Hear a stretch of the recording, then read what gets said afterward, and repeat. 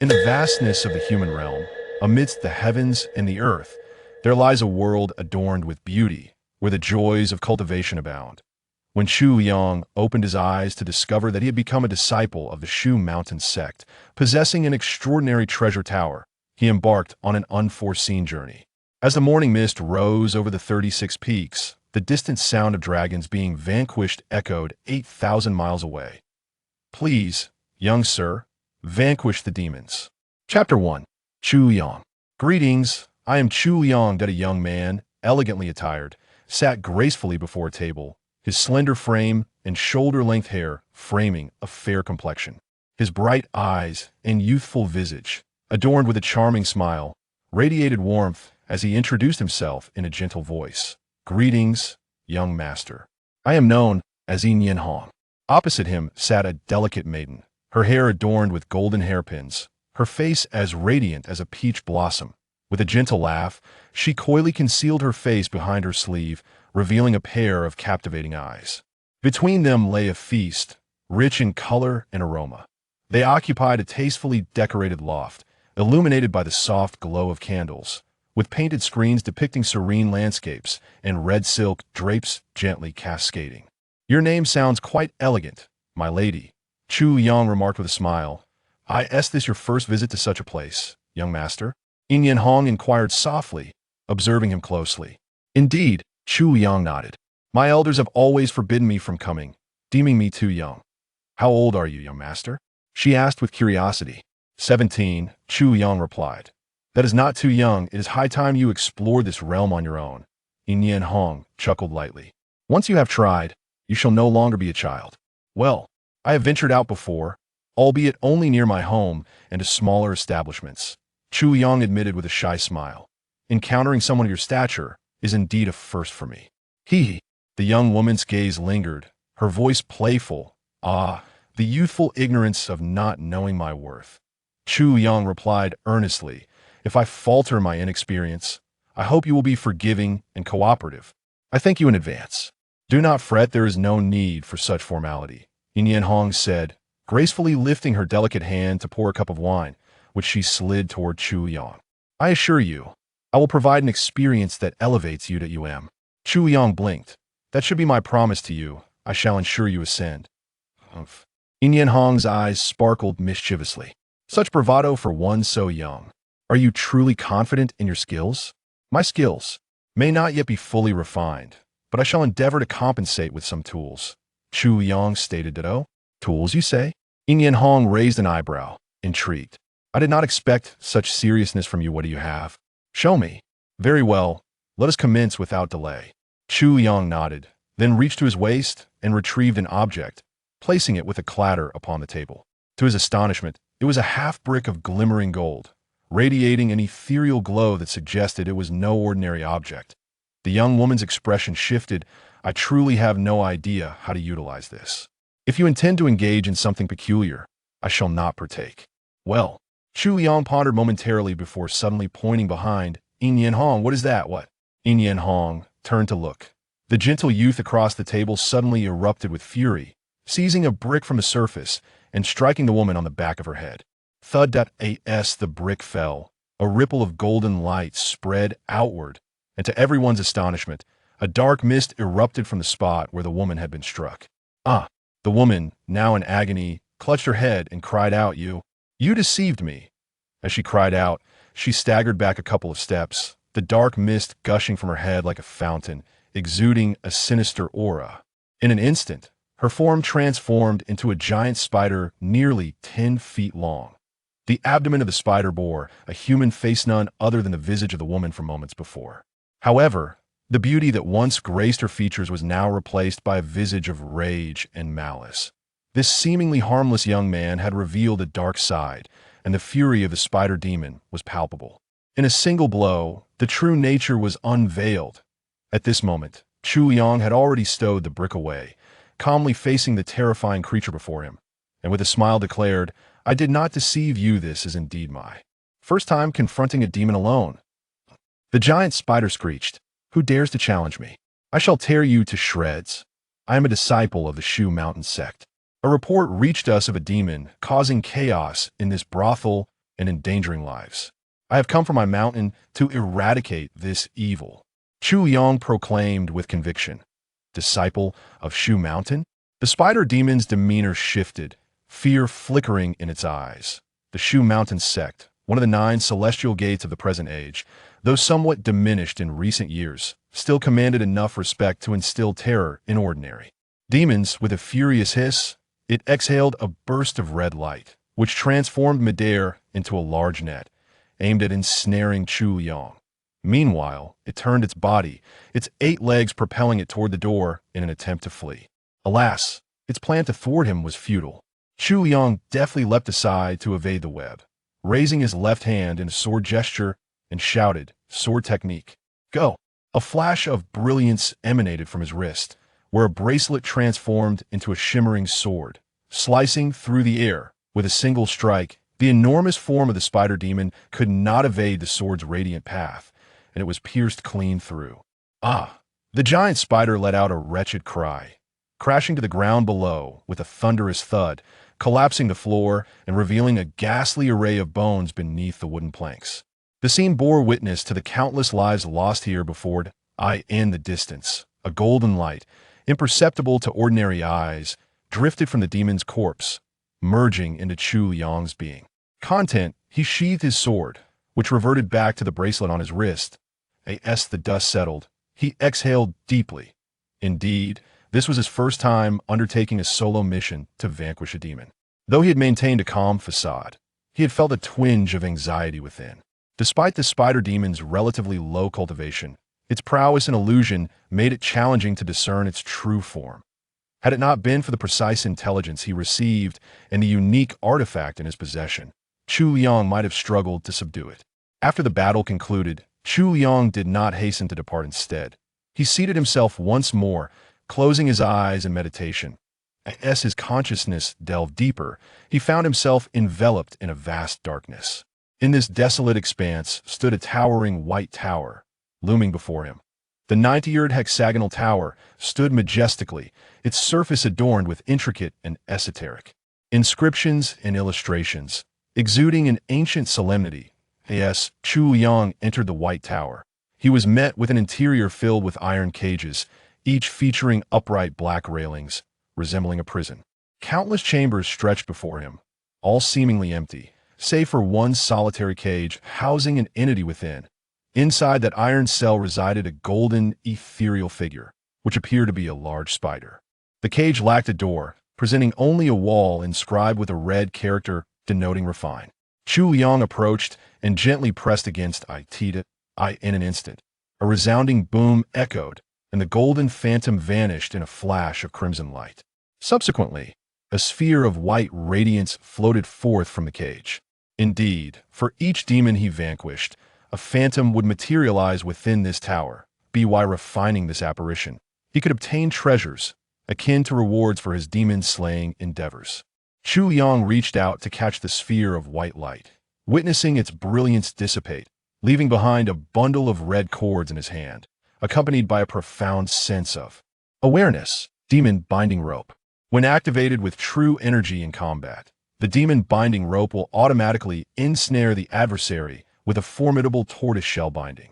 In addition to incapacitating the foe's combat capabilities, it can also dismantle their psychological defenses and even unveil hidden facets of their personality, wielding immense power. Chapter 2. The Silver Sword Peak. Mount Shu. The Silver Sword Peak. Chu Liang opened his eyes, his gaze sharp and clear. Glancing outside, he noted the early hour. The crimson sun had just risen above the mountains, painting half the sky in dawn's fiery hues. Over half a year had passed since arriving in this world, and he had grown accustomed to rising with the sun. Indeed, he was not originally of this realm. He had been a freshly graduated high school student, having just learned the day before that he had ranked third in the provincial exams. The very next morning, as he stepped out, a drunk driver had sent him flying into the sky. When he awoke again, he found himself in this bizarre and fantastical world. Bizarre because here, demons and monsters ran rampant, dragons and serpents roamed the earth, and the power of gods and spirits defied the heavens, while mortal lives were as fragile as grass. It was only thanks to the mighty sects, chief among them the 9 heavens and 10 lands, that the human realm remained at peace. Human cultivators, too, wielded immense power. Martial artists could split mountains with their bare hands. Scholars could vanquish armies with sheer will. Taoist masters commanded wind and rain. And Buddhist monks once subdued dragons with a single finger. Chu Liang's predecessor had been an orphan whose entire family had been slaughtered by demons. Only he had been saved by his master, who, recognizing his potential for cultivation, brought him to the mountains. Thus, the predecessor had harbored a deep hatred for evil spirits. Desperate to master divine arts quickly so he could descend the mountain and slay demons. Yet, in his impatience, his Tao heart wavered, leading to a fatal chi deviation during a breakthrough. His spirit scattered to the winds. One could only sigh at the unpredictability of life. When Chu Liang's soul first arrived in this world, his initial feeling had been terror. As a youth raised in an era of peace, this demon-infested world unsettled him greatly, especially since the memories he inherited included the gruesome scenes of his predecessor's family being slaughtered by monsters, a trauma that struck deep into his psyche. But he soon realized, fear stemmed from a lack of power.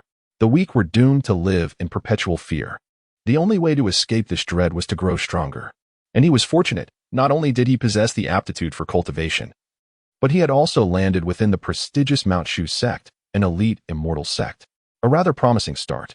Even better, after crossing over, he discovered a peculiar change within his soul.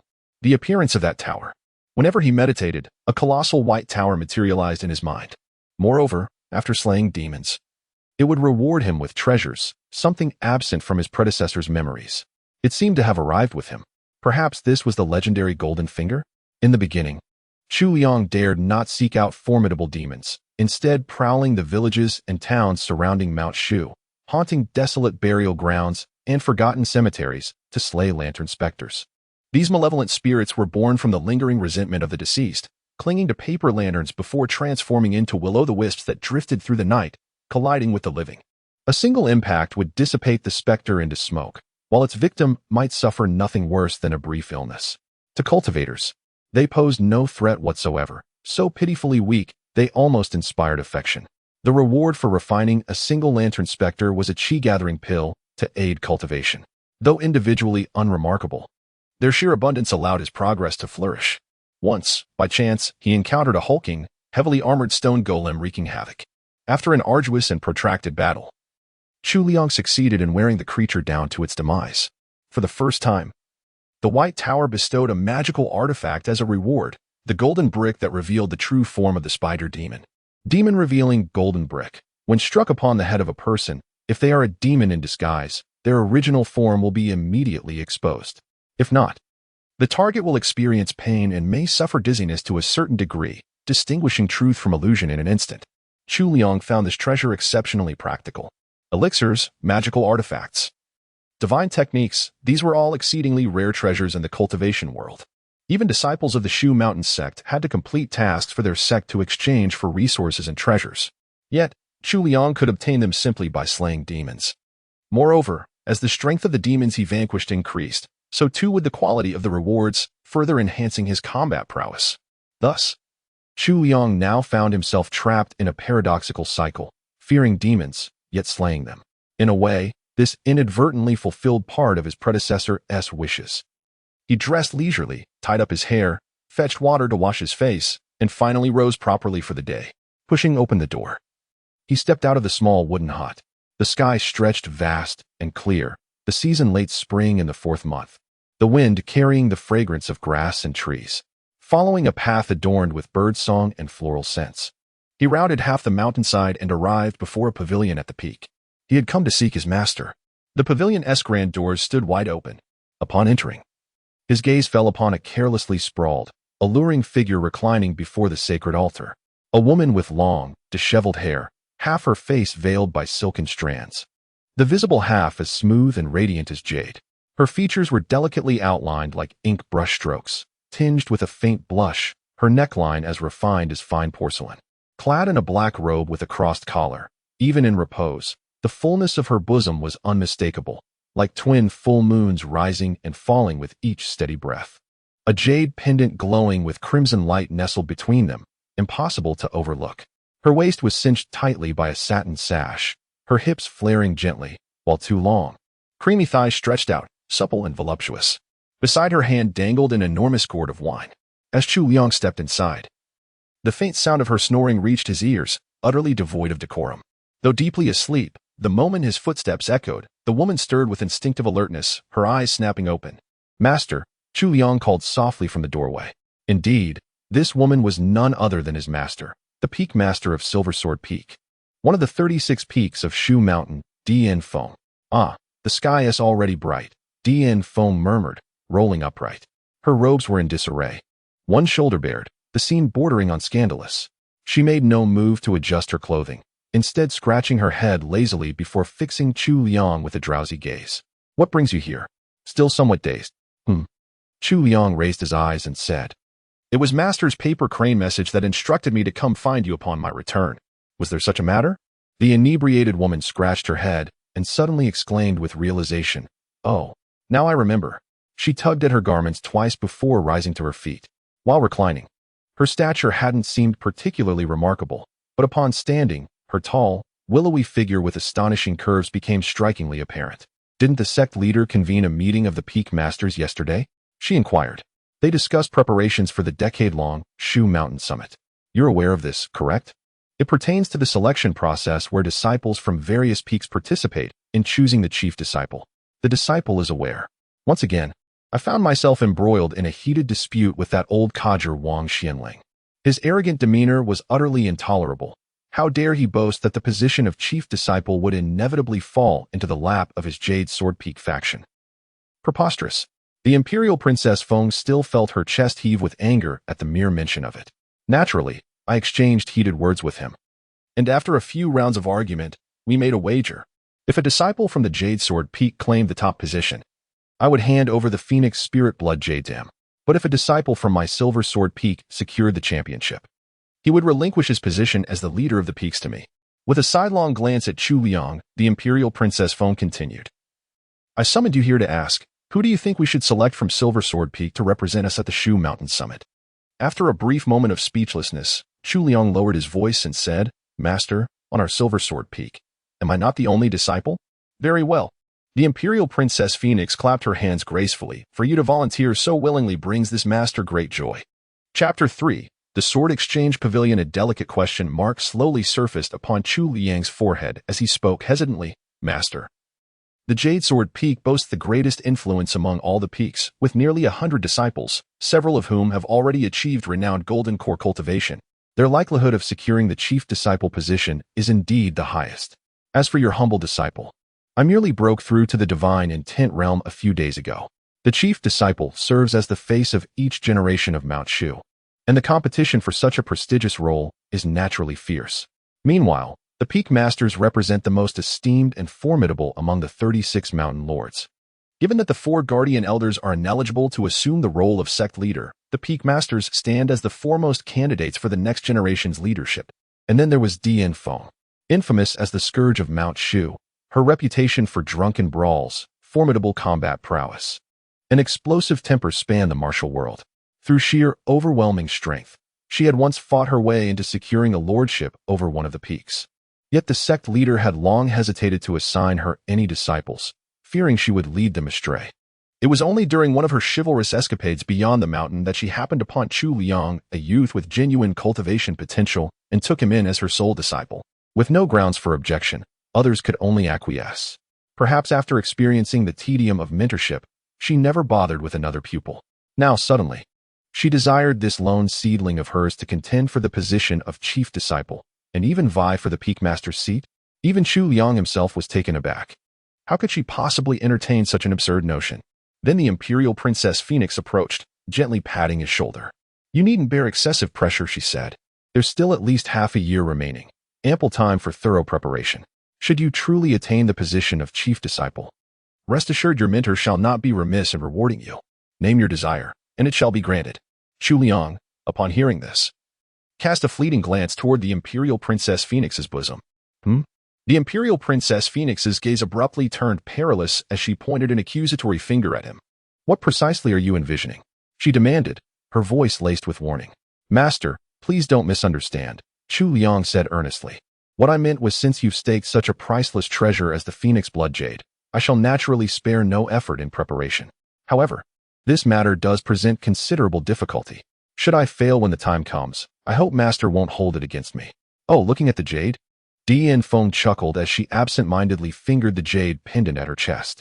With a mischievous grin, she continued, just treat it seriously. If you become the chief disciple and I ascend as the peak master, we'll receive abundant resources. We could split the benefits 70-30 between us. How splendid would that be? Her voice quivered with barely contained glee as she indulged in these rosy visions.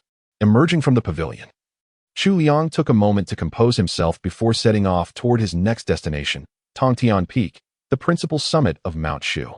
Among the 36 peaks of Mount Shu, Tongtian Peak housed the Wuliang Palace where the sect leader resided, serving as the equivalent of a capital where all important sect affairs were conducted. With a deft hand gesture, Chu Liang transformed his bracelet into a flying sword that materialized before him with a whisper of steel. Stepping onto the gleaming blade, he was instantly carried away from Silver Sword Peak in a streak of light, soaring through the skies on his sword. The roaring wind howled in my ears as I stood amidst an endless sea of white clouds. The 36 majestic peaks emerged from the billowing mist like ingredients swirling in a bubbling hot pot broth, some towering imposingly, others jagged and fantastical. Streaks of light darted between the mountain peaks as disciples of Mount Shu hurried back and forth. Those who couldn't fly would find themselves utterly stranded here.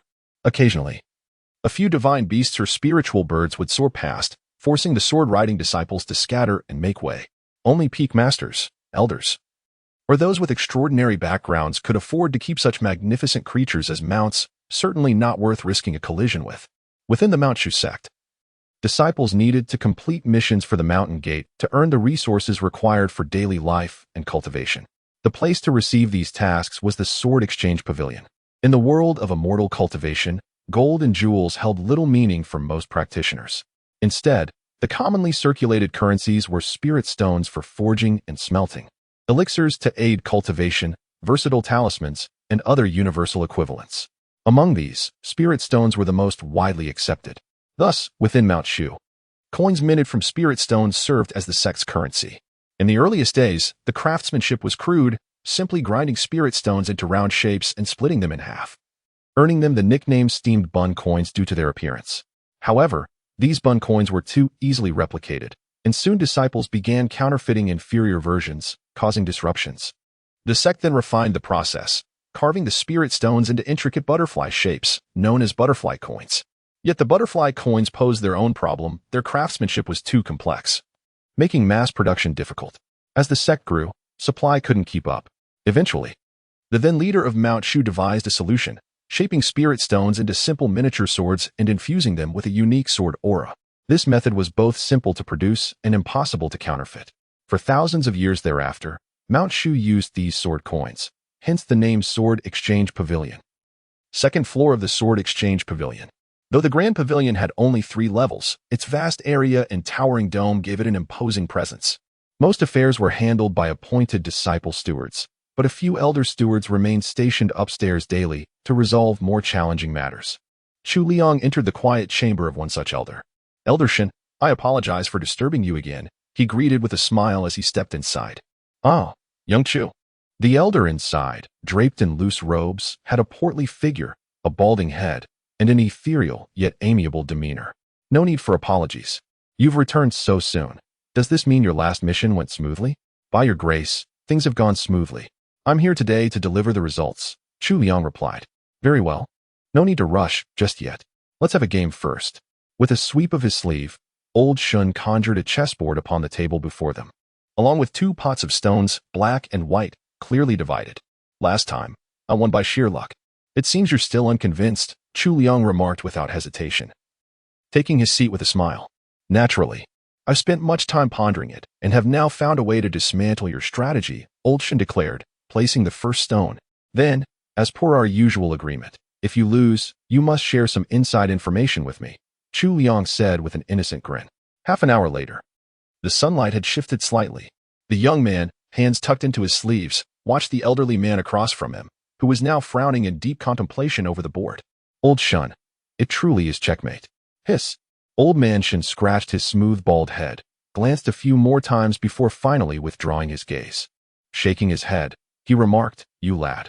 Always wearing that harmless smile, looking utterly inoffensive, yet on the chessboard, every move is a lethal strike. each piece wielded like a blade, truly decisive and ruthless. Ah, it was merely luck. There were several moments when I nearly collapsed, Chu Liang replied modestly. Ah, age has caught up with me. I can't match the sharpness of you youngsters anymore, Old Man Shin sighed, leaning back and patting his belly. Then he added, You're here not just to submit your mission, but also to take on a new one, aren't you? Indeed. The divine realm offers the most abundant missions, hundreds upon thousands, making selection quite perplexing, remarked Chu Liang. Let me ponder. You favor demon-slaying quests, do you not? A suitable one.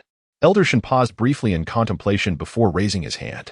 From the row of bamboo tubes behind him, a single slip flew forth and landed in his palm. Here, examine this. Chu Liang accepted the slip, upon which was inscribed in delicate script, Exorcise the demon haunting the residents of Squire Ming in Xingzhou City.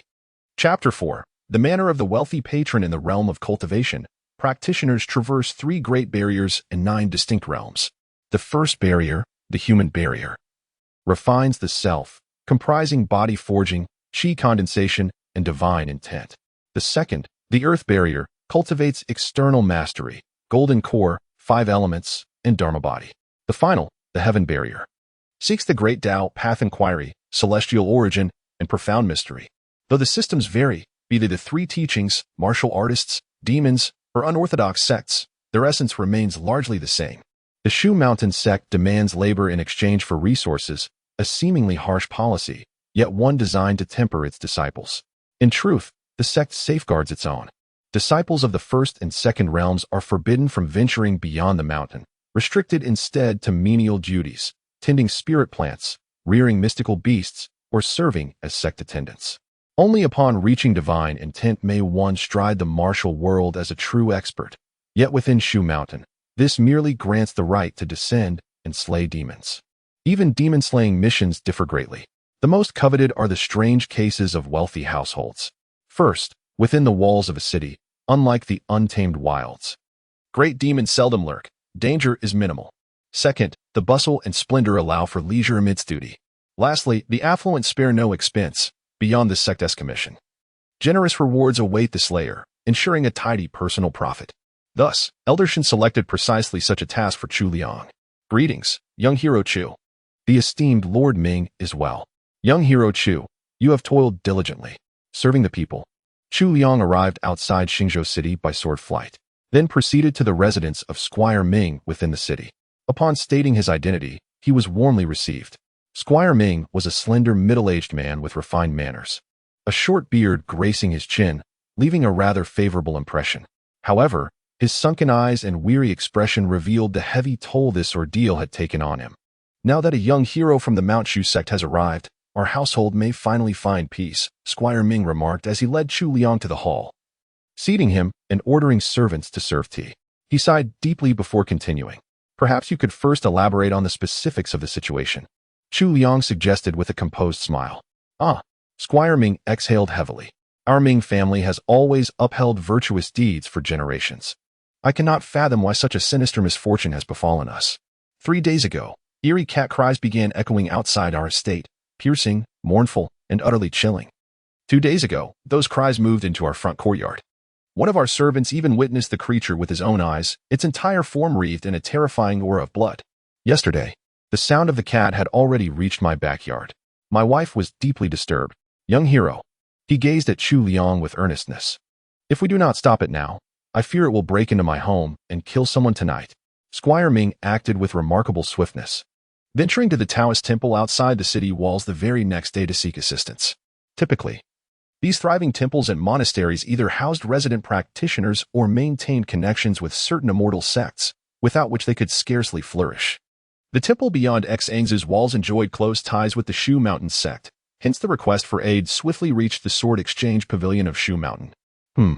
Upon hearing this, Ch Liang fell into contemplative silence for a moment, appearing only at night, advancing step by step with caution.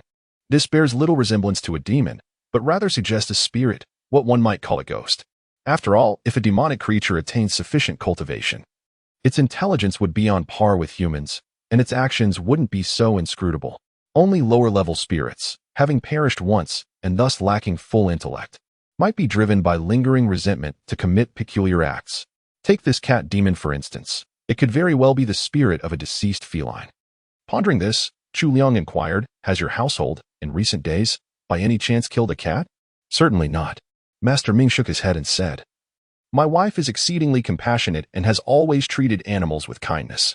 The stray cats and dogs in the vicinity have always been cared for diligently by our household staff." By the time Chu Liang arrived, it was already afternoon. After inquiring about the specifics and conducting a brief inspection of the surroundings, dusk was fast approaching. The manor hastily prepared a banquet in his honor, for nightfall would soon bring forth the cat demon's appearance. The feast was naturally sumptuous. With Master Ming and Chu Liang seated comfortably, each attended by a maidservant, luxuries one could never experience atop Silver Sword Peak. Yet after some time, the gathering remained incomplete. Another maid approached to announce, "Master, the mistress says her discomfort has worsened, and she truly cannot attend the banquet. She begs young hero Chu and yourself not to take offense." Master Ming's face instantly contorted with worry. He rose abruptly, glanced apologetically at Chu Liang, and excused himself. "Young hero, please forgive my rudeness. I must attend to my wife at once. I shall return shortly." With that, he left Chu Liang behind and hurried toward the rear courtyard. Chu Liang, far from taking offense, merely smiled faintly.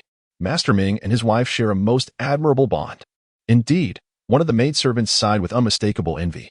"Our master and mistress have been wed for 10 years, yet remain inseparable as glue and lacquer."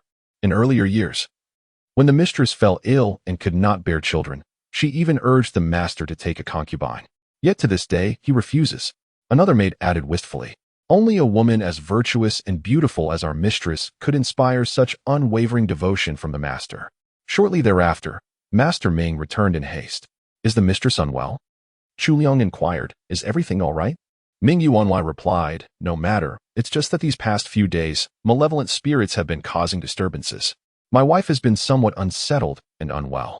Once this demon is vanquished, all will naturally be restored. I shall spare no effort," declared Chu Liang. Before the banquet could conclude, a sudden gust of wind howled outside. A sinister draft, thick with demonic energy, roared through the hall, slamming open the doors with a resounding crash. Plates and chopsticks clattered violently as the tempest swept through. "It's that cat demon. It has returned."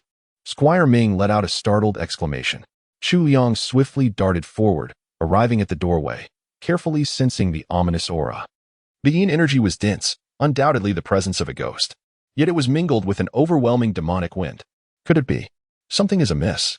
"You all should take cover." Chu Liang turned, intending to advise the non-combatants of the Ming family to seek shelter. But when he glanced back, the banquet hall stood utterly deserted. Save for himself, not a single soul remained. From the distant wind drifted Squire Ming's parting words, "Young hero Chu, we leave it to you." Well then, they truly fled in the blink of an eye. Moments ago, he had been concerned for the safety of the Ming family. Now, he realized his worries had been entirely unnecessary, with such speed in their escape. Even if the entire city of Xingzhou were overrun by demons, they would likely emerge unscathed. Meow. Before I could gather my thoughts, a piercing shriek suddenly rang out, truly harrowing and blood-curdling. "Huh!" Chu Liangqing let out a resounding shout, flicking his wrist as the flying sword bracelet transformed into a gleaming long blade in his grasp. Stepping out of the hall, his eyes were immediately met with an overwhelming tide of bloodlust surging across the horizon.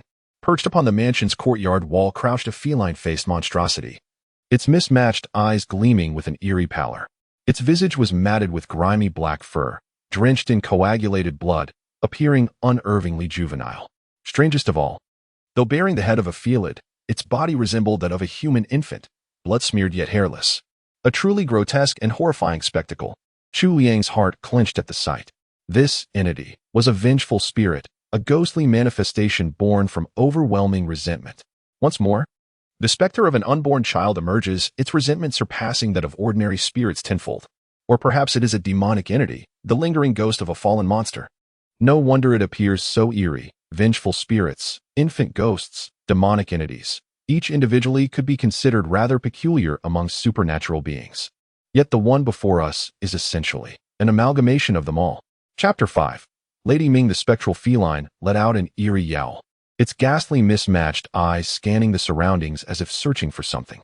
With a graceful yet sinister leap, it stirred a chilling gust of ominous wind, its trajectory unmistakably aimed toward the rear chambers of the Ming residence. Chu Liang would not permit such a malevolent entity to advance. A creature so steeped in resentment, left unchecked, would undoubtedly bring calamity upon the living. Blade art, unleash. The halberd pointed skyward as the flying sword transformed into a streak of light and darted away. With a shrill howl, the cat demon's heterochromatic eyes flickered toward Chu Liang. Its form blurred into a shadowy streak, narrowly evading the sword's trajectory before twisting midair to launch a counterattack. This strike was a vengeful retaliation against Chu Liang's sword, arriving with swift and ruthless ferocity, carrying an overwhelming tide of bloodlust, fierce and unrelenting. Chu Liang swiftly dodged aside, barely evading the pounce. Yet despite his nimble movement, a faint tear appeared on his garment. With a hiss, the feline spirit landed, leaving behind 2 crimson streaks upon the ground. But a sword's gleam followed like a shadow. Already in pursuit, it was Chu Liang's flying blade. Swift as a flash of lightning, the blade's gleam sliced through the air. Yet the feline spirit contorted its form into an uncanny arc, narrowly evading the lethal strike. A pained yowl echoed. It had dodged, but not entirely unscathed. The razor-sharp edge still carved a grievous wound upon its body. In an instant, inky tendrils of sanguine mist surged from the laceration, causing the surrounding crimson tides to churn with intensified ferocity. Alas, Chu Liang's brow furrowed. This spirit cat, layered with extraordinary enhancements, bore the peculiar traits of an infant specter. Every injury it sustained would metamorphose into newfound strength. The more grievous its wounds, the more formidable its power became. If a single strike fails to vanquish it, one must brace for a mightier foe. Manifested in this feline spirit, its swiftness grows ever more formidable. With a whoosh, a nearly imperceptible streak of black light flashed like twin bolts of lightning, arriving behind Chu Liang in the blink of an eye. Though Chu Liang reacted instantly, recalling his flying sword to grasp it firmly in hand, there was simply no way to defend against an attack from behind. His hair stood on end.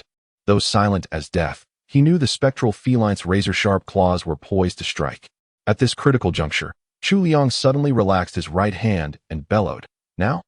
A crimson streak darted forth like a serpent from the sleeve, swiftly binding the cat spirit that had just crept behind Chu Liang, poised to strike. Turtle shell binding. Demon binding rope. The feline spirit let out a piercing, mournful cry as its body plummeted uncontrollably to the ground.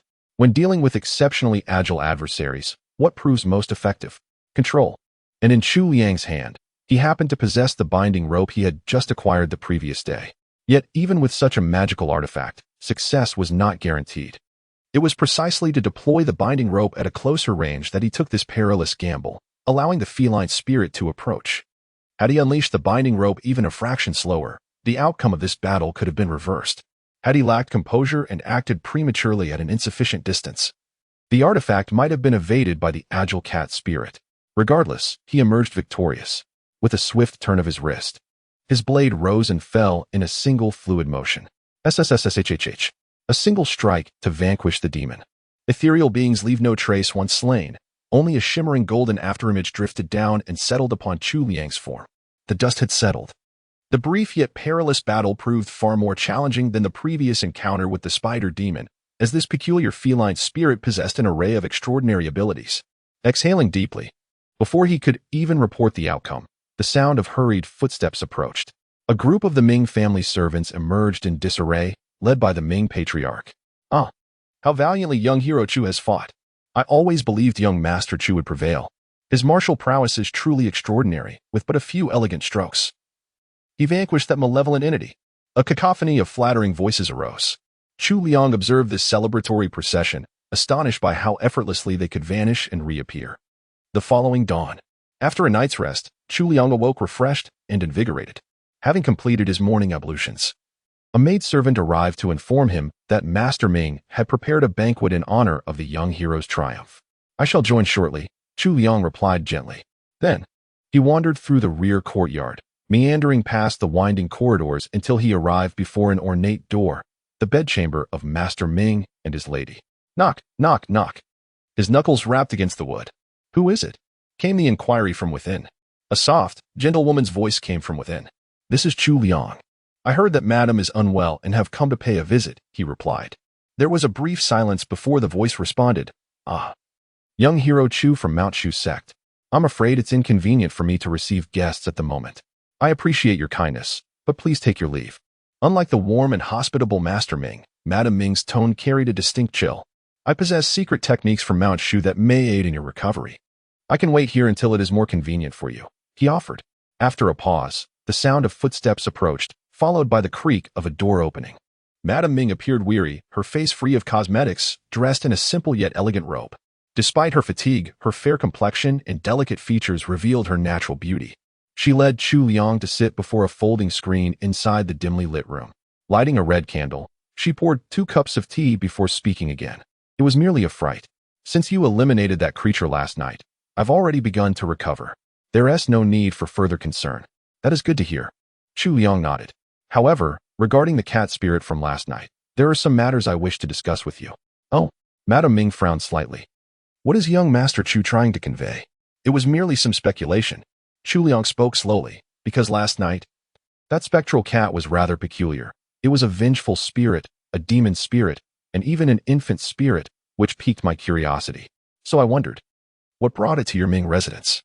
Do malevolent entities even need a reason to harm humans? Lady Ming remarked, that is also necessary. If it were a vengeful spirit, it would first seek out the one who caused its demise. If it were an infant spirit, it would initially search for its own mother. Chu Liang continued. Yet this feline spirit has been gradually advancing through your Ming residence for 3 consecutive days without harming a single soul, as if searching for something. What could it be seeking? Madame Ming's gaze appeared rather unkind.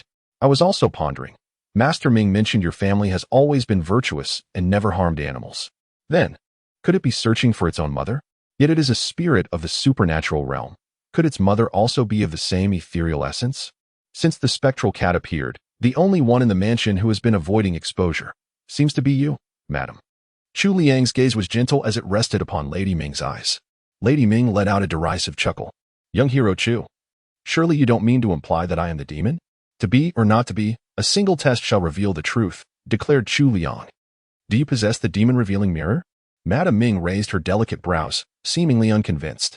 For demons and monsters to reveal their true forms in this world, either they must actively employ their dark arts, thereby leaking traces of demonic energy, or one must possess extraordinary divine abilities, though Chu Liang's cultivation level remained insufficient for such profound techniques, or else specialized magical artifacts were required, the most renowned being the demon-reflecting mirror. However, such mirrors were exceedingly rare. Legend spoke of one residing in the imperial palace of the Mortal dynasty, another within the cloud-piercing temple of the Buddhist sect, and indeed, the Shu Mountain Sect also possessed one.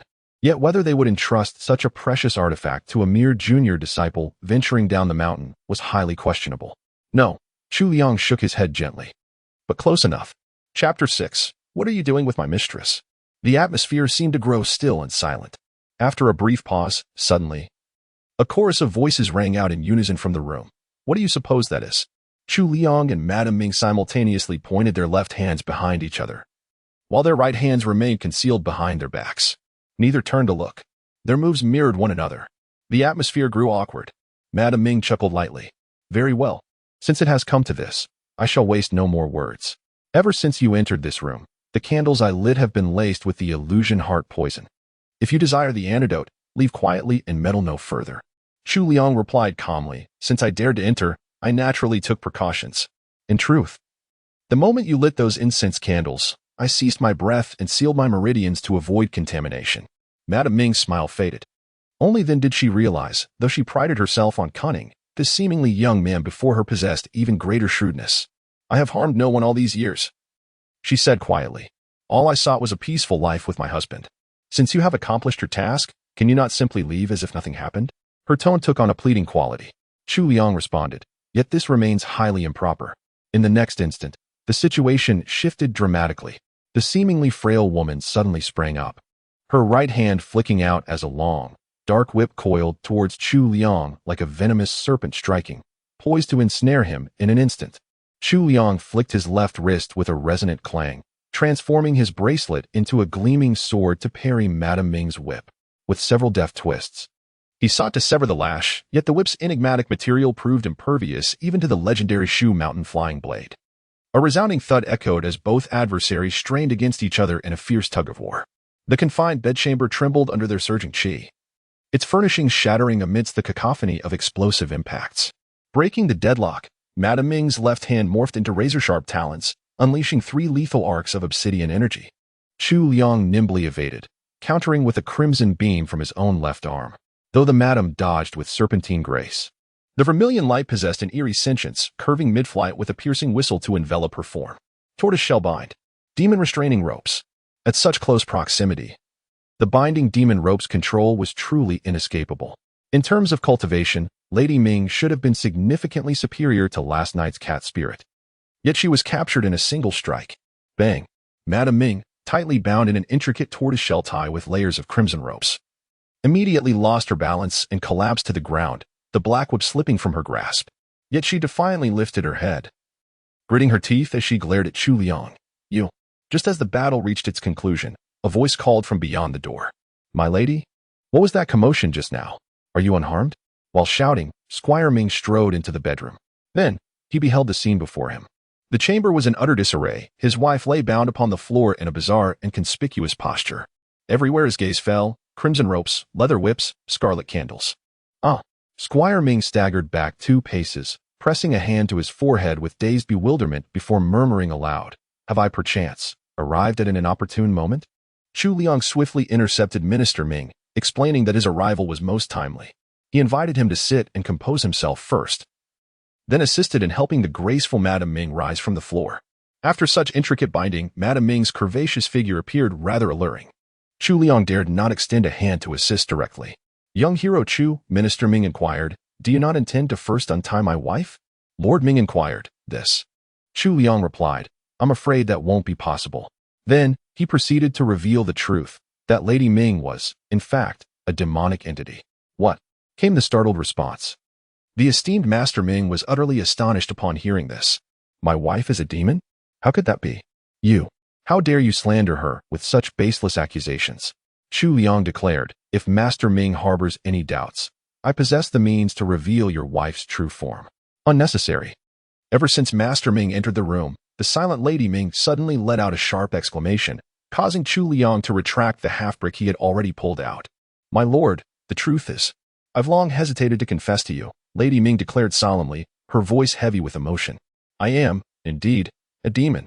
What? This? This is utterly inconceivable. How could someone as gentle and kind as you? Master Ming still refused to believe. Who claimed that all demons are malevolent creatures? When Lady Ming raised her eyes again, tears were streaming down her face. My parents, elder brother, and I have lived in the mountains outside the city since childhood. Though we are supernatural beings, we never dared to harm even half a human life. We lived like this for nearly 100 years, until one day. I met you. Me? Lord Ming was momentarily taken aback. Indeed, it is you. Lady Ming gazed at him tenderly. Naturally, you wouldn't recall. Who would remember a mere mountain kitten they saved 2 decades ago? So it was you. Master Ming exclaimed in astonishment. Indeed, at that time my cultivation was still incomplete. I encountered vicious wolves in the mountains and narrowly escaped death, fleeing into the woods. I was then caught in a hunter's trap. It was then that a young boy passed by and saved me. Lady Ming spoke gently. In those days, I was still very young. One day, having no heart for my studies, I slipped away from the schoolhouse to wander in the mountains. There, I rescued an utterly adorable little wildcat. I remember it well. Squire Ming nodded repeatedly. I had intended to bring you home for treatment, never expecting you would flee the moment you were freed. Thereafter, I devoted myself to cultivation, and after another decade, finally mastered the art of human transformation. Lady Ming gazed at her husband intently. I dared not even inform my elder brother, so eager was I to descend the mountain and explore the city. And to think, I encountered you again almost immediately. You had grown, yet remained unmistakably yourself. I believed that to be our first meeting, Squire Ming murmured in sudden realization. Little did I know, it was our second. Indeed, Lady Ming continued. Afterward, we fell in love, married, it all felt like a dream. I could scarcely believe how blissful human existence could be. Her smile turned bittersweet. Until that day, when I discovered I was with child. My lady, you can conceive? Lord Ming was startled once more. Of course it's possible, but I dare not. Lady Ming replied, because I cannot truly attain enlightenment and transform. The child I carry is a demon's offspring. The moment the baby is born, my true identity will be exposed. So I deceived you, claiming I was returning to my parents' home, when in truth, I secretly went into the mountains to rid myself of the child. Madam, you. Master Ming clutched her hand, tears streaming down his face as well. Even if you were a demonic creature, what of it? Over these years, our profound affection and unwavering loyalty have transcended all boundaries. How could such genuine devotion ever be diminished by mere distinctions of mortal or spirit? Unthinkable. Our child has become a vengeful spirit, lamented Lady Ming in sorrow. My exposure is but retribution for my sins. No, the wealthy patron Ming lamented with tears. What fault could possibly lie with you? If retribution must befall anyone, let it descend upon me instead. In this lifetime, having shared a decade of fate with you, my heart is already content. Lady Ming turned her gaze towards Chu Liang, declaring, if you seek to kill or maim, then direct your vengeance upon me alone. No, absolutely not. The wealthy Lord Ming suddenly fell to his knees, clutching at Chu Liang's robes. Young hero Chu, he pleaded, I would willingly bestow upon you my entire fortune if only you would spare the lives of my wife and myself. I implore you, have mercy on my lady wife. Chu Liang gazed deeply at the affectionate couple before him, his eyes profound with contemplation. Slaying Lady Ming with a single sword stroke now would be entirely justifiable. Demons dwelling within human cities were fundamentally intolerable in this world. Moreover, he could reap rewards from the White Pagoda afterward. Alternatively, sparing her and departing with the Ming family's wealth would hardly be an unfavorable choice. Even for a mortal merchant, generations of accumulated riches were not easily obtained. Whichever path he chose, the gain would be substantial. Yet, without hesitation, Chu Liang shook his head. Just as despair began to cloud the couple's eyes, he continued, if Lady Ming has truly never harmed anyone, then both of you shall accompany me back to the Mountain Sect. Perhaps I may petition for her official recognition. Chapter 7. The 7 Stars Gazette. Madam, surely you would not wish for Master Ming and yourself to lose everything, would you? Chu Liang gazed at Lady Ming, bound by the crimson cord, and spoke thusly. Would the young hero Chu be willing to petition for my ennoblement? Upon hearing his intentions, Squire Ming appeared somewhat perplexed, while Lady Ming was utterly astonished. Never had she imagined this young man before her would be willing to assist them so generously. She immediately wished to kneel together with her husband. But Chu Liang swiftly withdrew the demon-binding rope from her person, lest the scene appear rather peculiar. The act of seeking an imperial decree did not refer to ancient rites like legitimizing a demon, but rather petitioning for an official edict on behalf of a benign demon, granting it the freedom to dwell within the cities of the human dynasty, essentially bestowing upon it a form of household registration. Without such an edict, demons were akin to undocumented outcasts. If discovered infiltrating human settlements by cultivators, they could be slain on the spot. This was precisely why Lady Ming had lived in constant trepidation, fearing her true nature might be exposed. The authority to issue such decrees resided solely with the human dynasties and the 9 heavens immortal sects. Even the lesser 10 earth immortal sects held no such privilege. For a demon, obtaining an imperial decree was an endeavor fraught with insurmountable difficulties. The current feudal dynasty, known as the Yu dynasty, had reigned for over 6 centuries, basking in an era of peace and prosperity. Yet every demon dwelling within human cities remained a potential threat to this tranquility. As the saying goes, those not of our kind must harbor different intentions. How much more so for demons? Whether from the imperial court or the 9 heavens immortal sects, bestowing an official decree upon a demonic creature serves as an endorsement of its character.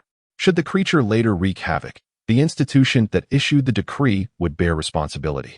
Within the Shu Mountain Sect, junior disciples like Chu Liang lack such authority. This matter required the intervention of his master, the Phoenix Princess, who would conduct a series of rituals observing auras, examining hearts, to confirm that Lady Ming was indeed a benevolent spirit who had never taken human life and posed minimal future threat before granting the decree. Thereafter, she would be required to periodically visit Shu Mountain for homage and submit to tracking spells cast by the sect. Typically, even disciples of the 9 heavens immortal sect seldom undertook such troublesome affairs. Slaying demons outright was far simpler. Yet, though such a ruthless approach spared effort and accountability, Chu Liang found his conscience uneasy. After contemplation, he resolved to assist them. As for the Ming family's wealth, he naturally could not accept it. Amidst profuse gratitude, Chu Liang escorted them back to Shu Mountain that very day. Xingzhou City was not far from the sect, otherwise the Ming family's plea would never have reached the Sword Exchange Pavilion. Upon returning, he recounted the events to his master at Silver Sword Peak, leaving the remaining formalities in her capable hands. The Phoenix Princess, renowned for her chivalrous spirit, praised Chu Liang's actions. With her overseeing the decree petition, Even the lofty celestial peak would not dare delay. Chu Liang then retreated to his hillside cabin, settling in before immersing his consciousness into the white pagoda. It was time to claim his reward. Within the vast expanse of an iron prison, only a golden feline specter floated ethereally in the air. Chu Liang deftly pressed the refining character. With a crimson flash, a radiant glow emerged. Catching it in his palm, he discovered it was a talisman. Simultaneously, a thought transmitted into his consciousness. Spiritual cat leaping talisman. Activating this talisman grants the blessing of a feline spirit, significantly enhancing bodily agility for a quarter of an hour. Should the instinct to lick one's palm arise, it is a natural phenomenon. Do not be alarmed. A talisman? This was Chu Liang's first time receiving a talisman. Disposable elixirs and talismans certainly didn't carry the same prestige as permanent magical artifacts. But upon reflection, since they were single-use, their potency must be significantly greater. Deployed at a critical moment, they might produce extraordinary effects. Comforted by this thought, he carefully stored the item away. No sooner had he received his reward than a clear, resonant cry echoed from outside. Raising his gaze, Chu Liang saw an enormous white crane alighting before his wooden cottage. Its plumage was immaculate, without a single stray feather. Standing taller than a grown man with piercingly dark, intelligent eyes that radiated profound spirituality, from a basket hanging around its long neck. The crane plucked a small booklet with its sharp beak, placing it upon the stone table outside. The monthly 7 Stars Gazette had arrived. Many thanks. Chu Liang called through the window. The white crane lifted its neck in another cry, as if in acknowledgement, then spread its wings and soared toward its next destination. This was the white crane messenger of Mount Shu Sect, dedicated to delivering correspondence to disciples across the peaks. Today's delivery was the monthly 7 Stars Gazette. Within the 9 Heavens Immortal sects existed a faction known as the Celestial Pivot Pavilion. Their primary expertise lay in divination and celestial calculations, making them the lineage closest to heavenly secrets in the mortal realm. Though not renowned for combat, they commanded universal respect from all major powers, their position among the 9 heavens being the ultimate testament. Their secondary endeavor involved compiling extraordinary tales from the martial world, publishing the monthly 7 Stars Gazette. Over centuries, this publication had captivated audiences from celestial realms down to street urchins, becoming a ubiquitous topic of fascination. With a flick of his finger, Chu Liang summoned the booklet into his chamber and began perusing its contents. The 7 Stars Gazette was divided into 3 sections: Tales of the Jianghu, the Catalog of Worldly Treasures, and Chronicles of the 9 Provinces. The Catalog of Worldly Treasures ranked all known magical artifacts, with minimal monthly fluctuations. A dedicated section detailed any ranking changes for readers' convenience. Most movements occurred among lower-ranked items, while the upper echelons of celestial treasures had remained virtually unchanged for centuries. The undisputed first place was perpetually held by the divine artifact, the demon-suppressing pagoda. Yet behind this entry trailed a sorrowful footnote, formerly of Mount Shu, currently lost. Indeed, Mount Shu Sect's historical position among the 9 heavens, once even reigning as the foremost immortal sect and standard-bearer of righteous paths, had rested entirely upon this pagoda's existence. But 5 centuries ago, during a great upheaval, Mount Shu lost this peerless divine artifact. This precipitated the sect's gradual decline. Today, several top-tier sects from the 10 earthly branches likely surpassed Mount Shu in pure martial prowess. Voices questioning Mount Shu's right to remain among the 9 heavens grew ever louder in the martial world. Ranking second is the Celestial Pivot Pavilion's 7-star sword, an ancient divine blade possessing the formidable power to move mountains and overturn seas. However, the Celestial Pivot Pavilion has always remained aloof from worldly conflicts, seldom engaging in martial disputes, and the 7-star sword has lain dormant for many years. The last recorded unsheathing occurred a century ago when the sinister demonic beast sect awakened the malevolent Qiongqi beast to assault the pavilion. With one stroke, the 7-star sword subdued Qiongqi, and with another, it vanquished 300 demonic cultivators, eradicating the demonic beast sect lineage entirely. Legend holds that each activation of the 7-star sword exacts a heavy toll upon the Celestial Pivot Pavilion, though the specifics of this sacrifice remain shrouded in secrecy, never disclosed to outsiders. Ranking third is the Mirror Heaven 8 trigrams of the Misty Veil Immortal Mountain, a divine artifact of boundless mystery and profound utility. The Misty Veil Immortal Mountain, also one of the 9 heavens, safeguards this legendary relic said to have descended from the celestial realm. Many in the martial world whisper that the Mirror Heaven 8 trigrams stands beneath the 7-star sword in ranking only because the 10,000 treasures record was authored by the Celestial Pivot Pavilion. In truth, its might is no lesser, if not greater. These distant divine artifacts remain beyond the reach of ordinary lives, stirring little personal resonance. The treasure Chu Liang encounters most frequently ranks 57th, the Phoenix Spirit Blood Jade, forged from the condensed essence of an ancient divine phoenix. This gem nurtures the wearer's vitality and imbues their techniques with the phoenix's sanguine aura, amplifying their lethality. This very treasure is embedded upon the chest of his master, the Phoenix Maiden. Chapter 8. Forming Teams. The Chronicles of Jiuzhou's Winds and Clouds documents major events within the cultivation world. The most significant occurrence last month was undoubtedly the emergence of the Nine Doubts Immortal, the sect leader of misty hidden Immortal Mountain, from seclusion. He engaged in a fierce battle against the left and right protectors of the Nether King sect at Blazing Furnace Mountain, slaying the Silver King outright and severely wounding the Purple Gold Marquis, who barely escaped with his life. As one of the foremost demonic sects, the Nether King sect has grown increasingly formidable in recent years, even flaunting ambitions to emerge from the shadows. The Nine Doubts Immortal's decisive strike dealt them a heavy blow. Yet, it remains uncertain how the enigmatic Nether King himself will respond. Another notable event involves the Three Forbidden Valleys, one of the 10 great sects, which recently produced a formidable female disciple named Luo Yao. Known for her ruthless methods, she has traversed the southern territories, annihilating 3 sinister witchcraft sects within a single month. Ironically, the 3 Forbidden Valleys themselves rely on the 3 forbidden arts, witchcraft, poison, and curses, to maintain their standing, making them a faction that straddles the line between righteousness and wickedness. Luo Yao's relentless crusade against evil has left many wondering whether even her fellow disciples tremble in her presence. The Shu Mountain Sect also made a brief appearance in this month's chronicle, though only in passing. Wang Xianling, the master of the Jade Sword Peak, recently slew a rampaging flood dragon in the Eastern Sea that had been terrorizing fishing vessels. Upon reading this, Chu Liang felt a sudden pang of unease.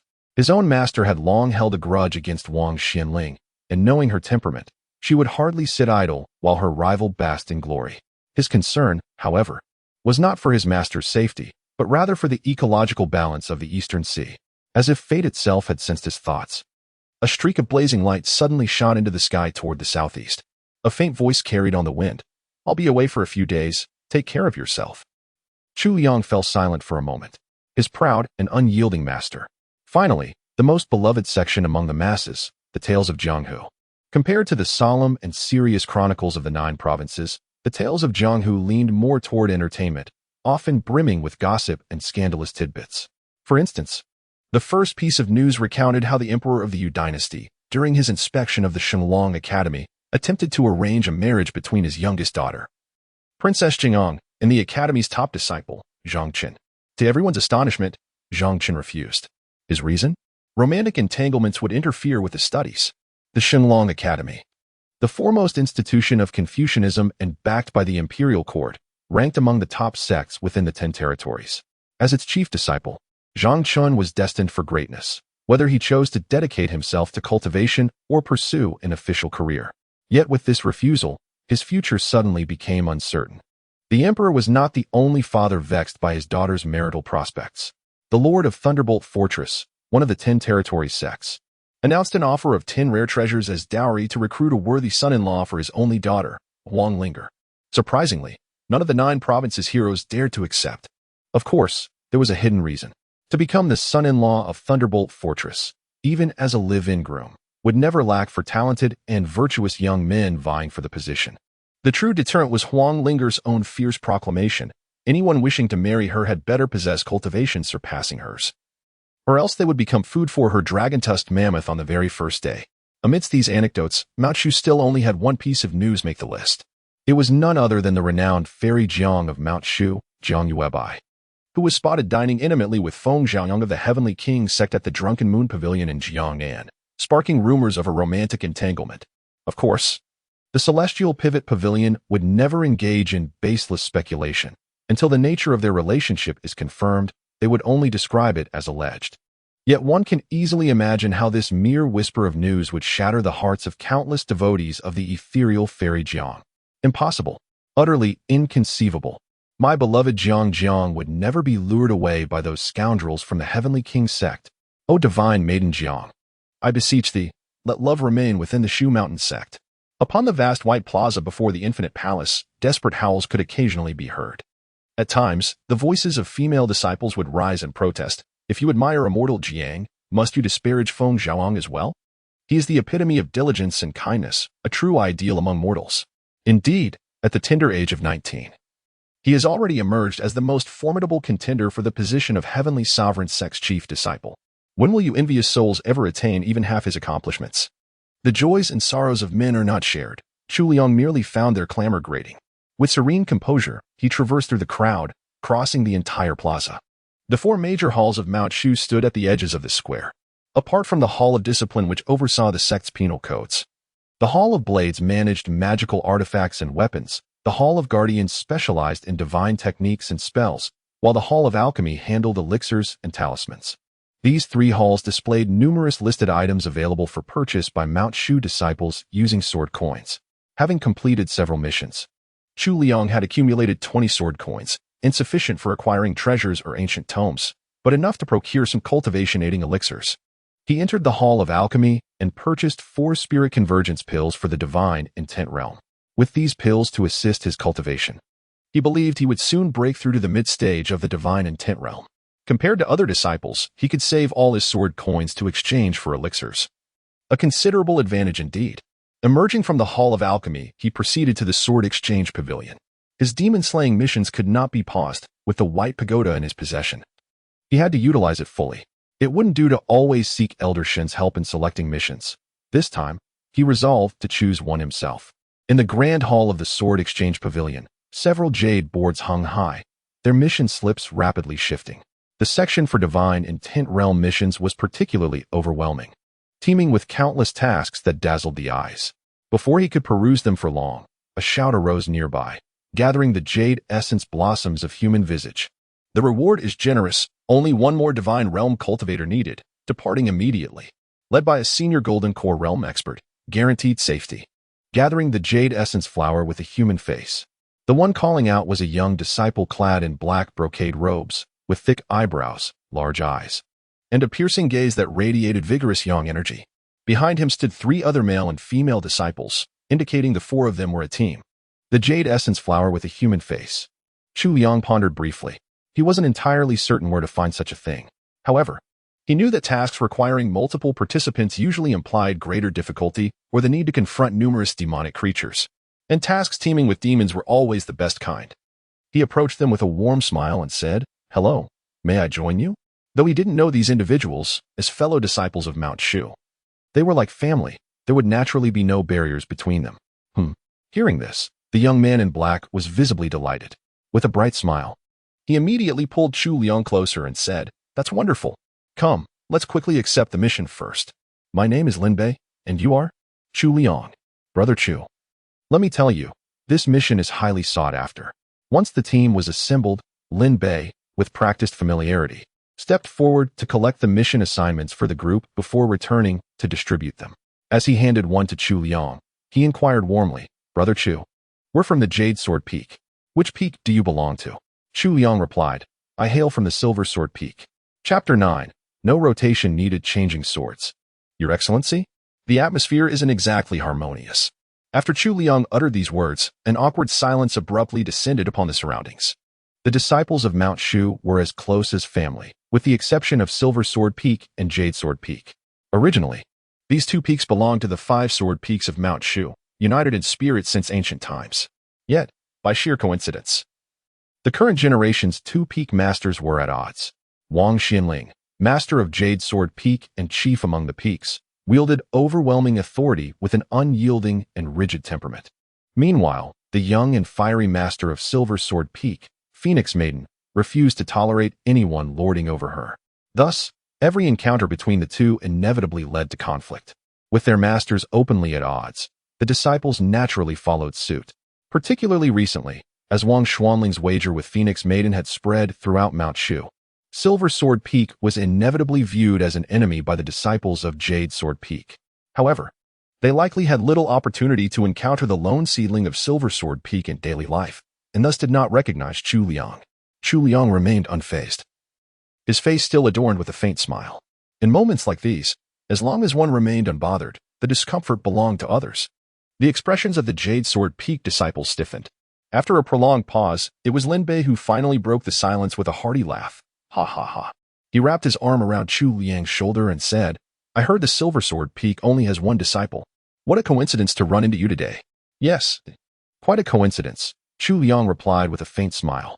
Since we've already taken the mission scrolls, let's set off quickly.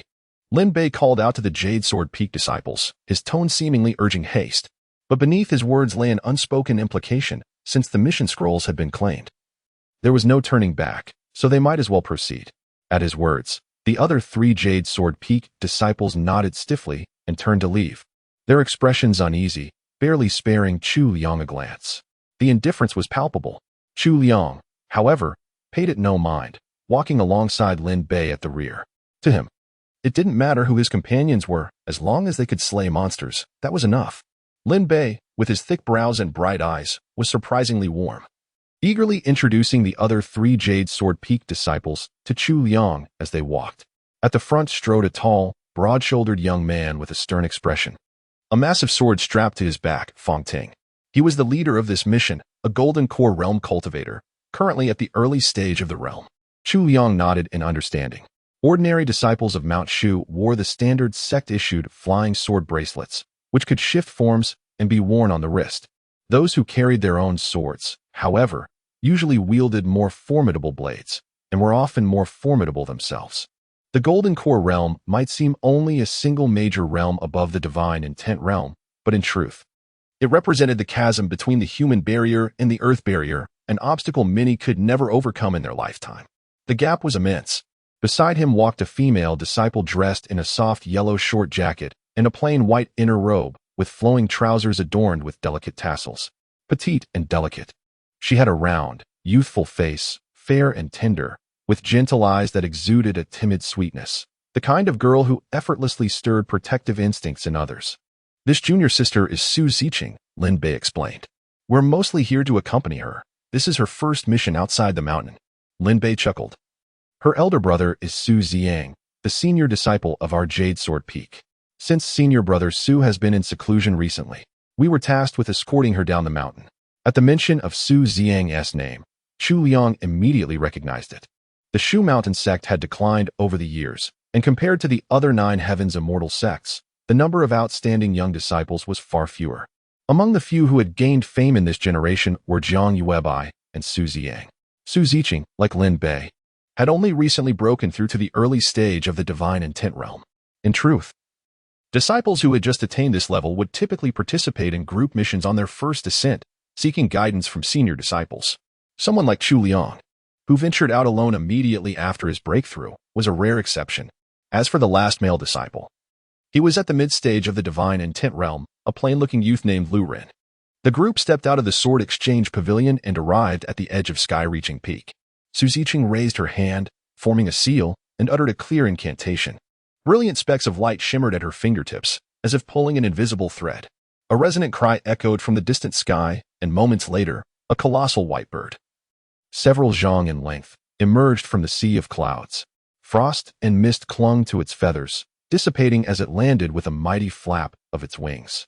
For a young girl of her cultivation level to possess such a spirit beast as a mount was unthinkable unless, of course, her elder brother doted on her immensely. The white bird lowered its head, nuzzling Su Ziqing affectionately with its soft, feathered neck. The girl giggled, embracing it briefly before beckoning the others to climb onto its back. However, after summoning the Jade Sword Peak disciples, she deliberately ignored Chu Liang, turning away and boarding without a word. Unfazed, Chu Liang followed on his own. Long-distance flight by sword was undoubtedly faster, but it was both exhausting and bitterly cold. Having a mount was undoubtedly a luxury. Seated upon the white bird's back, enveloped in its long, downy feathers, the wind howled past their ears as they soared into the heavens. Their destination this time was the southern border mountains. Stretching 800 li along the boundary between the southern region and the central plains, the southern border mountains stood like an imposing barrier, separating the two lands. Within its towering peaks and deep valleys lay an endless expanse of dense forests, concealing countless legends of demons and monsters. Even formidable experts dared not venture too deep.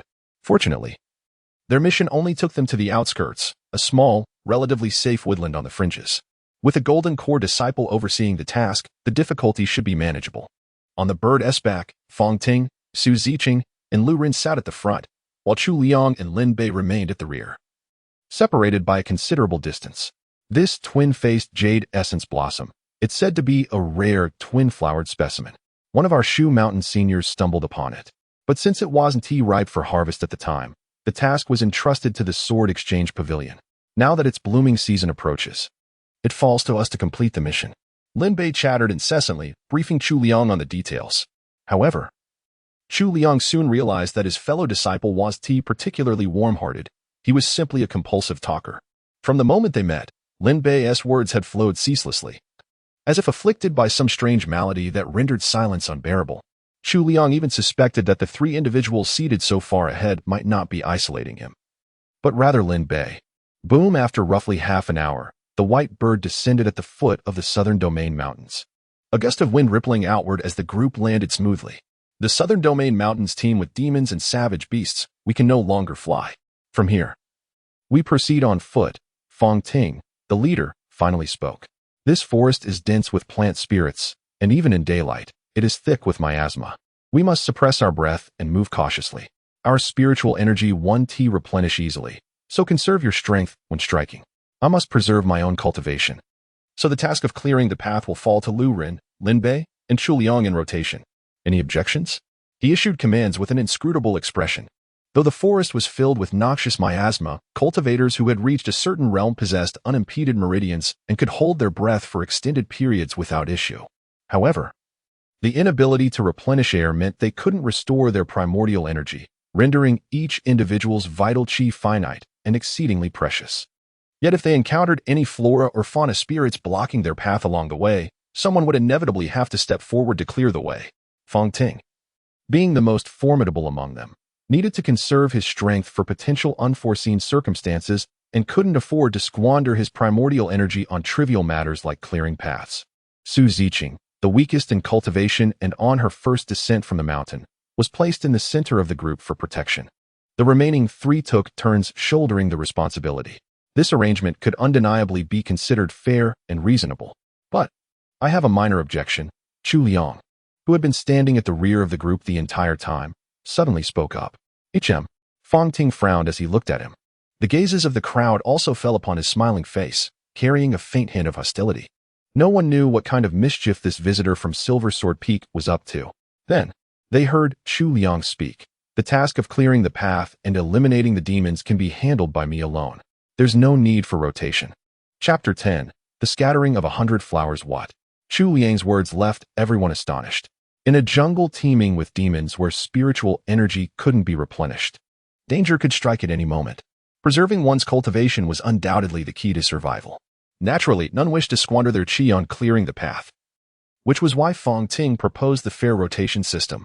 When Liang voiced his dissent, they assumed he sought to shirk responsibility or drag Fong Ting and XCQing into the task.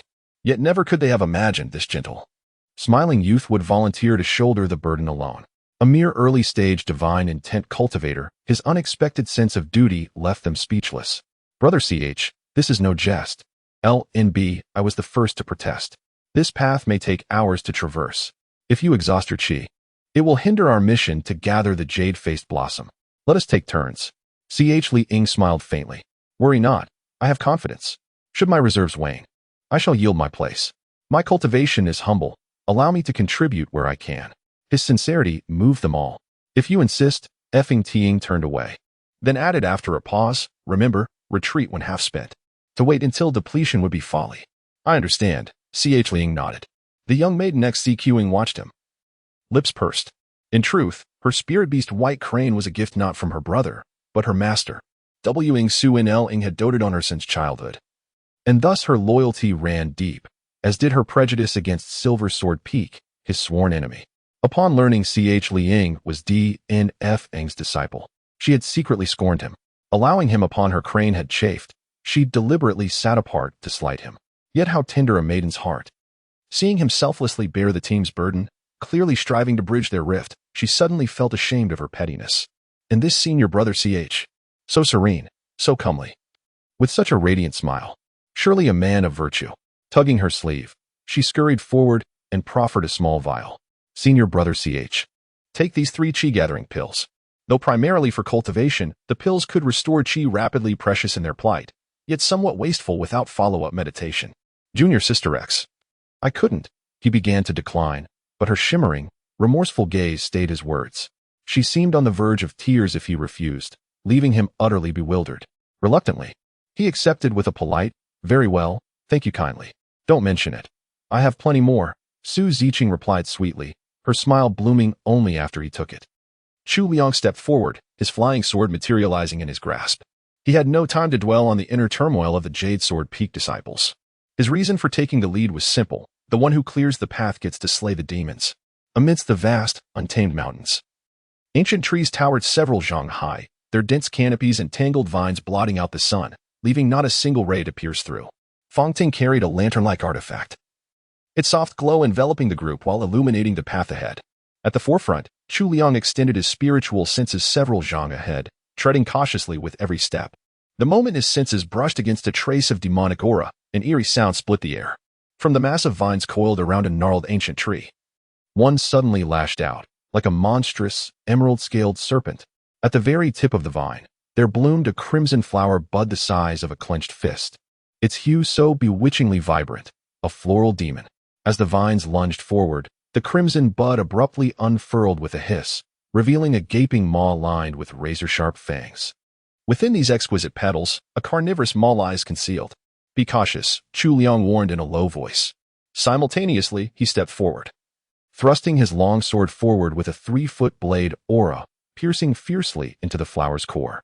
With a wet thunk, the blade plunged like a dragon through the soft center before swiftly withdrawing. Each movement sent droplets of pungent liquid splattering into the air. The crimson petals, now bearing a gaping void, collapsed limply, unable to close for a long while. In just half an hour, Chu Liang had already dispatched 4 such flower demons. The southern mountain range was indeed teeming with monsters. Even the fringes of this forest concealed peril at every turn. These vine and flower fiends were indistinguishable to the naked eye. Had they not been cultivators who had unlocked their divine senses, they would have been reduced to bones within mere steps. Let us rest for a moment, Fangting suggested from behind. Though Chu Liang alone had taken the lead in clearing the path, the others had also kept their spiritual senses extended, vigilant of their surroundings. Even if physical energy could be conserved, prolonged use of divine perception inevitably brought fatigue. For cultivators, the trinity of essence, energy, and spirit was indispensable. Retract your senses and meditate for now.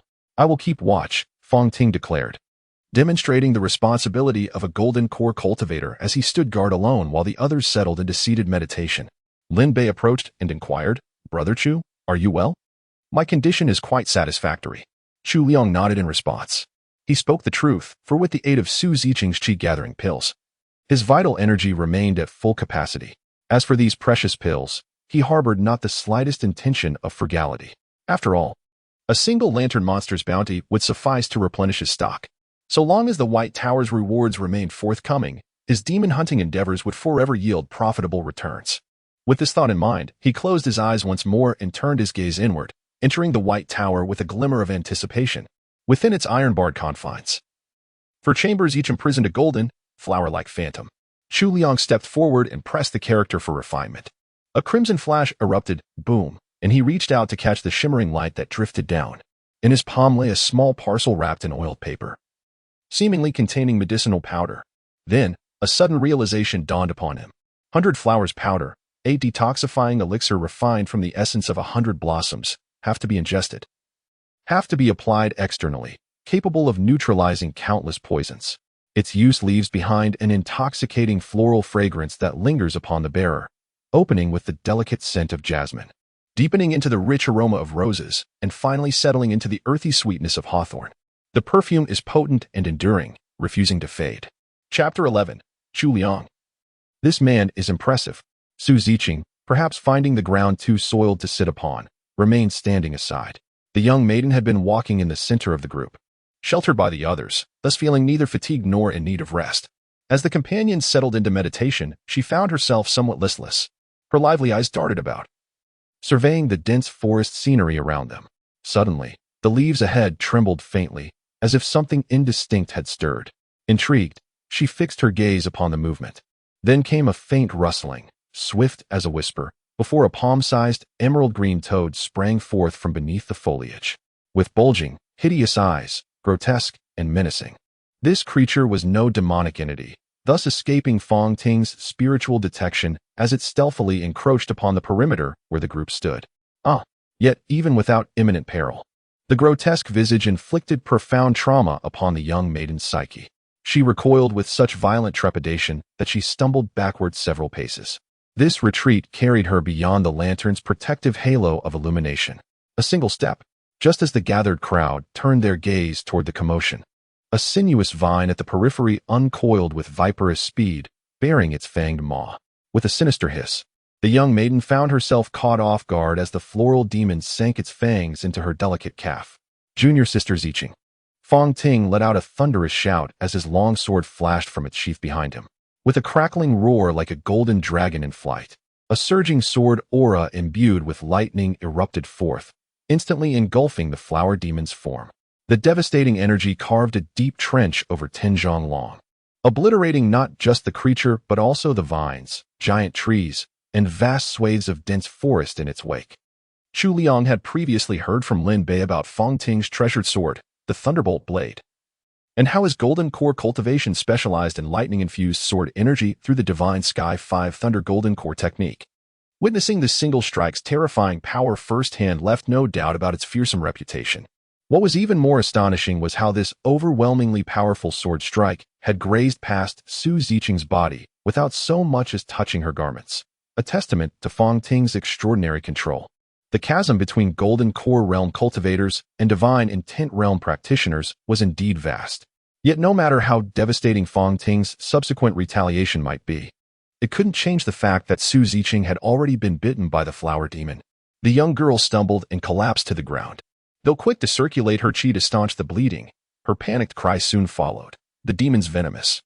A glance confirmed her worst fears. Where her trouser leg had been pulled up, the deep wound between her delicate, jade-white calf and ankle was oozing black blood.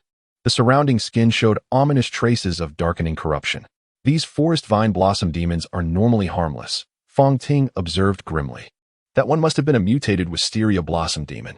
This is bad, Lin Bei said urgently. The antidote pills we prepared are for forest miasma, clear miasma pills. Wisteria blossom demons are rare. We didn't prepare specific antidotes. There's only one solution now. What? Everyone turned their gaze towards him.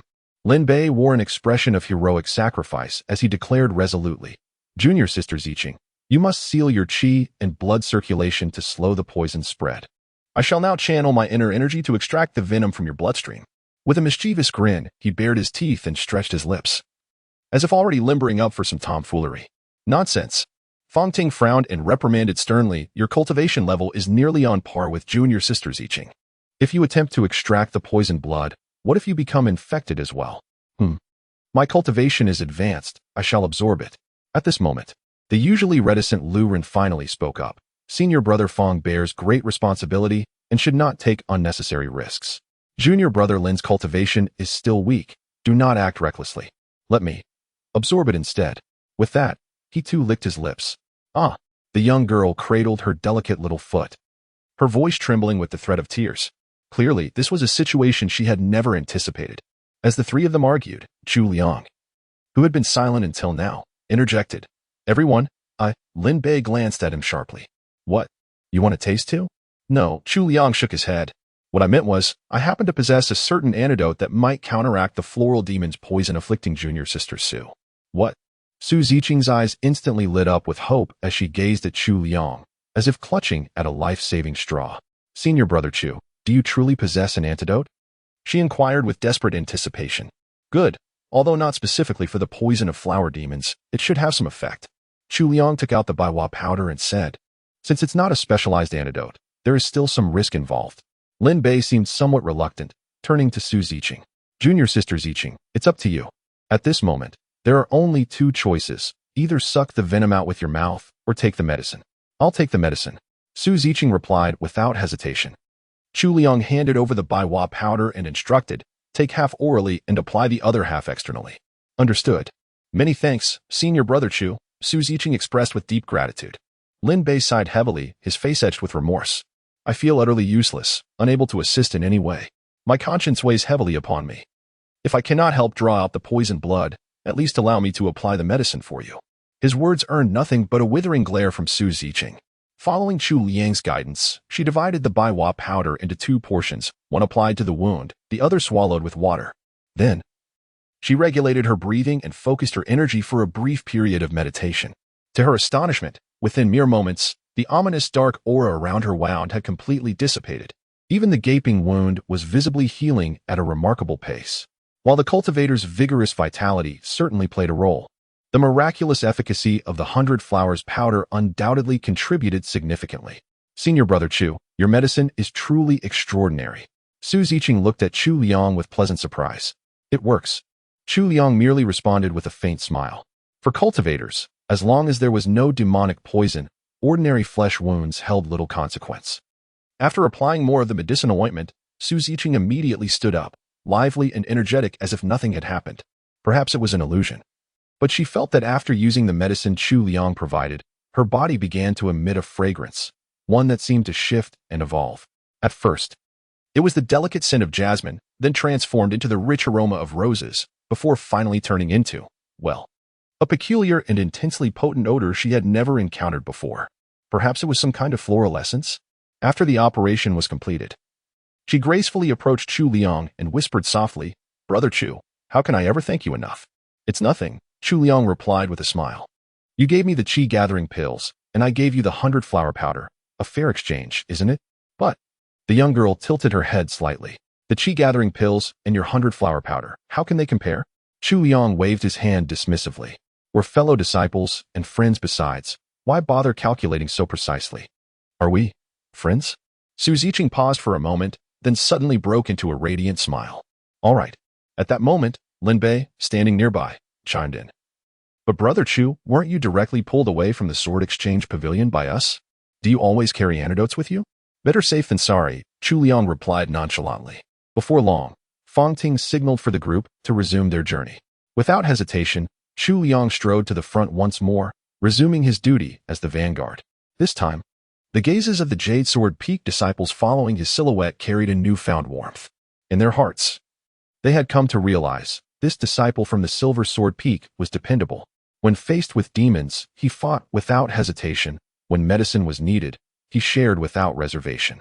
Chu Liang, this man was truly commendable. Chapter 12. The Proud Senior Brother Fang. Alas. Chu Liang let out a soft sigh and sheathed his sword, standing still. The latter half of the journey yielded modest gains, with only 2 flower demons encountered. While smooth travels might seem fortunate to others, for those whose goal was to vanquish monsters, it inevitably brought a tinge of disappointment.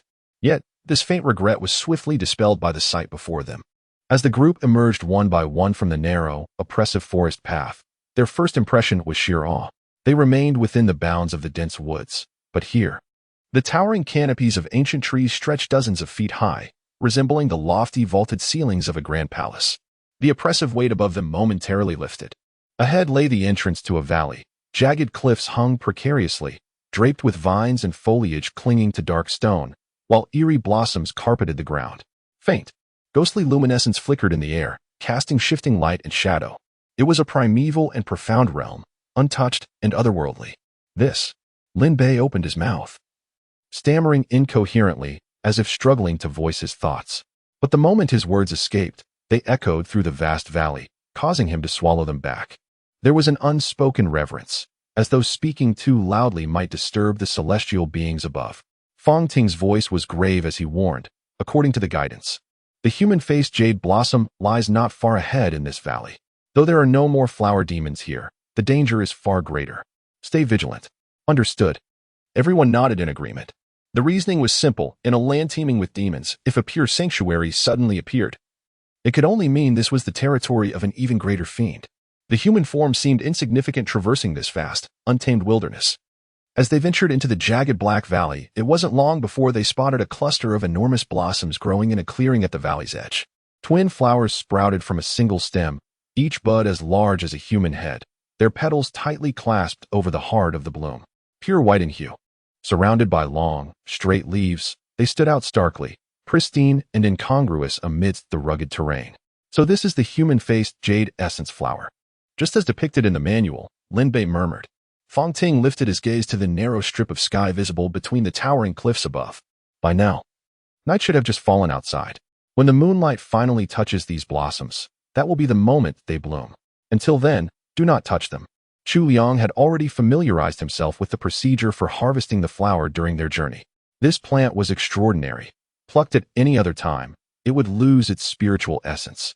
Only at the precise instant of its full maturity, when it absorbed the moonlight and bloomed, could it be gathered while retaining its potency. Yet in that fleeting moment, anyone who gazed upon it would be ensnared in illusions, likely a defense mechanism to protect itself. Thus, one person had to position a bronze mirror before the flower the instant it bloomed, reflecting its own enchantment back upon itself and rendering it unconscious. Only then could another swiftly pluck it from behind. This required only 2 individuals. The reason their mission demanded 5 was because the remaining 3 would form the 3-talent sword formation around the perimeter, guarding against the treasure-guarding beast lurking near the flower. Junior sister Ziqing, take the human position. Junior brother Chu, assume the earth stance. I shall hold the heaven position. Lu Ren wields the mirror while Lin Bei plucks the blossom. Fong Ting issued crisp, decisive commands. The 3-talent sword formation was not merely about each defender guarding a single flank. The human position shielded only one direction, the earth stance covered 2. While the heaven position not only defended one path but also remained vigilant to reinforce others at any moment. Thus, the greatest responsibility rested upon the strongest point, compensating for the uneven strengths among the formation's members. No objections arose as they encircled the flowering branch, poised in their designated stances. The wait was brief. Soon, a slender thread of moonlight pierced through the dense canopy, alighting upon the clearing. In this ravine where sunlight scarcely touched, such moonlight was a rare treasure. The silvery beam shifted gradually, inch by inch, until it hovered directly above the jade-faced blossom. Steady your focus, Fong Ting suddenly shouted. Chu Liang, Su Ziqing, and Fong Ting, the 3 who had formed the array, immediately raised their swords and stood firm, turning their backs to the blossoming branch, refusing to glance in its direction. Because, as the human-faced jade blossom reached maturity, faint rustling sounds emerged from the valley. Some creatures, long coveting this rare bloom, could no longer restrain themselves. With a thunderous roar that shook the mountains and forests, the first to burst from the undergrowth was a black-striped savage tiger. Its body was adorned with ferocious patterns, and beneath its ribs sprouted a pair of fleshy wings. It was evident that he had cultivated for many years. The mountain forest demon was most cunning, naturally breaking through towards Su Ziqing's side the moment it emerged. The young maiden clenched her silver teeth tightly, her inner terror palpable, yet she did not retreat. Instead, she stepped forward resolutely, preparing to draw her sword and meet the foe. At that very moment, a thunderous sword aura, writhing like a golden dragon, came whistling diagonally through the air. Boom! With a surge of overwhelming sword energy, the demonic tiger vanished instantly, leaving only wisps of drifting ash in its wake. Naturally, it was Fong Ting who had struck. Catching sight of this, Chu Liang couldn't help but sigh inwardly. Awed by the sheer might of the Golden Core realm, yet also lamenting the waste. If only he could have delivered the final blow himself. Fong Ting, ever observant, noticed Chu Liang's sigh and remarked, Junior brother Chu, there's no need for sighs. With diligent cultivation, in due time, you too shall attain such prowess. So he assumed Chu Liang's sigh stemmed from self-doubt upon witnessing his strength? Chu Liang was momentarily taken aback, then nodded towards Fong Ting. Ah, yes, indeed. There was no time for idle chatter now. The tiger demon's appearance seemed to signal the beginning, followed by a python as thick as a barrel, a golden eagle radiating light, a jackal with 3 eyes. Beasts emerged from all directions. Chu Liang's eyes instantly sparkled with excitement. However, in the next moment, Fong Ting's thunderous voice boomed once more. Wind and thunder sword technique. Execute. With his left hand forming mystic seals and his right wielding the thunderbolt sword, he let out a mighty roar. Lightning erupted wildly as the gleaming blade traced a radiant arc. In an instant, sand and stones flew while thunderclouds churned around him, swiftly expanding outward with overwhelming force. Boom! With but a single stroke, the charging demonic beasts were engulfed in the tempest of wind and thunder, instantly reduced to dust. Annihilated. Humph! Fong Ting sheathed his sword with a cold snort, casting a disdainful gaze around him, exuding an aura of formidable majesty. With a fleeting glance at Su Ziqing and Chu Liang beside him, he straightened his posture, his expression impassive, yet his eyes shimmering with a certain anticipation. much like a golden retriever who, having caught a mouse, feigns aloofness while secretly yearning for praise. In stark contrast, the glimmer that had just ignited in Chu Liang's eyes extinguished in an instant. The light in his gaze had vanished. The more fiercely Fong Ting slew, the deeper the ache in his heart. As for Su Ziqing, whether she was accustomed to her elder brother's prowess and thus unimpressed, or too consumed by tension to spare a thought for anything else, she offered no praise for Fong Ting's valiant display. The result was that after holding his heroic pose for a long moment, Fong Ting received none of the admiration he sought. In the end, he could only blink and murmur to himself, "Junior sister Ziqing, junior brother Chu, with diligent cultivation, you two may one day wield such a sword." Chu Liang smiled faintly. Heh. While the skirmish on the outskirts proceeded smoothly, the two tasked with gathering within finally witnessed the moonlight settling upon the heart of the first blossom. "It's about to bloom." Lin Bei immediately let out a shout. Lu Ren hastily raised a large bronze mirror in his hand. Moonlight scattered down as the enormous human-faced jade blossom, like a slumbering beauty awakening, gradually unfurled its petals, revealing a face as pure and flawless as white jade. Indeed, as the bud of the human-faced jade blossom opened, beneath it lay a visage strikingly reminiscent of a human countenance. Moreover, it was a visage of unparalleled beauty. With skin as fair as jade and features so androgynous they blurred the lines between masculine and feminine. When this countenance first emerged, its eyes shimmered with an eerie vigilance. Yet in the next instant, it beheld the grand bronze mirror directly ahead, and within that mirror, its own reflection. Swiftly, those very eyes melted into an expression of intoxicated rapture. Chapter 13. The terrifying human-faced demon. When the human-faced jade blossom blooms, all who gaze upon it become entranced, including itself. Thus, the moment it caught its own reflection in the bronze mirror, it fell into a trance of self-infatuation. Seizing this fleeting opportunity, Lin Bei, positioned behind it, swiftly drew his sword to sever the flower's stem. Plucking this blossom would mark the completion of their mission. Yet at that very moment, a sudden anomaly. Whoosh! A white figure descended abruptly from the sky, landing beside the human-faced jade essence flower and Lin Bei. With a swift and vicious motion, it lashed out with a claw aimed directly at Lin Bei's throat. Swift, ruthless, and lethal in a single strike. Fortunately, Lin Bei reacted swiftly, raising his sword in a desperate parry. A resounding clang echoed as sparks erupted from the clashing blades, the impact sending him stumbling backward several paces. A heartbeat slower, and those lethal claws would have claimed his life. The three swordsmen encircling the perimeter finally turned, their gazes locking onto the grotesque intruder now standing amidst them, a creature no taller than a child, its body carved from eerie white jade, crowned with a grotesquely oversized head. A Renyan Shao, the faceless specter. Fong Ting's countenance abruptly shifted as he immediately drew his sword. This exceedingly rare monstrosity lay entirely beyond his expectations. Yet the creature moved with astonishing swiftness. After repelling Lin Bei, it deftly plucked the blooming human-faced jade essence flower and somersaulted in preparation to flee the scene. Fong Ting reacted with equal alacrity, raising his thunderclap sword with one hand while forming seals with the other. He conjured a swirling tempest of golden dragon-like sword energy that instantly enveloped the entire area, weaving an impenetrable cage of razor-sharp chi. As if confined by a thunderous moat, the monstrous creature was trapped within. The monstrous creature did not evade in the slightest. It leaped directly upward, its form turning momentarily translucent as it effortlessly passed through the cage of sword energy. Landing upon an overhanging rock mid-air, it propelled itself even higher with another mighty bound. In the blink of an eye, it had already traversed dozens of yards. "Cease your flight, foul demon." Fong Ting was instantly consumed by fury. Flipping onto his sword as the blade's radiance transformed into a raging golden dragon, pursuing with lightning speed. Boom, boom, boom, boom.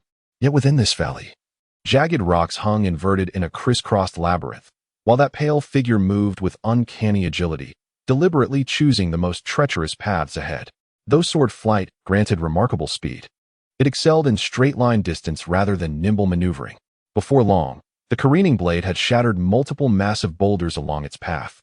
Ordinary stones might have been plowed through without consequence, but the peculiar rocks of this valley proved unnaturally resilient. Repeated high-speed collisions posed grave danger. Even for a cultivator of Fong Ting's fourth realm prowess, such impacts became unbearable.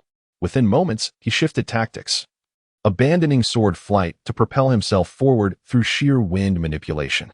Meanwhile, his thunderclap sword shot ahead, attempting to strike down the creature from afar. Yet this approach further hampered his speed, allowing the distance between them to widen. The flying blade, though swift, could never quite lock onto that preternaturally agile target. All this unfolded in the span of lightning flashes, both figures streaking through the valley like gales, unknowingly plunging deeper into its heart. Just as Fong Ting's focus remained riveted on the pale silhouette ahead, an ominous rumble echoed from above. A massive shadow descended upon him. Boom! He abruptly halted his steps, only to discover it was an enormous branch, and before him now stood a towering, sky-piercing ancient tree. At the heart of the valley stood an ancient colossus of a tree, its towering height unfathomable, its sprawling canopy eclipsing the heavens.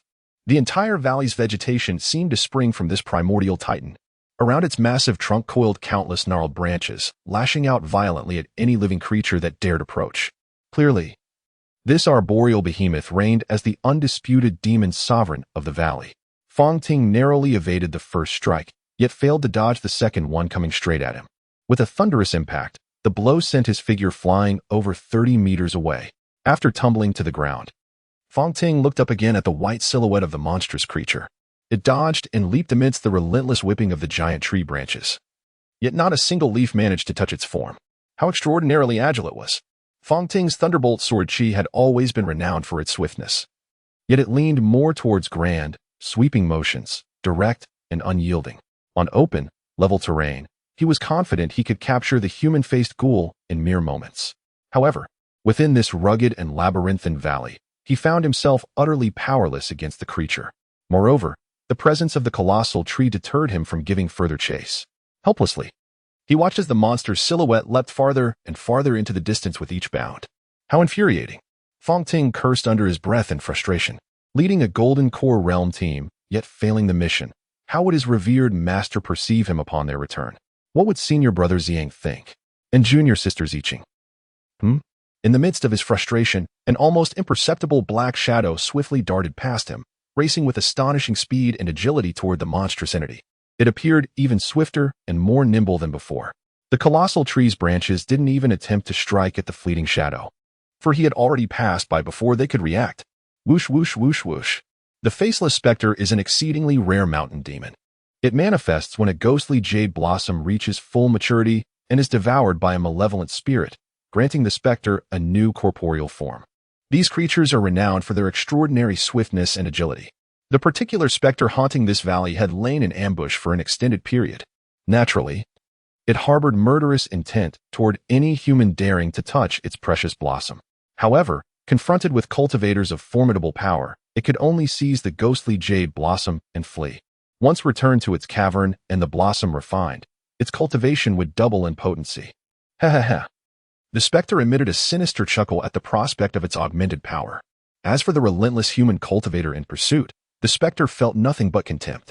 Regardless of the pursuer's strength, he would merely swallow its dust. The specter knew every crevice of this valley intimately and could shake off pursuit effortlessly. That the human attempted aerial sword flight in such terrain? Humph. Let him dash his skull upon the cliffs. Having stepped into the towering tree's vast shadow, the human-faced demon knew it had reached safety. None but itself could traverse freely upon the ancient arboreal giant's form. These mere humans? Utterly incapable. It glided with effortless grace, as if strolling through a tranquil garden. After a while, it deemed it appropriate to glance back at the flustered human's expression. Any farther, and the view would be lost. With this thought, the human-faced specter turned its head with a sinister grin. Then, upon its colossal human-like visage, the pupils abruptly dilated with an almost grotesque expansion. As if beholding some unspeakably terrifying spectacle. What could it possibly be? Its underdeveloped intellect erupted in frenzied bewilderment. For upon turning its head, it beheld its own immediate wake. Mere paces behind, a shadowy figure pursued relentlessly. Whoosh, whoosh. In the blink of an eye, that shadowy figure soared overhead once more, then materialized beside me, keeping perfect pace. How could this be? Had I encountered a specter? Wait, no, I am the ghost here. In its memory, since the moment of its birth, no creature had ever matched the speed of the human-faced macaque. How could this possibly be happening? Due to their simultaneous high-speed motion, they remained relatively stationary to each other. Thus, it could clearly discern the true appearance of that shadowy figure, a handsome young gentleman dressed in elegant brocade robes with fitted sleeves, exuding an air of refined gentleness. How could such a terrifying movement technique belong to one who appeared so scholarly and mild? As the demonic creature's gaze fell upon him, the young man lifted his eyes to meet its stare. Then, he extended his tongue and slowly licked his own palm, while his eyes gleamed with an unsettling brilliance, as though thoroughly savoring this dangerous game of predator and prey. The grotesque grin on the creature's face instantly shattered. By the gods, this was a true psychopath. Chapter 14. Our hero Chu Liang, the human-faced demon, met its end peacefully. Chu Liang hadn't intended for things to unfold this way.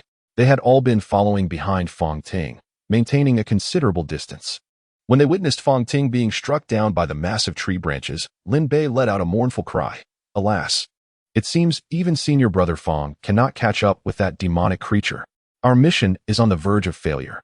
With a quiet sigh concealed beneath his composed countenance, Chu Liang remarked, since senior brother Fong cannot succeed, I suppose I must attempt it myself. Lin Bei beside him tilted his head slightly upon hearing those words, vaguely sensing something peculiar in the tone. Then he watched as Chu Liang drew forth a talisman. Indeed, had Fong Ting been able to catch up with the faceless specter, he would have preferred not to expend the soul talisman he had obtained from the White Tower, the spirit cat's leaping talisman. It is said to greatly enhance agility. With the talisman lightly pinched between his fingers, Chu Liang flicked it into the air, where it burst into flames and vanished with a resounding explosion boom. The moment the talisman took effect, Chu Liang felt a feline spirit awaken within him, compelling his body to move in perfect straight lines effortlessly. With the slightest exertion, he could leap several yards through the air, landing with the grace of a feather. Truly, the spirit cat's leap talisman is formidable. The results were astonishingly effective. If the White Tower had an after-sales service, he would undoubtedly give this talisman a 5-star rating.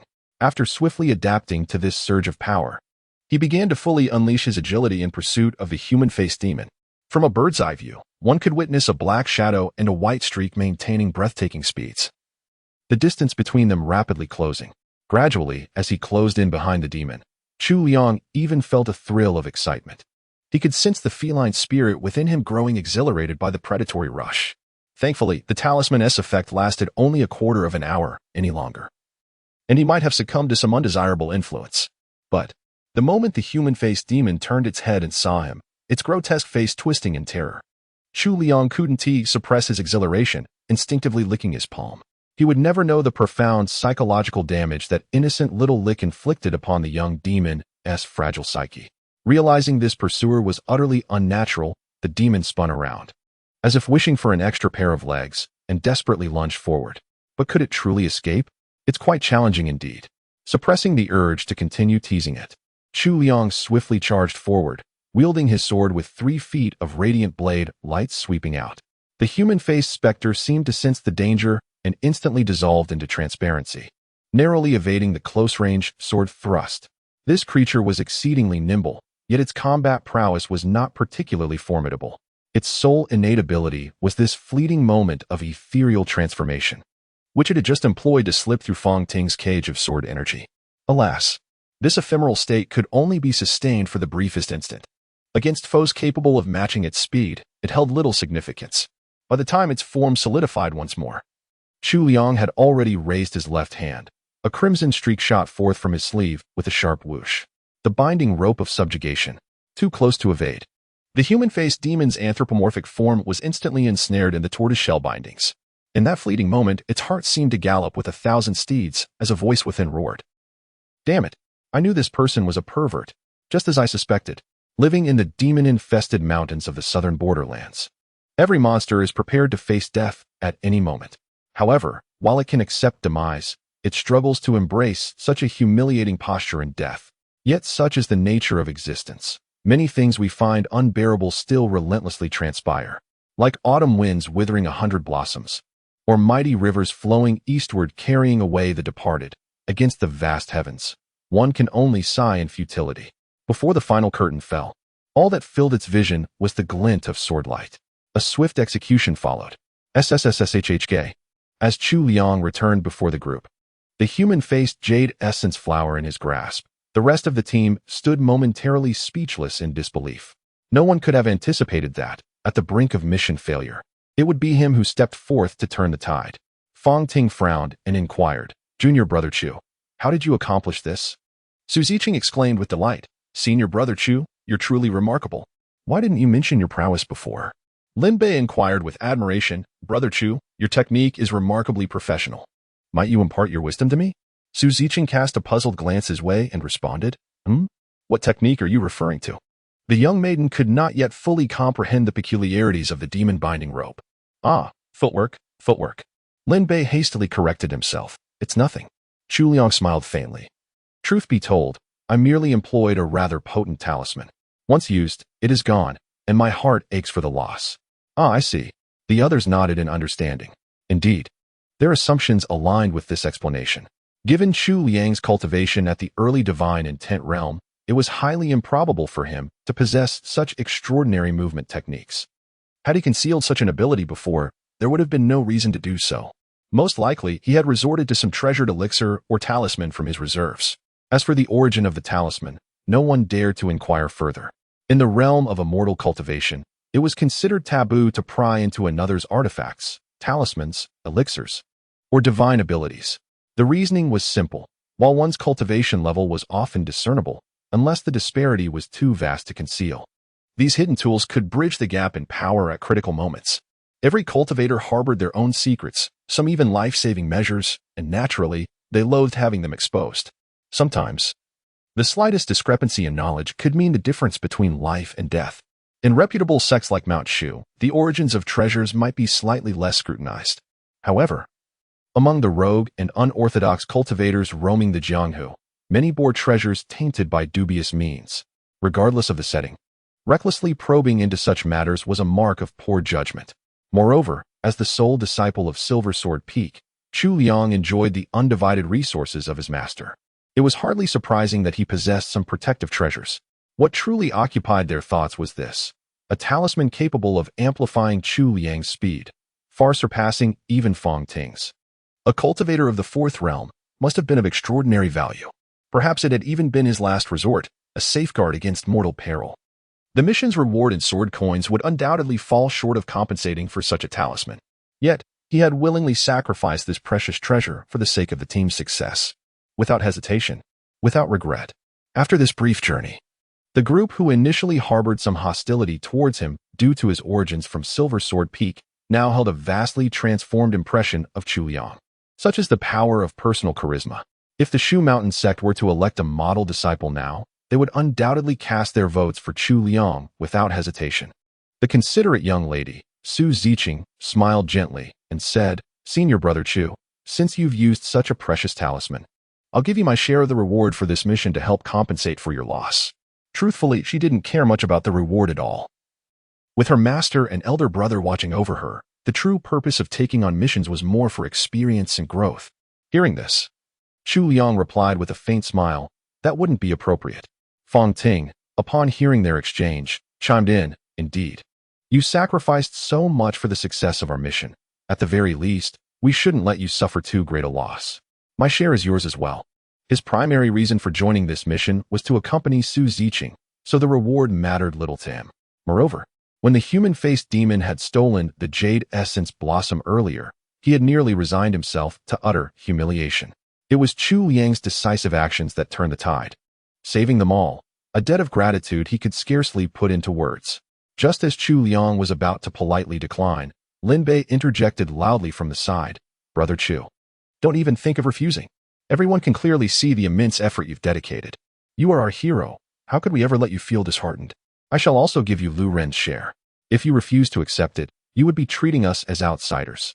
This, Chu Liang smiled faintly once more, and could only reply, how terribly embarrassing.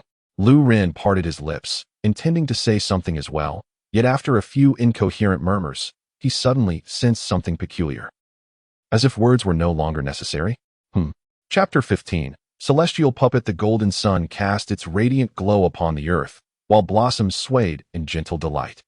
Silver Sword Peak welcomed yet another breathtaking dawn, where the crisp mountain air carried the sweet melodies of birds and the fragrance of blooming flowers. Chu Liang stepped out of his modest wooden cabin, stretching his limbs with a languid grace as he loosened his muscles. With his master absent these past few days, he had assumed the mantle of Silver Sword Peak's acting lord, a position that filled him with a quiet sense of authority. Of course, even when the Phoenix Maiden returned, he would still remain the deputy peak lord. After basking briefly in the morning light, he retreated into his quarters, carefully shutting the door behind him. There was still work to be done.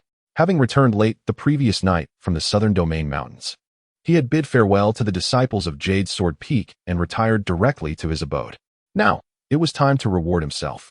Closing his eyes, his consciousness descended into the White Tower, where the golden phantom of the grotesque-faced baboon's massive head hovered within its iron prison. Chu Liang stepped forward, pressing his palm against the glowing inscription of refinement. A crimson flash erupted. Catching the shimmering radiance in his hand, a surge of knowledge flooded his mind. Celestial Puppet, a puppet construct designed to assist in the circulation of celestial energies for cultivation. By consuming 1 chi gathering pill during the day and 2 at night, it operates ceaselessly, channeling all accumulated cultivation benefits directly to the host. Note, this puppet is solely for auxiliary cultivation purposes. Engaging in improper activities risks irreparable damage.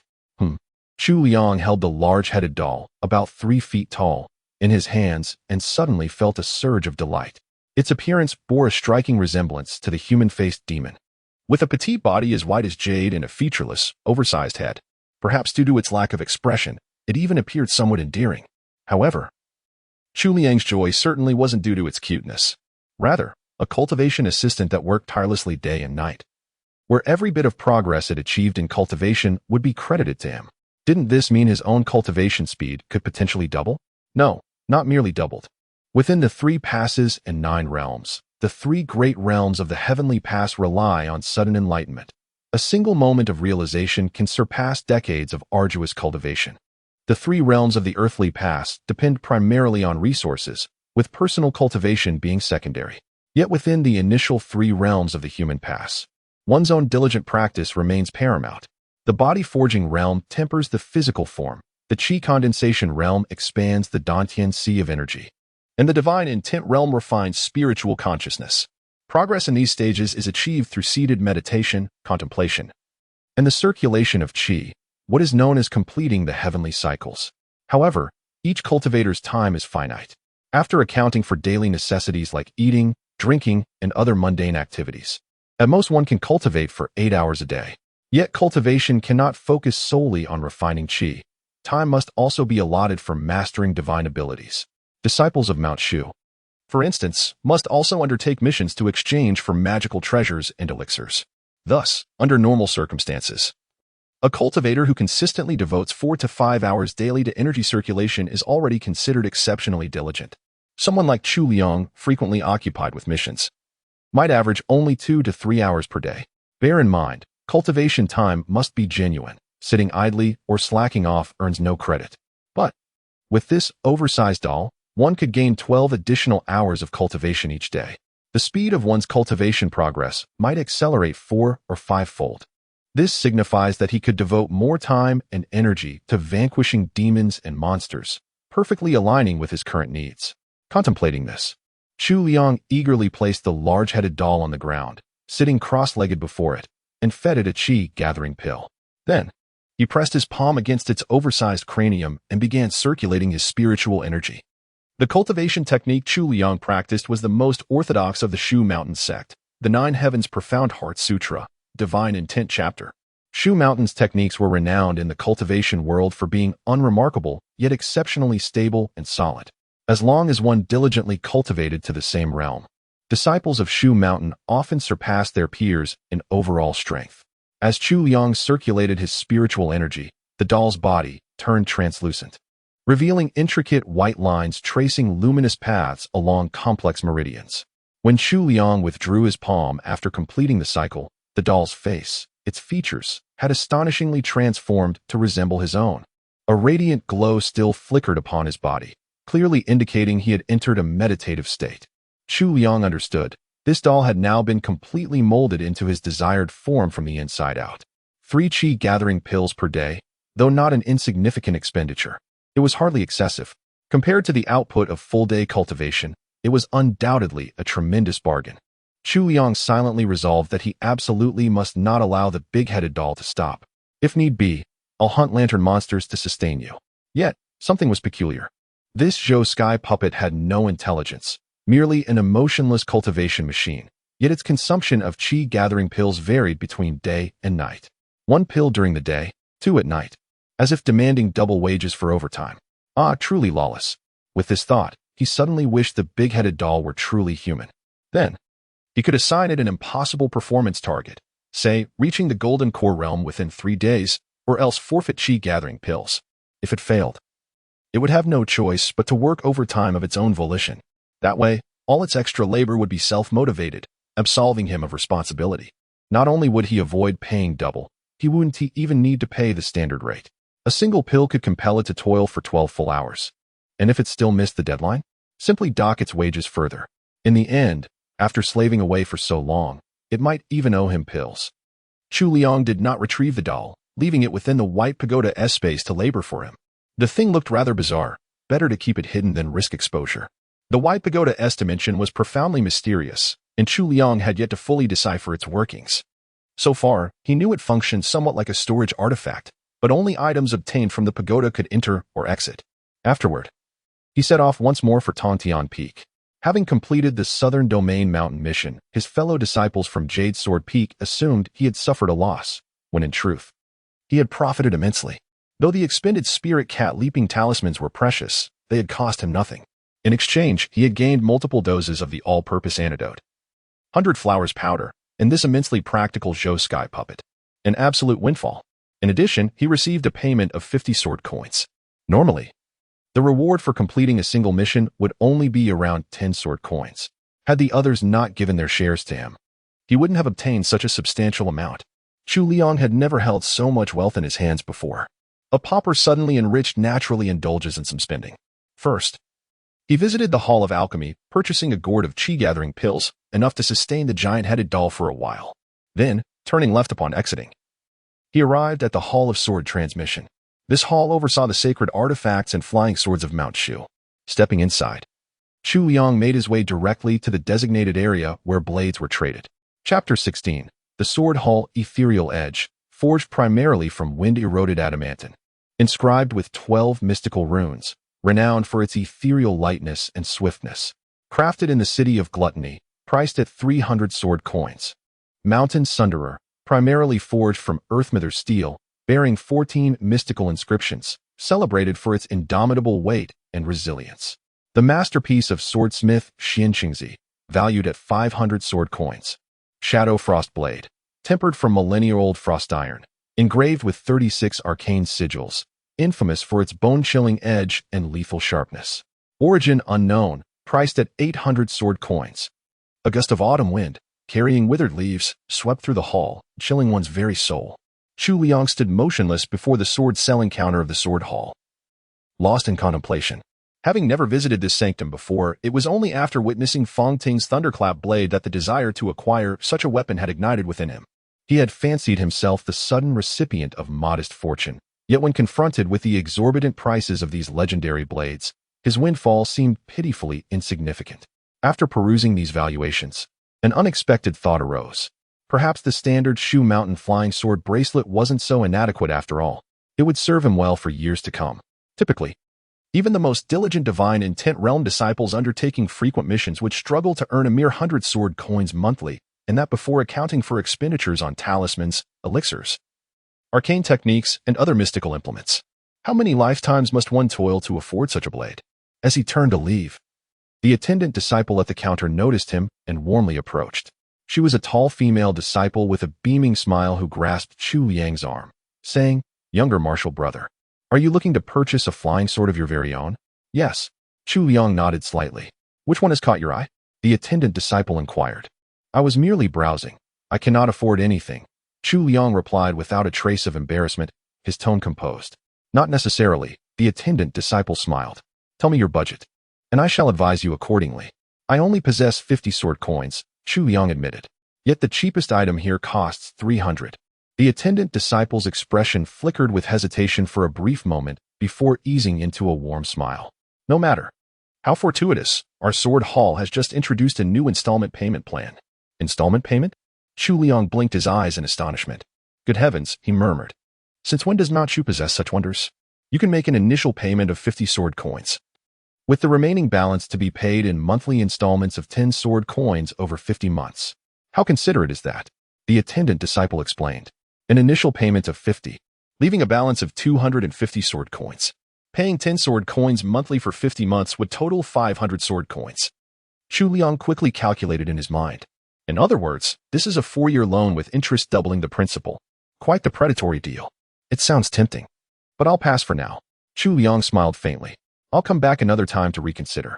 Better to return and hunt more monsters. Perhaps one might drop a flying sword.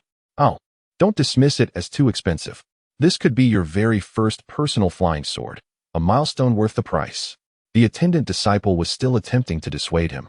But Chu Liang had already turned away, his stance resolute. Just as he was about to step through the doorway, an unexpected petite figure entered abruptly, nearly colliding with him. A graceful maiden clad in a pale green gossamer gown appeared before them.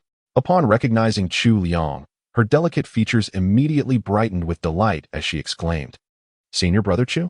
Junior sister Su?" Chu Liang was somewhat surprised to see her. It was none other than Su Ziqing, the junior sister from Jade Sword Peak with whom he had just completed a mission together. "What a coincidence to meet you here," Su Ziqing smiled, her eyes curving like crescent moons. "Yes, are you here to buy a flying sword as well?" Chu Liang asked gently. "MHM. On my very first mission, I succeeded. My elder brother said he would reward me with a flying sword and let me choose one myself," Su Ziqing said with a smile.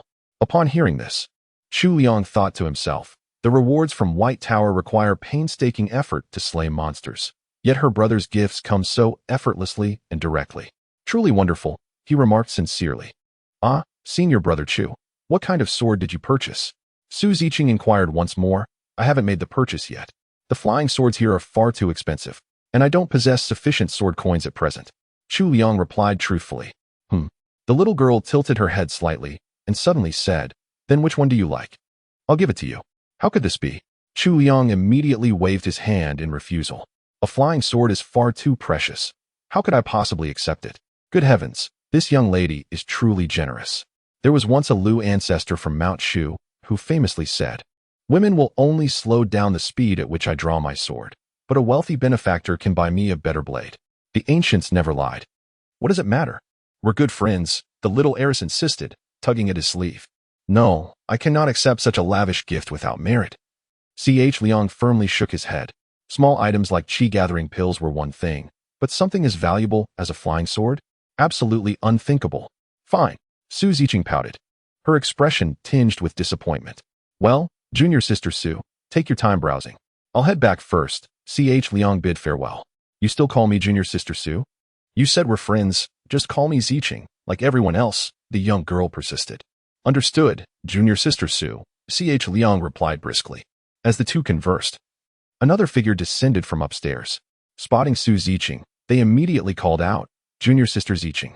Turning to look, I saw a lean young disciple with prominent cheekbones and narrow eyes, clad in scholarly robes yet devoid of any refined demeanor. Behind him trailed 2 fellow disciples in identical attire, appearing more like lackeys. The moment Su Ziqing laid eyes on this individual, her delicate brows immediately furrowed, yet she reluctantly responded, "Senior brother Shang." Though her tone was cool, it couldn't temper the other's enthusiasm. With a few bouncing steps, senior brother Shang approached Su Ziqing, beaming as he said, "What fortune to encounter you here. Are you also here to purchase a flying sword?" Su Ziqing averted her gaze and replied nonchalantly, "Hey." With a proud puff of his chest, senior disciple Shang declared, "Just the other day, I led the team to eradicate the water demon of the Huali River. My father promised to reward me with a new flying sword and allowed me to choose it myself." "Impressive." Su Ziqing nodded impassively, her expression unreadable, before appearing ready to take her leave. Senior Apprentice Shang hastily stopped her and inquired with a smile, "Junior sister Ziqing, what kind of sword have you purchased?" "I haven't bought anything yet. I was merely browsing," Su Ziqing replied. "Oh?" Brother Shang clapped his hands and said, "Then which one do you fancy? I shall gift it to you." How could this be acceptable? Su Ziqing frowned deeply and shook her head repeatedly, saying, "Such a precious flying sword. There's no need for senior brother Shang to go to such expense. What does it matter? Aren't we good friends?" Senior brother Shang grinned slyly twice. "Absolutely not. No merit, no reward." Su Ziqing wore an expression that clearly said unnecessary. "Very well." Senior Shang had no choice but to relent. "If there's nothing else, Senior Shang, we shall take our leave now." Su Ziqing no longer cared to purchase the sword, grabbing Chu Liang's sleeve and turning to leave. Merchant senior brother trailed behind. "Still prattling. You still call me merchant senior brother. How dreadfully formal. We're dear friends," You should address me as Brother Ziliang. Understood, Merchant Senior Brother. Su Ziqing had already walked away with Chu Liang after uttering those words. Sigh. Shang Ziliang heaved a deep sigh. Tell me, how is it fair, how is it even remotely just, that a dashing, peerlessly elegant young gentleman like myself is met with nothing but indifference from dear Ziqing? Unreasonable. Absolutely unreasonable. The two attendants behind him hastily responded. But what exactly was the reason? Shang Ziliang gazed up at the heavens. Boss, do you suppose there's a possibility that junior sister Ziqing already has someone in her heart? That would explain her coldness toward you, remarked follower A. Shang Ziliang furrowed his brows in contemplation. Is such a matter truly so? I find the person beside her rather suspicious, remarked follower E. The way she looked at that fellow just now was clearly off. More than just the look, follower Jia hesitated, lowering his voice. I even caught a strange scent lingering between them. Shang Ziliang pondered for a moment before commanding, go and investigate. Find out that man's name, and which peak he belongs to. I shall see for myself who dares to vie for Ziqing's affection. Chapter 17. Seeking funds that Shang Ziliang is the son of Shang Xuan. The peak master of Yunyao Peak, Su Ziqing muttered to Chu Liang as they left the sword transmission hall. He always flaunts his father's status, acting as if he's so impressive. I've never liked him, yet he keeps hovering around me, utterly detestable. I see.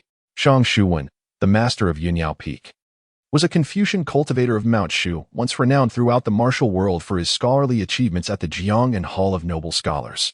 His son, however, seemed far from living up to such prestige. As Chu Liang pondered this, a streak of fiery light descended from the southeast like a falling star, landing in the direction of Silver Sword Peak. His eyes brightened instantly. Junior sister Ziqing, it seems my master has returned. I should head back to greet her. Chu Liang said. Oh.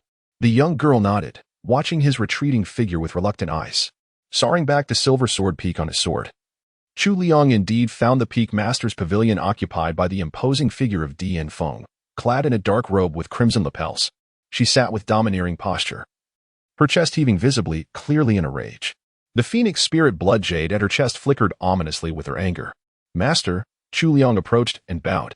Your disciple has come to welcome your return. Any trouble these past 2 days? The Imperial Princess Feng inquired. Is everything all right? I am well. I have just completed another mission, and it went rather smoothly, the disciple replied. Chu Liang nodded slightly, and then asked, and what of our revered master? Was his journey successful? Forget it. Just mentioning this made the Phoenix Princess scowl with indignation. I was merely investigating potential demonic disturbances in the East Sea when those sanctimonious fools from Panglai Sect had the audacity to accuse me of disrupting marine ecosystems. They actually dared to order me to leave, were it not for my concern for the entire Shu Mountain Sect. I would have no choice but to engage them in battle. Chu Liang fell silent for a moment. The master's actions aligned perfectly with his predictions. Though she casually mentioned hunting demons, one could easily imagine her methods being anything but tranquil. When demons wreak havoc, Imperial Phoenix could eliminate the dangers, yet in their absence, she herself became the peril. Most likely, her earth-shaking disturbances unsettled the Eastern Sea, drawing the attention of Panglai Sect, who intervened to restrain her. As one of the 9 heavenly sects, Panglai's dominion encompassed those eastern waters. Naturally, they wouldn't tolerate such unruly behavior at their doorstep. Their response was entirely justified. With these thoughts, he declared aloud, the Panglai Sect shows deplorable manners. Exactly. The Imperial Princess Feng nodded indignantly. As she spoke, she suddenly felt something amiss and arched her eyebrows while casting a sidelong glance at Chu Liang. You've never been this obedient before. Rushing to greet me the moment I return. Do you perchance seek something from me? Is it not the disciple's duty to welcome the revered master? Chu Liang smiled faintly and said, however, this disciple happens to have some matters I wish to discuss with you, master. Princess Phoenix scoffed dismissively. Speak. During this mission, I happened to travel alongside disciples from the Jade Sword Peak. Among them was an early-stage golden core cultivator whose cultivation far surpasses mine. The flying sword he wielded and his divine abilities were all extraordinarily powerful. Yet this individual is not even among the main forces of Jade Sword Peak. I am somewhat apprehensive. When the Shu Mountain Summit convenes, how shall we contend with them? Chu Liang said, you still have time to grow stronger. You must believe in yourself. The Imperial Phoenix Princess spoke with unrestrained boldness. Chu Liang then continued, so, this disciple has been contemplating how to enhance my own abilities. Aside from diligent cultivation and advancing my cultivation base, I have also reflected that the divine techniques and spells I have mastered are rather limited. Therefore, I wish to humbly request my esteemed master to impart upon me some more formidable divine techniques. Divine techniques? The Imperial Princess Phoenix was momentarily stunned. How could I possibly possess the divine abilities to instruct you? She spoke the truth. Back then, the leader of Mount Shu forbade her from taking disciples, not just because of her unruly temperament, but more so because she was a physical cultivator. Unlike martial artists, physical cultivators refine their bodies through Taoist arts, foregoing martial techniques to forge an indomitable physique. The Crimson Phoenix physique of the Imperial Princess Phoenix, honed through physical cultivation, wielded terrifying power beyond doubt. Yet, physical cultivation was exceedingly rare, requiring serendipitous fortune to master. What she practiced could not be passed down to disciples. However, for disciples of Mount Shu, the path to acquiring divine arts was not limited to their master's teachings. There was also the Guardian Hall. If one wished to learn techniques even their master had not mastered, they could simply purchase them there. Chu Liang smiled faintly. So, this disciple wishes to visit the Guardian Hall to acquire some. The Imperial Princess Phoenix narrowed her eyes, as if sensing a hint of danger. Then go and buy them. This disciple is somewhat short on funds, Chu Liang murmured softly. Huh. The Imperial Princess Phoenix let out a cold laugh. You little rascal. The dagger is finally unsheathed. After all this rambling, you were just angling for my money, weren't you?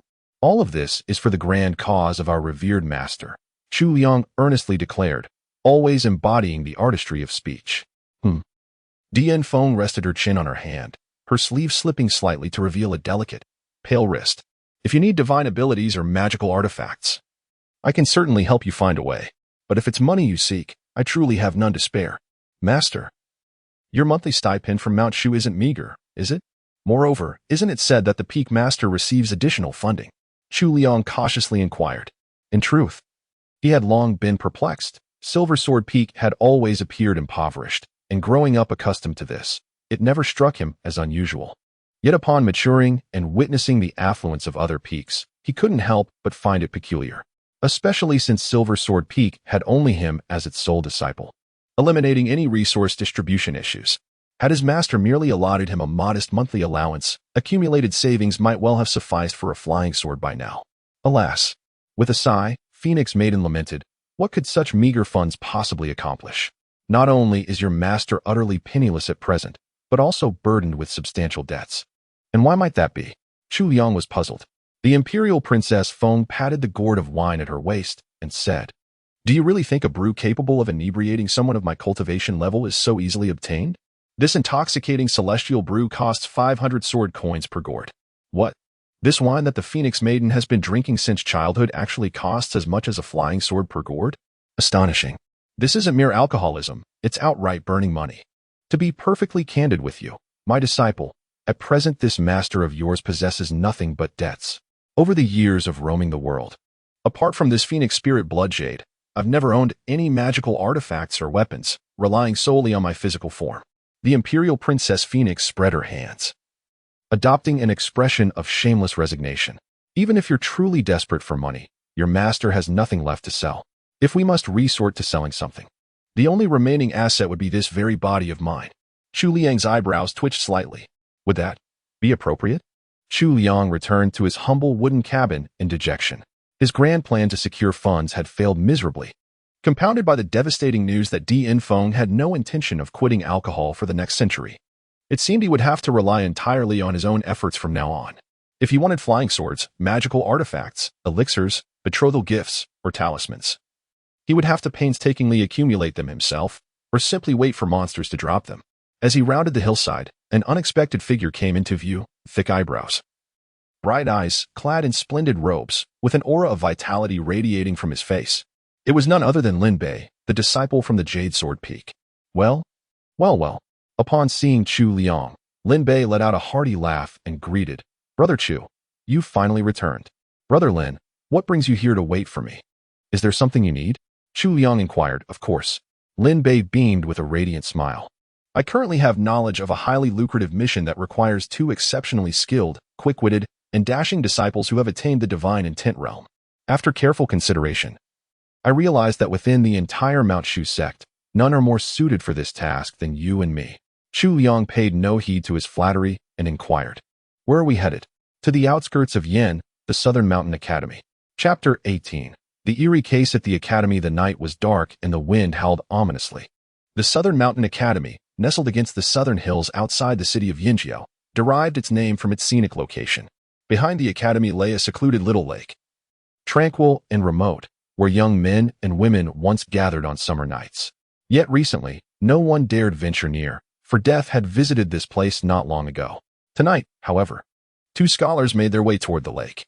As they approached the water's edge, a chilling gust of wind pierced through their robes, sending an involuntary shiver down their spines. "Brother Shaoan, why on earth have you brought me here?" the frail scholar stammered, his legs trembling as they neared the inky blackness of the lake. "Isn't this where Situ Yin took her own life?" The taller scholar ahead, broad-shouldered and deep-voiced, replied with quiet resolve, "To truly put an end to this matter, we must come here." The wind rustled through the surrounding trees, whispering like unseen footsteps behind them. The frail scholar spun around in alarm, scanning the darkness before exhaling in relief. "I still don't understand what needs to be settled," he murmured to his companion. "If I may say so, this matter has absolutely nothing to do with me.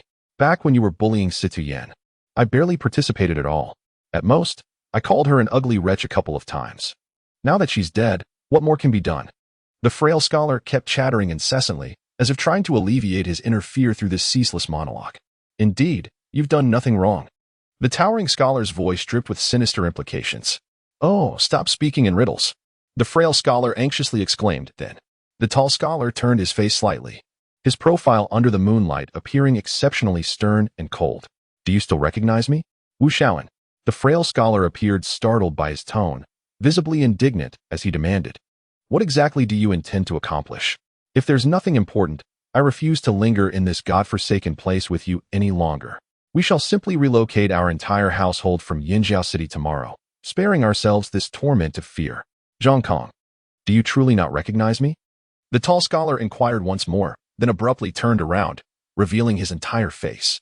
The right side remained a normal visage, but the left side, bore a dense, grotesque scar, as though ravaged by some horrific burn.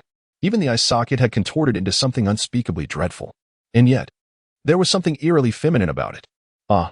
The frail scholar let out a startled shriek at the sight, staggering back 2 steps before his legs gave way beneath him, collapsing onto the ground.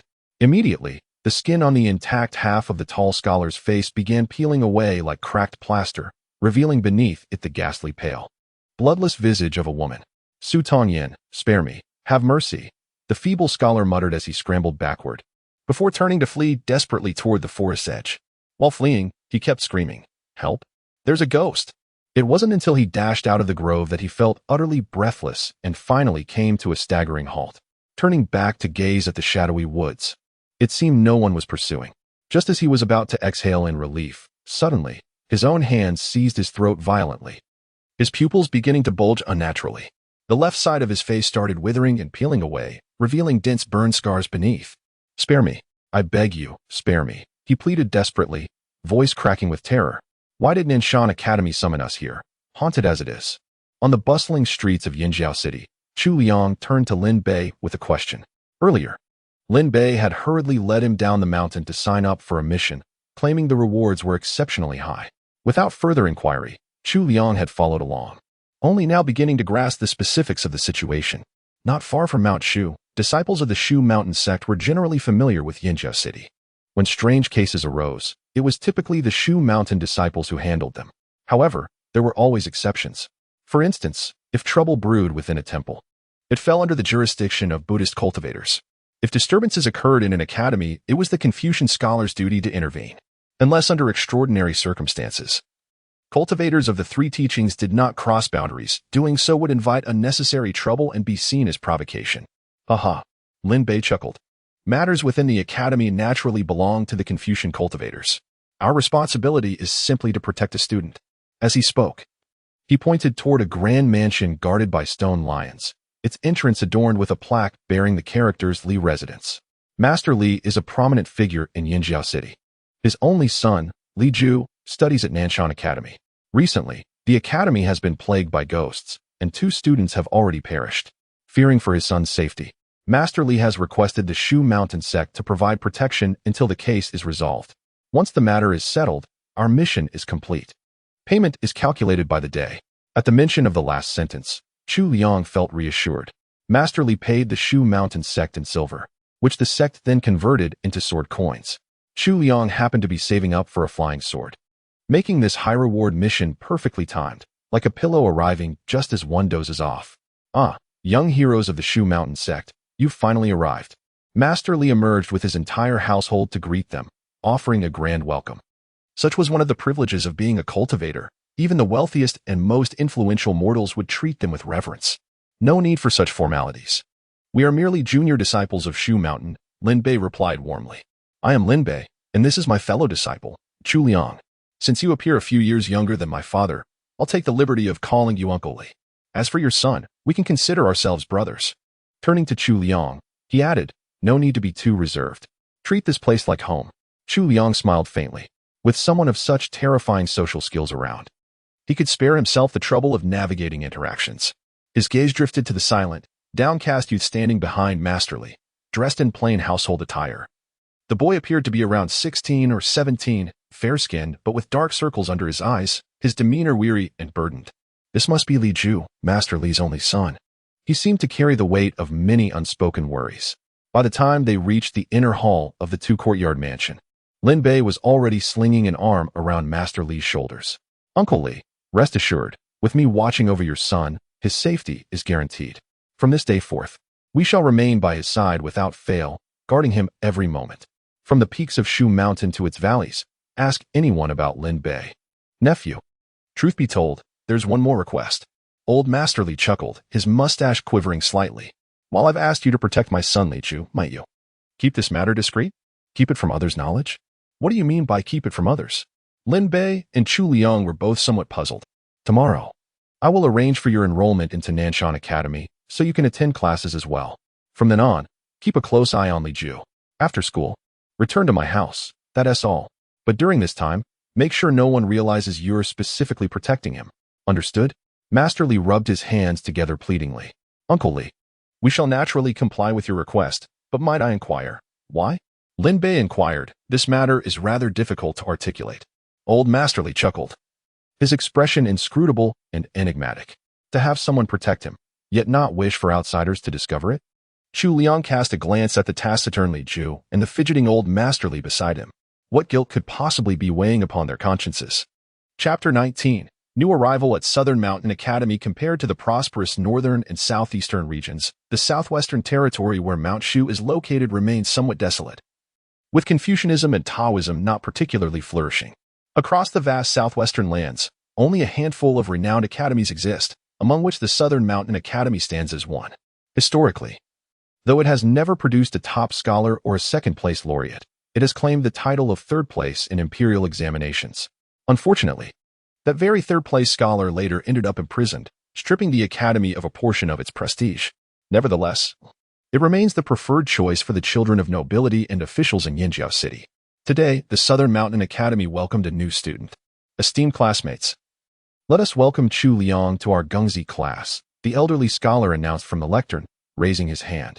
From outside the door, a graceful youth in splendid attire entered, capturing the attention of everyone in the classroom. With refined features and an air of transcendent elegance, he wore the same Confucian robe as the others, yet carried himself with an unmistakable distinction. Following the scholar's summons, he stepped forward and gave a slight nod to the assembly. Behind him trailed a book-bearer, thick-browed, large-eyed, with a sun-bronzed complexion, dressed in a plain blue robe and small cap, lugging a heavy book basket with an expression of barely concealed irritation. Chu Liang, find yourself a seat.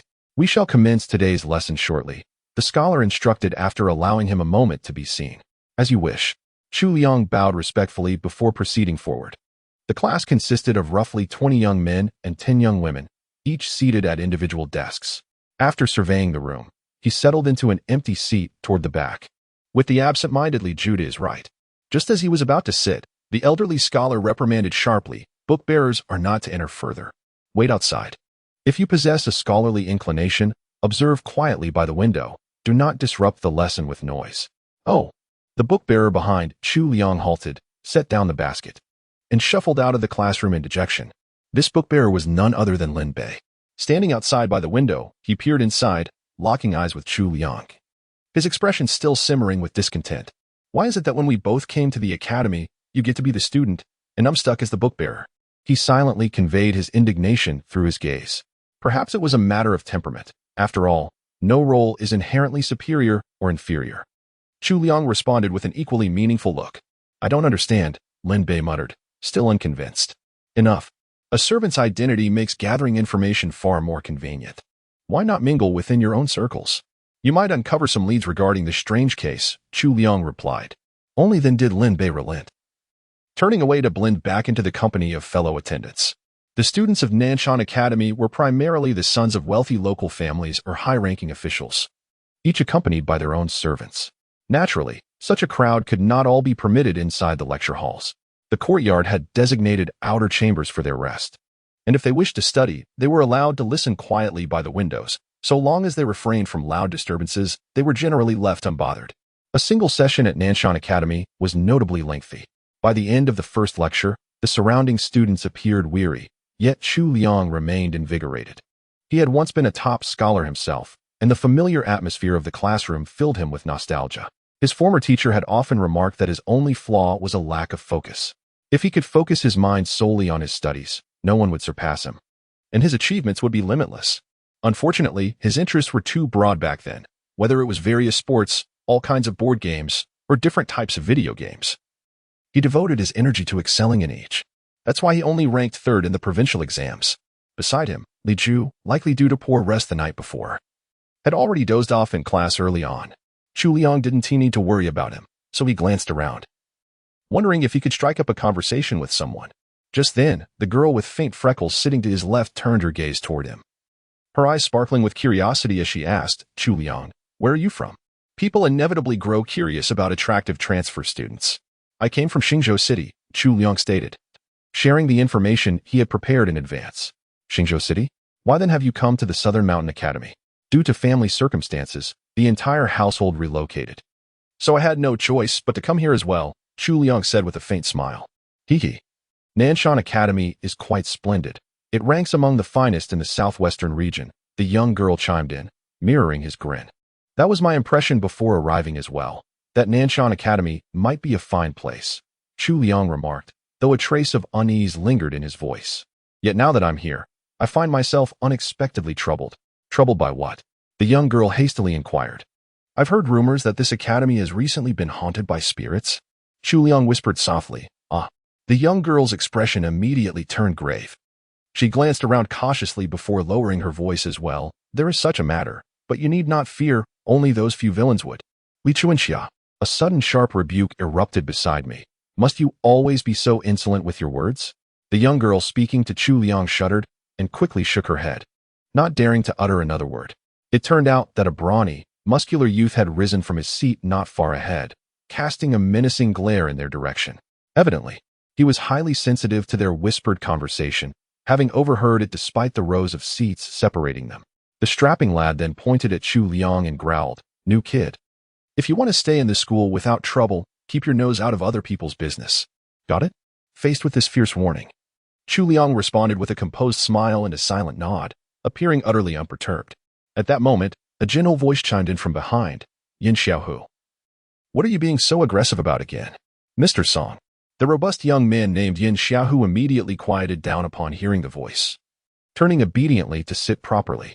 A woman entered, dressed in a plain blue long skirt with a light green short jacket draped over it. She was tall and slender, almost delicate in frame. Her hair was simply tied up, revealing earlobes and a neck as fair as polished porcelain, her skin smooth as cream, her features refined and unadorned. Her eyes were deep and luminous, dark as obsidian, though her expression was stern, and her demeanor carried an air of forced maturity. It was still unmistakable at a glance she was far from old. Was this also one of the academy's instructors? Chu Liang was taken aback. The woman appeared astonishingly youthful. Presently, Mr. Song entered through the door, approached Li Ju's side, and with a gentle touch, roused him from his slumber. Only then did she proceed gracefully to the lectern and murmur in a soft voice, Let us begin our lesson. Li Ju observed the female instructor with rare attentiveness. compared to the previous elderly professor who had strained his voice in vain attempts to rouse the class. Her tone was gentle and soothing. One might even describe it as softly spoken. Yet all the students below the podium, regardless of gender, seemed invigorated, with not a single soul succumbing to drowsiness. "Do we have new students joining us today?" Mr. Song gazed at Chu Liang and began by saying, "Allow me to introduce myself. I am Song Qingyi, a poetry instructor at Nanshan Academy." Chu Liang met her gentle eyes and felt an inexplicable sense of peculiarity. Though young, Song Qingyi possessed profound knowledge, delivering her lecture with both depth and clarity, making it thoroughly engaging. After the class concluded, it was time for the midday break. On the way to lunch, Chu Liang finally reunited with Lin Bei. "How did the investigation go?" Chu Liang inquired. "Have you gathered all the information?" Lin Bei replied eagerly that Mr. Song is named Song Qingyi, originally from the Jiangnan region. He arrived at Nanshan Academy just a few days ago, around 18 or 19 years old, similar in age to us, and unmarried. Chu Liang. Chapter 20. The young master of the Black Tiger Gang, Chu Liang, gazed at Lin Bei, while Lin Bei returned the stare. The prolonged silence grew increasingly awkward until Lin Bei finally scratched his head sheepishly. "Right. My main objective is still to investigate the mysterious case." "Oh, how commendable that you still remember," Chu Liang muttered inwardly. Lin Bei continued, "Regarding the haunting at Nanshan Academy, there are indeed numerous rumors circulating. It's said that it all began with a girl named Situ Yan, who drowned herself in the lake behind the mountain after being bullied at school." Situ Yan. Chu Liang repeated the name softly. Then, 7 days later, 2 more students' bodies were discovered in the same lake, their deaths gruesome and horrifying, Lin Bei explained. "Now, the academy is rife with whispers that Situ Yan's vengeful spirit has returned to exact retribution on those who tormented her. If it's truly the work of a vengeful spirit, the matter shouldn't be too difficult to resolve." Chu Liang nodded thoughtfully. "But why is Li Ju so terrified? Had he ever bullied Situ Yan before?" He always felt there was something off about the behavior of Li Ju and his son. With that reticent demeanor of his, could he really be capable of bullying others? Lin Bei curled his lips in disdain. If anything, he was the one being bullied, wasn't he? Before their words had fully faded, they spotted Li Ju cornered not far ahead by none other than the youth named Yin Xiaohu and his 2 so-called study companions, a pair of towering, broad-shouldered brutes whose menacing scowls and brawny frames betrayed their true role as enforcers. Pushed against the wall without ceremony, Li Ju wordlessly produced a substantial silver ingot from his pocket. Yin Xiaohu waited in his palm with a satisfied smirk before departing with his lackeys, precisely illustrating Lin Bei's earlier observation. Should they intervene? Lin Bei wanted to rise and intervene. Unnecessary. Chu Liang shook his head slightly, continuing to dine with undisturbed composure. "Will you not intervene?"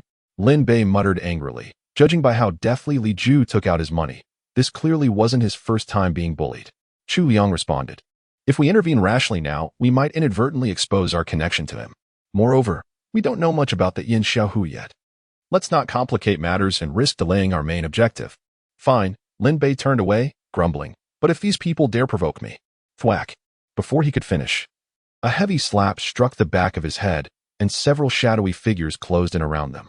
It was none other than Yin Xiaohu and his 2 burly attendants. "Newcomer."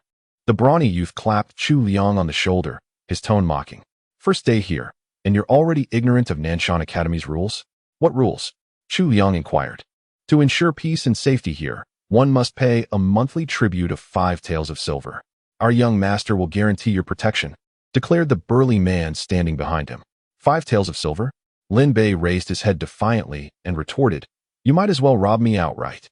Although they practiced cultivation in the Immortal sects and rarely dealt with mundane currency, they were well aware that 5 taels of silver could sustain an ordinary household for several months, by no means an insignificant sum. Even among the privileged young masters and ladies of Nanshan Academy, this demand is truly exorbitant. Feeling indignant, are we? Another burly man slapped the back of his head again. Damn it. Lin Bei was instantly on the verge of erupting in anger. Sensing the tension, Chu Liang quickly raised a hand to steady him. Then with a composed smile, produced a 10-tael silver ingot and handed it to Yin Xiaohu. "Since it's the rule, naturally we must abide by it. I'll pay for 2 months in advance. From now on, I'll be counting on Brother Xiaohu's kindness."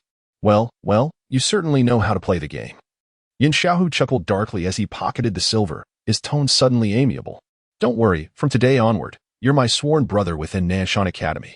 Just drop my name, Yin Xiaohu, and you can strut sideways without fear." Brother Xiaohu's dominance is truly awe-inspiring. Chu Liang flattered smoothly before inquiring further, but I wonder, outside Nanshan Academy, in the streets of Yinjia City, would Brother Xiaohu's protection still hold sway? Rest assured, the burly man behind him continued. Our young master is the heir of the Black Tiger Gang. You may inquire around. Our Black Tiger Gang operates under the Mighty Whale Gang's jurisdiction. Do you comprehend? Once you befriend our young master, you can roam freely and dominate the entire Yinjiao City. So you're the young lord of the Black Tiger Gang. My apologies for not recognizing you earlier. Chu Liang put on an expression of long-standing admiration. With just a few words, he happily sent Yin Xiaohu on his way. After they had left, Lin Bei rubbed the back of his head with a dark expression and said, though those men had some martial prowess, at best they were only at the body-forging realm. I could have taken them down in a few moves. Why didn't you let me act? The situation is unclear. Best not stir up trouble. This Black Tiger Gang seems like local bullies. If we really provoke the Whale Gang, our mission will become difficult, Chu Liang advised. Let's first gather more information before taking action. Fine, but we haven't even received payment for this job yet, and already lost 10 taels of silver. Lin Bei muttered, still resentful. We'll just have Lordly reimburse us later. Chu Liang chuckled lightly. The Whale Gang, also known as the Four Seas Whale Gang, ranks among the 10 territories. Unique among the 9 heavens and 10 territories, it is the only faction that operates as a gang rather than a sect. Yet stands shoulder to shoulder with major immortal sects. Its power is undeniable. With tens of thousands of followers spread across the 4 seas, they dominate trades such as water transport and dockyards. A true behemoth. If the Black Tiger Gang truly has ties to the Whale Gang, no wonder Yin Xiaohu acts so brazenly. However, upon returning to the classroom, he still leaned over and asked Li Ju, "Are you all right? Regarding Yin Xiaohu's situation, would you require our assistance?" "No need." Li Ju shook his head lightly and whispered, "I've long grown accustomed to it, and, after all, he won't live much longer." Just as Chu Liang was about to turn away, he suddenly heard this additional remark, which filled him with startled suspicion. "What do you mean?" he asked. "No." Li Ju quickly shook his head and fell silent again. Yet Chu Liang's bewilderment only deepened. The afternoon passed uneventfully. When school ended, the two followed Li Ju at a distance, descending the mountain toward the outskirts of Yinjiao. Lin Bei, meanwhile, reported his findings to Chu Liang. That Black Tiger Gang claims affiliation with the Whale Gang, but it's merely a nominal connection, likely just trying to borrow prestige. There's never been any evidence of the Whale Gang involving themselves in their affairs. In the city of Yinjiao, they were indeed considered a formidable gang, boasting several dozen martial artists within their ranks. However, most were merely at the first realm, with a few hall masters reaching the second realm, and only the gang leader had attained the third realm. Chu Liang nodded slightly.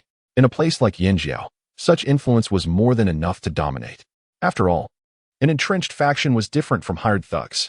A wealthy man like Master Li could afford to hire a divine intent cultivator for a few days, but sustaining one long term would be beyond his means. Moreover, disciples of Mount Shu acted with righteousness. They typically only intervened in matters involving demons and monsters, never assisting in personal vendettas. A gang capable of maintaining dozens of martial artists who obeyed every command, along with a third realm expert at its helm, was indeed no weakling. But that was all. Having assessed the situation, Chu Liang glanced around, his gaze quickly settling on Yin Xiaohu, who had just left the academy. "Brother Xiaohu." Chu Liang greeted with a smile, approaching alongside Lin Bei. "Ah, young Chu," Xiaohu replied. "What brings you here?" Yin Xiaohu now regarded Chu Liang as an astute individual, the kind of intellect worthy of being recruited as a loyal subordinate. "Weren't you the one who previously instructed me to gather intelligence on the Black Tiger Gang?" "I went to inquire," Chu Liang said with a smile. So what do you intend to do now?" Yin Xiaohu sensed something peculiar about his smile. Then, he heard Chu Liang say, "Therefore, I shall now reclaim the money."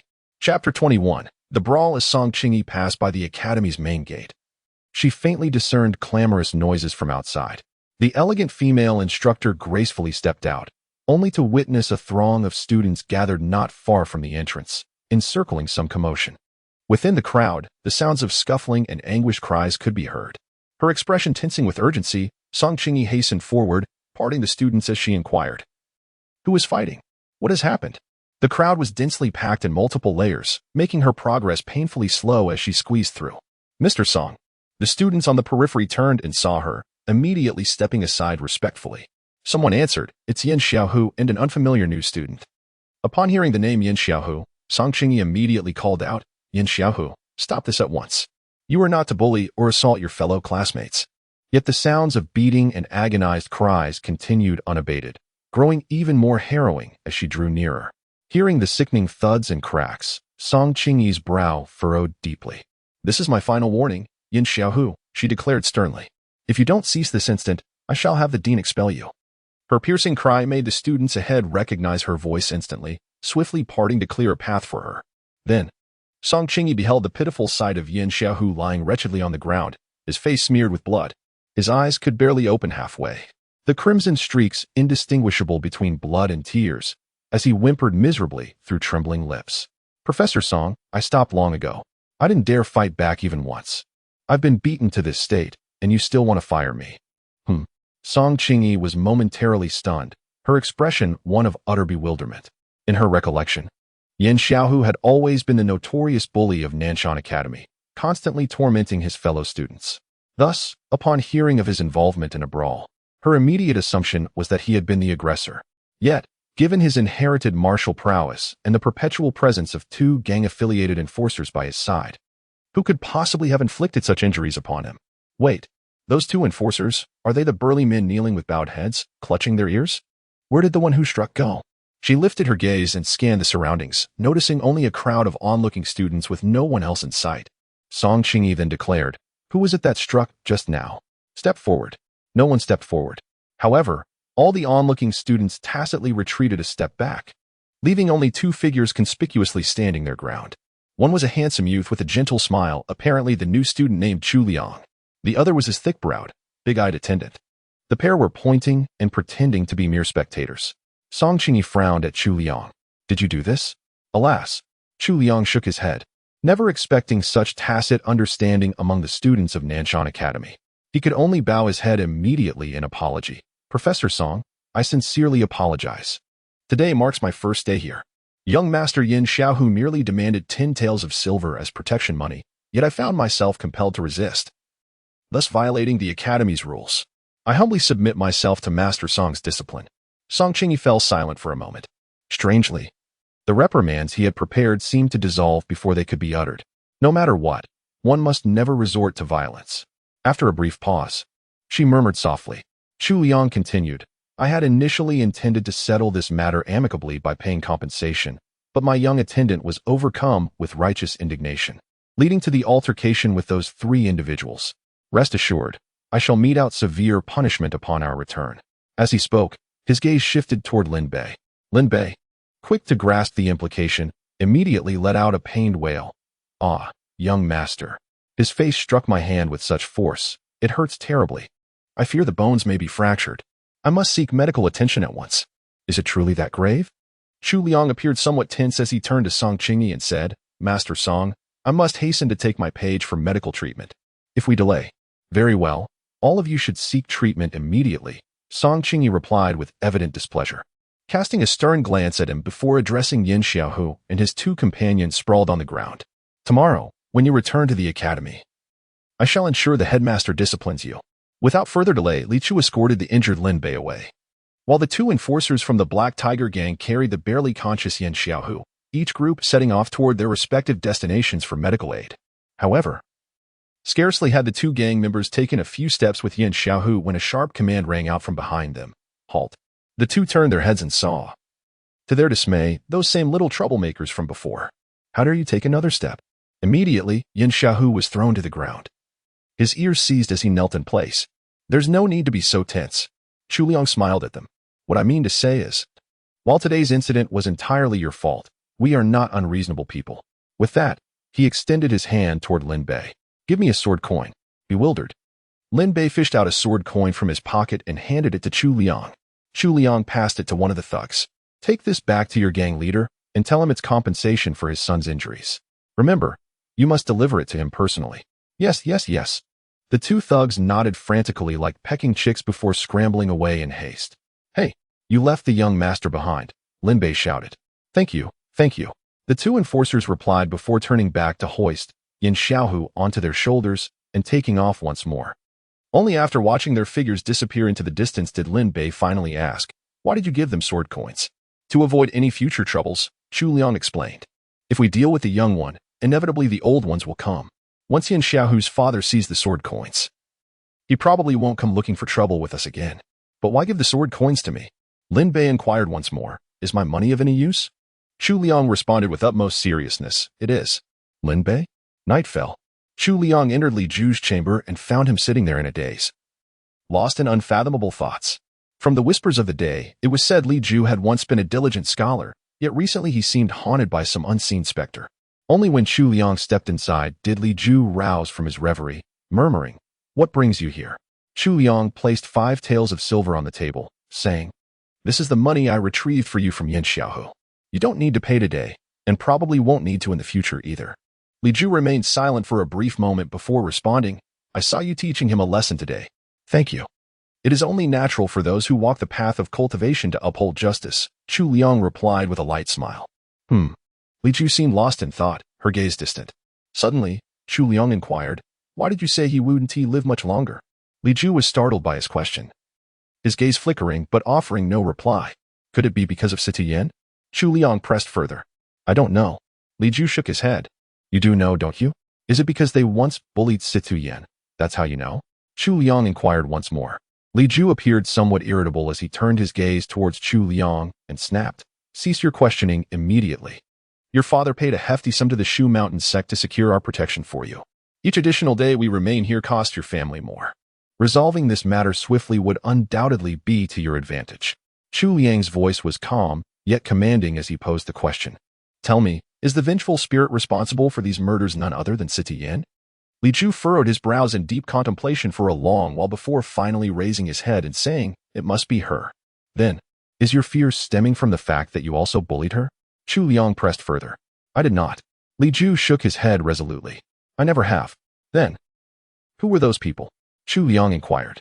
Li Ju clutched his head as if burdened by unpleasant memories, yet still responded, "Zhang Tsong, Wu Shaoan, Yin Xiaohu, Chinda. It's them. They frequently bullied Situ Yen." Chapter 22. A lakeside encounter at night. Li Ju recounted a tale to Chu Liang. The protagonist was a girl named Situ Yen, an ordinary lass, neither strikingly beautiful nor unattractive, born into a prosperous family where comfort and abundance graced her days. Hers should have been a life of serene contentment, yet fate proved cruel. 2 years prior, a devastating fire ravaged Situ Yan's home. Though she emerged from the inferno with her life, the flames had seared half her face, leaving behind grotesque scars that would never fade. They had once been classmates in the Gengzi cohort of Nanshan Academy. After the disfigurement, her peers recoiled from her visage. Though she shrouded herself in veils and let thick locks cascade over the left side of her face, the scars remained imperfectly concealed.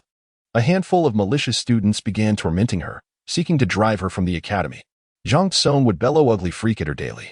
Wu Shaoan pelted her with crumpled paper. Chanda, knowing full well her terror of fire since the incident, delighted in frightening her with burning straw. Yin Xiaohu extorted 5 taels of silver from her each month. Defeated, Situ Yen contemplated surrender, abandoning the academy altogether. It was then that Li Ju offered her solace.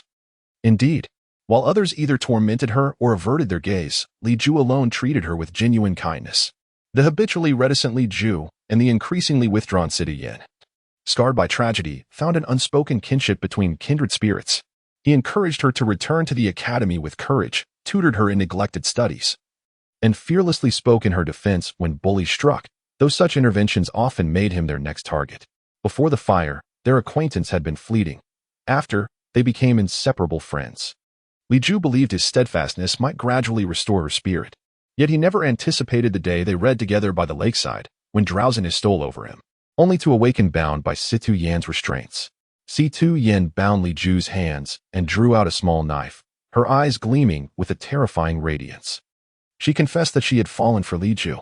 By disfiguring his face, making him a monster like her, they could be together forever. Li Ju attempted to dissuade her, but she seemed hysterical, deaf to his pleas, obsessed only with transforming him into an equally grotesque creature, a monster. Fortunately, through desperate struggle, he managed to wrench free just before her blade could reach him. Shoving Situ Yen aside, he cursed her as a madwoman before fleeing without daring to look back. The next day, news spread that Situ Yen had drowned herself in the lake. Li Ju was lost in turmoil. He questioned whether he had been right or wrong, why his genuine kindness had been repaid with such cruelty. Had his final insult, that single word, Madwoman, been the final blow that shattered her? 7 days later, the corpses of Wu Shaoan and Zhang Tsong were also discovered in the lake. The academy buzzed with whispers. Was it the vengeful spirit of Chu Liang returning for retribution? Li Ju believed so. It must be. It must be her return. All who have wronged her shall face retribution. Yet he remained uncertain whether he would become the target of her vengeance. Li Ju was terrified. As Chu Liang stepped out of the chamber, his emotions were entangled in complexity. It was indeed a profoundly somber tale, yet cultivators ultimately bore their own solemn duties. Lin Bei stood waiting outside and, upon seeing him emerge, inquired softly, "How did it go?" Since the deaths of Zhang Tsong and Wu Shaoan, Chen De had secluded himself at home, never returning to the academy. Yin Xiaohu remained his usual self, though he too had been confined indoors these past few days. If Chu Liang had indeed transformed into a vengeful spirit, she would most likely manifest by the lakeside behind the academy. I shall investigate there while you remain here to watch over Li Ju. Chu Liang briefly recounted his findings to Lin Bei before preparing to venture into the academy's rear mountains. Very well, leave this place to me, Lin Bei replied. But be cautious, facing a vengeful spirit alone is no trivial matter. Worry not, Chu Liang assured him. Chu Liang possessed no cultivation in life, even as a vengeful spirit. She should pose little threat. The piercing glare of sword flight deemed too conspicuous, he opted instead for the slower yet more discreet art of wind riding. By now, the city gates would have closed for the night, a convenience for cultivators. Daylight flights risked alarming the common folk, whereas the cover of darkness allowed unhindered passage. As he arrived at the academy's rear mountains, the night deepened, devoid of human presence. Twisted tree shadows stretched across the ground, the mournful wind whispering as though countless unseen figures lurked within the darkness. A night perfectly suited for spectral encounters, Chu Liang mused, concealing himself amidst the foliage.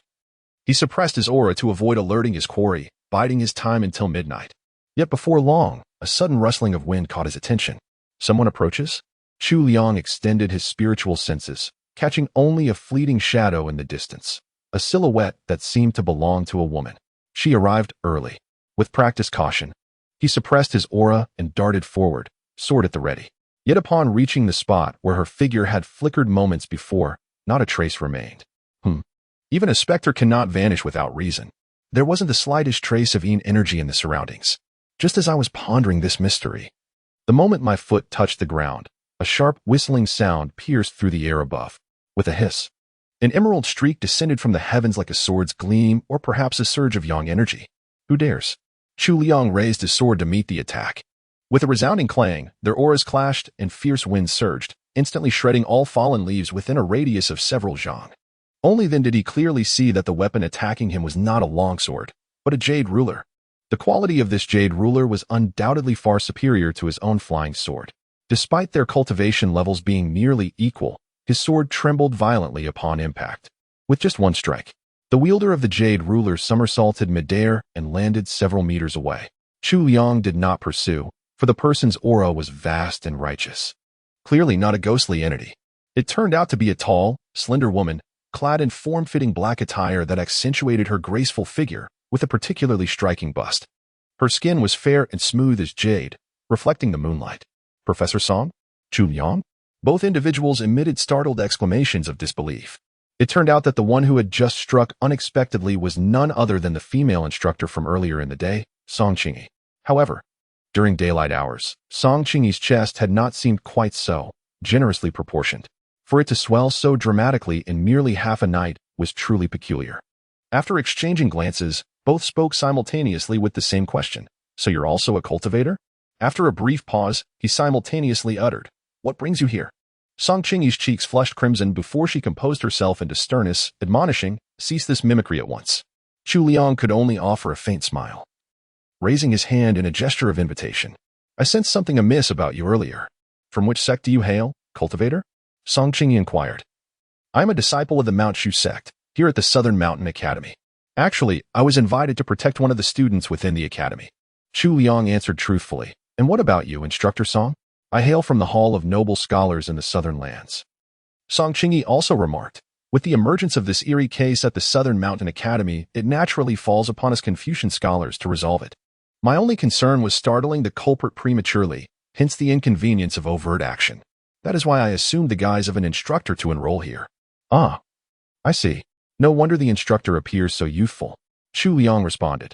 Indeed, this matter should not involve disciples of Mount Shu. However, having accepted a request, one must honor their duty. It was only after uncovering certain leads that I ventured to the lakeside in the rear mountains. Since Instructor Song is present here, I presume you are already acquainted with the affair concerning Situ Yin? Song Qingyi nodded slightly. Indeed, for the past 2 nights, I have kept vigil here, yet witnessed no unusual activity.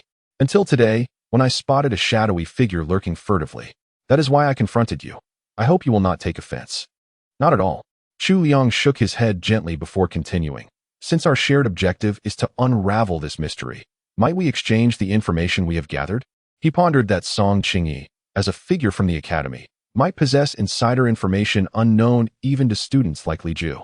Song Qingyi showed no resistance. Nodding gently as she inquired, "What is it you wish to know?" "I was wondering." Chu Liang gazed curiously at Song Qingyi's chest, gesturing with his hands. "Instructor Song, were you perhaps wearing a corset earlier? How? The difference between day and night is so striking." Chapter 23, The Painted Skin Demon, because I was afraid it might appear somewhat improper during class. Song Qingyi stammered through her explanation before suddenly frowning. "Why am I even telling you this? If you have nothing pertinent to the mysterious case to discuss, kindly depart at once." "I was just a bit curious." Chu Liang smiled and began inquiring about the serious matter. "You must have examined the bodies of those 2 students. Was it truly the work of vengeful spirits?" The manner of death was gruesome, with an overwhelming aura of malevolence, confirming it to be the work of a spectral entity. Song Qingyi responded, "However, I have a lingering suspicion that this is no mere vengeful spirit, but something of a higher order. Vengeful spirits possess limited intellect, their thoughts muddled, often confined to haunting a single location repeatedly. Though their obsessions run deep, they lack the capacity for intricate schemes. Luring 2 students from their homes to the lakeside for execution does not align with the capabilities of a vengeful spirit, unless by sheer coincidence. Yet Situ Yin was but an ordinary maiden devoid of cultivation." Chu Liang remarked, "An ordinary person without cultivation possesses a soul of finite strength. Even with the deepest resentment after death, they could at most manifest as a slightly stronger vengeful spirit. If any individual could transform into a malevolent ghost without limits, wouldn't death itself become an ascension? A higher-order spectral entity," Song Qingyi continued, "either strengthens through serendipity and cultivation after becoming a ghost, or possesses formidable spiritual power in life. This is certain. The recently deceased Situ Yin clearly met neither condition. Thus, it is possible another ghostly being committed the atrocity." She paused. "Or, it could be the work of a demonic cultivator." Chu Liang nodded in agreement. Certain practitioners of the demonic path specialize in refining souls steeped in resentment, turning them into tools or weapons for their cultivation, methods both cruel and contrary to the natural order. The currently ascendant Nether King sect of the demonic path, for instance, employs numerous techniques reliant on spectral souls. Chu Liang then shared with Song Qingyi some of what Li Ju had disclosed, omitting the tale between Li Ju and Situ Yin, mentioning only the names of classmates who might have incurred her wrath. "Chinda, Yin Xiaohu." Song Qingyi inclined her head. "I shall visit them both tomorrow." After their exchange, Chu Liang departed the rear mountain and returned to the Li residence in the outskirts of Yinjiao. "So Instructor Song is from the Hall of Noble Scholars." Lin Bei mused upon learning this, visibly surprised. Among the 9 heavens and 10 earths, only 2 Confucian sects exist, the Dragon Rising Academy, backed by the imperial court and cultivating talents across the Yu dynasty, and the more autonomous Hall of Noble Scholars, originally founded by several eminent Confucians. The Hall of Noble Scholars in Jiang'an began as a gathering of renowned scholars who would discourse on philosophy and scholarship atop the Misty Rain Pavilion. Their exchanges celebrated as a cultural marvel. Over time, those deemed worthy by these scholars were invited to join, transforming the site into a sanctuary of intellectual exchange. Eventually, it was proposed that the place be named the Hall of Noble Scholars, where any Confucian gentleman whose virtue, scholarship, and cultivation earned recognition could inscribe his name, ensuring his legacy for eternity. From then on, the Hall of Noble Scholars became an esteemed sanctuary of Confucianism, with countless scholars aspiring to have their names inscribed there as the ultimate lifetime achievement.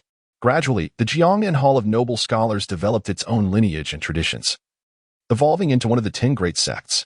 Regarding the academy matters, the Confucian scholars will handle them. We needn't concern ourselves overly, Chu Liang remarked. Confucianism is splendid. Lin Bei mused, his face bearing an odd smile. as if recalling something peculiar. I adore Confucianism immensely. Qindo is dead? The following afternoon, Song Qingyi unexpectedly sought out Chu Liang and Lin Bei, bearing grim tidings. After concluding her morning lectures, she had visited the residence of her student Qindo under the pretense of an instructor's courtesy call. What she encountered was a household shrouded in sorrow and despair. This matter is rather peculiar, Instructor Song remarked with a solemn expression. Listening intently, both Chu Liang and Lin Bei grew serious. According to Qin's family, ever since the deaths of Zhang Tsong and Wu Shaoan, Qindo had confined himself to his chamber, too terrified to step outside. Only when his parents delivered meals could they catch a glimpse of him. Last night, as Qin's father brought supper to his son, he happened to witness Qin's mother entering the room with a tray in hand. Puzzled, the father wondered, hadn't she specifically asked him to deliver the meal? Why had she come herself now? However, upon returning to the room, he found Qin's mother lying on the bed. Qin's father immediately sensed something amiss. Rushing to Qin Da's chamber, he discovered the young man sprawled motionless on the floor, his body charred black as though consumed by raging flames. Yet the room bore no trace of smoke or fire, nor had any cries for help been uttered. Within mere moments, Qindo had been mysteriously incinerated out of thin air. I've examined the scene, Song Qingyi recounted without omission, her voice steady. The air is thick with yin energy. This is undoubtedly the work of malevolent spirits. For her, the sooner this matter was resolved, the better. If others could assist, all the more advantageous. That figure Qin's father witnessed, the one who entered Qin Da's room disguised as his mother, it was a specter's illusion. Chu Liang pondered briefly before continuing. Malevolent entities capable of freely assuming another's visage are exceedingly rare. Simple illusions to mimic human form are not uncommon. Many wicked beings possess such tricks, but to flawlessly transform into any person at will, that is far more difficult. Aside from those who wield the profound art of infinite metamorphosis, only certain unique racial gifts allow for such deception, like the fox spirits among Yao or among ghosts. The Wapai Gui, the face-stealing specter. Lin Bei also exclaimed. Indeed, only a skin-painting ghost can freely transform into others. Those two students earlier must have been lured to the lakeside by such a specter. Song Qingyi added. But how could Situ Yan, who has only recently passed away, become such a formidable skin-painting ghost? If the malevolent spirit is not Situ Yan, then why does it exclusively target those she sought vengeance upon? The shape-shifting skin demon is elusive and unpredictable, 100 times more troublesome to deal with than vengeful spirits. One could see Song Qingyi's brows furrowing in evident distress. Professor Song, rest assured, came the earnest reply. We disciples of Mount Shu have always regarded the eradication of evil as our sacred duty. We shall not permit malevolent entities to wreak havoc. You have our full support in this endeavor. Lin Bei thumped his chest with conviction. Upon returning to the Li residence, his gaze fixed intently upon Chu Liang. Devise a solution, my dashing friend, he implored. He implored urgently, it is precisely your exceptional intellect and remarkable talents that compelled me to seek your assistance for this mission. Why approach me when you've already pledged your commitment to Instructor Song? Chu Liang smiled and said, isn't our task simply to keep an eye on Li Ju? Don't you wish to witness Instructor Song's delightful smile? Lin Bei said in a deep voice, I only wish to vanquish the malevolent spirits. Chu Liang responded impassively. Yet of course, he would not withhold his efforts, for the existence of the skin-peeling demon posed a grave threat to the mortal realm and must be eradicated without delay. After a moment of contemplation, he spoke. Regardless of the identity of this skin-peeling demon, its actions align with Tu Yan's path of vengeance. Thus, as long as we guard its intended targets, we shall inevitably ensnare it. With that, he rose and declared, keep a close watch on Li Ju. I shall seek out Yin Xiaohu. Why is it always you who ventures forth? Last night it was your turn to go out, and you happened to encounter Instructor Song. Today, I wish to be the one to venture forth. Lin Bei stood up and declared.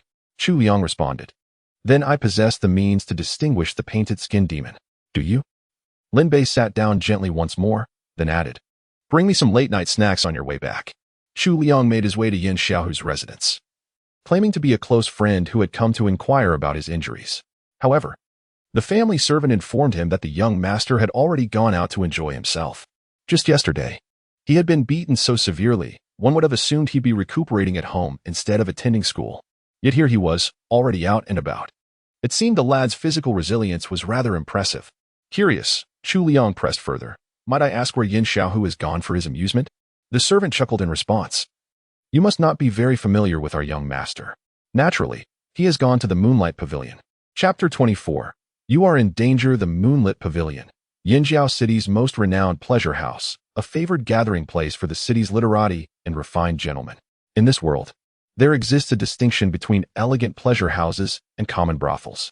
Brothels are straightforward, dedicated solely to carnal transactions, often small in scale and tucked away in obscure corners, like the spider demon brothel Chu Liang had previously dismantled, hidden in an unremarkable location outside the city. Pleasure houses, however, lean more toward the arts, grander in scale, with a stronger emphasis on social gatherings. Typically, the ladies here accompany guests in drinking and enjoying performances. Of course, should one insist on additional requests, as long as the lady consents, it is not entirely forbidden. Yet the most sought-after courtesans are notoriously difficult to win over. Even with lavish sums, one might only secure the privilege of refined conversation over wine. Deeper, more intimate exchanges are not so easily attained. Recently, Yin Xiaohu had been ardently pursuing the Moonlit Pavilion's most celebrated courtesan, a young woman named Rui.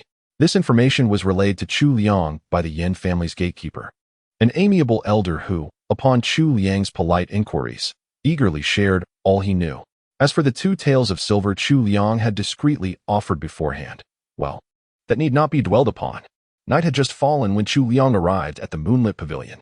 The air was alive with soft melodies and graceful dances. On the first-floor stage, several women draped in delicate gauze swayed elegantly to the musicians' accompaniment. Below, guests clustered around tables, feasting and enjoying the music in the company of charming ladies.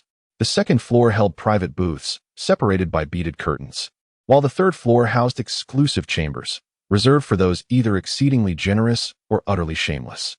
Without a doubt, Yin Xiaohu was both exceedingly generous and utterly shameless. Thus, the moment Chu Liang stepped through the door, he made his way up the stairs. Almost immediately, a matronly figure wielding a fan approached, her eyes gleaming. "Ah, young master. A new face, I see. Seeking company upstairs, are we? Greetings, I seek an audience." Chu Liang inquired, "Is young master Yin Xiaohu currently in residence above?" "Ah, you must be young master Yan's friend. Please wait a moment, I'll have someone escort you over." The madam was quite accommodating after all. Chu Liang possessed striking good looks and refined manners, the very picture of a cultured gentleman who clearly wasn't here to cause trouble. With a wave of her hand, she summoned an attendant to lead Chu Liang up to the 3rd floor, stopping outside a private chamber. 2 burly guards with prominent temples stood sentry outside the room. Evidently Yin Xiaohu's new bodyguards whose cultivation levels appeared significantly higher than the previous pair. "Young master, please wait here while I announce your arrival," the attendant said. "No need. I'll enter directly." Chu Liang gently restrained him before stepping forward himself. The imposing aura radiating from the 2 guards was intimidating, and they immediately adopted defensive postures as Chu Liang approached. Yet undaunted, Chu Liang moved closer and politely stated, "Greetings. I'm here to see Yin Xiaohu. We're classmates." "Classmates?" The bodyguard on the left furrowed his brows and said sternly, "The young master has given orders. He will see no one." The one on the right was even more blunt, uttering a frigid scram. "Is that so?" Chu Liang smiled faintly. "When exactly will Lady Rui arrive?" In the private chamber, Yin Xiaohu wore a displeased expression, flanked by 2 trembling young ladies in colorful skirts, their faces etched with anxiety, fearing the outburst of this young tyrant. "Lady Rui is currently engaged in conversation with others and will join us shortly. Please be patient, young Master Yin. I've spent thousands of taels on her. Shouldn't that at least grant me priority?" Yin Xiaohu's face still bore the bruises from his injuries as he fumed with rage, declaring, "I am absolutely livid right now. Having suffered a brutal beating the previous day and losing face at Nanshan Academy, he was in a foul mood, seeking some diversion to lift his spirits. Yet upon arriving here, he was informed that Lady Rui was unavailable and would have to wait. Just as he was venting his anger, suddenly, several loud bangs echoed from outside the door, which was then violently flung open, sending 2 bodyguards tumbling inside. "Who dares?" he roared. Yin Xiaohu immediately rose to his feet and bellowed, "Young master," he insisted on barging in. The 2 of us couldn't stop him." The bodyguard scrambled up with a pained groan. Who dares provoke Yin Xiaohu in the territory of Yinjiao City? He was on the verge of erupting in fury. Then, Chu Liang walked in with an air of effortless grace. Yin Xiaohu's anger dissipated instantly, replaced first by a fleeting moment of bewilderment before transforming into a polite smile. Brother Chu, it's you." His fear of Chu Liang stemmed not merely from being outmatched in combat. After his father had seen the sword coin Chu Liang sin over, he'd warned plainly, "We cannot afford to provoke someone like this.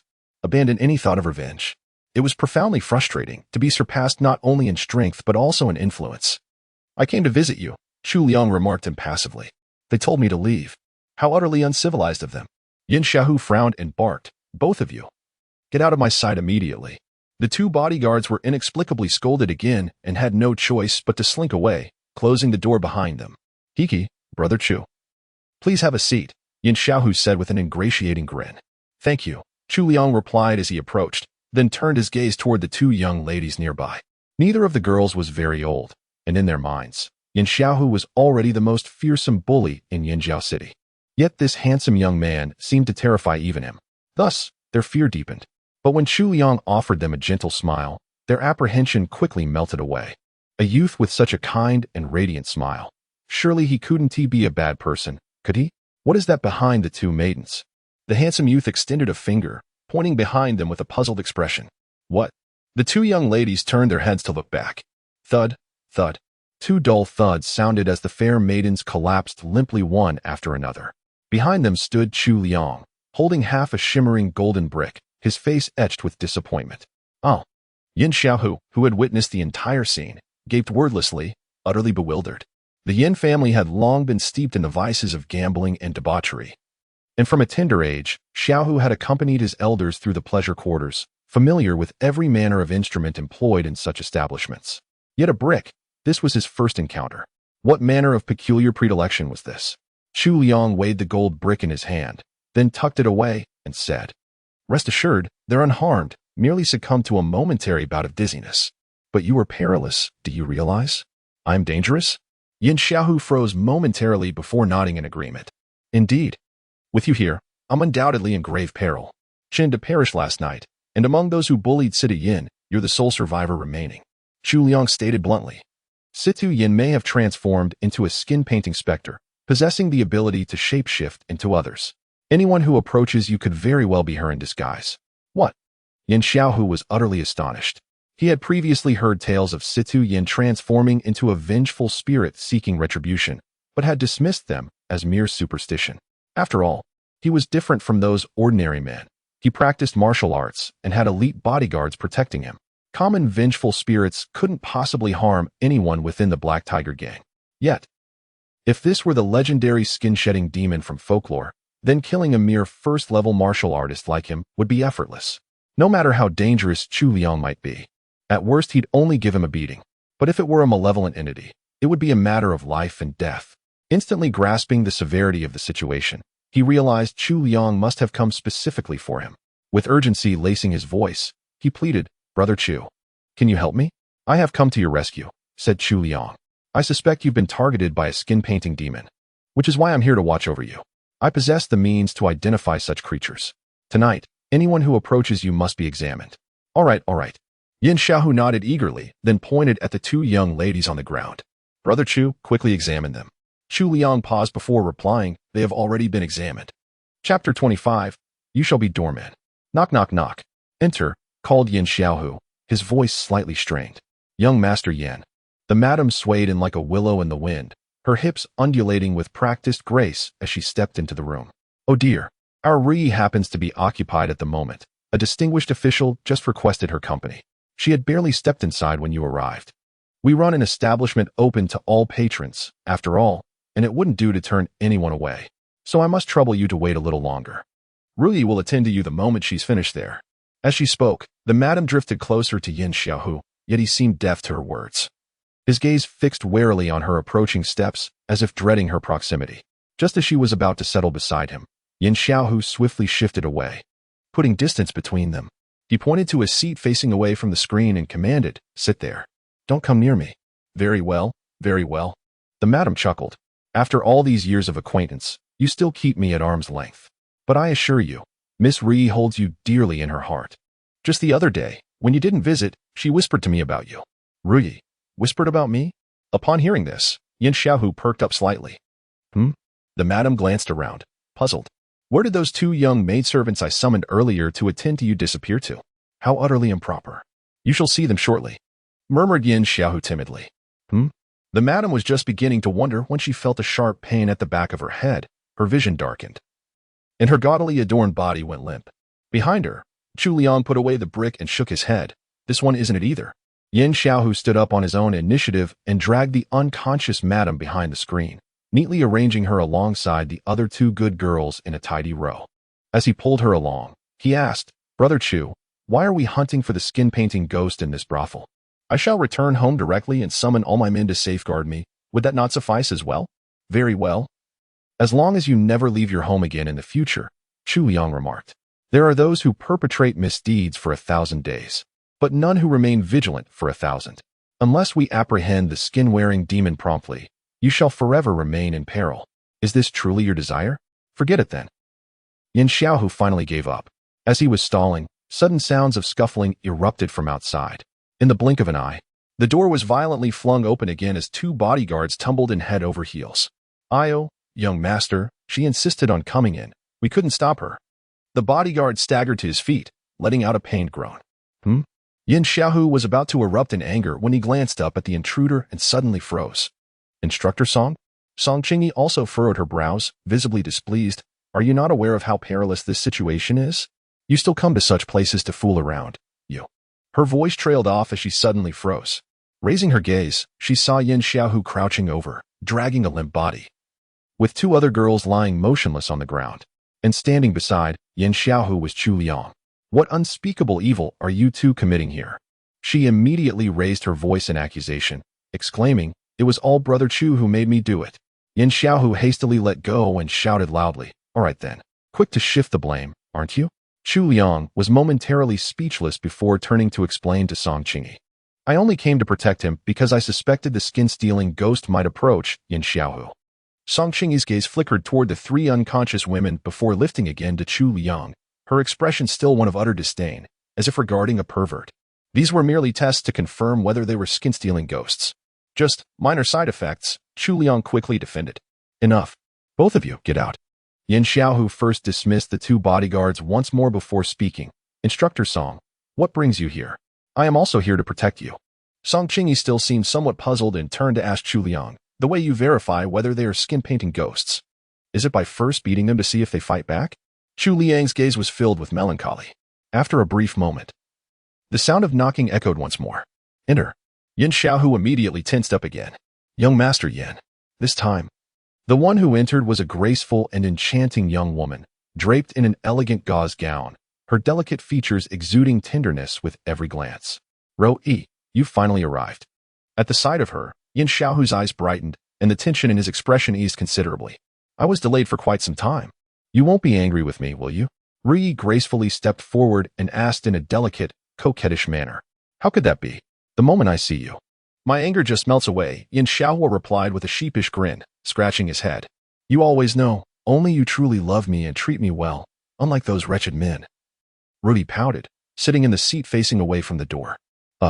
Yin Xiaohu gritted his teeth, hesitating for a moment before pointing to the seat behind the screen. "Ru-yi, sit there." Ru-yi froze for a moment before bursting into laughter. "You're acting rather peculiar today." "There's nothing wrong," Yin Xiaohu replied. "I simply wanted to face you directly, to see you more clearly." All right. Ru-yi conceded with a sigh as she stood up. Then she asked, "Isn't today a school day? Why aren't you at the academy?" "I just don't feel like going." Yin Xiaohu naturally couldn't mention the brutal beating he'd received at the academy that made him too ashamed to show his face there again, especially since the perpetrator was currently hiding behind the screen. "Didn't you say that new instructor Song at your academy was half as beautiful as me? And that seeing her in class every day made your heart itch with desire? So why the sudden lack of interest now?" Ru-yi sighed. Men are indeed fickle creatures, always losing interest after a few days of novelty. Yin Xiaohu abruptly straightened his posture. "You mustn't speak carelessly, Ru-yi." All right, Ru-yi conceded, then gasped upon noticing the injuries on Yin Xiaohu's face. "Young Master Yin, you're hurt?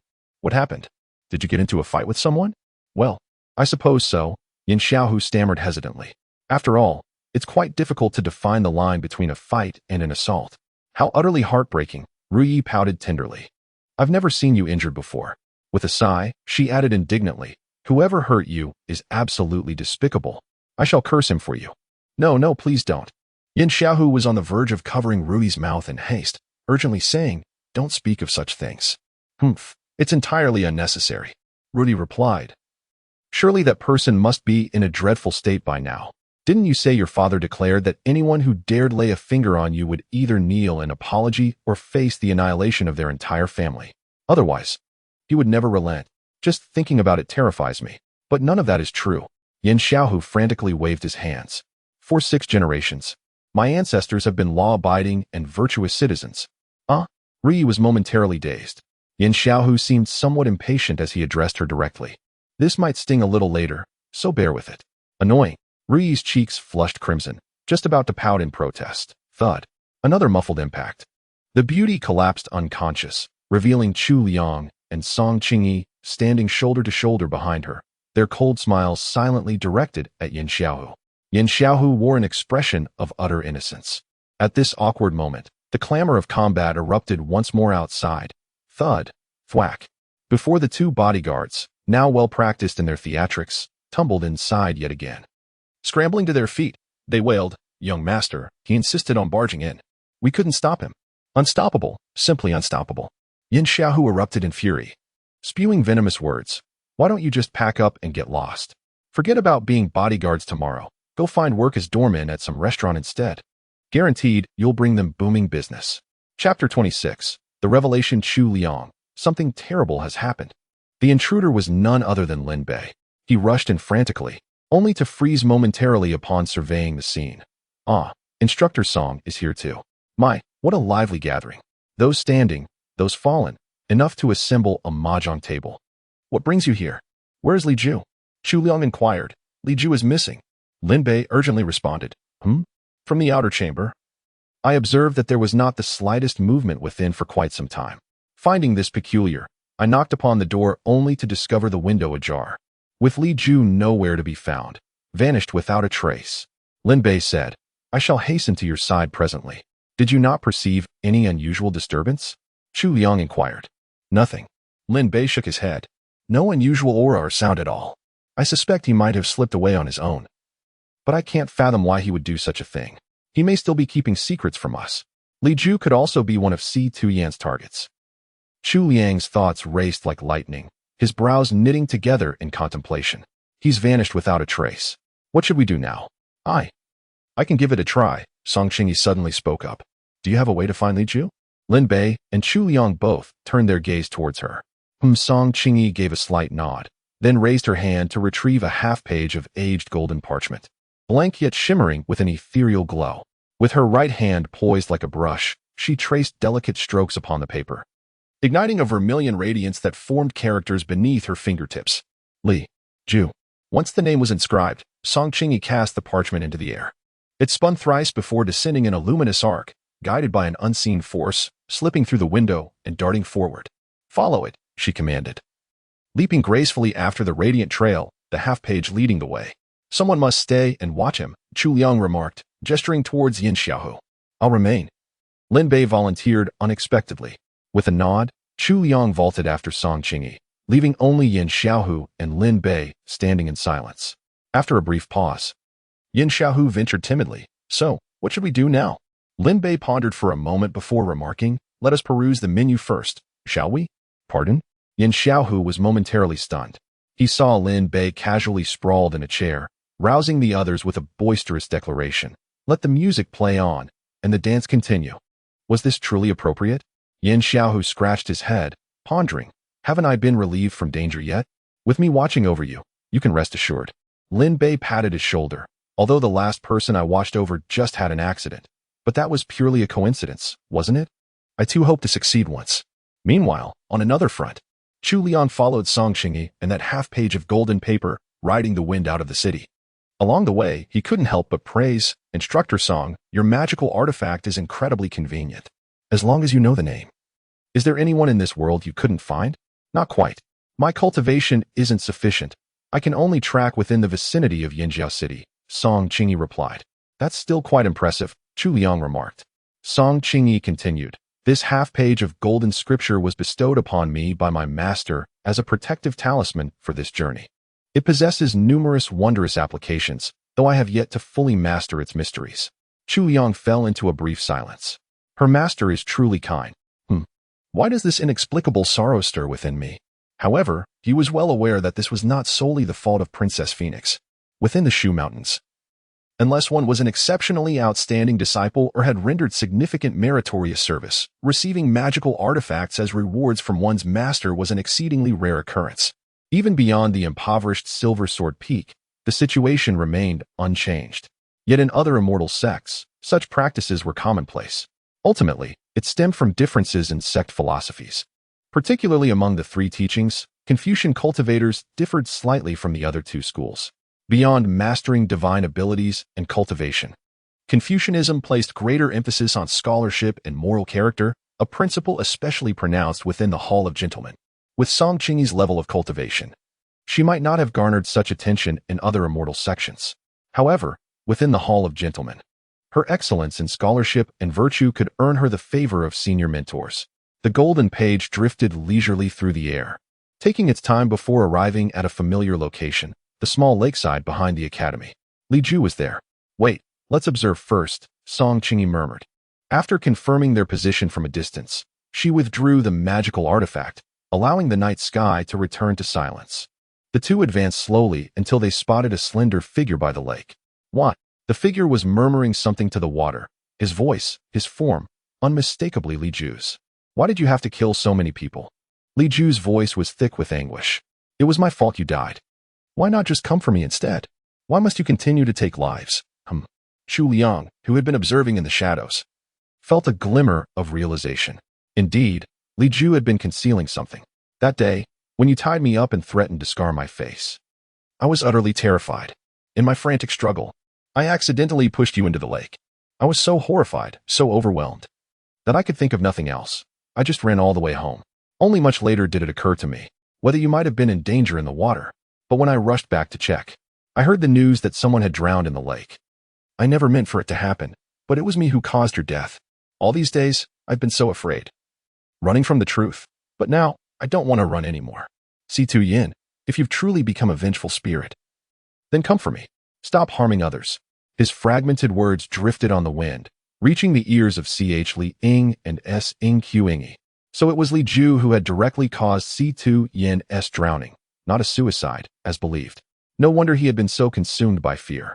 All this time, he had been tormented by guilt over the accidental killing and the dread of a vengeful ghost seeking retribution. The psychological agony must have been unbearable. Perhaps today was the day he could endure it no longer, driving him to this desolate place. Yet after speaking alone for so long, nothing happened. Li Ju lifted his gaze, scanning the surroundings. Are you truly not here? Or do you refuse to appear? Very well. I shall descend alone to atone for my sins, he murmured softly, rising to his feet and striding purposefully toward the shimmering lake below. Behold, it appears as though one intends to take their own life. Li. Song Qingyi immediately wanted to rise and stop him, but Chu Liang firmly grasped her arm. Wait a little longer, he whispered softly. They watched as Li Ju approached the riverbank, seemingly hesitating for a brief moment. Yet, without much delay, he steeled his resolve and plunged into the water. Just as Song Qingyi was about to take forceful action, suddenly, a sinister gale arose with great fury. The howling wind surged like sudden waves, its icy chill piercing to the bone as it swept in from all directions, forcibly pushing Li Ju back to the shore mid-jump. With a thud, Li Ju tumbled to the ground but immediately scrambled back up. Si-Tu Yin, is that you? The howling dark winds finally converged into one spot, coalescing before him into a human silhouette, only to dissipate in an instant. All that remained was a spectral shadow standing in its place. It was a woman clad in scholarly robes, half her face marred by dense scars, none other than the infamous Si-Tu Yin. When Li Ju beheld the ghost he had long feared, an expression of relief seemed to wash over him. You've finally come to see me, he murmured. Meanwhile, Chu Liang and Song Qingyi steeled themselves. The overwhelming miasma of Yin energy was no ordinary grudge of a resentful spirit, and the solidity of her form spoke volumes. Though they knew not what had transpired to grant her such cultivation, one thing was certain. Si-Tu Yin was the skin-painting demon. Chapter 27. The slaying. A chilling wind whispered through the air, shadows of specters lurking ominously. The deceased woman stood once more before him. Yet, Li Ju faced it all with an eerie absence of fear. Perhaps neither death nor ghosts could compare to the torment of his own conscience. The spirit of Situ Yin finally spoke, her voice icy, as though emerging from the depths of the underworld. I do not resent you, nor can I kill you. Li Ju gazed at her, momentarily speechless, uncertain of what to say. Then, with sudden urgency, Situ Yin cried out, Go. Now. What's wrong? Li Ju was utterly terrified, seemingly petrified, still slumped on the ground without retreating. Situ Yin let out a piercing shriek toward the heavens, as a sinister wind howled around them, causing the trees to sway violently. In an instant, the lakeside became bitterly cold, as if plunged into a ghostly realm, while her eyes gradually emitted a sinister crimson glow. No, it can't be. Her voice rasped hoarsely, as if struggling against something. Lifting her head, she roared at Li Ju once more. Run. Get out of here. Li Ju suddenly sensed something amiss and staggered to his feet, stumbling backward in retreat. Yet as he attempted to flee, Situ Yan's raven tresses erupted violently, revealing a ghastly visage entirely veined with inky black vessels, a monstrous, terrifying specter. Stay. It shrieked. Her voice turned utterly icy, her demeanor shifting rapidly. With a sudden lift of her hand, her ghostly figure lunged toward Li Ju in an instant. Meanwhile, Song Qingyi, who had been observing covertly for some time, no longer remained idle. She turned to Chu Liang and declared, I'll handle this. No sooner had she spoken than her figure darted forward, the jade ruler in her palm erupting with a surge of emerald radiance. Within the Hall of Noble Scholars resides an ancient divine artifact ranked among the top 100 treasures in the Wanbao record, known as the river-measuring jade ruler. The one wielded by Song Qingyi is a replica named the heart-measuring ruler. The cultivation world harbors numerous such imitations, typically crafted only by the original owners of such treasures, with high-quality replicas often possessing considerable power themselves. The heart-measuring ruler radiated righteous energy as it soared through the air, striking toward Situ Yin, who had been poised to slay Li Ju. Caught off guard, the ghostly figure narrowly evaded the blow, its ethereal form flickering as it shifted several zhang away.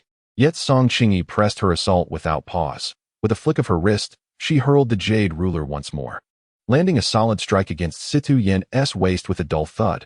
Thud. The spectral body shuddered upon impact, wisps of black mist dispersing from the painted skin ghost's form as it crashed heavily to the ground. The jade ruler circled back into Song Qingyi's palm, and just as she prepared to press her advantage, a figure darted forward to block her path. Li Ju spread his arms wide, shielding Situ Yin as he pleaded in anguish, Instructor Song, please spare her. Situ Yin is not evil, she is pitiable. Li Ju, Song Qingyi exclaimed urgently. Situ Yin has already perished. Now she is transformed into a spectral entity. Only by dispelling her can she properly enter the cycle of reincarnation. Allowing her to persist in this state would condemn her to eternal unrest, forever barred from liberation. What? Upon hearing this, Li Ju shuddered visibly. Song Qingyi's words were no deception. It was universally acknowledged in the cultivation world that exorcising spirits and guiding them into reincarnation, regardless of their nature, constituted an indisputable virtuous deed. In that fleeting moment of hesitation, Situ Yin, who had been lying motionless on the ground, suddenly regained consciousness with a piercing shriek. With a swift motion, she hurled a mass of ominous black energy toward them. The dark energy surged violently with the storm, instantly transforming into an endless expanse of inky mist that enveloped the entire lakeside. Thinking of fleeing? Song Qingyi immediately leaped into the air, soaring high above to escape the enveloping black mist. With a swift motion, she suspended half a golden page above her head, its radiant glow continuously illuminating the area below, ensuring the skinwalking demon within the dark fog could not seize the opportunity to flee. Yet, no figure emerged from the shadows. After what seemed an eternity, as the night breeze swept in, the black mist by the lakeside gradually dissipated, and Song Qingyi descended once more. The scene before her, however, left her momentarily stunned. Li Ju sat slumped on the ground, his expression dazed, clearly bewildered by the recent ordeal. Beside him, another Li Ju stood equally confused, glancing around in bewilderment. Indeed, by the lakeside, there were now two Li Jus. What on earth is happening? Li Ju A was utterly panic-stricken, equally horrified. Li Ju B immediately recoiled and distanced himself from his doppelganger before turning to Song Qingyi with a pleading gaze. Professor Song. Song Qingyi frowned deeply as she scrutinized the two identical Li Jus standing before her. Which one is real? I am truly. The two Li Jus spoke in unison, leaving Song Qingyi momentarily at a loss. Just then, The sound of approaching footsteps emerged from the nearby thicket as a handsome young man, with a gentle smile, gracefully stepped forth. Chu Liang made his radiant entrance. Approaching Li Jue's side with effortless elegance, he murmured with quiet confidence, "I possess the solution. The impostor Li Ju knows me not. Whichever of you can name me shall be proven genuine. You are Chu Liang." The Li Ju beside him immediately responded. Li Ju was momentarily stunned, rendered speechless. At this very moment, the gazes of Chu Liang, Song Qingyi, and Li Ju were all fixed upon him. Just then, Chu Liang suddenly struck, hurling half a gold brick at the back of Li Ju's head with a resounding thud. Beneath the brick, a sinister black mist surged forth. Li Juejia clutched the back of his head with an eerie howl, transforming instantly back into the monstrous form of the skin-painting demon. Chu Liang left her no room for further struggle, his left hand revealing the brick's true form, while his right hand brandished a sword gleaming with a chilling white radiance. With a scornful sneer, the longsword pierced through the painted skin demon's form, instantly covering its ethereal body with a web of cracks. "Su Yin," Li Ju softly called out. The painted skin ghost turned its head, gazing at Li Ju, its eyes suddenly flickering with relief. Thud. The spectral form shattered, dissolving into dust. "You." Song Qingyi tilted her head, curiosity lacing her voice. "It clearly uttered your name. How did you discern it was the impostor?" "I cannot say for certain, but it is plausible that the skin-stealing specter lurking daily within the academy might have heard my name," Chu Liang remarked with a faint smile. Asking questions was merely a means to approach him. Delivering a decisive strike remains the more prudent course of action. "I truly must express my gratitude to you," Song Qingyi said. Had Chu Liang not been present, the specter's scheme would have caused her considerable trouble. As fellow cultivators of the righteous path, vanquishing demons and eradicating evil is simply our duty, Chu Liang replied with a dismissive wave. In truth, he found himself grateful for the specter's final act of defiance. Had it been subdued effortlessly by Song Qingyi, he would have had no pretext to intervene. After all, this was the domain of the Confucian sect. This turn of events allowed him to claim the victory with perfect justification, and now Song Qingyi even owed him thanks. A rather favorable outcome indeed. Only Li Ju stood there utterly desolate, gazing blankly at the spot where Situ Yin had vanished, utterly at a loss. Chu Liang stepped forward and said, "If you truly wish to atone for your sins, surrender yourself to the authorities and confess the accidental killing. Seeking death is no escape from anything." Li Ju nodded faintly. Song Qingyi's eyes also held a trace of sorrow, feeling that Situ Yan's fate was pitiable. Yet she had committed many wrongs. How to judge such a life was beyond words. The tranquil lake rippled under the night breeze, helpless against its currents. Damn it! Not far from here, in an inn within the city of Yinjiao, a figure clad in black robes abruptly shattered the lantern upon the table. Inside lay an extinguished black candle. Crack! The lantern crashed to the ground, shattering into pieces. The black-robed figure gnashed his teeth in fury. After expending such tremendous effort to refine this skin-stealing wraith, had I used it to harvest more living souls, I might have claimed the top rank at the next soul gathering. That could have secured my promotion. Only a few days have passed, and already someone has been slain. How utterly detestable. I shall see for myself who dares lay hands upon my painted skin demon. Chapter 28. Crisis returning to the Li residence. Lin Bei had yet to come back. Chu Liang took the opportunity to sit cross-legged in meditation, preparing to reward himself during this spare moment.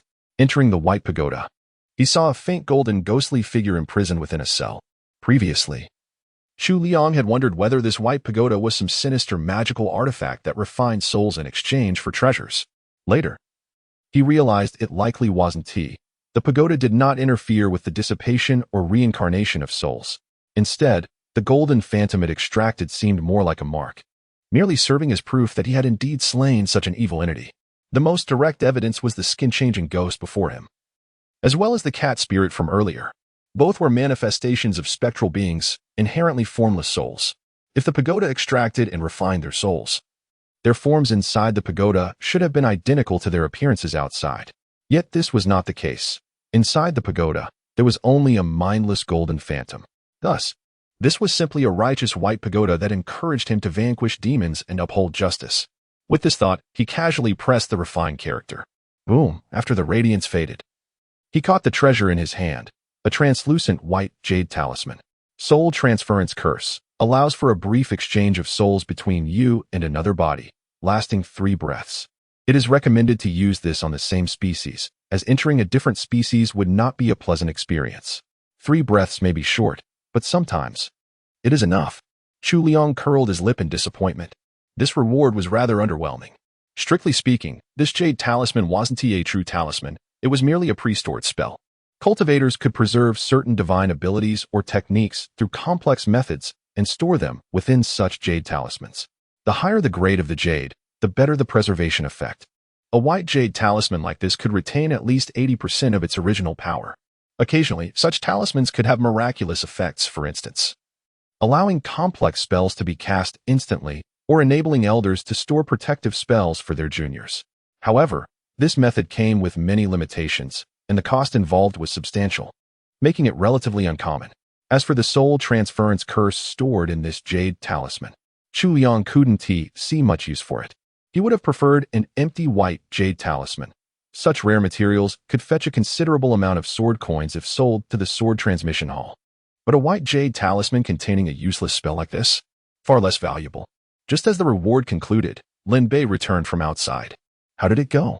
Lin Bei inquired. Everything went smoothly. The skin painting ghost has been vanquished, Chu Liang replied. Excellent. My side also proceeded without a hitch. Yin Xiaohu has sworn brotherhood with me and vowed to turn over a new leaf from now on, Lin Bei chuckled. Chu Liang nodded in acknowledgement, then proceeded to recount the details of the events to Lin Bei. Yet, upon hearing the full account, Lin Bei found himself perplexed. How peculiar. Among those who wronged her, why does Sita Yin bear no resentment toward Yin Xiaohu?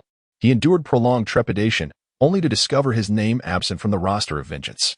Perhaps, it was because Yin Xiaohu had never scorned her for her appearance. Chu Liang pondered. Though he demands money from Sidu Yin, he does the same to others, extracting equal amounts from all. In this regard, he treats everyone impartially. What truly wounds Sidu Yin are those instances of special treatment. That makes sense, alas. Lin Bei nodded slowly before exhaling a melancholic sigh. Night deepened in hushed stillness, when silence should have reigned undisturbed. Having returned to Nanshan Academy, Song Qingyi meditated in cultivation for a while before retiring to rest. Even cultivators at the human gate stage require slumber to replenish their vitality. Only upon reaching the peak of the divine intent realm, when essence, energy, and spirit achieve perfect harmony, can one substitute sleep with cultivation. Yet even then, the experience pales in comparison to the comfort of deep, undisturbed sleep. Before long, as dawn approached, she was abruptly roused by the sound of muffled sobbing. Song Qingyi sat up abruptly, confirming the faint, intermittent sound of weeping drifting in through the window. She rose and donned her garments, then with a swift movement, alighted outside the window. This was the residence specially arranged for her by Nanshan Academy, quite distant from the quarters of other instructors, with scarcely anyone dwelling nearby. Who could be weeping? She followed the sound, and soon spotted a small figure curled up in the corner, with twin buns in her hair, weeping with her back turned. Little one? Song Qingyi hurried forward and inquired, what has befallen you? At this moment, the incident with the skin painting ghost had already come to an end, and she wasn't particularly on guard. However, the instant that child turned its head, an overwhelming surge of sinister energy nearly engulfed her face to face. Song Qingyi's heart clenched in alarm as she swiftly retreated backward. Yet it was already too late. She had glimpsed the child's visage, dark, ghastly, with hideous veins bulging grotesquely, shattered like a rotten melon.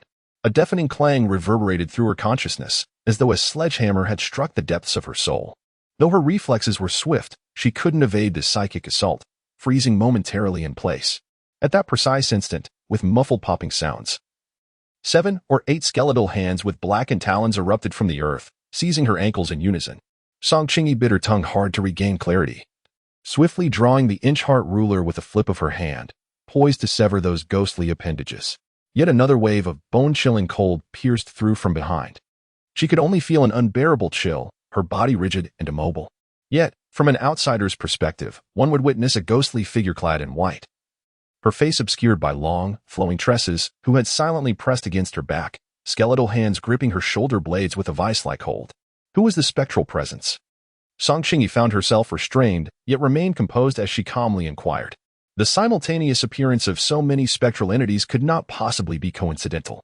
Someone must be orchestrating this from the shadows. Ah, so it's the young lady from the gentleman's hall. A hoarse, grating voice emerged from the side. A towering figure draped in a concealing black robe, his head shrouded beneath a deep hood, stepped forward slowly. His voice carried the weight of age. Yet his posture and build betrayed no signs of frailty and unsettling contradiction. You should never, under any circumstances, have meddled with the painted-skinned ghost I painstakingly crafted.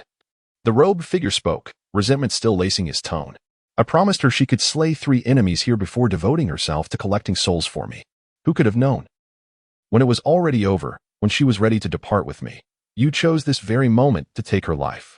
I am enraged. You shall pay the price.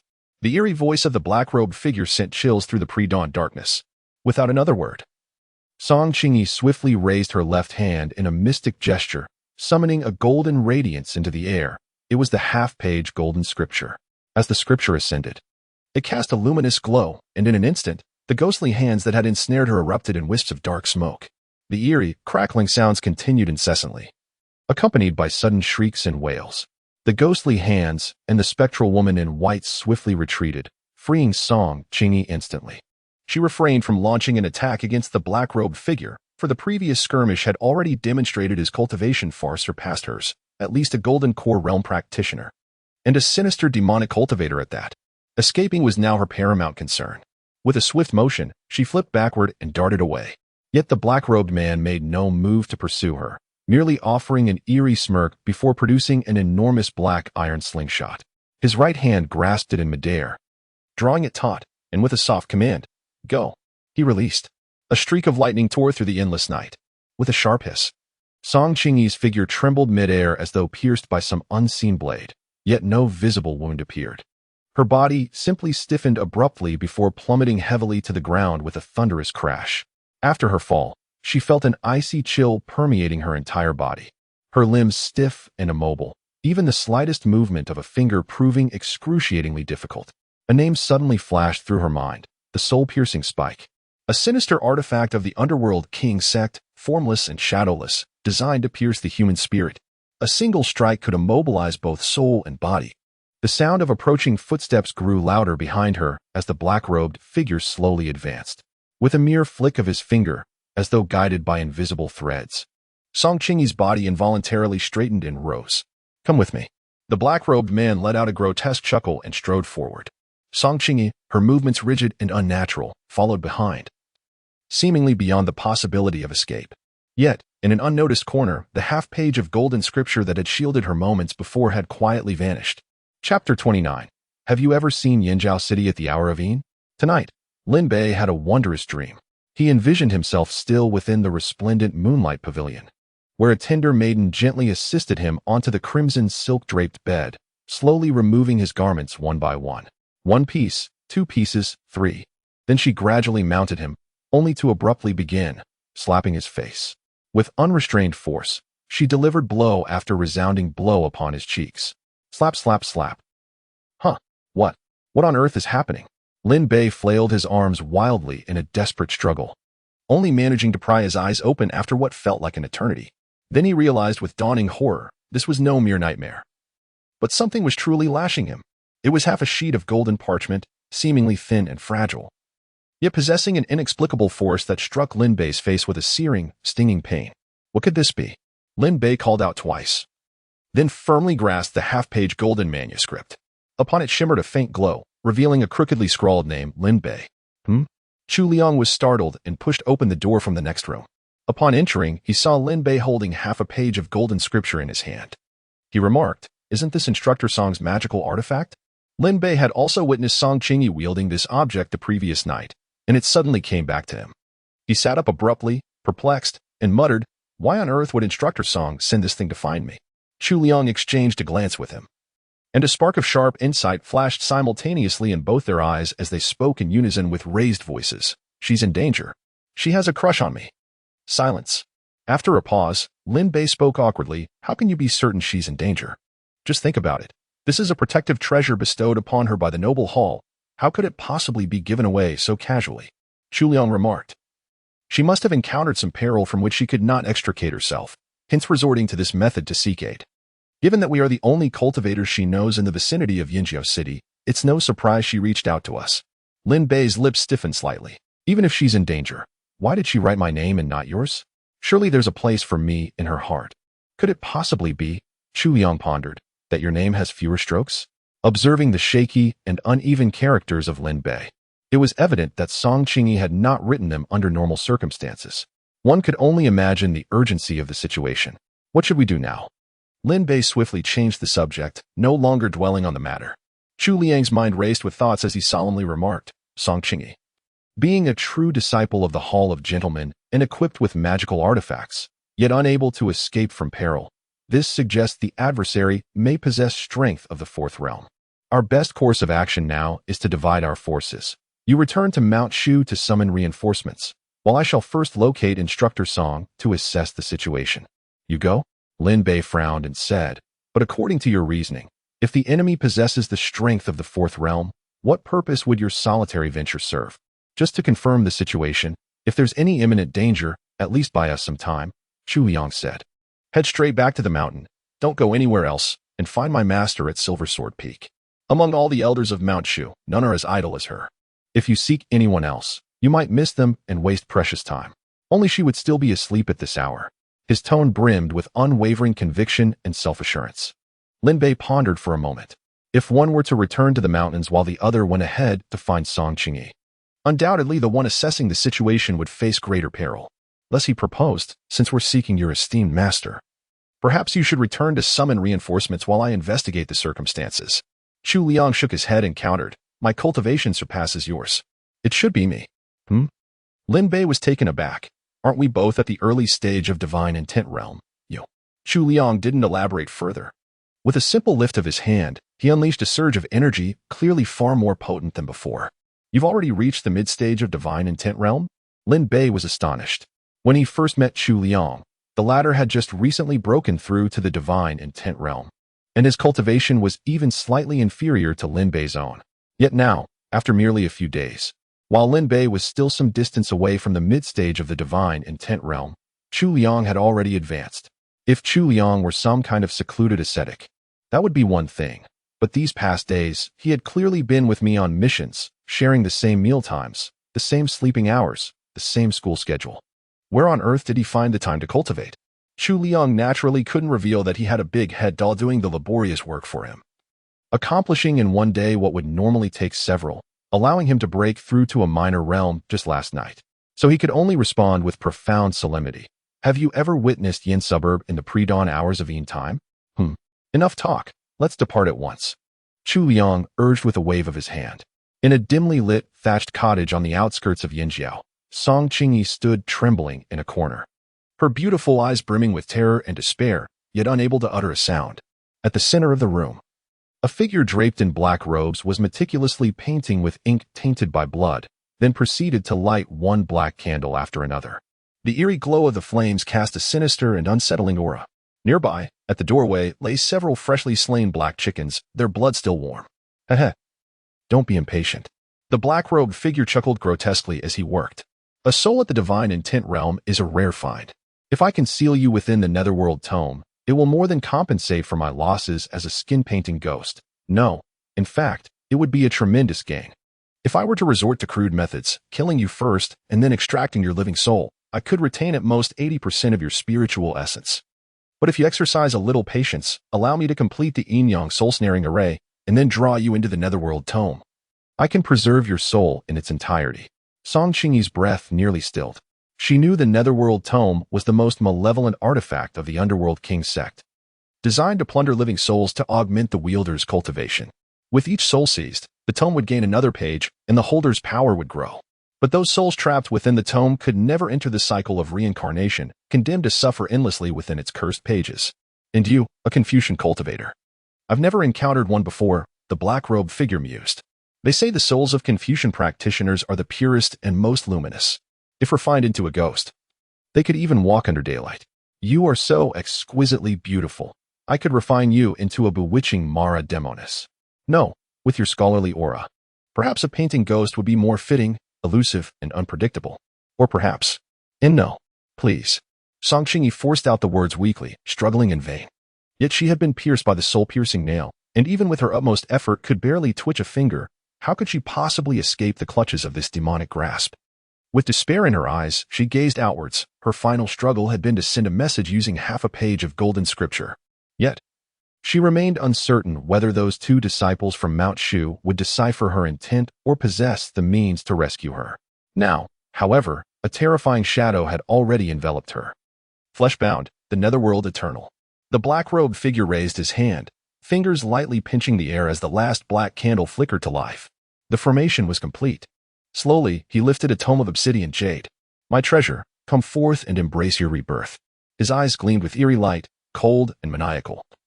As a sinister laughter echoed through the air, hehehehe. Chapter 30. Divine Will confronts the golden core. The half-page golden scripture twirled gracefully through the air, casting a shimmering glow as Chu Liang followed closely behind. Locating Song Qingyi proved surprisingly simple. All it required was erasing Lin Bei's name from the golden page and inscribing Song Qingyi's with a surge of spiritual energy.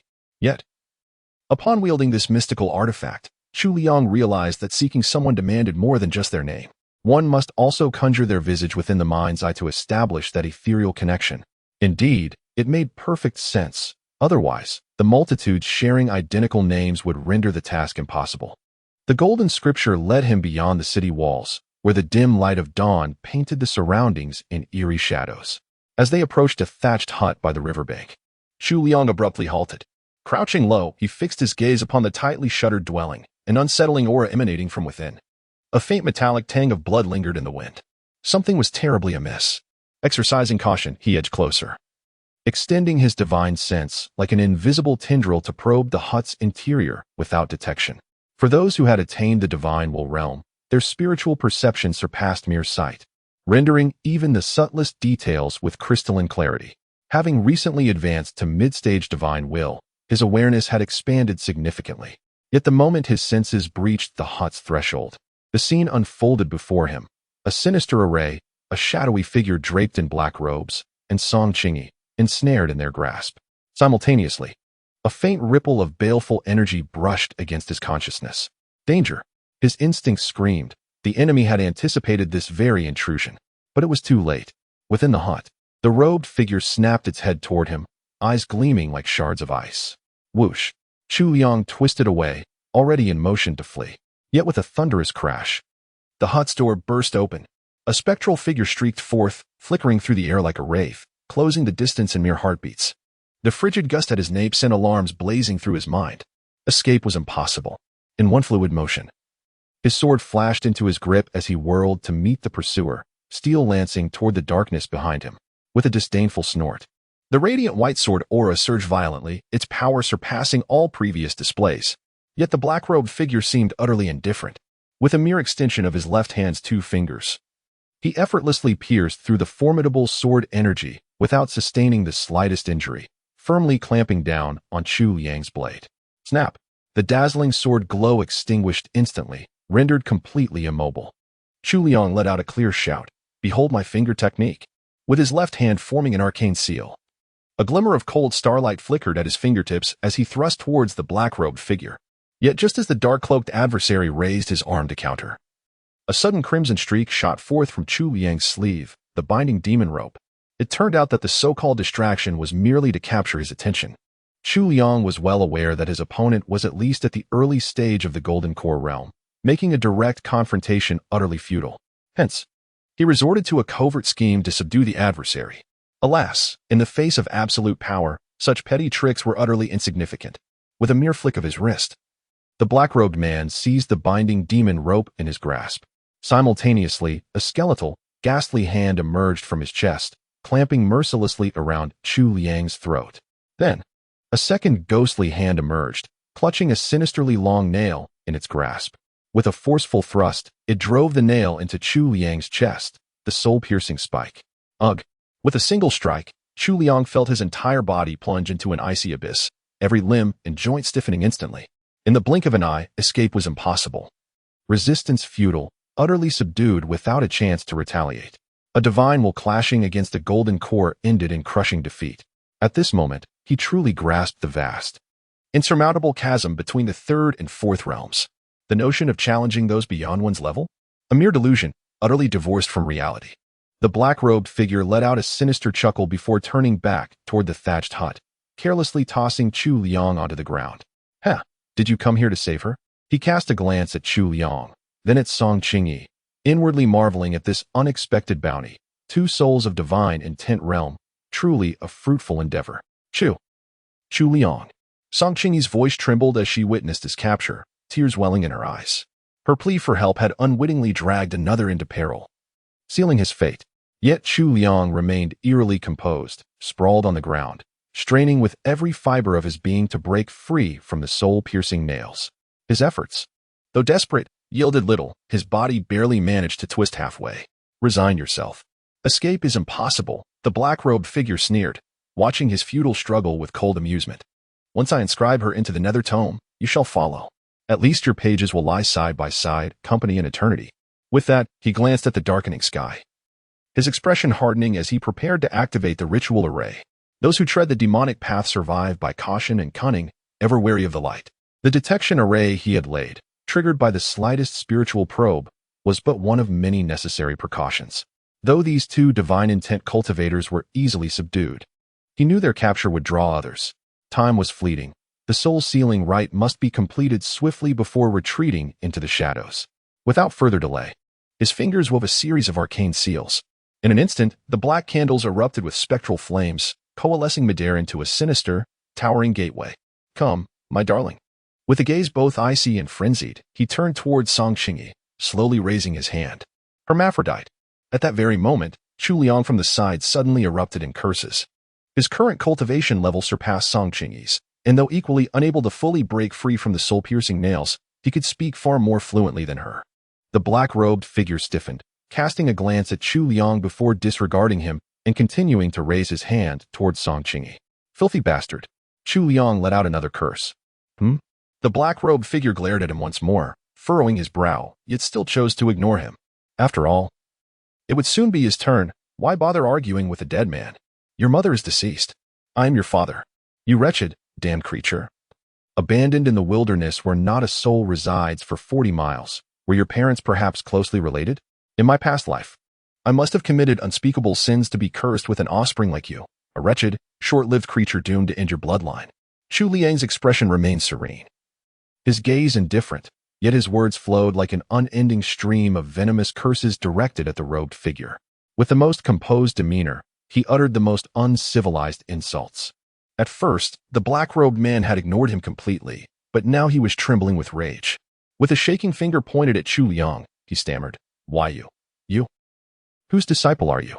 How can you be so utterly lacking in propriety? Your father belongs to the Shu Mountain Sect.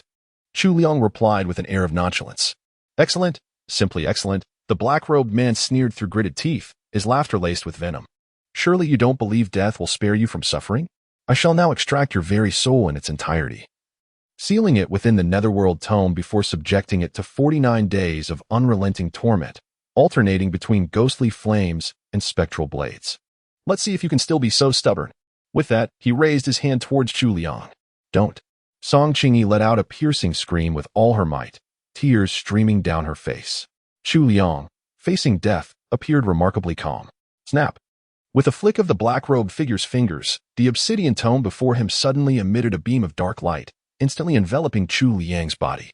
A wisp of luminous essence was swiftly extracted from him and drawn into the spectral flames forming the portal, causing the obsidian tome to glow intensely. Whoosh! When the radiance dissipated, Chu Liang's eyes were hollow, devoid of any spark of life. Now nothing more than an empty shell, bereft of its soul. Chapter 31. The Joy of Looting. Chu Liang. Song Qingyi cried out in sorrow. She rushed to Chu Liang's side in a few quick steps, his pupils dim and lifeless. Just as she was about to weep, she suddenly sensed something amiss. Could she move again? Lost in thought, I suddenly noticed Chu Liang's clear and bright eyes flickering back to life, regaining their spark. With a long exhale, Chu Liang collapsed to the ground. That fleeting moment just now could be considered the most perilous instant of his life thus far. From the moment the black-robed man brought them into the thatched cottage and he laid eyes on that soul-snatching array, a bold idea had sprouted in his mind. Facing a golden-core demonic cultivator who rendered him utterly defenseless, it was practically a hopeless situation. Had the man simply chosen to kill Song Qingyi and Chu Liang outright, the two would have had no recourse. Yet, in his greed to preserve their souls intact, he opted to extract their spirits directly. Under normal circumstances, there would have been no difference.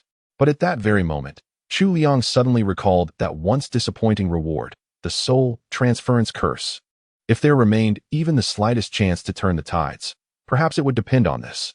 Thus he struggled desperately, not in futile last-ditch resistance, but striving to twist his body, shielding one hand behind his back so retrieving the jade talisman from the White Tower would go unnoticed. Precisely for this reason, when the black-robed man moved to strike Song Qingyi first, Chu Liang resorted to profanity, provoking him into targeting his own soul instead. The moment the black-robed man took the bait and unleashed his soul-snatching technique, Chu Liang simultaneously activated the white jade talisman. The talisman shattered instantly, and the soul transference curse took immediate effect. Chu Liang's spirit briefly swapped places with the black-robed man's. Upon entering the enemy's body, his senses were momentarily stripped away before returning, yet his limbs remained paralyzed. It felt as though a limb, numbed from being slept upon, had become foreign to him. Now, that sensation spread through his entire body, rendering him immobile. Fortunately, the paralysis lasted only 3 breaths. Meanwhile, the black-robed man, now trapped within Chu Liang's body, watched in horror as the black radiance from the netherworld tome descended upon him. His soul barely lingered for 3 breaths before being seized by the tome. In other words, he perished. With the black-robed man's death, the soul-piercing nail formed by his magic dissolved, freeing Song Qingyi, who rushed to Chu Liang's side. Then, as the 3 breaths elapsed, Chu Liang's spirit abruptly returned to his own body, concluding this perilous soul-swapping ordeal. Clatter. The obsidian tome clattered to the ground as the black-robed man fell, and the black candles within the formation flickered out. Chu Liang stepped forward, picking up the tome. A sinister chill seeped into his palm, stirring an inexplicable unease in his chest. The artifacts of the Underworld King sect were truly sinister. He reached out again to fumble over the black-robed figure, retrieving a dark gold token engraved with the words Soul Shackle, along with several small porcelain vials that presumably contained various imprisoned spirits. Song Qingyi, her tear-streaked face still glistening, stared wide-eyed at his actions. What are you doing? She stammered in disbelief. Looting the corpse, Chu Liang said calmly. I know. Song Qingyi was well aware that he was looting the corpse, and that it was standard procedure after slaying an enemy. But how did you know it was already a corpse? Despite numerous indications suggesting the black-robed figure had indeed perished, the conclusion seemed far too abrupt and unexpected. Her tears still shimmered in her eyes, utterly bewildered by what had transpired. How could Chu Liang regain his composure so swiftly and proceed to search the corpse with such unsettling calmness? The entire situation felt profoundly eerie. What manner of death had befallen him? After much contemplation, Song Qingyi finally inquired, perhaps it's a case of being bewitched by obsession? Or perhaps some mishap occurred while performing divine arts? Chu Liang answered without hesitation. As for using the soul-shifting curse himself, there was no need to mention that, lest it arouse suspicion. Of course, the claim of chi deviation was merely an excuse. Song Qingyi was no fool and naturally wouldn't believe it. But upon hearing this, she would understand that he had something he wished to conceal. Sure enough, Song Qingyi pressed no further. Yet Chu Liang's evasion only solidified her conviction. It was indeed he who had slain the black-robed man. For someone at the divine intent realm to silently eliminate a golden core demonic cultivator, the realization left her utterly astounded. Chu Liang pulled back the black robe, revealing the face of a rather ordinary-looking man in his 30s or 40s. One would never imagine such an unremarkable visage belonging to a murderous demonic practitioner, nor that such a hoarse, aged voice had issued from it. Demonic cultivators often employed secret arts to obscure their features and alter their voices. Only in death could their true forms be glimpsed. He thoroughly searched the corpse, then laid it flat and removed the black-robed man's boots before declaring, Instructor Song, we'll split the spoils 50-50. No, that's unnecessary. Song Qingyi hastily waved her hands. You came specifically to rescue me. I'm already deeply grateful. Keep whatever you find for yourself. How terribly awkward. Chu Liang smiled faintly. Song Qingyi gazed at the gentle-faced youth before her, suddenly feeling somewhat dazed. Here was the same refined scholar who had moments ago been spitting vulgarities, now cheerfully looting a corpse. She truly couldn't fathom him. Then she watched as Chu Liang retrieved a stack of silver notes from the dead man's boot, unceremoniously tucking them into his pocket while remarking, I must hurry. Time is running short. Song Qingyi tensed up once more upon hearing those words. Were more enemies on their way? No. Chu Liang shook his head. But it wouldn't be long before my master arrives. Before the words had fully left his lips, a sudden piercing cry resounded through the air. Like a phoenix soaring through the 9 heavens, its cry resounding across the 4 seas, birds within 100 miles instantly felt an overwhelming pressure in their bloodlines. Those in the sky involuntarily plummeted to the ground, while those on earth instinctively bowed in reverence. Boom! Suddenly, a deafening explosion echoed throughout the entire city of Yinjiao. A towering mushroom cloud of dust and smoke erupted from the riverside, shaking the heavens and the earth. Whoosh! Only after a long moment did silence return to the surroundings. But when one looked again at the scene, where was the thatched hut, the riverbank, the grassy fields? All that remained was a vast, desolate crater. At the center of the crater, in a small clearing, Song Qingyi stood wide-eyed, her gaze filled with bewilderment. Chu Liang, meanwhile, rose to his feet, staring ahead in shock. Through the dissipating smoke, a figure wreathed in flames emerged, humanoid, yet bearing a pair of colossal fiery wings spanning several meters. With a mighty whoosh, the blazing wings retracted. The wind carried away the dust, revealing the cold, indifferent figure of the Phoenix Empress. Clad in a black robe with crimson trim, tall and imposing, she exuded an aura of unshakable dominance, like a raging inferno, yet as untouchable as an icy peak. In her right hand, she held Lin Bei by the scruff of his neck like a helpless chick. His face was a sickly shade of purple, eyes rolled back, clearly. The speed of the Phoenix Empress's flight had been too much for his frail body to endure. Her frigid gaze swept the area before she unceremoniously tossed Lin Bei to the ground. "Where are the enemies?" she demanded, her voice sharp as steel. "Master," Chu Liang finally spoke, "the enemy has perished." Perished, you say?" Upon hearing this, Princess Phoenix finally relaxed, tossing her head with a lazy demeanor as she resumed her usual nonchalant expression. Raising her gourd, she took several deep gulps, the murderous aura around her dissipating completely. The oppressive atmosphere lifted abruptly. Only then did Chu Liang's shoulders ease, and Song Qingyi, who had been holding her breath beside him, finally exhaled in relief. The terrifying pressure and the overwhelming force, merely the aftershock of Princess Phoenix's descent, had been suffocating. Even though Chu Liang knew she was his master, here to save him, he had instinctively held his breath. A Tao-seeking realm expert in battle was truly fearsome. A single glance carried enough pressure to choke the life out of a person. The imperial princess strode forward with long, graceful legs, her fair thighs faintly visible through the slits of her robe with each step. Arriving beside the black-robed figure, she gave it a couple of kicks. "Quite dead indeed," she murmured, a trace of disappointment coloring her voice. "I had hoped for a fight." Her gaze then shifted to Chu Liang, curiosity flickering in her eyes. "The two of you slew a golden core demonic cultivator?" The secret of the White Tower. Chu Liang had no intention of revealing it to anyone before fully unraveling its mysteries, even to his trusted master. He deemed it unnecessary to disclose. Thus he spoke, "This man's death is rather peculiar. I'm more inclined to believe it was a staged accident." Chapter 32. Concealment. Crystalline clouds drifted across the azure sky, while radiant sunlight bathed the sea of mist in golden splendor. All of Mount Shu appeared tranquil and serene, especially to those who had just narrowly escaped mortal peril, rendering every sight all the more precious. Upon returning to the mountain, Chu Liang allowed himself a brief respite before resuming his duties by noon. His first course of action led him to the White Pagoda, where he discovered the prison cell baron.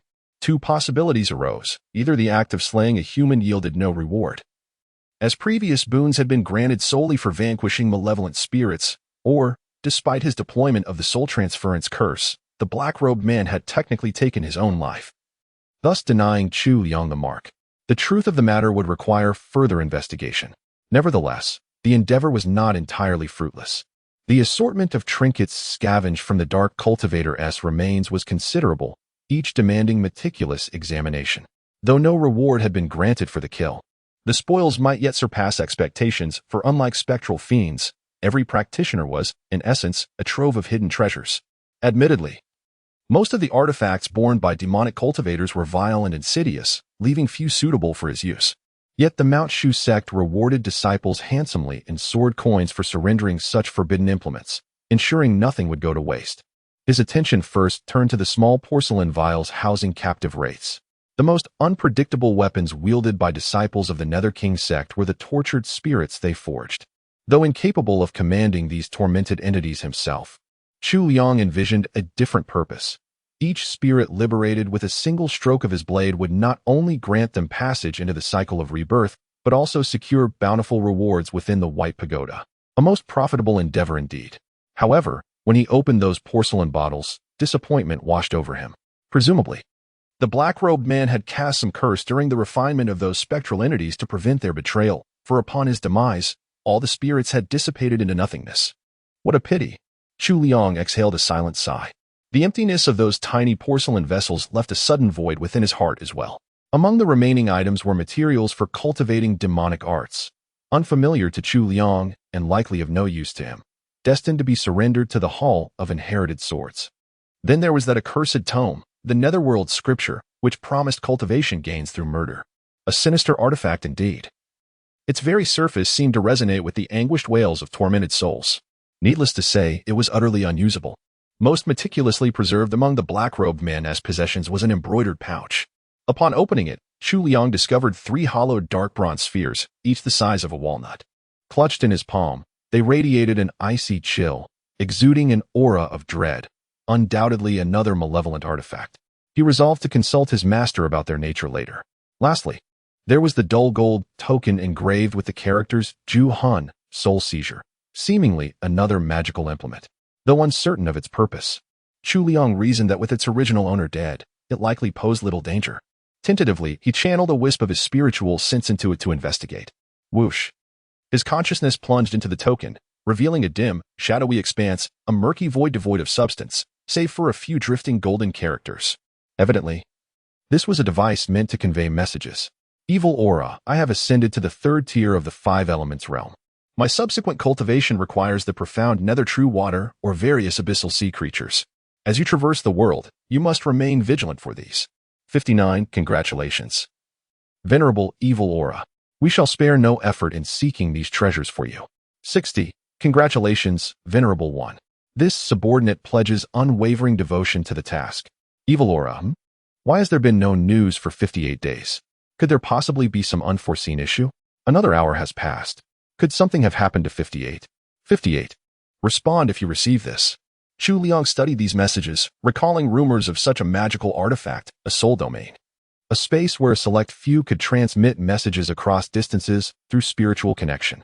The Shu Mountain Sect, however, did not specialize in soul techniques, nor did they possess the methods to access such a soul domain, so he had never encountered one before. The demonic cultivators of the Underworld King Sect, devoted to soul cultivation, naturally wielded such artifacts. This soul domain, did it only contain these for individuals? That bastard. Numbers 58, 59, 60, just from the names alone, it's not hard to discern who the group leader is. The conspicuously absent 58 must have been the previous owner of this soul-binding token now in my possession. What should I do? Should I respond? Since there was no danger, and he couldn't possibly be dragged through the soul domain for a beating, it seemed worth a try. Thus, Chu Liang cautiously channeled a strand of divine consciousness to transmit a message. In the blink of an eye, the message materialized within the space. 58. Congratulations, honored fiend. This subordinate shall spare no effort in the search. Better to err on the side of brevity when uncertain of what to say. Echoing the previous response with an added affirmation was the safest choice. Receiving no immediate reply, Chu Liang set aside the soul-binding token and busied himself organizing the other items. Before long, he felt a faint vibration from the token. It even has haptic feedback. Picking it up, he saw a new response had indeed appeared within the soul domain. Fiend, what were you doing just now? Were you in danger? Facing the group leader's interrogation, Chu Liang pondered briefly. Time for deliberation was scarce. Prolonged silence would inevitably arouse suspicion. Yet an ill-chosen response could equally betray his unease. He needed a plausible justification for his prolonged absence. However, unfamiliar with the identity of 58, any fabricated tale risked exposing inconsistencies. After brief contemplation, he resolved upon unvarnished truth. 58. I recently engaged in combat and captured a Confucian cultivator of divine intent realm, confining her within the netherworld tome. Sha, a divine intent Confucian cultivator? Excellent. Once refined, it could allow passage even in broad daylight, a tremendous boon. 59. Impressive. 59. If only I were so fortunate. Sha, 58 has weathered the rivers and lakes far longer than you. This is more than mere luck. You two would do well to learn from him. 59. Ah yes, of course. Chu Liang managed a brief evasion before withdrawing once more. It appears that Sha's cultivation has reached the 3rd level of the 5 elements realm, making him a formidable expert even within the Underworld King sect. As for the remaining 59, they seem like idle street loafers, always available and seemingly with nothing better to do. The 60th member, however, is rarely seen, making him rather enigmatic. After this brief exchange, he decided it would be prudent to inform his master. Arriving at the small pavilion, he found the Phoenix Maiden, unusually sober, engrossed in the latest popular romance novels, filled with tales of star-crossed lovers. It was almost amusing to imagine such a peerless heroine, capable of soaring through the heavens and vanishing into the earth, utterly enthralled by such sentimental stories. Master, Chu Liang greeted respectfully. This disciple has a matter to report. What is it? The Imperial Princess Feng carelessly set down her sketchbook and inquired. This magical artifact was taken from that black-robed man by the disciple. He first produced those 3 dark bronze spheres. This object is unfamiliar to the disciple. Might I be permitted to keep it? Oh. The Imperial Princess Phoenix cast a fleeting glance and remarked languidly, "This is the profound enlightening." The profound enlightening? A small device capable of detonation, which simultaneously instills terror upon explosion. The Phoenix Empress remarked, "For a golden core cultivator to possess 3 of these, clearly reserved as life-saving treasures. You can utilize this trinket as well. Exchanging it at the sword pavilion might fetch you some sword coins. The decision rests with you." "Oh, I see." Chu Liang nodded, then added, "There's another matter."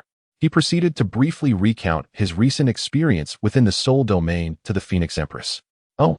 The Imperial Princess Phoenix suddenly perked up with interest, flipping over to sit upright. The left and right guardians of the Underworld King sect had recently been severely wounded by the 9 Doubts Immortal of misty, hidden mountain. The Silver King was slain outright, while the Purple Gold Marquis fled grievously injured. Under the Purple Gold Marquis command were the 8 Directions Guides, the 24 Fiends, and the 72 Soul Reapers. In the past, it was through these Soul Reapers that he plundered living souls, harmed the innocent, and bolstered his cultivation. That black-robed figure must have been one of the Soul Reapers. Each guide oversaw 3 fiends, and each fiend commanded 3 Soul Reapers. This was the hierarchical structure under the Purple Gold Marquis. The soul domain was a space where each individual left behind a wisp of their soul essence, intertwining to form an array, allowing communication across vast distances. However, if one soul were to dissipate, their Soul Reaper token should no longer grant access to the soul domain. In the past, there had been cases where someone killed a Soul Reaper of the Underworld King sect, yet no one had ever heard of a token being repurposed like this. The Imperial Princess Phoenix frowned in puzzlement. Chu Liang pondered for a moment before speaking. Is it possible that although the Soul Reaper died, his spirit did not truly disperse? He might have failed in a ritual, trapping himself within the Netherworld Tome. He then retrieved the Netherworld Tome and showed it to the Imperial Princess. Upon reflection, it was clear that a secret communication artifact of a demonic sect wouldn't be usable by just anyone who obtained it. Normally, if a Soul Reaper perished, their token would immediately lose its power. A case like number 58S was likely exceedingly rare. After examining it, the Imperial Princess Phoenix grasped the situation and suddenly smiled.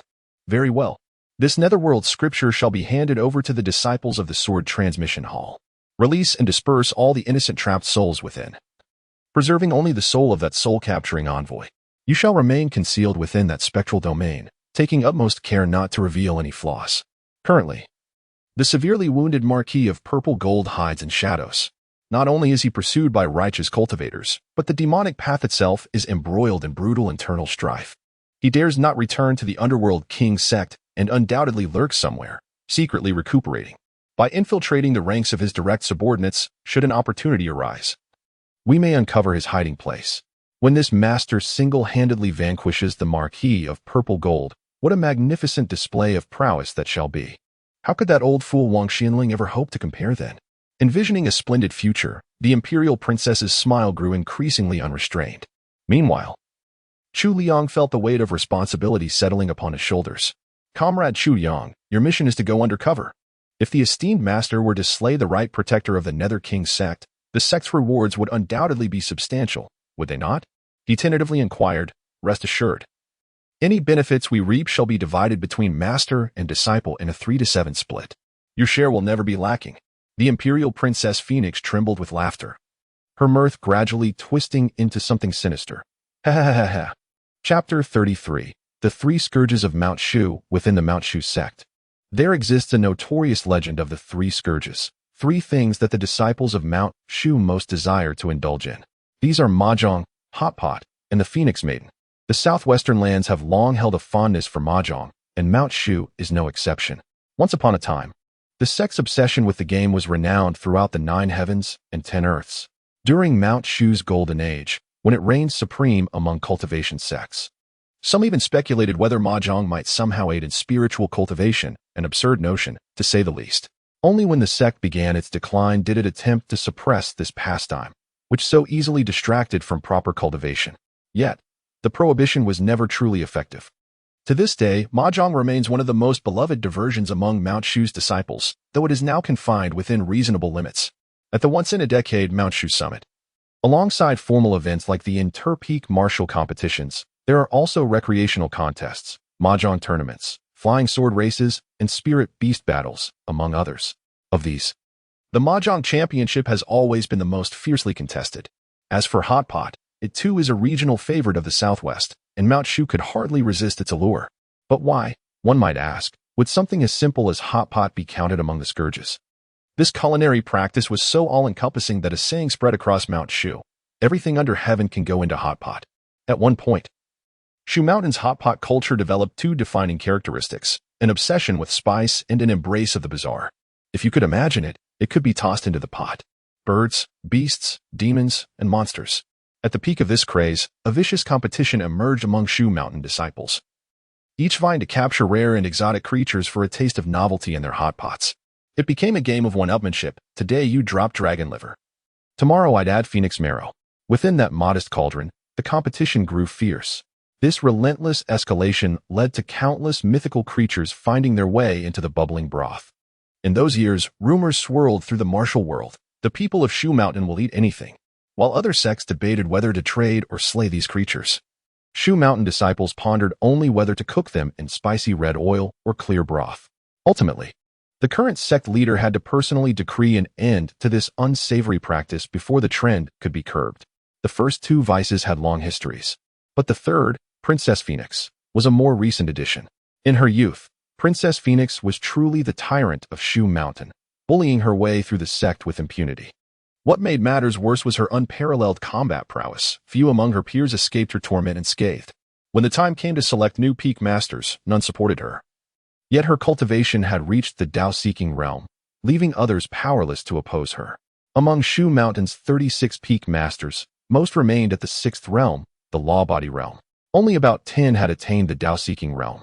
And in terms of pure combatability, Princess Phoenix didn't merely rank among the top 10. She stood firmly within the top 3. In truth, no sect leader had ever dared to boast of defeating the Phoenix Empress. Fortunately, since ascending to leadership, she had tempered her ways. In recent years, whispers of the Phoenix Empress's disturbances grew rare, leaving many junior disciples oblivious to the origins of this once-dreaded scourge. On this very day, a group of young Shu Mountain disciples gathered after a game of mahjong, savoring hot pot while exchanging tales of the Phoenix Empress. Elder brother, do you intend to resort to force? This is absolutely unacceptable, Follower A exclaimed loudly. Inside a wooden cabin atop Cloud Remote Peak, a pot of boiling red oil bubbled vigorously, with slices of meat and fish balls bobbing up and down amidst the fragrant steam.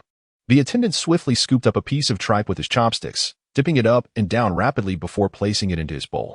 Chu Liang sat upright with a sorrowful expression, as if something weighed heavily on his mind.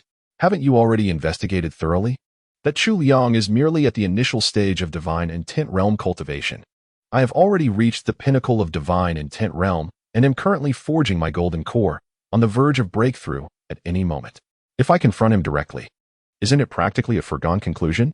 Previously in the Hall of Sword Transmission, he had witnessed Su Ziqing and Chu Liang behaving ambiguously, accompanied by peculiar scents, which aroused his suspicions. Subsequent investigations revealed that the two had indeed recently completed a mission together, during which they had grown quite close. Chu Liang was instantly consumed by fury, determined to confront Chu Liang and warn him to stay away from Su Ziqing. Boss, Follower A cautiously advised. You only know Chu Liang is at the divine intent realm, but have you forgotten his master is none other than the Phoenix Maiden of the imperial lineage? The attendant eagerly scooped up a generous portion of fatty beef, dipping it in sesame sauce before savoring it with delight. Chu Liang remarked, his master is the Phoenix Maiden.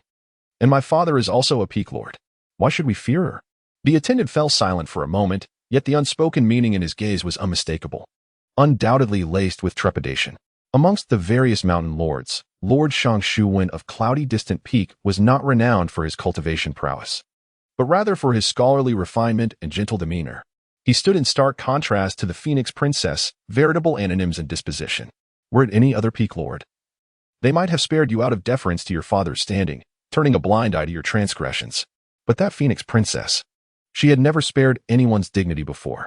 Should you truly incur her wrath, who could predict what calamity might befall you? Attendant A earnestly advised with sincere persuasion. Meanwhile, Attendant B fished out several pieces of tofu puffs and pork throat from the pot. Then what do you suggest we should do? Shang Ziliang inquired. Boss, it's not entirely that we fear his master, but if you suddenly show up uninvited, demanding he stay away from junior sister Ziching, and resort to beating him if he refuses, no matter how you spin it, we wouldn't have the moral high ground. Follower A analyzed calmly. If you ask me, operating covertly would be the more prudent approach. Follower B picked up a large strand of greens with his chopsticks. Frowning in contemplation, Shang Ziliang murmured, "Covert operations? I simply wish to caution him, but how can this be done discreetly?" The subordinate suggested, "Why don't we devise a scheme to make him suffer a little? Then leave a warning. If he continues to approach junior sister Ziching, there will be more consequences. But we'll conceal our identities. So even if his master seeks retribution, they won't be able to trace it back to us. What do you think?" The attendant stood up and scooped the scraps of meat from the bottom of the pot. Shang Ziliang smirked slyly and said, "Very well. Then tell me, how shall we make him suffer?" The subordinate chuckled and said, "I had already considered this, boss. Do you recall Bai Zhe?" Shang Ziliang gazed at the cunning glint in follower A's eyes, momentarily taken aback before breaking into a knowing smile. "Not bad at all," he remarked. "You've got some wisdom there." After exchanging a few strategic words to finalize their plan, Shang's worries melted away, replaced by a sudden resurgence of appetite. He picked up his chopsticks eagerly, ready to indulge, only to find the pot completely empty. Where's the food?" he inquired. "Indeed, where's the dish?" Follower A didn't notice either. "I don't know," he said. Follower B shook his head blankly. "It feels like it disappeared before we even started eating." Chu Liang returned to his small hut and spent some time meditating, circulating his energy and cultivation practice. Although there are now large-headed dolls, one must not neglect genuine cultivation when leisure permits. Approximately 2 hours later, he took out the soul-snaring token again for inspection, yet found no new messages within. It seemed that in the absence of commands from that notorious executioner, the realm of spirits remained eerily tranquil. Upon reflection, this made sense. These demonic cultivators, who typically lurked in the shadows, were a ruthless and merciless lot, preoccupied with matters of life and death. How could they possibly indulge in idle chatter within the group? Glancing outside, he noticed an additional letter on the stone table, likely delivered while he was immersed in his meditation. With a casual gesture, he summoned the letter and unfolded it, revealing 2 lines of delicate script. "Senior Brother Chu, at the hour of you, 5:45 p.m. I shall await you at Pagoda Peak. Su Ziching." Chu Liang gazed at the letter with a hint of bewilderment. Could this missive truly be penned by Su Ziching? If this letter was truly written by junior sister Su, then Chu Liang pondered and remarked, "Her handwriting is rather atrocious." Chapter 34 The White Kylan Cub. The 36 peaks of Mount Shu actually refer only to those with established lineages. If one were to count the desolate, ownerless summits amidst the rolling sea of clouds, their number would far exceed 100. Pagoda Peak stood as one such forsaken and uninhabited mountain. Though currently devoid of inhabitants, this peak ranked among the most renowned in all of Mount Shu. For in ancient times, it was here that the legendary demon-suppressing pagoda, the supreme artifact ranked first in the 10,000 treasures registry, once resided. 5 centuries have passed, during which verdant mountains now embrace the landscape, lush forests flourish, and cascading waterfalls flow freely, presenting a scene akin to a secluded utopia untouched by time. Though none of the current disciples of Mount Shu have witnessed it firsthand, they've glimpsed that era through ancient paintings. A colossal bronze pagoda, majestic and awe-inspiring, once stood between heaven and earth, suppressing howling sinister winds and monstrous waves as if by divine miracle. That bronze pagoda bore witness to millennia of Mount Shu's splendor. Yet today, though birds sing amidst fragrant blossoms, the mountain is no longer what it once was. Gazing upon the surrounding scenery, Chu Liang couldn't help but feel a faint stirring of melancholy in his heart. As for Su Ziching, he didn't dwell on her too much. Though uncertain why she had chosen this place for their meeting, courtesy dictated his presence. Yet, the letter itself struck him as peculiar, likely not penned by Su Ziqing at all. Perhaps merely someone's jest. Not that it mattered. If anything, it presented an opportunity to uncover the prankster's identity. This wasn't carelessness on Chu Liang's part. Personal safety had never been a pressing concern. Within the sect, he harbored no enemies, and besides, this was Mount Shu. His master was the revered Empress Phoenix. If there was one thing his master excelled at, it was instilling an unshakable sense of security. It was widely accepted among the disciples of Mount Shu that as long as Empress Phoenix's disciple refrained from bullying others, no one would dare provoke him. With these thoughts in mind, the moment Chu Liang landed, he began surveying his surroundings. Suddenly, from the dense forest ahead came the sound of hurried footsteps. It didn't resemble human steps, but rather seemed like some wild beast. Chu Liang remained slightly on guard. Immediately afterward, a magnificent white figure darted out from the woods. The figure stood 7 feet tall, its entire form shimmering in silver white.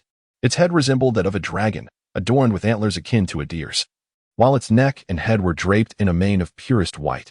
Its elongated tail mirrored the grace of a tiger or leopard, and its 4 hooves carried the swiftness of a galloping steed. The sunlight danced upon its scales, casting an ethereal glow, with a melodious cry reminiscent of a deer's call. It burst forth from the forest's embrace, its speed astonishing, like a streak of silver lightning cutting through the air. Chu Liang paused for a moment before discerning what lay before him, exclaiming in astonishment, "A Baizhe? Excellent. This creature is indeed a young offspring of the Baizhe, the sacred guardian beast of the Shu Mountain Sect." Before he could even react, the silver lightning charged recklessly, hurtling straight toward him. There was no time to dodge. Boom. Hooray. On a towering tree atop the distant mountain peaks, 3 figures cloaked in leaves and turf emitted furtive cheers of triumph. These were none other than Shang Ziliang and his 2 lackeys. Witnessing Chu Liang's collision with the mythical beast Baizhe, a smug grin spread across Shang Ziliang's face. Heh. Even if that Imperial Princess Phoenix were formidable, would she dare provoke Baizhe? Boss, we should still exercise caution. One subordinate cautiously advised. The underling huddled in fear and whispered, "If Baizhe discovers our presence, we'll be in grave danger." Of course I know that. Shang Ziliang snapped impatiently. Their decision to lord Chu Liang here stemmed from a recent bitter lesson. Every major immortal sect possessed its own sacred guardian beast, divine creatures born of the world's grand Tao, loyal, formidable, and blessed with longevity, once bound by covenant. They could protect a sect for millennia. The guardian beast of Mount Shu was none other than Baizhe, certainly not the one before them now. A mature Baizhe comprehended human speech, grasped the balance of yin and yang, communed with spirits, and wielded dominion over the celestial order, an existence verging on divinity. The ancient Baizhe that once guarded Mount Shu had been tasked with overseeing the demon-suppressing tower. After the tower's disappearance, it had retreated into seclusion, burdened by guilt. Unseen for years, the creature before them was merely its offspring, a juvenile Baizhe, barely 6 centuries old. Indeed, for beings of such enduring lifespan, a century might equate to a single human year. Thus, this Baizhe was truly but a child. Mount Shu reserved an entire peak, Guardian Peak, for its sacred beasts, forbidding disciples from disturbing them. Ordinarily, the young Baizhe remained there. Yet, some days prior, when Shang Ziliang and his companions had ventured to Pagoda Peak in search of amusement, they had barely set foot before the juvenile Baizhe launched a frenzied assault. Not only did they dare not retaliate against this supreme protected creature of Mount Shu, truthfully, Baizhe were born with power rivaling the 5th realm, rendering resistance futile. It had been a harrowing ordeal. The trio endured a brutal trampling before being flung aside by its horns, returning to Cloud Distant Peak with injuries so severe they could only sleep on their stomachs for days. Only after consulting his father, Shang Xuan, did Shang Ziliang learn that the young Baizhe had recently taken to visiting Pagoda Peak for several days each month. During its stay, it permitted no one near, its aggression flaring at the slightest intrusion. Shang Ziliang could only resign himself to misfortune. Now, witnessing another about to suffer the same fate, the 3 could scarcely contain their glee. Yet, their joy froze upon their faces, then twisted into shock and disbelief, as if beholding something utterly inconceivable. Shang Ziliang's eyes glazed over with bewilderment as he murmured, "Something isn't right here." The attendant gaped in astonishment. "I don't understand." The other attendant remained silent, his gaze equally bewildered. 3 faces filled with utter confusion. Baizhe. The moment the young Baizhe cub pounced on Chu Liang, a flicker of unease crossed his mind. though this was his first encounter with the divine beast. Every disciple of Mount Shu had been taught since childhood that the Bai Zhe was the sect's most treasured ally, never to be harmed, even if attacked by it. One could only endure in silence. Moreover, the creature's speed and strength far surpassed his own, leaving no room for retaliation. Yet, as Chu Liang fell to the ground and shut his eyes, the anticipated pain never came. Instead, he felt a warm, sticky sensation against his face. With a soft, wet sound, Chu Liang opened his eyes to find an astonishing sight. The divine and majestic Bai Zhe, its pink tongue extended, was licking his face. Moreover, as we locked eyes at close proximity, its gaze shimmered with barely contained exhilaration and profound familiarity. It seemed to recognize me. How peculiar. Chu Liang was slightly puzzled. The young Bai Zhe's affection couldn't possibly be feigned, yet he had never encountered this creature before. Moreover, even if by chance one were to encounter such a divine beast, what merit or virtue could one possibly possess to earn its favor? Chu Liang pondered briefly and arrived at the most plausible possibility. Could it be because of his striking handsomeness? The young white Ji let out another joyful chirp. It seemed to be murmuring to itself. However, Chu Liang could not comprehend the language of beasts, making it difficult for him to understand the intentions of the young Bai Zhe in that moment. In an attempt to respond, he could only gently stroke its neck. The little Bai Zhe joyfully circled around Chu Liang twice, then pressed its head close to him and lowered its front body. Chu Liang furrowed his brows. Could it possibly be expecting him to mount it? Divine beasts seldom allow humans to ride them, and if they do, it signifies profound recognition. Faced with this rare opportunity and the creature's enthusiastic invitation, Chu Liang found it difficult to decline. He cautiously attempted to rise and slowly edged closer. His movements were deliberate and measured.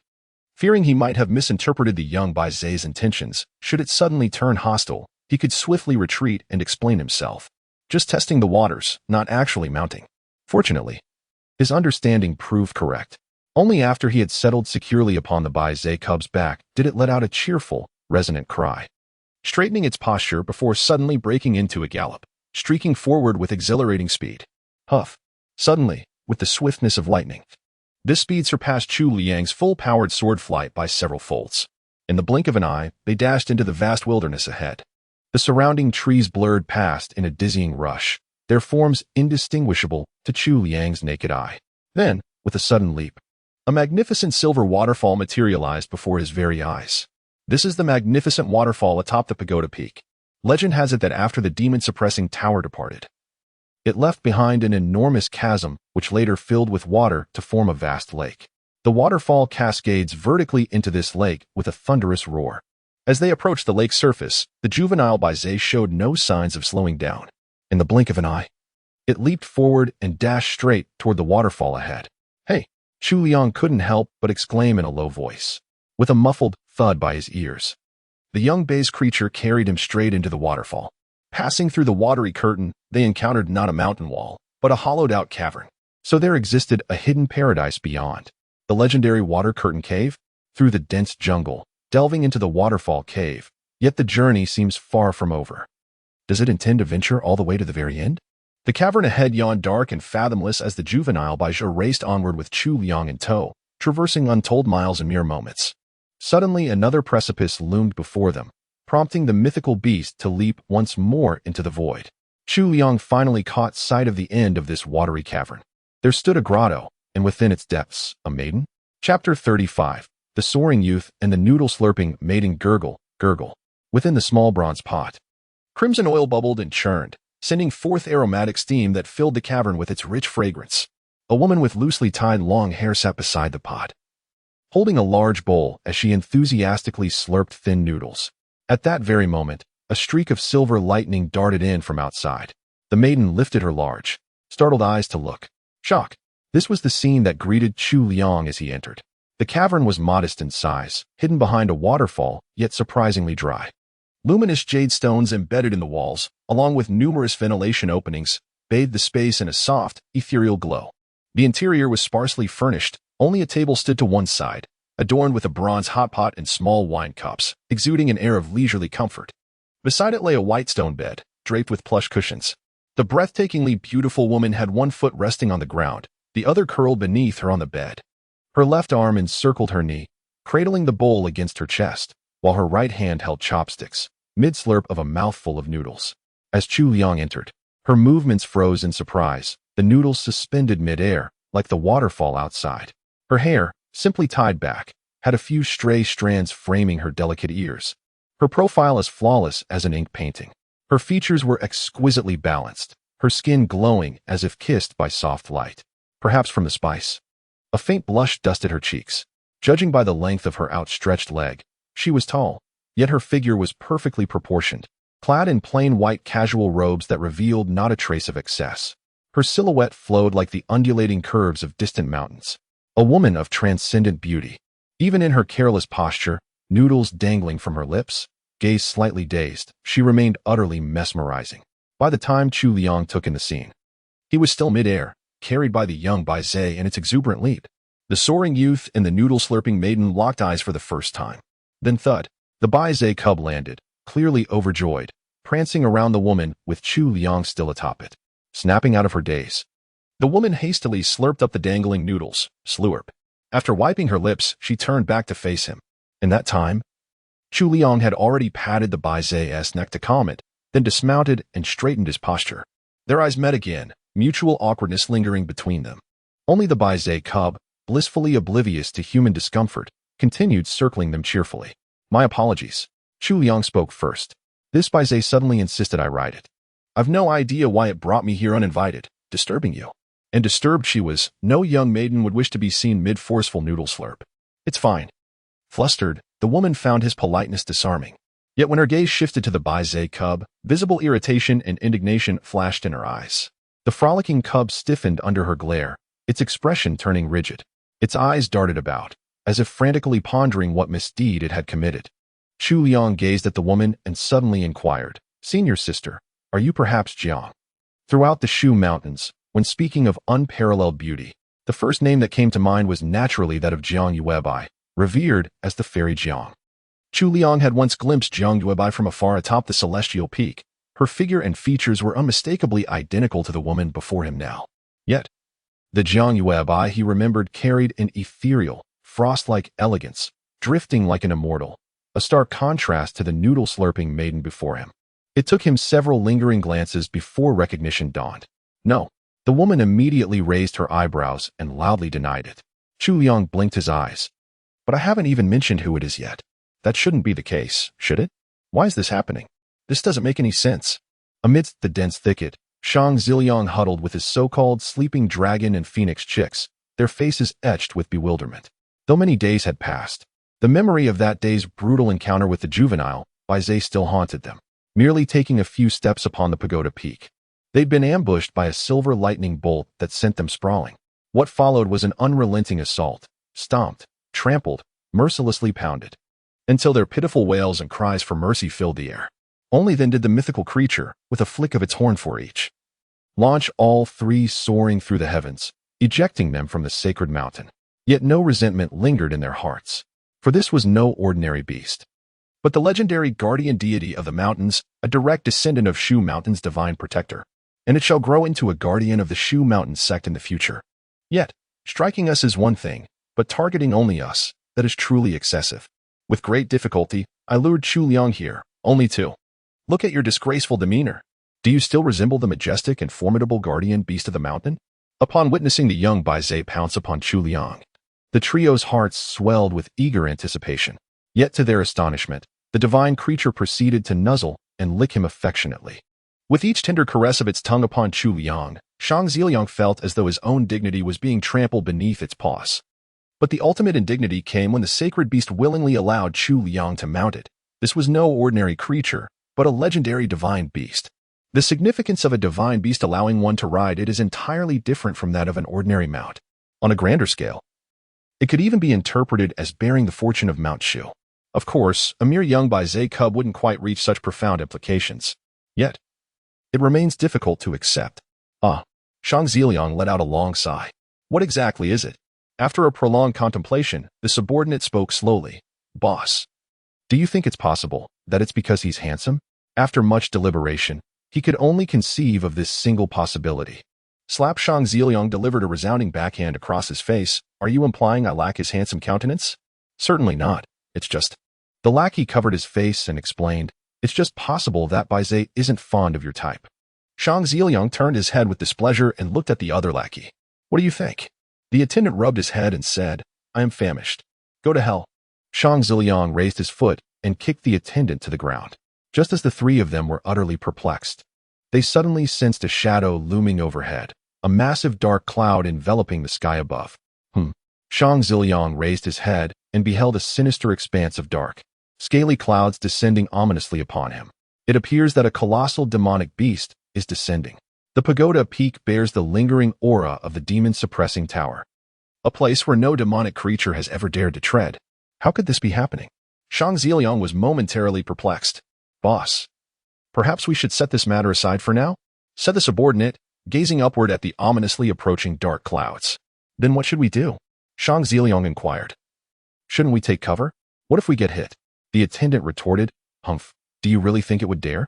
Shang Ziliang sneered disdainfully, scanning the entire Shu Mountain Sect with contempt. Who among them dared let their mounts overshadow his own? Boom trees shattered and collapsed as the earth trembled violently. What emerged was a gargantuan lizard, stretching nearly 80 feet in length and towering over 20 feet tall. Yet this was no ordinary beast. Its forehead bore a pair of jagged, fleshy horns, while its back sported elongated, membranous wings. Its thick, dusky scales were etched with eerie, sinuous patterns. With a thunderous landing, the creature then darted forward with uncanny agility, its massive bulk defying logic as it skimmed low across the ground like a shadow in flight, vanishing in the blink of an eye. All that remained was a devastated crater where it had crushed everything flat, and within that pit, faint outlines of human forms. 1, 2, 3. Chapter 36. The Cave Battle. My name is Chu Liang, a disciple of Silver Sword Peak. After a moment's thought, Chu Liang decided to introduce himself first. I'm Jiang Xiaobai, the woman replied, then shot an angry glare at the young Baizé. I occasionally stay here temporarily. It originally promised to guard for me, but who knew it would bring you here today? And just as I was eating. And then you saw me slurping noodles with such gusto. Chu Liang observed the so-called Immortal Jiang before him, who clearly wished to remain anonymous, and couldn't help but find it somewhat amusing. At least come up with a name that's not so obviously similar. The young Baizé seemed to realize its mistake. Glancing around, it suddenly raised its hooves and dashed out the way it had come. Gone. Chu Liang raised his hand and called out, You flee swiftly indeed. Yet you might have taken me along. Since the divine beast Baizé has acknowledged you, I trust you possess a benevolent heart. I hope what you witnessed here today concerning me shall remain undisclosed. May I ask this of you?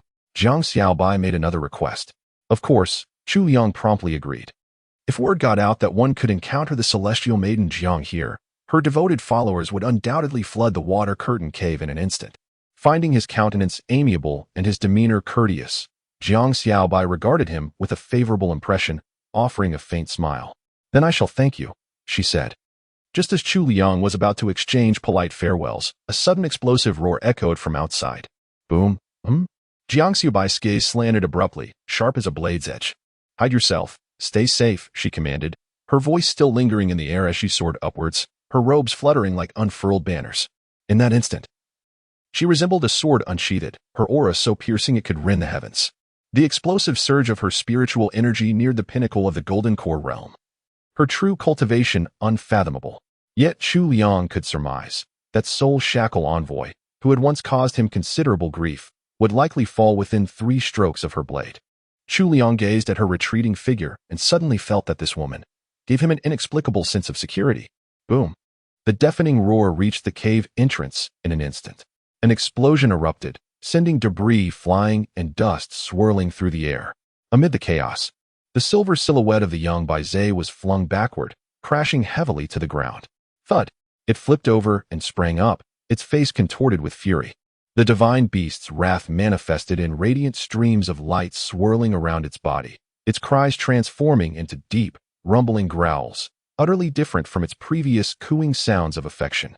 Only then did Chu Liang's expression turn grave. The juvenile Baizé divine beast possessed strength equivalent to at least the 5th realm. Though it might not match cultivators in terms of mystical techniques and magical artifacts, its speed and raw power undoubtedly surpassed them, further augmented by its formidable bloodline and innate divine abilities. Generally speaking, ordinary demonic beasts of the same realm tend to be weaker than cultivators, whereas divine beasts of equivalent rank often surpass them. Yet these are broad generalizations. The reality is far more complex, with even luck playing a significant role. Regardless, compared to a third-realm cultivator like Chu Liang, the Baizhe cub's overwhelming superiority was indisputable. Yet now, this fifth-realm divine beast was being pummeled into rolling across the ground. Boom! The cavern trembled violently once more. At last, an enormous black head emerged from the cavern's mouth, a monstrous lizard skull adorned with grotesque fleshy horns. The colossal beast was truly immense.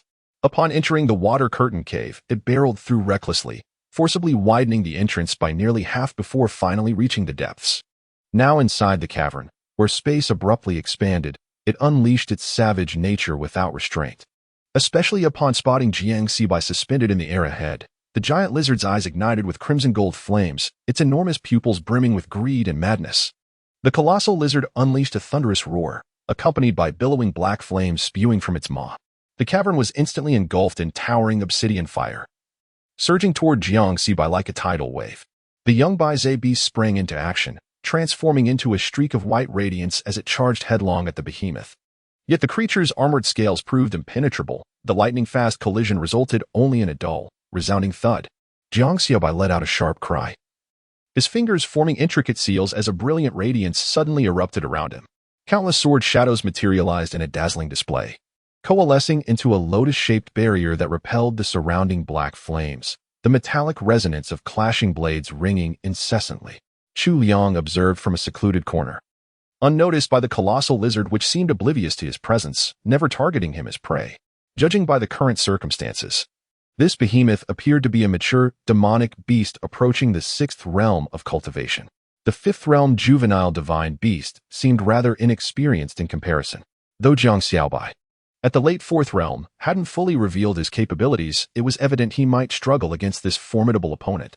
As for adding Chu Liang himself, a mere third-realm intermediate cultivator, well, his presence would make negligible difference.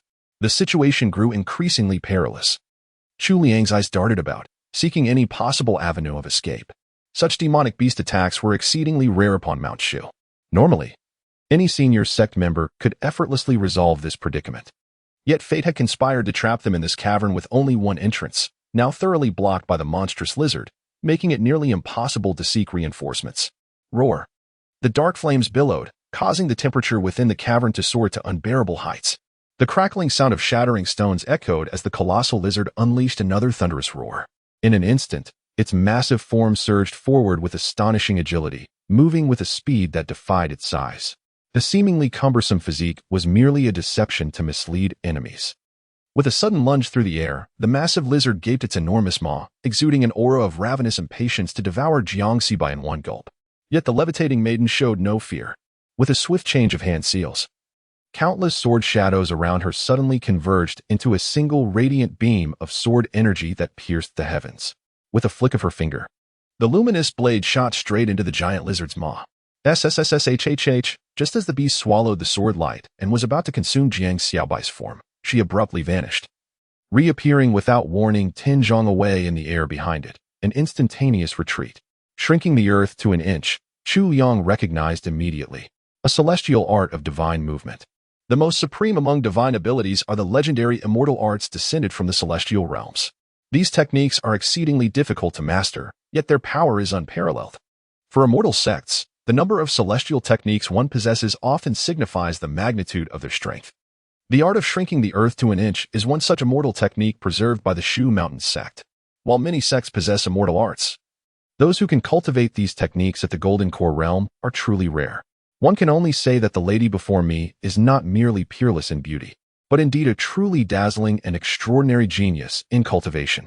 Though constrained by her limited cultivation, she was still unable to wield this divine ability on a grand scale. Yet even a single short-distance teleportation sufficed to effortlessly preserve her life. Such was the allure of immortal arts. Thud! The colossal lizard crashed heavily to the ground, its lunge meeting only empty air. Its fury was palpable, the flames in its pupils seething with rage, now a deep, unrelenting crimson. Undeterred, the young Baizhe cub refused to yield. With a swift whoosh, it transformed into a streak of white radiance, charging forward with its horn lowered. Thump! The scales of this giant lizard were extraordinarily tough, seemingly tailor-made to counter the juvenile Baizhe's method of attack. Yet, being still young, The Bai Zhe had not mastered many innate divine abilities and was helpless against it. Witnessing the young Bai Zhe ramming headfirst into the lizard, the creature merely shuddered slightly before swinging its massive tail, sending the Bai Zhe flying once more. Then, the lizard's vertical pupils shifted their gaze towards Jiang Xiaobai. At that moment, the woman leaning against the stone wall, her gaze icy and sharp, lightly raised her fingers in a subtle incantation and murmured under her breath, "Heavenly sword art." Whoosh! A radiant white light suddenly burst forth from the lizard's maw, its expression twisting in abrupt agony. As its jaws stretched wider, the light dispersed into shimmering streaks of dawn-like brilliance. It was the flying sword it had swallowed earlier, now transformed into an immense and overwhelming blade of light, cleaving its way out with majestic force. Heavenly sword art. This is also one of the most formidable sword techniques within the Shu Mountain Sect, arguably a supreme mystical art second only to immortal magic. Yet Jiang Xiaobai wielded it effortlessly, as if plucking it from thin air. Were it not for this mastery, she could never have contended with a peak 5th realm demonic beast while merely at the 4th realm herself. As Chu Liang watched her unleash one extraordinary technique after another, he was not only astonished by her formidable strength, but also inexplicably envious. She knows so many mystical arts. Why does this make me feel sorrowful again? Why did I say again? The mighty heavenly sword technique, unstoppable in its power, erupted from within the giant lizard's belly. A torrent of pitch-black blood gushed forth, searing like molten lava. Wherever it splattered, the scorching sizzle echoed through the air. The beast let out a deafening roar. The colossal lizard writhed in agony, completing a full rotation. Yet this sword thrust from within had failed to deliver the fatal blow. Instead, it only served to further enrage the beast, intensifying its ferocity. The blood flames surged wildly, heedless of all else, charging recklessly towards Jiang Xiaobai. Boom! The giant lizard slammed fiercely into the stone wall. Jiang Xiaobai's figure flashed again to a spot over 10 zhang away in an instant, though this time upon landing, her steps visibly faltered for a moment. Immortal techniques consume an immense amount of spiritual energy, and being able to execute them twice consecutively was already commendable. Yet, this was hardly a sustainable solution. However, the colossal lizard was not only enormous but also swift. Without employing immortal techniques, how could she possibly evade its attacks? However, Chu Liang, who had been observing the situation from the side, noticed that the giant lizard's reckless charge had already cleared the cave entrance. Without hesitation, he shouted decisively, "Senior Sister Jiang, escape through the cave entrance." Having spoken, he rose and swiftly flew in that direction. The entrance was now exposed. How could Jiang Xiaobai fail to notice? Yet, entangled with the giant lizard, how could she possibly break free? She soared into the air while responding gracefully, "You go first." In the blink of an eye, the giant lizard had already turned around and charged toward her once more. A beast of this level erupting with such ferocity could make the earth tremble and mountains quake. Those faint of heart might lose even the courage to flee. Their very souls shattered on the spot. That single strike of the heavenly sword art had dealt it a nearly fatal wound, yet for some reason, it now grew even more frenzied, as though devouring Jiang Xiaobai could somehow save its life. Yet Jiang Xiaobai remained as composed as ever. Seemingly unable to perform the third instant teleportation in succession, she flicked her right finger, and the long sword transformed once more into 1,000 shimmering blades, weaving together like a floral shield to block the lizard's path. Crack! Yet the myriad sword shadows shattered upon contact, unable to halt the monstrous lizard's unstoppable charge. Fiend! At the critical moment, a clear shout from Chu Liang rang out beside him. Instead of abandoning Jiang Xiaobai and fleeing alone, he swiftly hurled 3 bronze spheres, none other than the profound Yin Thunder seized from the Soul Reaper earlier. Reflecting now, the only weapon in his possession capable of harming a peak 5th-tier demonic beast was likely those very thunder orbs. As a 4th-tier cultivator, the Soul Reaper's life-saving treasures were undoubtedly potent enough to affect even 5th-tier adversaries. Yet, given the colossal lizard's formidable defenses, their efficacy remained uncertain. Without hesitation, Chu Liang launched all 3 spheres at once. Over these days, he had internalized a profound truth. When embracing the path of artifacts, frugality must be discarded. Uncertain of how many to deploy, then deploy them all. Excess guarantees no misstep. Boom, boom, boom. The giant lizard's focus was entirely fixed on Jiang Xiaobai. The mystic Yin Thunder he hurled struck directly atop the creature's head, followed by 3 dark beams exploding simultaneously upon its skull. The deafening roar mingled with ghostly howls that seemed to emanate from the depths of the underworld. The massive reptile's body arched violently upward before freezing midair, motionless for what felt like an eternity. As the dark radiance dissipated completely, the colossal beast remained suspended in that very posture, the fiery glow in its enormous pupils extinguished, leaving behind only boundless fury and terror. Chu Liang froze momentarily, for he witnessed a golden, ethereal silhouette detach from the lizard and drift into his own body. Damn. This thing packs such devastating power. Did they actually just blow up the giant lizard in an instant? He had merely intended to delay momentarily, creating an opportunity for Jiang Sibai to escape. Yet unexpectedly, there emerged an unforeseen boon. Chapter 37, Celestial Physique. The dust settles at last. The blood and flames within the cavern gradually dissipate. The juvenile Bai creature hops and skips toward Chu Liang, once more circling around him with evident exhilaration, as though the earlier beating had scarcely caused it any pain. Jiang Sibai descends gracefully beside Chu Liang and inquires softly, "Are you unharmed?" "I'm fine." Chu Liang shook his head. "What about you, senior sister Jiang?" "I'm fine." Jiang Siabai's demeanor remained composed, as if she hadn't just survived a life-and-death ordeal. In truth, Chu Liang now believed this giant lizard was never capable of killing her. A peak 5th-level demonic beast, on paper, slaying a 4th-level cultivator should be effortless. But this was none other than Jiang. Well, the anonymous senior sister Jiang Yuebai. In short, she was hailed as the most prodigious genius of this generation in Mount Shu, a true celestial prodigy. Prodigies defy conventional logic. Whether it's the myriad immortal techniques and supreme divine abilities they command, or the flying swords and magical artifacts they wield, all serve as weapons capable of bridging vast gaps. In the earlier battle, Jiang Xiaobai had already inflicted severe wounds on the beast. The injuries left by the heavenly sword technique would have eventually killed the lizard on their own. As for its desperate final lunge, it likely wouldn't have succeeded. After all, Jiang Xiaobai hadn't even employed any artifacts during their brief skirmish. Yet no one would believe that a top-tier genius of Mount Shu lacked 1 or 2 life-saving treasures. Perhaps she simply deemed it unnecessary, not yet the right moment to use them. Not everyone recklessly squandered their protective artifacts, like Chu Liang. Jiang Xiaobai glanced once more at the lizard's corpse, then studied Chu Liang with a measured gaze. Even she had been momentarily startled by a sudden strike. "What artifact did you use just now?" "It possesses formidable power and an extremely sinister, malevolent aura," she finally inquired. "It's the profound thunder I seized from a soul harvester of the Nether King sect," Chu Liang answered truthfully. "I see. It said that refining the profound thunder is arduous, making it quite valuable. If you were to submit it to the sword transmission hall, you could likely exchange it for a considerable amount of sword coins," Jiang Xiaobai remarked. Indeed. Only then did Chu Liang feel a pang of regret. Earlier, when he had consulted the Phoenix Maiden, she had dismissed it with disdain, referring to it as a mere trinket, and he had assumed it was nothing extraordinary. Now, upon reflection, he realized that what his master deemed insignificant might, in fact, be immensely valuable to him. These 3 so-called trinkets were capable of obliterating a peak 5th-tier demonic beast in a single strike. Even if the creature was already severely wounded, their potency was terrifying. What he didn't know was that the giant lizard's physical defenses, strength, and speed were nearly flawless. Its sole weakness lay in its spiritual resilience. And the profound thunder's most lethal attribute was precisely its assault on the spirit, which had been the key to delivering the fatal blow. Jiang Xiaobai, seemingly sensing his regret, offered a faint smile. "Shall I reimburse you with some sword coins? You've aided me greatly.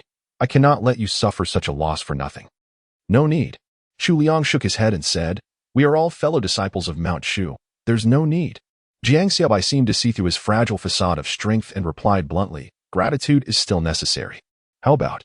Suddenly, Chu Liang shifted the topic and proposed, "Rather than repaying me with sword coins, senior sister, could you perhaps teach me a technique or two?" Jiang Xiaobai was momentarily taken aback and said, "Are you referring to the art of shrinking the earth and the heavenly sword technique? You need not aim too high. The implication is that Chu Liang is not yet capable of mastering such advanced techniques." "No, just some ordinary ones would suffice." Chu Liang smiled sheepishly again. "My master is a physical cultivator. Is it the peak master Dianfeng? I have long admired her grace and charm." Only then did Jiang Xiaobai recall the master of Silver Sword Peak, a sympathetic smile gracing her lips. Among the disciples of the various peaks on Mount Shu, few might recognize who Chu Liang is, but most know that the Phoenix Princess has an unfortunate apprentice. "Oh," Chu Liang responded with a polite, wry smile. "Then come back here tomorrow at noon. I'll be waiting to teach you the divine arts, Jiang Sibai replied. Delighted, Chu Liang nodded gratefully. Many thanks, senior sister Jiang. But this place. He glanced around at the surrounding devastation, perplexed. Can we still continue to stay here? No matter, Jiang Xiaobai said, after you leave. It would be best if you refrain from mentioning anything about this place to others. Would that be acceptable? Yet within the sect's premises, such an assault by demonic beasts. Should it not be reported? Chu Liang harbored doubts. I shall attend to this matter, Jiang Xiaobai declared. Today's incident bears peculiar circumstances. Chu Liang was perplexed, yet nodded in acquiescence. Noticing his bewilderment, Jiang Xiaobai hesitated momentarily before confessing. Having endured this calamity alongside me today, you deserve to know the truth. Since Baizhe shows you such affection, you must be virtuous. There's no harm in revealing this. I possess an innate constitution of rare celestial purity. While cultivation comes effortlessly to me, there exists one peculiarity. To demonic creatures, my bloodline exerts an irresistible allure, as though consuming me would grant them exponential power. Thus, I maintain cautious distance from spiritual beasts and mounts within our sect, ever vigilant against injury, lest the scent of blood summon malevolent entities.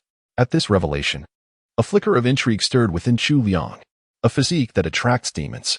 The notion bore resemblance to the legendary Tang monk's flesh, undeniably perilous. Yet were he endowed with such a constitution, he could lure creatures only to vanquish them, exchange rewards at the White Pagoda, harness those boons to grow stronger, then attract mightier fiends. A self-sustaining cycle of advancement would thus take form. As his mind wandered, Jiang Xiaobai continued softly, however, as a maiden, certain unavoidable circumstances arise when blood must flow. A delicate blush graced her cheeks. Chu Liang, however, remained composed without a trace of discomfort.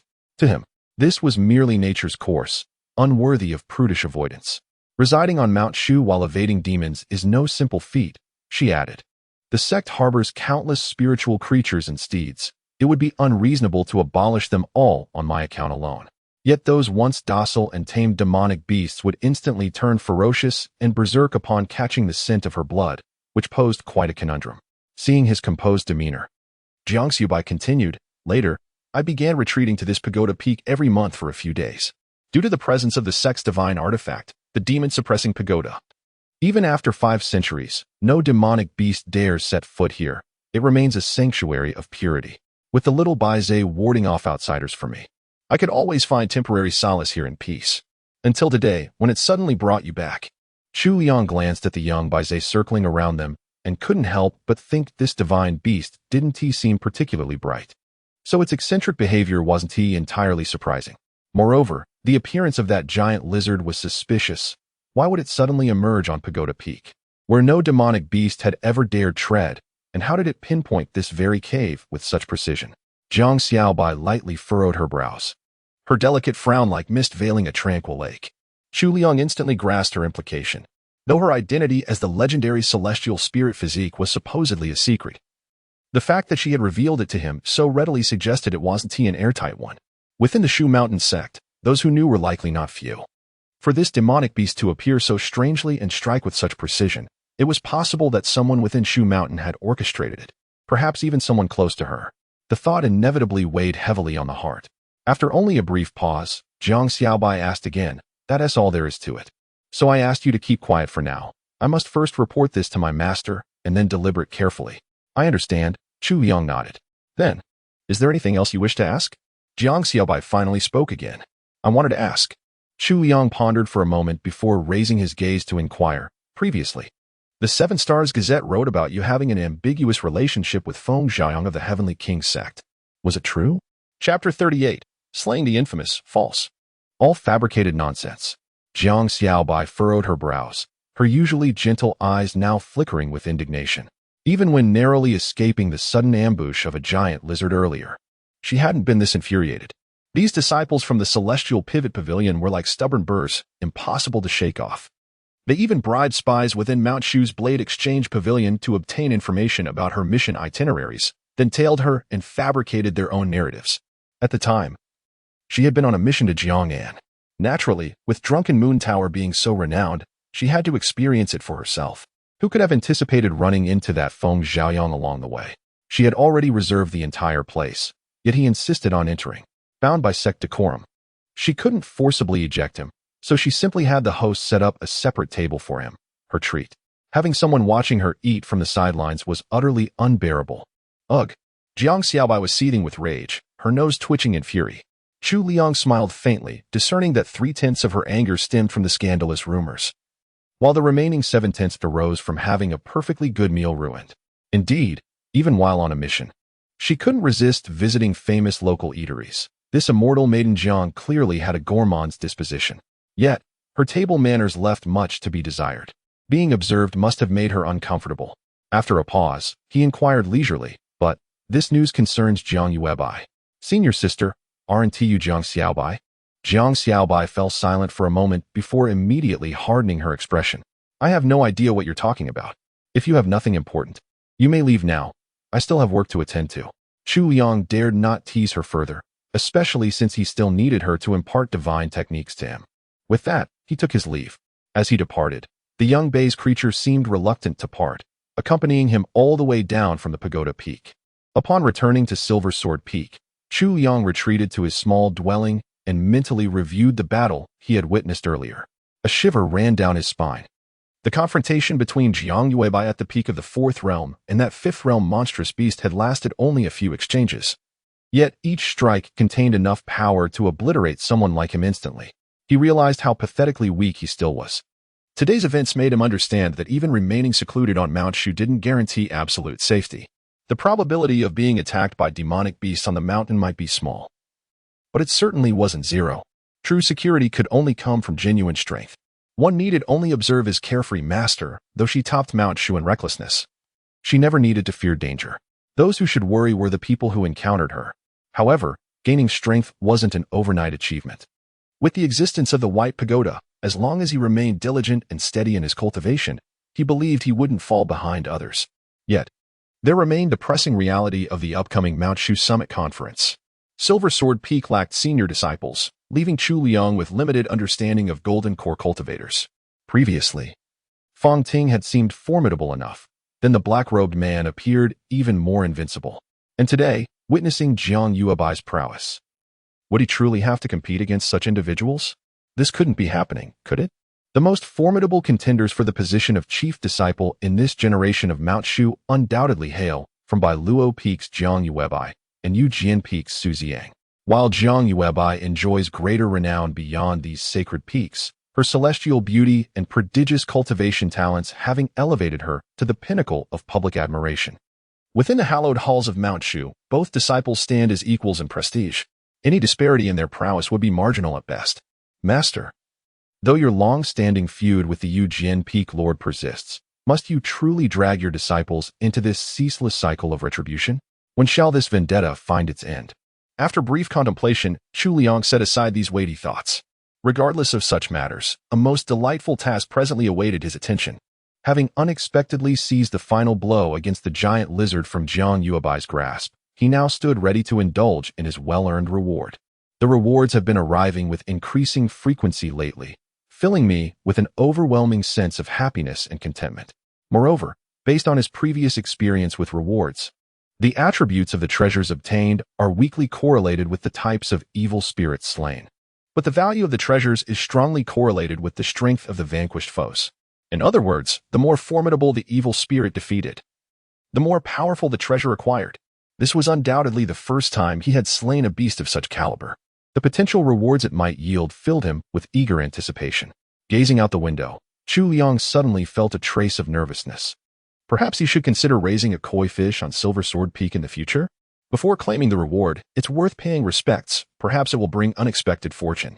After a brief moment of contemplation, he swiftly entered the White Tower. Within the iron cage, the golden phantom of the giant lizard hovered in the air, its imposing aura undiminished even in death. Chu Liang took a deep breath and stepped forward, pressing the refining character. Boom. A flash of crimson light lingered slightly longer this time, persisting for 2 breaths before fading.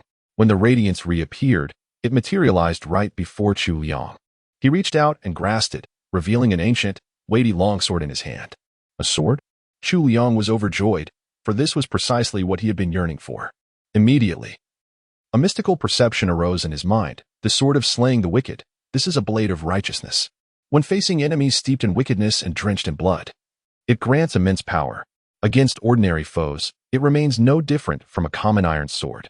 When you feel out of sorts, perhaps changing your perspective will restore your vigor. Chu Liang gazed at the ancient long sword in his hand, lost in contemplation. Slowly drawing the blade from its sheath, he could discern mottled cracks along its surface. As though it had weathered countless battles, the edge no longer seemed particularly sharp, exuding only a solemn, unadorned heaviness. Slayer of the wicked, though reputed as a treasured blade, its power amplified only when confronting enemies steeped in wickedness and drenched in blood. Did this mean it was destined solely for the execution of the most vile evildoers?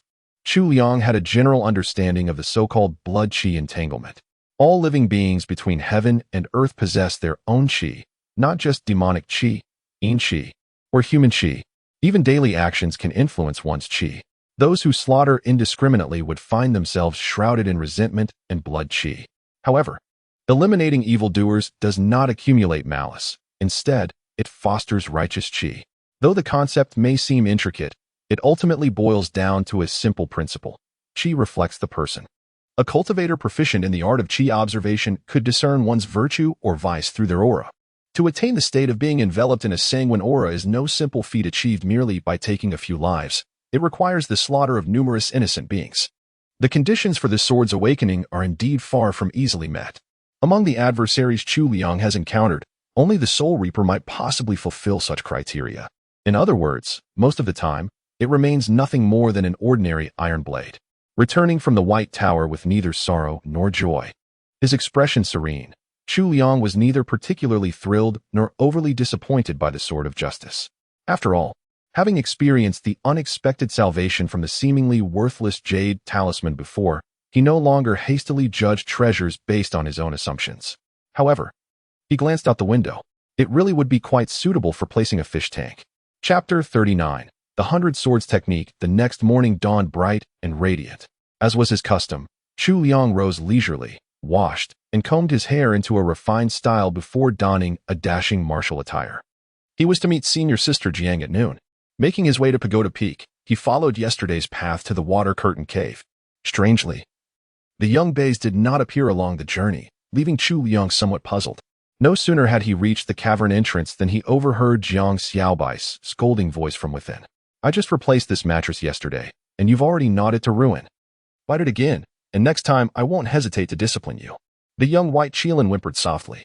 Chu Liang peeked inside with his divine sense and saw that yesterday's chaotic mess in the cave had completely vanished, restored to its original state. Jiang Xiaobai sat cross-legged on the bed with an indignant expression. Beside her, the white Qilin cub stood on its hind legs, tilting its head upward with a brick balanced precariously on its nose. Fresh bite marks were clearly visible on the newly replaced bed frame. So this divine beast has a habit of wrecking the place, Chu Liang mused, suppressing a chuckle before clearing his throat. Senior sister Jiang, I'm here. Ah, come in. Jiang Xiaobai called out. When Chu Liang stepped inside again, he found her standing gracefully in an elegant gown, her hair intricately styled. Bathed in the cave's cool glow, like an immortal fairy who had dwelled in the mountains for centuries. The speed of her transformation was nothing short of astonishing. Chu Liang glanced at the Qilin cub, which immediately shook off the brick and bounded toward him with playful hops. Jiang Xiaobai frowned. The young Baizhe immediately halted its steps again, pouting as it obediently retreated to stand against the wall for punishment. It even used its hooves to pick up a brick and balance it on its nose, embodying sheer docility. Chu Liang smiled gently and remarked, what could be so serious? After all, it's just a child. If you don't study attentively later, you'll receive the same treatment, Jiang Xiaobai retorted bluntly, offering no leniency. The Baizhe cub's large, expressive eyes darted back and forth before slanting a glance at Chu Liang, revealing a flicker of anticipation. Well, so it actually wants me to join it in punishment? Chu Liang swiftly changed the subject, inquiring. Why does the sacred guardian beast of Mount Shu obey senior sister Jiang's commands so readily? Actually, I'm not quite certain. Jiang Xiaobai said, since I was very young, the little Baizhe would often come to play with me. It practically grew up alongside me. Do you know why it feels so close to you? Chu Liang shook his head. This was something he genuinely didn't know. If we're talking about top-tier talent, Jiang Xiaobai would qualify, but he certainly wouldn't. As for being kind-hearted, there were far too many people like that. Perhaps it only associated with good-looking individuals. In the end, Chu Liang concluded with these words. Indeed, Jiang Xiaobai didn't deny it at all. After exchanging a few pleasantries, Jiang Xiaobai cut straight to the chase. Today, I intend to teach you the 100 Swords technique. Are you aware of it? The 100 Swords technique? Chu Liang was well aware. This was considered one of the most fundamental sword techniques within the Shu Mountain Sect. Though elementary in nature, it was by no means weak, possessing immense potential for advancement. From hundreds to thousands, from thousands to tens of thousands. If one cultivates to the level of the 10,000 Swords technique, it would be a supreme divine art on par with the heavenly sword technique. Many thanks, Senior Sister Jiang. He rose solemnly to face Jiang Xiaobai, adopting the same reverence as one would before their master. The essence of the 100 Swords technique lies in manifesting swords from qi, merging breath with blade. Jiang Xiaobai first recited to Chu Liang the corresponding incantations and hand seals for the 100 Swords technique. All divine arts, when mastered to profound depths, can be unleashed at will, techniques flowing from thought alone. But for beginners, one must proceed step by step. Only by harmonizing speech and gesture can effort yield double the result. As Chu Liang watched Jiang Xiaobai explain with earnest focus, her hair swaying gently, eyes bright, skin bathed in soft light, he found himself momentarily entranced. When Jiang Xiaobai finished and noticed Chu Liang seemingly lost in thought, her brows furrowed slightly. Hey, I was listening. Chu Liang snapped back to attention. Then repeat what I just said, Jiang Xiaobai demanded with a stern gaze. Chu Liang proceeded to recite every single detail of the technique she had just explained, including the additional elaborations, without missing a single word. Jiang Xiaobai listened, slightly astonished. Your memory is truly exceptional. Your ability to multitask isn't bad either. You're indeed suited to practice the 100 Swords technique. Thank you for the praise, Senior Sister Jiang. Chu Liang replied with effortless composure, as if nothing unusual had occurred. At any rate, you've memorized the key points of the 100 Swords technique. One more crucial thing, don't blindly chase quantity. It's better to master precise control over each sword shadow first before attempting to increase their number.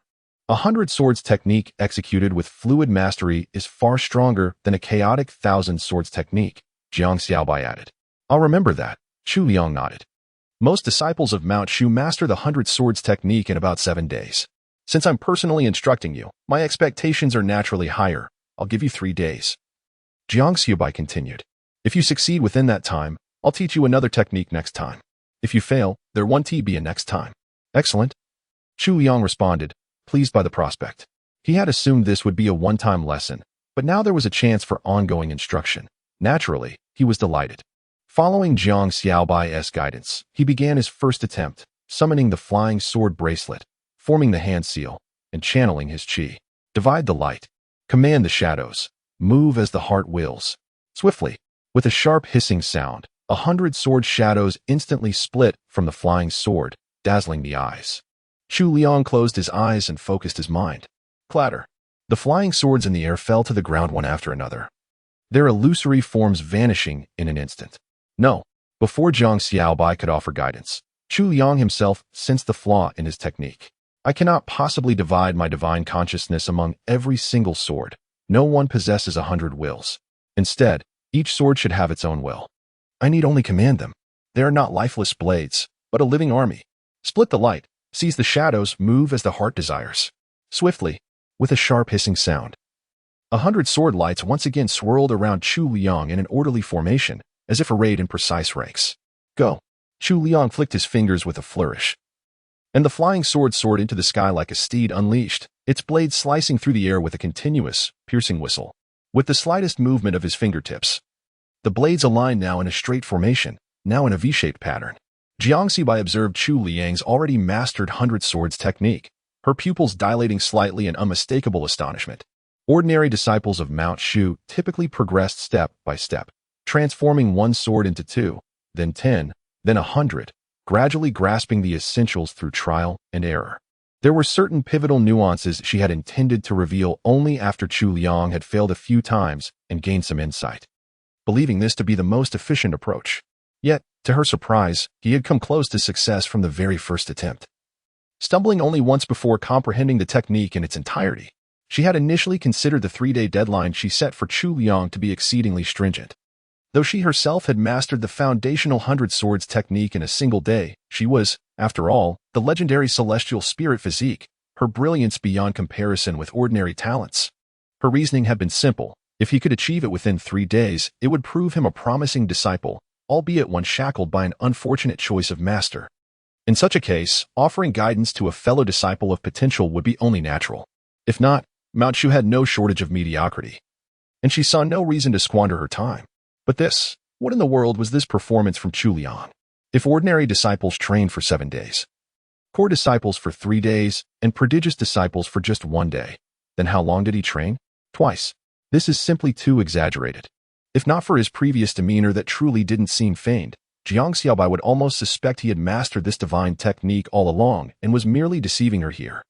Chu Liang commanded the array of sword shadows, practicing for quite some time before finally withdrawing his flying sword with a hint of exhilaration. Then, he opened his eyes and said, "Senior Sister Jiang, I think I've grasped a little of it." Jiang Xiaobai chuckled dryly. "A little? Is that really all?" Jiang Xiaobai smiled faintly and said, "You're quite clever indeed. If there's any progress at all, it's all thanks to Senior Sister Jiang's excellent guidance." Chu Liang replied with a gentle smile. "Am I really clever?" He had pondered this question earnestly before. In his youthful days, he once genuinely believed himself to be exceptionally brilliant, yet eventually came to realize he was merely ordinary. After all, he had only ranked 3rd in the provincial examinations. Chapter 40. Disappearance. The mastery of the 100 Swords technique progressed smoothly. As Chu Liang bid farewell to Jiang Xiaobai, they agreed to meet the following day to learn a new divine ability. However, upon returning to Silver Sword Peak, he discovered an unsettling letter awaiting him. The letter was from Ming Yuanwei of Xingzhou City, bearing distressing news: his wife had vanished. This was none other than the cat demoness for whom Chu Liang had recently petitioned the Mountain Sect for official recognition. With a quiet sigh, Chu Liang realized his plans to study new divine abilities would have to be postponed. Immediately, he sent a message to Jiang Xiaobai and went to report the matter to his master. Such were the inevitable complications that arose from advocating for demons. Though well-intentioned, once a demon under one's sponsorship encountered trouble, responsibility fell squarely upon the sponsor. By regulation, Lady Ming was forbidden from leaving her designated city for extended periods and was required to return to Mount Shu periodically. Her sudden disappearance posed a dilemma. If she had been harmed, it would be seen as a direct challenge to Mount Shu's authority, obliging its disciples to seek justice on her behalf. If, however, she had turned treacherous, it would fall to them to mitigate the consequences. Any misdeeds she committed would ultimately reflect poorly on Chu Liang. In the fervor of youth, one often acted with both courage and compassion. Yet perhaps it was the accumulation of such troublesome affairs that gradually eroded such idealism over time. Chu Liang, however, remained unperturbed. While he regretted missing the opportunity to learn a new divine ability, he had long prepared himself for such complications when he first undertook this responsibility. Upon arriving at the pavilion, he found Di Infeng, as expected, engrossed in her picture books.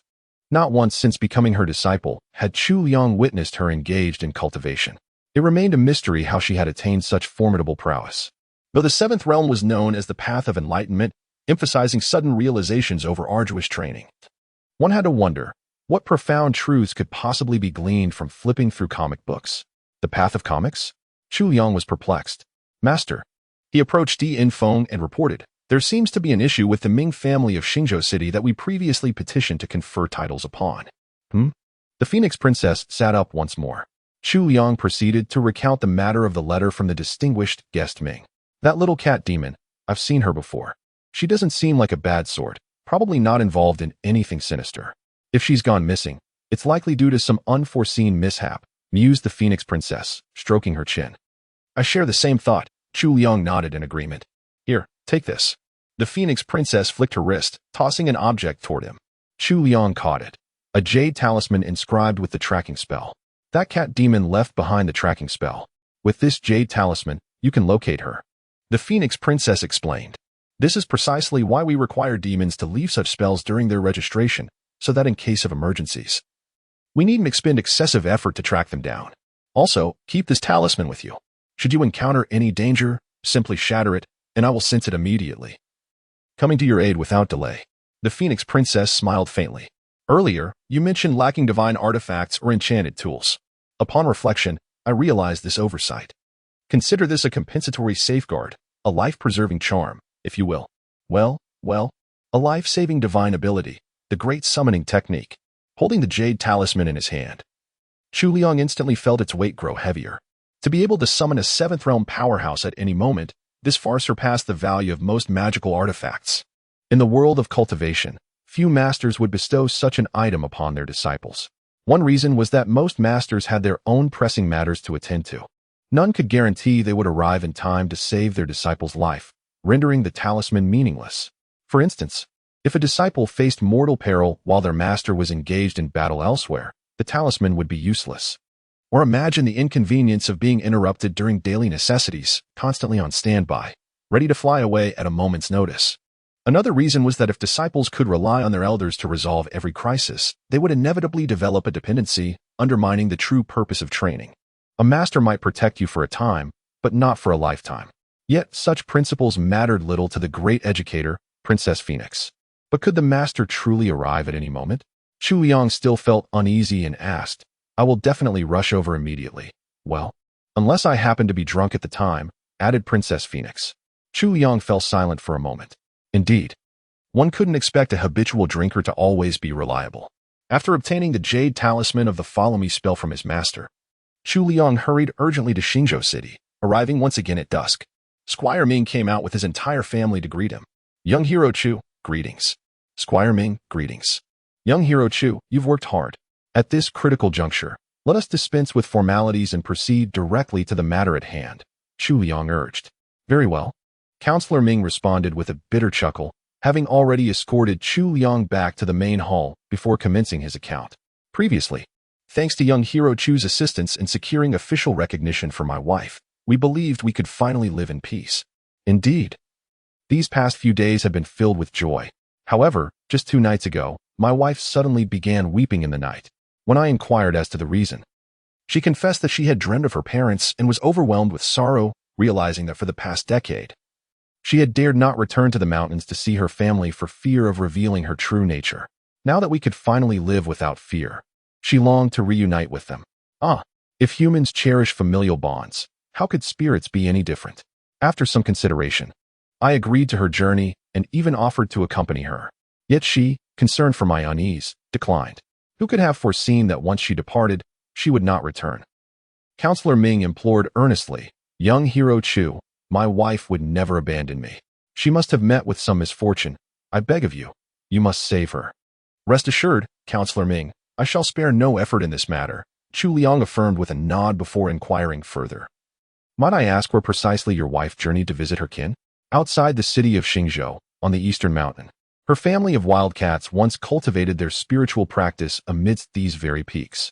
Just yesterday, I ventured into those vast and misty slopes in search, yet found no trace of anything unusual amidst the boundless wilderness. Alas, we mere mortals are truly powerless in such matters." Squire Ming sighed repeatedly with melancholy. Witnessing his prolonged sighs and lamentations, Chu Liang couldn't help but feel a pang of sorrow. Indeed, Squire Ming and his wife were the very portrait of marital devotion, a model couple whose affection remained steadfast through all trials. Alas, misfortunes never come singly. Yet perhaps it is true that the road to happiness is strewn with setbacks. Rising to his feet, he declared, "Master Ming, there is no need for distress. I shall set forth at once for the eastern mountains to trace Lady Ming's whereabouts. With the tracking spell she left at Mount Shu in my possession, I should locate her with all haste." "Young hero Chu, will you not rest for the night before departing?" the esteemed Master Ming inquired. At this critical juncture, let us dispense with formalities. Were I to truly rest here tonight, I doubt you'd find sleep either. Chu Liang silently mused to himself before responding with a gentle smile. "The situation is indeed urgent, leaving no room for pleasantries. As we are already well acquainted, Master Ming needn't stand on ceremony with me. I shall depart immediately." Chapter 41. The Eastern Mountain Cat Tribe. As night fell, the mountain forest lay in tranquil silence. Chu Liang walked alone along the secluded path outside the town. The eastern mountain, though not vast, rose with precipitous steepness, its trails seldom trodden by human feet. The night wind whispered cold and solemn, carrying a damp chill, perhaps heralding an approaching mountain storm. In his hand, he clutched a jade talisman, its surface shimmering with a vermilion glow that pointed the way, revealing both direction and distance. Unless a practitioner of formidable power erased the tracking spell from Lady Ming's body, she could never escape the talisman's unerring lock. Proceeding with caution, Chu Liang arrived before a hidden cavern as the moon climbed high into the heavens, concealed behind sheer cliffs and dense woodland. The entrance would have remained invisible without the guidance of the tracking talisman. No wonder Lord Ming had searched in vain. Now that he had located Lady Ming's whereabouts, his heart eased. With 2 swift leaps, he reached the cavern's entrance. Out of courtesy, he refrained from barging in and instead knocked firmly upon the stone door. Thud, thud, thud, thud, thud, thud. After a prolonged silence, a sound emerged, something between a beast's growl and a yawn, before the heavy stone door creaked open. A massive feline head poked out. Who's there? This fellow had the head of a black-spotted owl, his face bearing the languid expression of one not fully awake, though his body had transformed into human form. His long tail and fur remained, clad in coarse cloth garments, clearly a minor demon still struggling to master the art of complete metamorphosis. With a faint smile, Chu Liang spoke. I am a disciple from Mount Shu, here to seek the honorable wife of the magistrate of Xingzhou. Kindly announce my arrival. Mount Shu. The little demon turned lazily, then suddenly stiffened. His head jerked up. Mount Shu. Yes, Mount Shu. Chu Liang nodded slightly. Good heavens. The little demon let out a shrill, discordant shriek and suddenly leapt 10 feet into the air, fleeing back as if for dear life while screaming, My lord! My lord! Disaster has struck. A cultivator from the Mount Shu sect has come knocking at our door. Meow. Meow. Oh dear, oh dear. Meow. The entire cave immediately echoed with a chorus of feline cries, as an unknown number of monsters were startled awake from their slumber. These mountain-dwelling little demons seemed to have an innate, bone-deep fear of the heavens and the earth. Chu Liang stood politely at the cave entrance, waiting patiently until, after a long while, a tall, lanky man with a proud bearing and wild, unkempt hair emerged, leading a group of lesser demons. His features bore a striking resemblance to Lady Ming's, likely her elder brother. Behind him trailed a dozen or so minor demons, most of them only partially transformed, with cat heads atop human bodies. Some hadn't even bothered to shapeshift at all, remaining as large cats, orange, white, spotted, lazing about in their natural forms. I am the demon king of this domain, the cat king, the ruler declared, fixing Chu Liang with a piercing gaze. What business brings you to my cave in the dead of night? My apologies for the disturbance. Chu Liang replied. There is a certain magistrate's wife from Shizhou City who was once consecrated by our Shu Mountain Sect. She has recently gone missing. I was entrusted with the task of locating her. What magistrate's wife, or any other wife? We know nothing of the sort. The Cat King spoke in a displeased tone. Chu Liang maintained his amicable demeanor and replied, to be perfectly honest, our sect possesses tracking incantations that clearly indicate her presence here. Perhaps it was your incantation that erred. The Cat King furrowed his brow and declared, let me tell you. Within our cavern abode dwell only benevolent spirits who commit no wicked deeds. But should you insist on provoking trouble in the dead of night, know that I shall not shrink from confrontation.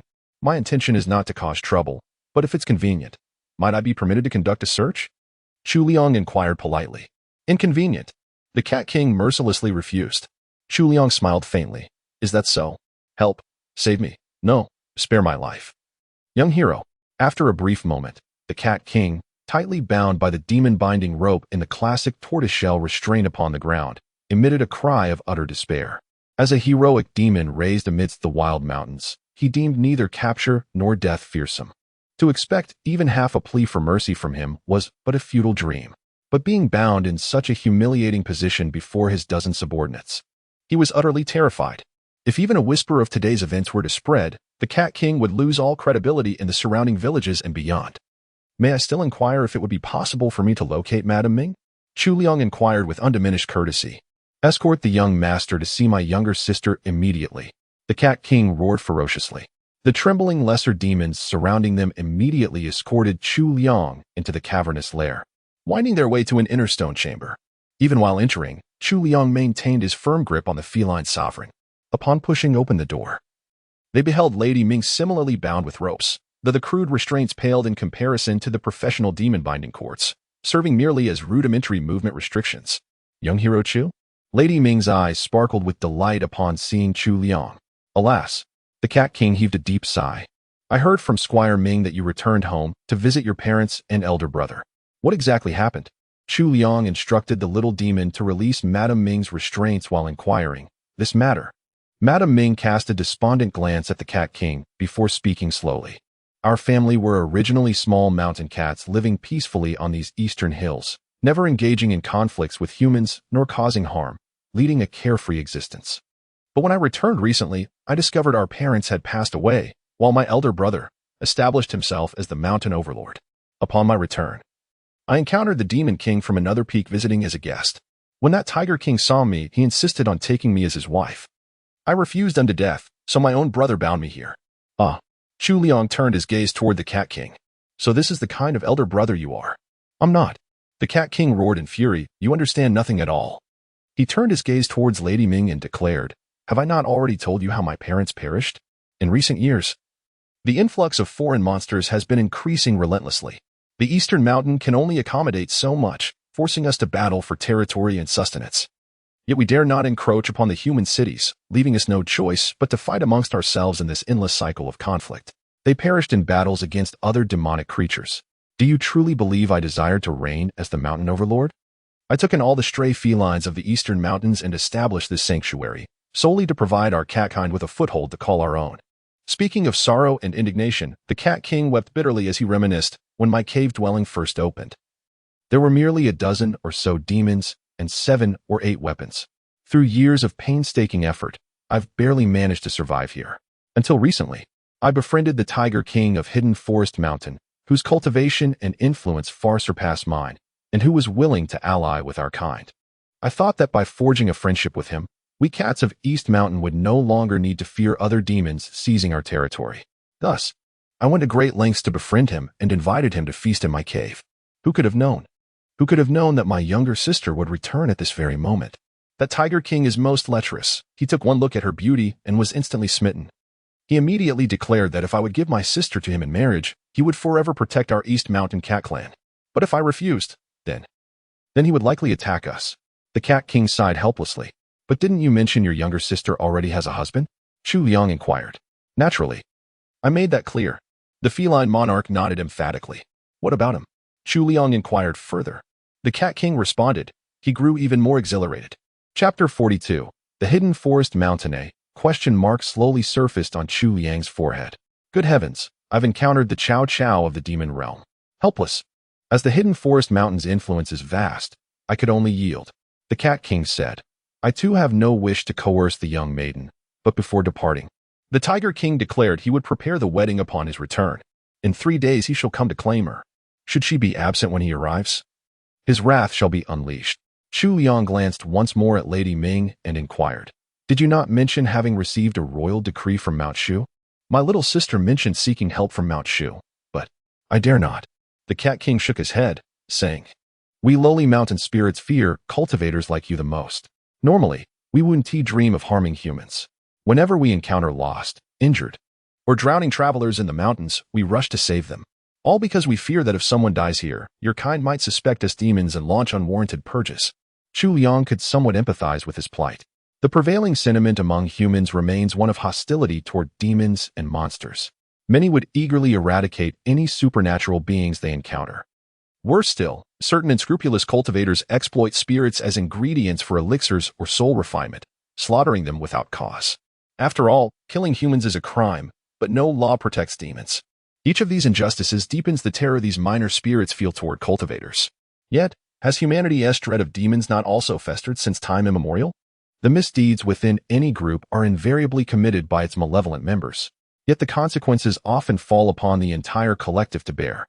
Creatures like the Dongshan cat tribe, struggling for survival in the margins, are far from few in number. While I cannot speak for others, Chu Liang could only say, at least our Shu Mountain Sect upholds reason and justice. Alas, the Cat King shook his head once more. If you take my sister away tonight, when the Tiger King's wedding procession arrives tomorrow, our Dongshan cat tribe will surely face slaughter. If you truly wish to help us, leave quickly with her. It will buy us more time to flee. His gaze drifted to the small band of followers behind him. Only, I do not know if we can survive once we abandon this territory. Chu Liang fell into contemplation. For humans, leaving their homeland may merely be an emotional hardship. But for demons seeking new lands, it is almost always a path drenched in blood and peril. They require sustenance, shelter, and a suitable environment. Survival is not as simple as claiming some desolate wilderness. Moreover, he mused aloud, does the Tiger King command many demonic followers? Chu Liang suddenly inquired. The Hidden Forest Mountain is the largest demonic faction within a 100-mile radius of Xingzhou City. How many minions does the Tiger King command? The Cat King replied, possibly several hundred underlings. What level of cultivation does the Tiger King himself possess? Chu Liang pressed. Chu Liang inquired once more. With a cultivation spanning 700 to 800 years, according to human classification, he should be a demonic entity of the 4th or 5th realm, the Cat King explained. Chu Liang spoke slowly, if I assist you in eliminating the Tiger King, would that resolve all lingering concerns? This. The Cat King hesitated in astonishment, uncertain of Chu Liang's intentions. Though he could easily overpower himself, he stood no chance against the mighty Tiger King. Chu Liang harbored no intention of courting death. The audacity to entertain such a notion stemmed from his greatest reliance, the jade talisman bestowed by his master. With the ability to summon the Phoenix Princess, regardless of the Tiger King's minions, he could ensure their souls would scatter and spirits flee, leaving the beasts of prey with nowhere to hide. Yet this excursion had yielded no gains thus far, neither a sect mission nor any demon slain. The feline clan of East Mountain were benign little spirits, making indiscriminate slaughter for rewards unthinkable. To depart now with Lady Ming would only bring indirect harm upon these kitten spirits. Weighing all factors, it seemed most prudent to eradicate the malevolent creatures of Hidden Forest Mountain outright. Those were wicked fiends who ran rampant. Slaying a few for bounties would render this journey worthwhile. Of course, the paramount concern was not reward, but upholding justice by punishing evil and championing virtue. With this in mind, he offered the Cat King a faint smile. Since I pose this question, it implies I possess the means to confront him. If you are willing to aid me, I shall rescue your sister. What say you? Gladly. The Cat King gazed at Chu Liang's serene and composed countenance, sensing an undeniable trustworthiness in this man. His eyes brimmed with heartfelt emotion as he nodded solemnly and implored. Young hero, might you first release me from these bonds? The Forest Vale Mountains, situated 120 li east of Xingzhou City. These towering peaks with their deep valleys and dense woodlands form a naturally impregnable fortress. In earlier years, it served as a stronghold for bandits and outlaws, until gradually the nearby roads fell into disuse and the mountain brigands dispersed. At some unknown time, it became a gathering place for demons and monsters. Today, from within these vast and untamed mountains, the clamor of gongs and drums could be heard, their echoes reaching even the outer foothills. Should one brave the steep slopes and ascend to the summit, they would behold a sprawling clearing below, where hundreds of jubilant little demons danced and howled, some draped in red silks and beating upon their crude instruments. This was no mere gathering of the Forest Vale's own fiends. Demon kings from 100 li around had come to offer their congratulations. For today was the wedding of the mighty Tiger King, a formidable force. The Tiger King had within mere years of his arrival established himself as the most powerful demon lord in the region. Though he was known for his habit of abducting women, his cavern already housed dozens of unwilling brides. This occasion was marked by unprecedented extravagance. The lesser demon lords understood well. The Tiger King had been roaming far and wide, seeking to bring the scattered demon clans under his rule. This gathering, far more than a mere wedding, was a display of his growing dominion. Before long, a grand procession emerged. At its head strode a massive elephant, its head adorned with a great crimson flower. Upon its back rode a towering brute, his black beard wild, his stature immense. Though clad in bridal finery, nothing could conceal the murderous aura that clung to him. This was the Tiger King himself. The procession behind was composed of a group of minor demons, divided into 2 rows, playing festive music. In the center of the entourage, 8 lesser demons carried a grand red bridal sedan chair. Seated within the palanquin was the bride, said to be a young feline demoness from the Eastern Mountain Cat Clan. However, this so-called Dongshan Cat Clan was unfamiliar to most of the demons present. The few trailing at the end of the wedding procession seemed to be the bride's kin from Dongshan. Their feline chieftain wore a wretched expression, while those behind him appeared utterly unremarkable, likely obscure minor demons. Yet, among these insignificant cat demons from Dongshan, one stood distinctly apart. He stood tall and straight, clad in the same fur and feline form as the others, yet his movements carried an air of refined gentleness. Moreover, his gaze upon the surrounding horde of demons bore none of the fear, admiration, or reverence typical of his kin. Instead, his eyes gleamed with anticipation, as if beholding a trove of treasures. Chapter 43. The Divine Emissary. The governance of Songlin Mountain was exceedingly strict. Even wandering freely through its caverns was forbidden. Chu, you must exercise caution later, the Cat King whispered nervously to Chu Liang. This was a vast hollowed-out cavern within the mountain's belly. Despite its immense interior, after accommodating the wedding venue and numerous guests, there still wasn't enough space for all the demonic beings. Thus, the weaker minor demons were seated outside for the feast. Creatures of the Eastern Mountain Cat Clan standing, if strictly ranked, should have been relegated to the ditch downstream at the mountain's base. Only by virtue of being the bride's family were they granted the privilege of squeezing into a designated seating area. Yet with formidable demons constantly passing by, the Cat King couldn't help but feel uneasy. After all, he knew their group harbored someone with ulterior motives today. "I'll act according to circumstances," Chu Liang murmured, pretending to glance around curiously. "Don't be so tense. You look suspicious. Relax a little." "Oh, right." The Cat King nodded and began loosening his belt. "Wait, brother." Chu Liang grabbed his arm. "There's a difference between relaxing and undressing." "No, I was just retrieving the congratulatory gift for the Tiger King," the Cat King explained. After some fumbling, he produced a pearl of mediocre quality. Though the size of an egg, it was undoubtedly valuable. For the impoverished Eastern Mountain Cat Clan, such a treasure was likely a family heirloom, painstakingly preserved. No wonder he wore an expression of agony as he turned to the young cat demons accompanying them. "Make sure you eat your fill later. Get your money's worth. Take it away if you can't finish. Don't leave anything behind." The other guests and attendants also brought generous gifts. Although most mountain-dwelling demons were not wealthy, the present spirits were all prominent figures from the surrounding areas, so their offerings were far from shabby. An elderly fox demon wearing a small hat served as the master of ceremonies, meticulously recording each gift before announcing in a booming voice which demon king had presented what. There was no shortage of pearls, jade discs, coral, or agate. For the first time, Chu Liang realized that even among demons, the exquisite artifacts of humankind were treasured as precious objects. Upon returning with his bride, the Tiger King first retreated to the inner chambers of the cave to change his attire. The moment Chu Liang laid eyes on the Tiger King, he felt an immediate agitation from the slayer of the wicked sword hidden within the white pagoda. It was as though this blade of justice had finally encountered true evil, steeped in the stench of blood. The sword thirsted to strike down the wicked. It appears the Tiger King is truly a villain of the worst kind, which only strengthened Chu Liang's confidence in today's plan. Amidst the raucous clamor within the cavern, a sudden announcement echoed from the entrance. "The divine emissary has arrived." In an instant, the entire cave fell into absolute silence. Every demonic creature turned their gaze toward the doorway, where now stood a towering figure draped in a black cloak, his face concealed behind a bronze mask. "Who could this be?" Chu Liang inquired in a hushed tone. "I do not know." The Cat King shook his head. "Then why did you suddenly fall silent?" Chu Liang asked in bewilderment. "Why is everyone silent?" "I got scared too," the Cat King replied with an air of nonchalance. This reminded Chu Liang of the eerie scene when a terrifying face once appeared outside the classroom window. If one person speaking suddenly fell silent, soon everyone would quiet down. Though many hadn't even witnessed what occurred, the figure clad in black, referred to as the Divine Envoy, strode in swiftly. Behind him trailed for lesser demons, laboring together to carry an elongated object draped in red silk and adorned with large crimson flowers, its true nature concealed from view. "Ah, the Divine Envoy graces us with your presence. This humble servant failed to greet you from afar. I beseech your forgiveness, exalted one."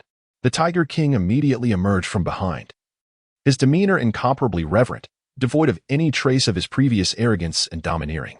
"No need for such formalities, Tiger King." The so-called divine emissary spoke with steady composure, offering a faint smile. "I heard of your grand wedding today and have specially brought you a gift. Come forth." With a wave of his hand, the demon behind him lifted the crimson silk.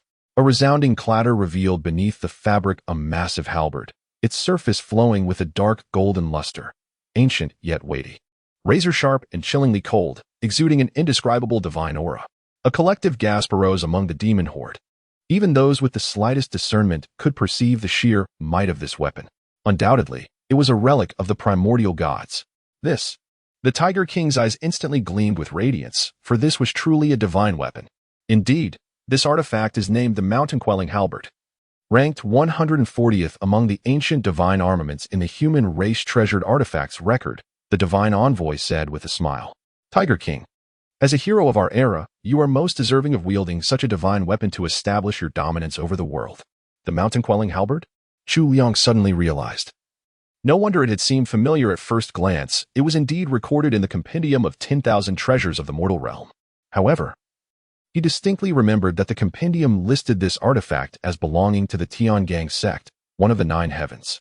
Could this divine envoy truly have seized such a sacred weapon from the Tiangang sect?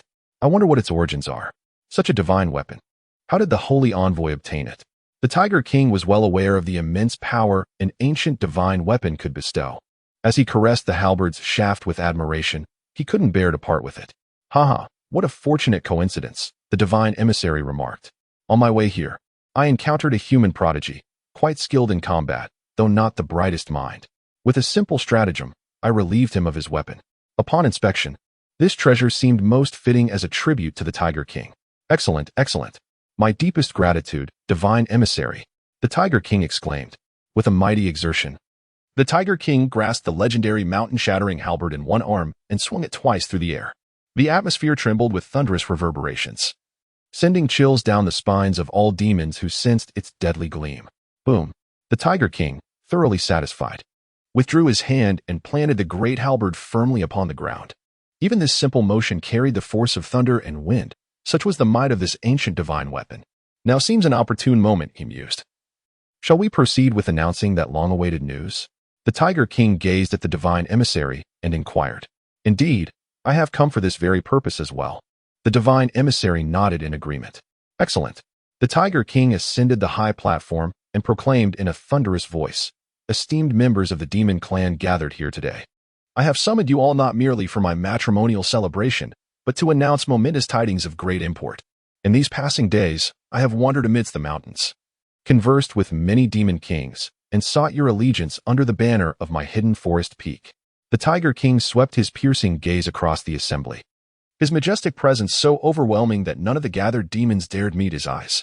Yet I can lead you all in accomplishing a monumental feat. Now, let me reveal to you what that significant event truly is. At this point, the Tiger King suddenly turned his head and bowed respectfully, inviting the divine emissary to ascend the high platform, graciously yielding the stage to him. The emissary stepped onto the platform, exuding an aura of solemn dignity. Fellow brethren of the demon race, he began, his voice resonating with authority. Some among you may already know that I hail from the Seven Kings Ridge, far beyond the western lands. We, the messengers, traverse the mortal realms for one purpose, to deliver a proclamation of utmost significance. He paused, allowing the weight of his words to settle before declaring with reverence, the gods shall return. Chapter 44. The Divine Command Among the Demonic Tribes. This title signifies only one ancient and supreme existence. Though human cultivation is divided into 3 trials and 9 realms, the 9th realm, transcendence, has always been the stuff of legend. Those who attain it are truly once in a millennium. 3,000 years ago, a peerless demon emperor of the demonic race reached this unparalleled state, becoming the first transcendent demonic deity in history, and the only one in the mortal realm at that time.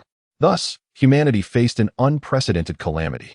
The demonic deity slaughtered indiscriminately, and even the combined efforts of countless immortal sects could not halt its rampage. Against such absolute power, no amount of mortal resistance could bridge the insurmountable gap. It seemed inevitable that the demonic tribes, led by their deity, would conquer all under heaven. In this dire hour, when all life teetered on the brink of ruin, 7 celestial realm elders of Mount Shu emerged, wielding the divine artifact known as the demon-suppressing pagoda. They paid the ultimate price, 6 of them perishing, to finally seal the demonic deity within its confines. This battle alone cemented the demon-suppressing pagoda's status as the foremost divine artifact in the mortal realm. The reason was simple. Before this, a transcendent being was akin to a god. An insurmountable chasm existed between it and all other living things, rendering it inviolable, undefeatable, and unapproachable. Yet the demon-suppressing pagoda erased that divide. Only it could achieve such a feat, and thus it was revered as the supreme artifact, beyond all dispute. Yet legend holds that even the demon-suppressing pagoda could not annihilate the demonic deity, only imprison it. In the long ages that followed, demonic tribes repeatedly attempted to breach Mount Shu's defenses, to shatter the pagoda and free their fallen deity. But without exception, all who ventured forth, whether openly or in secret, remained trapped within the pagoda's depths, until 500 years ago, when the demon-suppressing pagoda vanished. To this day, Mount Shu has offered no clear explanation, or perhaps they themselves do not know. Initially, whispers spread across the martial world. The demonic deity had shattered the pagoda and escaped, and Mount Shu suppressed the truth to prevent widespread panic. Yet as 5 centuries passed with no sign of the deity's return, such rumors gradually faded. 3 millennia is too long enough for humanity to forget that era of terror. But the demonic tribes remember. Always. They deeply yearn for the era when the demonic clans ruled the world, and humans fled at the mere sight of them. West of the western regions lies the boundless and desolate Far West, a harsh and cruel land, yet home to the mightiest demonic forces in existence. It was there that the remnants of the demon god's army, relentlessly pursued, sought refuge. The last 7 surviving demon kings established their dominion in that forsaken land. It is known as the Ridge of 7 Kings. The 7 Kings Ridge has always been devoted to the revival of the demon race, never relinquishing the hope of welcoming back the demon god, for the demons dwelling within the territories of human kingdoms. The 7 Kings Ridge stands as a distant yet revered sacred land. And now, this divine envoy before them, originally hailing from the 7 Kings Ridge. A collective gasp of astonishment rippled through the gathering, voices murmuring in shock and disbelief. Even Chu Liang was taken aback. What had begun as a mere dispute over marriage had unexpectedly unveiled a revelation of far greater significance. Was the demon god truly poised to return? If this news were true, it would be enough to shake the entire world. The deity then proclaimed the message in a voice brimming with devotion. Before spreading his arms wide, the Tiger King was dispatched by our 7 Peaks sect to expand our territory. We must gather our own forces deep within human lands, awaiting the day of the true divine return. That shall be the moment we answer his call. Those willing to follow the divine path shall join the hidden forest mountain. Naturally, we shall not impose upon the unwilling, for the deity cherishes every descendant of the demonic race. His brief words ignited fervor among the gathered. The imminent return of the divine, with allegiance to the Tiger King signifying early entry into the sacred ranks, instantly inflamed the eyes of numerous demon lords present. Previously, when the Tiger King had been canvassing support, many lesser demon lords had hesitated. After all, even with his formidable influence, they lived comfortably without needing to submit to his rule. Yet under the banner of divinity, the matter assumed entirely different proportions. Many wavering or staunchly resistant demon lords would likely reverse their stance in this pivotal moment. Even the Cat King found his breath quickening. Chu Liang cast a concerned glance his way. Might this rogue's demonic heart suddenly burn crimson with zeal, prompting him to rise and expose their scheme? Fortunately, the Cat King seemed to retain his clarity of mind and had not forgotten the purpose of their mission. As the clamor around them resumed, and all the demonic creatures began discussing the divine envoy's words, the Cat King leaned in and whispered, "Young hero Chu, we must act swiftly. Any later, and the Tiger King will return to the bridal chamber." Unlike human weddings with their elaborate rituals, the demonic ceremony was brief. After delivering his speech, the divine envoy, seemingly burdened with urgent matters, hastily departed with his entourage. Once he left, the Tiger King raised his massive wine jug with a flourish, declaring the feast open, and proceeded to toast table after table in a display of unrestrained revelry. Chu Liang glanced around before discreetly rising from his seat. According to their prearranged plan, Lady Ming, already waiting in the bridal chamber, was to poison both the candles and the wine. When the inebriated Tiger King returned, she would coax him into drinking the tainted wine. Hidden in the shadows, Chu Liang would then strike suddenly with his sword, aiming to deliver a fatal blow. Had their target been a 4th or 5th realm cultivator, Chu Liang would never have dared such a bold scheme. But against a high-level demon, this calculated risk seemed worth taking. Should the plan falter, he could simply crush the jade talisman to summon his master. Knowing Empress Phoenix's habits, Chu Liang reckoned she hadn't yet drunk herself into stupor at this hour. At full power, she could arrive within the time it took to finish a cup of tea. This safety net emboldened him to attempt this perilous operation. Before the Tiger King returned to his chamber, Chu Liang needed to slip inside undetected and conceal himself. He began edging toward the rear caverns. The inner quarters housed the Tiger King's private residence along with those of his elite subordinates, akin to the rear courtyards of noble estates. The bridal chamber lay among them. Unlike the typically lax security of ordinary demon lairs, the Tiger King maintained stricter discipline, stationing patrols of lesser demons throughout the inner sanctum. Yet tonight, the guards were as intoxicated and inattentive as their comrades, allowing Chu Liang to nearly breach the restricted area unchallenged. At that moment, a bull demon with 2 enormous horns approached from ahead. Suddenly, it clapped Chu Liang on the shoulder and barked, "Password." Chu Liang's heart instantly tightened. There was actually a password for this? The Tiger King truly lived up to his reputation from the 7 Peaks range, managing the hidden forest mountain with impeccable security. He instinctively touched the flying sword bracelet on his left wrist while casually uttering, "The heavenly king covers the earthly tiger." Simultaneously, he prepared to summon his sword, ready to strike down a demonic creature at the first sign of hostility before immediately invoking his master's aid without hesitation. Yet, the outcome defied expectations. To his surprise, the ox demon merely nodded upon hearing this and nonchalantly walked past Chu Liang without a second glance. How peculiar. Chu Liang was momentarily stunned. Could he have inadvertently guessed correctly? This is rather preposterous. By sheer coincidence, he found himself staring intently at the retreating figure of the ox demon.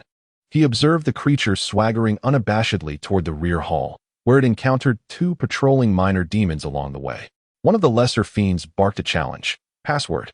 The ox demon replied with unwavering confidence, enunciating each word clearly. "The heavenly king covers the earth tiger." At that very moment, the two demonic creatures opposite simultaneously drew their weapons, shouting in unison, "Spies." At that very moment, the ox demon turned its gaze toward Chu Liang's direction. Its hesitant head movement was so exaggerated that one of its horns nearly detached.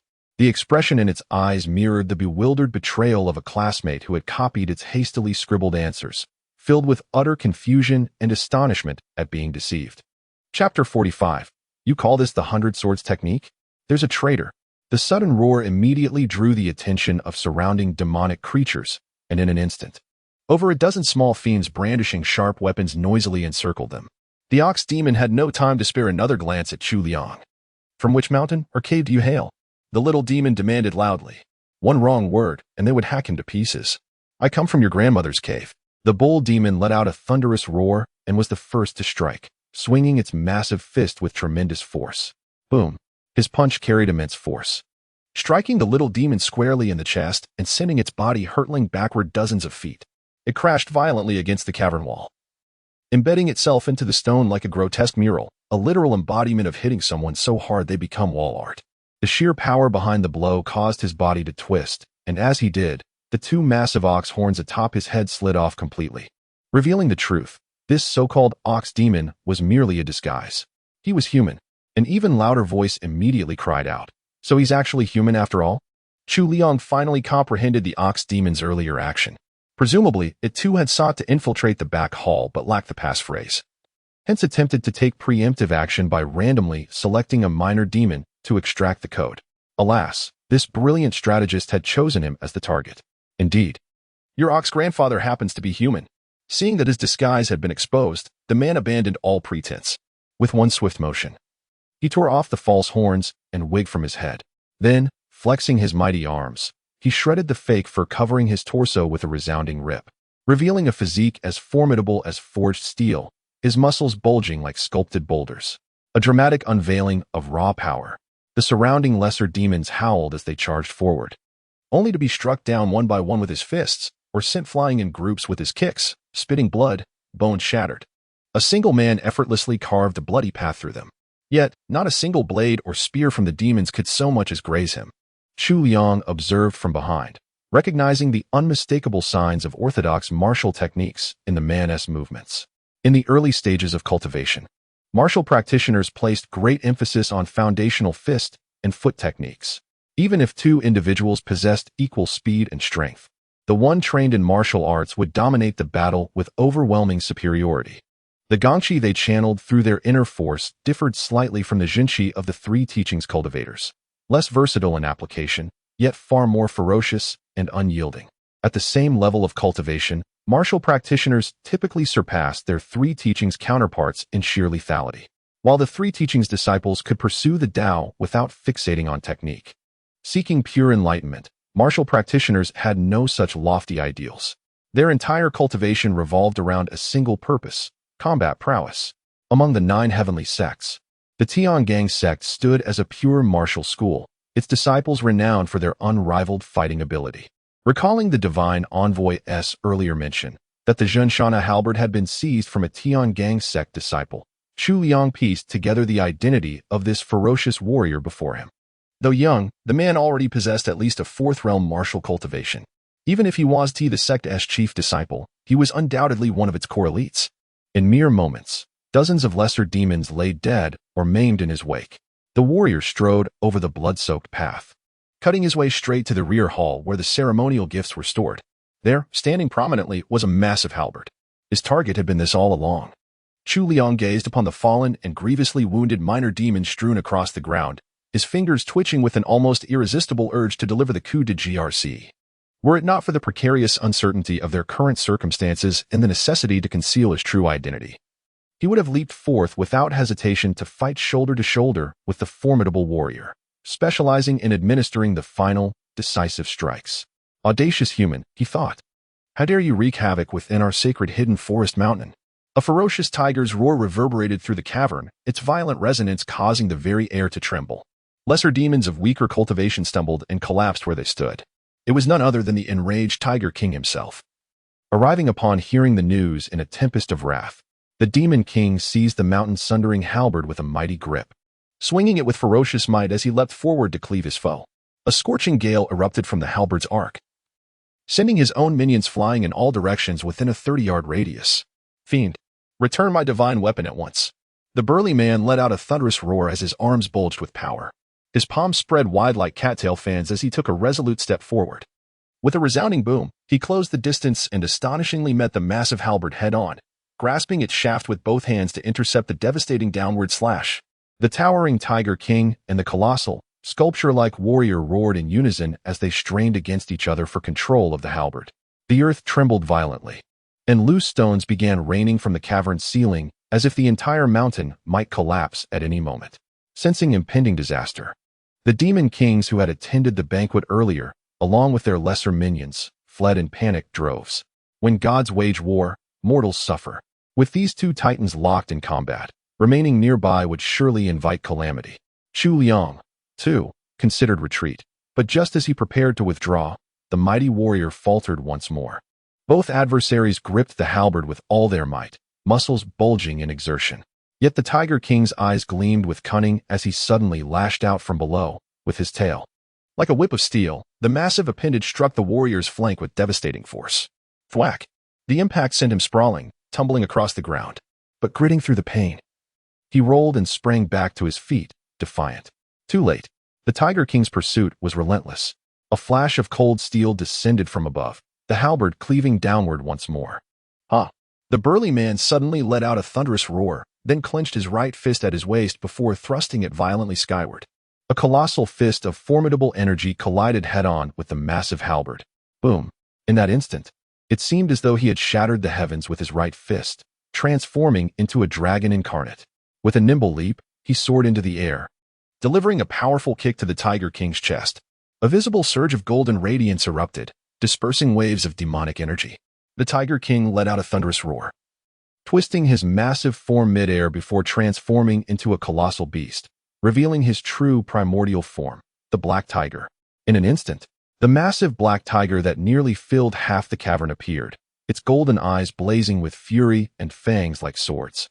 The burly man standing before it suddenly seemed insignificant in comparison. The beast lowered its head and unleashed an innate divine ability, a thunderous tiger's roar. It abruptly transformed, clearly catching the burly man off guard. Roar! The violent sound waves were entirely absorbed by the muscular man at the forefront. Overwhelmed by the malevolent aura, he seemed to suffer a mental assault, momentarily stiffening in place. In that fleeting instant, the colossal black tiger's gaping maw descended upon him, poised to devour him whole. With a dull thud, the anticipated scene of gore and carnage failed to materialize. It turned out that the burly man snapped back to his senses in the nick of time. With both hands braced against the Tiger King's upper fangs and one foot planted firmly on its lower jaw, he miraculously managed to withstand the deadly bite. The mighty Tiger King growled with relentless fury, yet despite its formidable bite, the stubborn bone remained unyielding. Ark! The burly man let out a muffled roar, his muscles bulging to a terrifying degree. Faint crimson tattoos emerged on his back, as if blessed by divine power. Locked in this stalemate, he found himself momentarily unable to break free. Having revealed its true form, the colossal black tiger possessed the strength to shatter mountains and split rocks.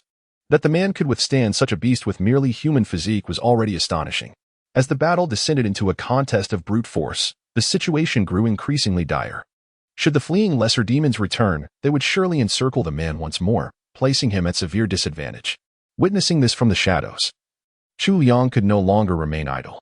With a thought, he summoned the slayer of the wicked from the White Pagoda. From the moment he first laid eyes on the Tiger King, the blade had been seething with restless energy. It had endured this fiend long enough. Brandishing the sword, Chu Liang unleashed his most formidable technique, phantom blades, swift as thought. After witnessing such a primal, violent clash between two warriors, the sudden appearance of the 100 Swords technique might have seemed somewhat anticlimactic. Yet Chu Liang's intent was not to slay the Tiger King outright, merely to disrupt it momentarily. A slight loosening of its grip would suffice. Should the burly man reclaim his fallen halberd, escape would be within reach. 100 Swords, strike. With a resounding shout from Chu Liang, the Crimson Slayer's sword split midair, its blade light flashing forth in an instant. As the Tiger King was deeply engrossed in his fierce struggle with the enemy before him, he suddenly heard the clear cry of the 100 Swords technique from the side. His peripheral vision caught the sword chi sweeping toward him. In truth, he felt like laughing. Having roamed the lands for centuries, how could the mighty Tiger King be unaware of the 100 Swords technique? Such a trivial little technique. Did they truly believe it could harm him? But in the very next instant, a glimmer of terror flashed in the corner of its vision. Wait. Are you mocking me, little tiger, for never attending school? You dare call this the 100 Swords technique? Chapter 46. Unconventional. The Tiger King departed in peace. When Chu Liang unleashed his divine technique, he truly believed he was executing the 100 Swords art. Yet, the moment the slaughtering crimson blade was summoned, an unsettling sensation coursed through him. It was an emotion suppressed for countless years: rage, loathing, urgency. A sword of justice, long sealed away, now reveled in ecstasy as it was finally freed to smite wickedness once more. This was the awakening of the blade of righteousness. With a mere thought from him, the Crimson Slayer's sword began to multiply, 1 into 10, 10 into 100, 100 into 1,000, 1,000 into 10,000. An inexplicable force suddenly erupted, like a verdant breeze lending its strength to propel one straight into the azure heavens. Boom! A sudden burst of sword energy erupted in the void, releasing a deafening sonic boom. Countless blades hovered in the air, stretching endlessly into the horizon. Even Chu Liang himself was utterly awestruck by this spectacle. Could this truly be the legendary 10,000 Swords technique? I'm afraid it's more than that. An ordinary sword array technique shouldn't possess such devastating power with each individual sword energy. The crimson-named swords blanketed the sky, descending upon the colossal black tiger's massive form. SSSSSSS. A single sword gleam flashed by, merely leaving a shallow wound as demonic energy seeped out, not even drawing blood. Yet when multiplied by 10,000 such blades, the sheer magnitude becomes utterly different. The first volley alone forced the Tiger King to unleash a howl of agony. Roaring fiercely, the burly warrior seized the opportunity to leap back while deftly retrieving the mountain-quelling halberd from the ground. With the legendary weapon now firmly grasped in his hands, his entire demeanor transformed instantaneously, radiating an aura 5-fold more formidable than before. Yet his intervention was no longer required. The overwhelming sword radiance commenced its second onslaught. SSSSHHH. The dazzling blades swarmed like bees returning to their hive, weaving intricate patterns around the massive obsidian tiger, darting in and out of its monstrous form like a luminous halo encircling the beast. Though described in detail, this spectacle transpired within the blink of an eye. Countless volleys of 10,000 swords had already been unleashed. The Tiger King's eyes blazed with unnatural light as its body began emitting an eerie glow. Rarark. It bellowed in distorted fury. Boom. The fate of being pierced by countless swords culminated in a thunderous explosion, sending forth a crimson rain that cascaded down in torrents. Not even a trace of his remains was left, utterly obliterated. Only a golden phantom coalesced into Chu Liang's body. Immediately after, the executioner's blade returned before him, shimmering with a bloodthirsty crimson glow. Chu Liang suddenly recalled the earlier description. This was a sword of justice, one that gained formidable power when facing enemies steeped in wickedness and drenched in blood. That much was clear, but this surge of power, was it perhaps too overwhelming? From the 100 Swords technique to the 10,000 Swords technique, this represents at least 100-fold amplification. He had never laid eyes on those legendary divine swords, but among the treasured blades he had witnessed at the Shu Mountain Sect, none could compare. It was utterly astonishing. Even he himself was deeply awestruck, let alone others. The bare-chested, formidable man stood there in stunned silence. After gazing for what seemed an eternity, he finally approached, his massive halberd held upside down, his eyes flickering with unreadable emotions, and spoke. I am Unconventional of the Tian Gang sect. My deepest gratitude for your timely assistance. Shushan sect, Chu Liang. Chu Liang replied. So you are a disciple of Mount Shu, long admired indeed. The burly man clasped his hands in a most courteous manner. Ah, from the Tiangang sect, no wonder such formidable prowess. Chu Liang promptly responded with equal politeness. It was then that he truly took in the man's appearance. Not only was his physique towering and robust, but his features were strikingly handsome as well, with sword-like brows, piercing eyes, and sharply defined angles. The gaze he directed at Chu Liang brimmed with reverence. Just as Chu Liang was about to exchange pleasantries, a sudden realization seemed to strike him, and his expression shifted abruptly. Wait! With those words, he immediately turned and dashed out. Yun Zhaoxian, perplexed yet undeterred, swiftly followed with his halberd in hand. As Chu Liang burst out of the cavern, his gaze swept across the vast, desolate mountainside. Not a single trace of the demons remained. These lesser fiends valued their wretched lives above all else. The moment their chieftain fell, they scattered like frightened birds and beasts, fleeing in terror lest they be the slightest bit too slow. Even the briefest delay in pursuit meant not a single one could be caught now. Ah! Chu Liang exhaled a hollow sigh. Gone. All gone. Yun Zhaoxian, intrigued, inquired, Brother Chu, why concern yourself with those insignificant creatures? They are but insignificant pests. By slaying this black tiger demon, you have already quelled the nearby demonic disturbances. Aye. Chu Liang paused, then continued. Evil must be eradicated thoroughly. Yun Zhaoxian clasped his hands in respect. Brother Chu, your righteousness is truly admirable.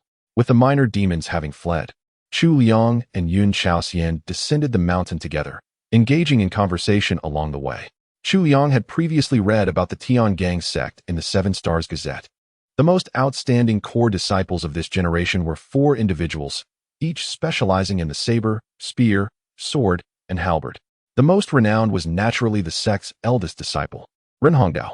Yun Zhaoxian, as it turned out, was the one who wielded the halberd. Our Tiangang sect is located in the northwest, Yun Zhaoxian explained. When those 4 divine envoys entered the territory of the Yu dynasty from the far west, our sect took notice. The elders ordered the 4 of us to each pursue one of them. Who would have thought the one I was chasing would be so cunning?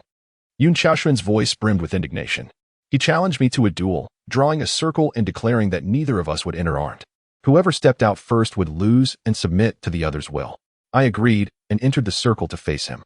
But after landing just a single punch, he deliberately flung himself out of the circle, grabbed my mountain-suppressing halberd, and fled. I declared his defeat, yet he retorted that if I could capture him, he would submit to my will. Such dishonorable conduct. Chu Liang fell silent for a moment. Recalling the divine messenger's earlier remark about encountering a disciple from the Tiangang sect, not weak in martial arts, just not particularly bright, the messenger had said. An astoundingly accurate assessment, it seemed. When it came to pure cultivation, Yun Zhaoxian was indeed a formidable fighter. He could engage in fierce combat with a 5th realm demon king's true form without yielding ground. Moreover, one must consider that he had trained with halberds since childhood. His entire martial prowess was concentrated in that massive halberd. Yet during his battle with the Tiger King, he had fought barehanded. For martial cultivators, weapons are of paramount importance. Without a suitable weapon, one can at most unleash 60% of their potential. Yet even that is already formidable. Now wielding the mountain-quelling halberd, his prowess likely rivals that of the prodigies from ordinary immortal sections. In terms of pure cultivation alone, Senior Sister Jiang Yuebai might not necessarily defeat him with absolute certainty, as their paths differ. However, should an actual confrontation occur, Senior Sister Jiang could likely devise 100 ways to triumph over him. One might say intellect remains a rather crucial factor for cultivators. Brother Chu, would you care to join me in pursuing that scoundrel? Yun Zhaoxian spoke, then suddenly extended an invitation. Chu Liang was slightly taken aback. Brother Yun, why do you wish for me to join you? The demonic envoy is cunning and treacherous, solely devoted to plotting against our human race. Such a villain deserves to be slain by all. With my strength alone, I may not be able to defeat him.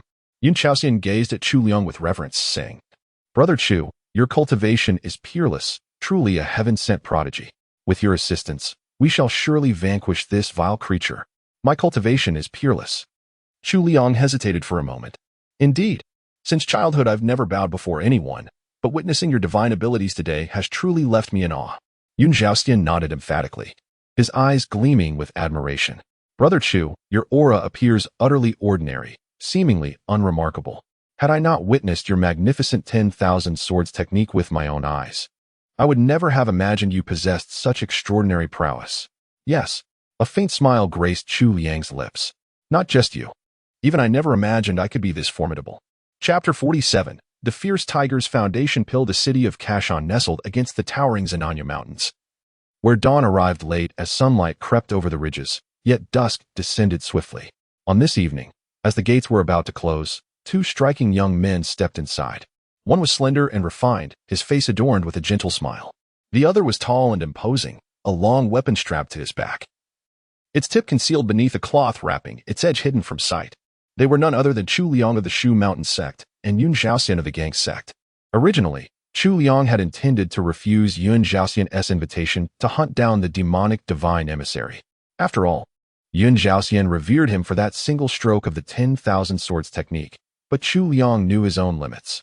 Battles of this caliber were still slightly beyond him. Yet Yun Zhaoxian persisted, promising that any spoils would belong entirely to Chu Liang. He only sought to fulfill his sect's mission of eliminating the emissary. Hearing this, Chu Liang couldn't help but waver. Of course, it was purely Yun Zhaoxian's sincerity that moved him, nothing else. He still had the jade slip to summon his master. One last grand invocation remained in use. Perhaps this slightly risky endeavor wasn't entirely beyond participation. Gamble a little, and bronze might turn to gold. Before departing, he returned to the Cat Tribe's cave in the eastern mountains to ensure the safety of the Cat King and Lady Ming. Upon hearing of the Tiger King's demise, the scattered beasts of the hidden forest mountain had fled in disarray, allowing the siblings to escape unscathed. From now on, the Tiger King could no longer trouble them. Lady Ming expressed endless gratitude to Chu Liang before hastening home to reunite with her husband. Her brief visit had nearly forced her into a second marriage, and she longed to return. With their safety confirmed, the matter of Lady Ming was settled, and Chu Liang set off with Yun Zhaoxian. As for how Yun Zhaoxian tracked the divine emissary's whereabouts at this, he grinned. When I struck him earlier, I left a little something behind, a secret technique of my sect, the heavenly sound wave. Within 3 days, his movements are within my grasp. Though it takes time for the echo to return, once he settles in one place, he won't escape my reach. It was also through the heavenly sound wave that I found Hidden Forest Mountain. The last echo led here, near Shushan City. If he entered the city, he likely won't leave soon. By tomorrow, I'll have his exact location. Yun Zhaoxian clenched his fist with confidence. I never imagined you'd plan this far ahead. Chu Liang praised. Brother Yun, your wisdom is truly remarkable. Of course, Yun Zhaoxian smirked, tilting his chin. In the Tian Gang sect, I'm renowned for my sharp mind. Indeed, Chu Liang nodded. And in his heart, he couldn't help but worry for the future of the Tian Gang sect. Upon entering the city, night had already fallen. The two found an inn to rest, securing separate rooms with plans to meet again at dawn. Returning to his chamber, Chu Liang freshened up and reclined upon his bed, finally settling down to reward himself after the day's toils. Having previously slain the Tiger King, another phantom tiger silhouette now materialized within the White Pagoda. Without further deliberation, he initiated the refinement process with immediate effect. Boom! As the radiant glow dissipated, Chu Liang received what appeared to be a white medicinal pill. Fierce Tiger Foundation Elixir, a premium-grade elixir containing the primordial essence of mighty tigers. Upon consumption, it grants the strength of 10 tigers, enhances vitality, improves sleep quality, and revitalizes masculine vigor. Upon sensing the elixir's effects, Chu Liang couldn't suppress an astonished exclamation. Such formidable power! Though multiple benefits were listed, the most immediately apparent and valuable was undoubtedly the restoration, or rather, the acquisition of 10 tiger strength. The strength of 10 tigers. Cultivators of the 3 teachings differ from martial practitioners. Among the 3 barriers and 9 realms, the stages where they focus entirely on physical cultivation are only the 1st realm of body forging and the 6th realm of Dharma body.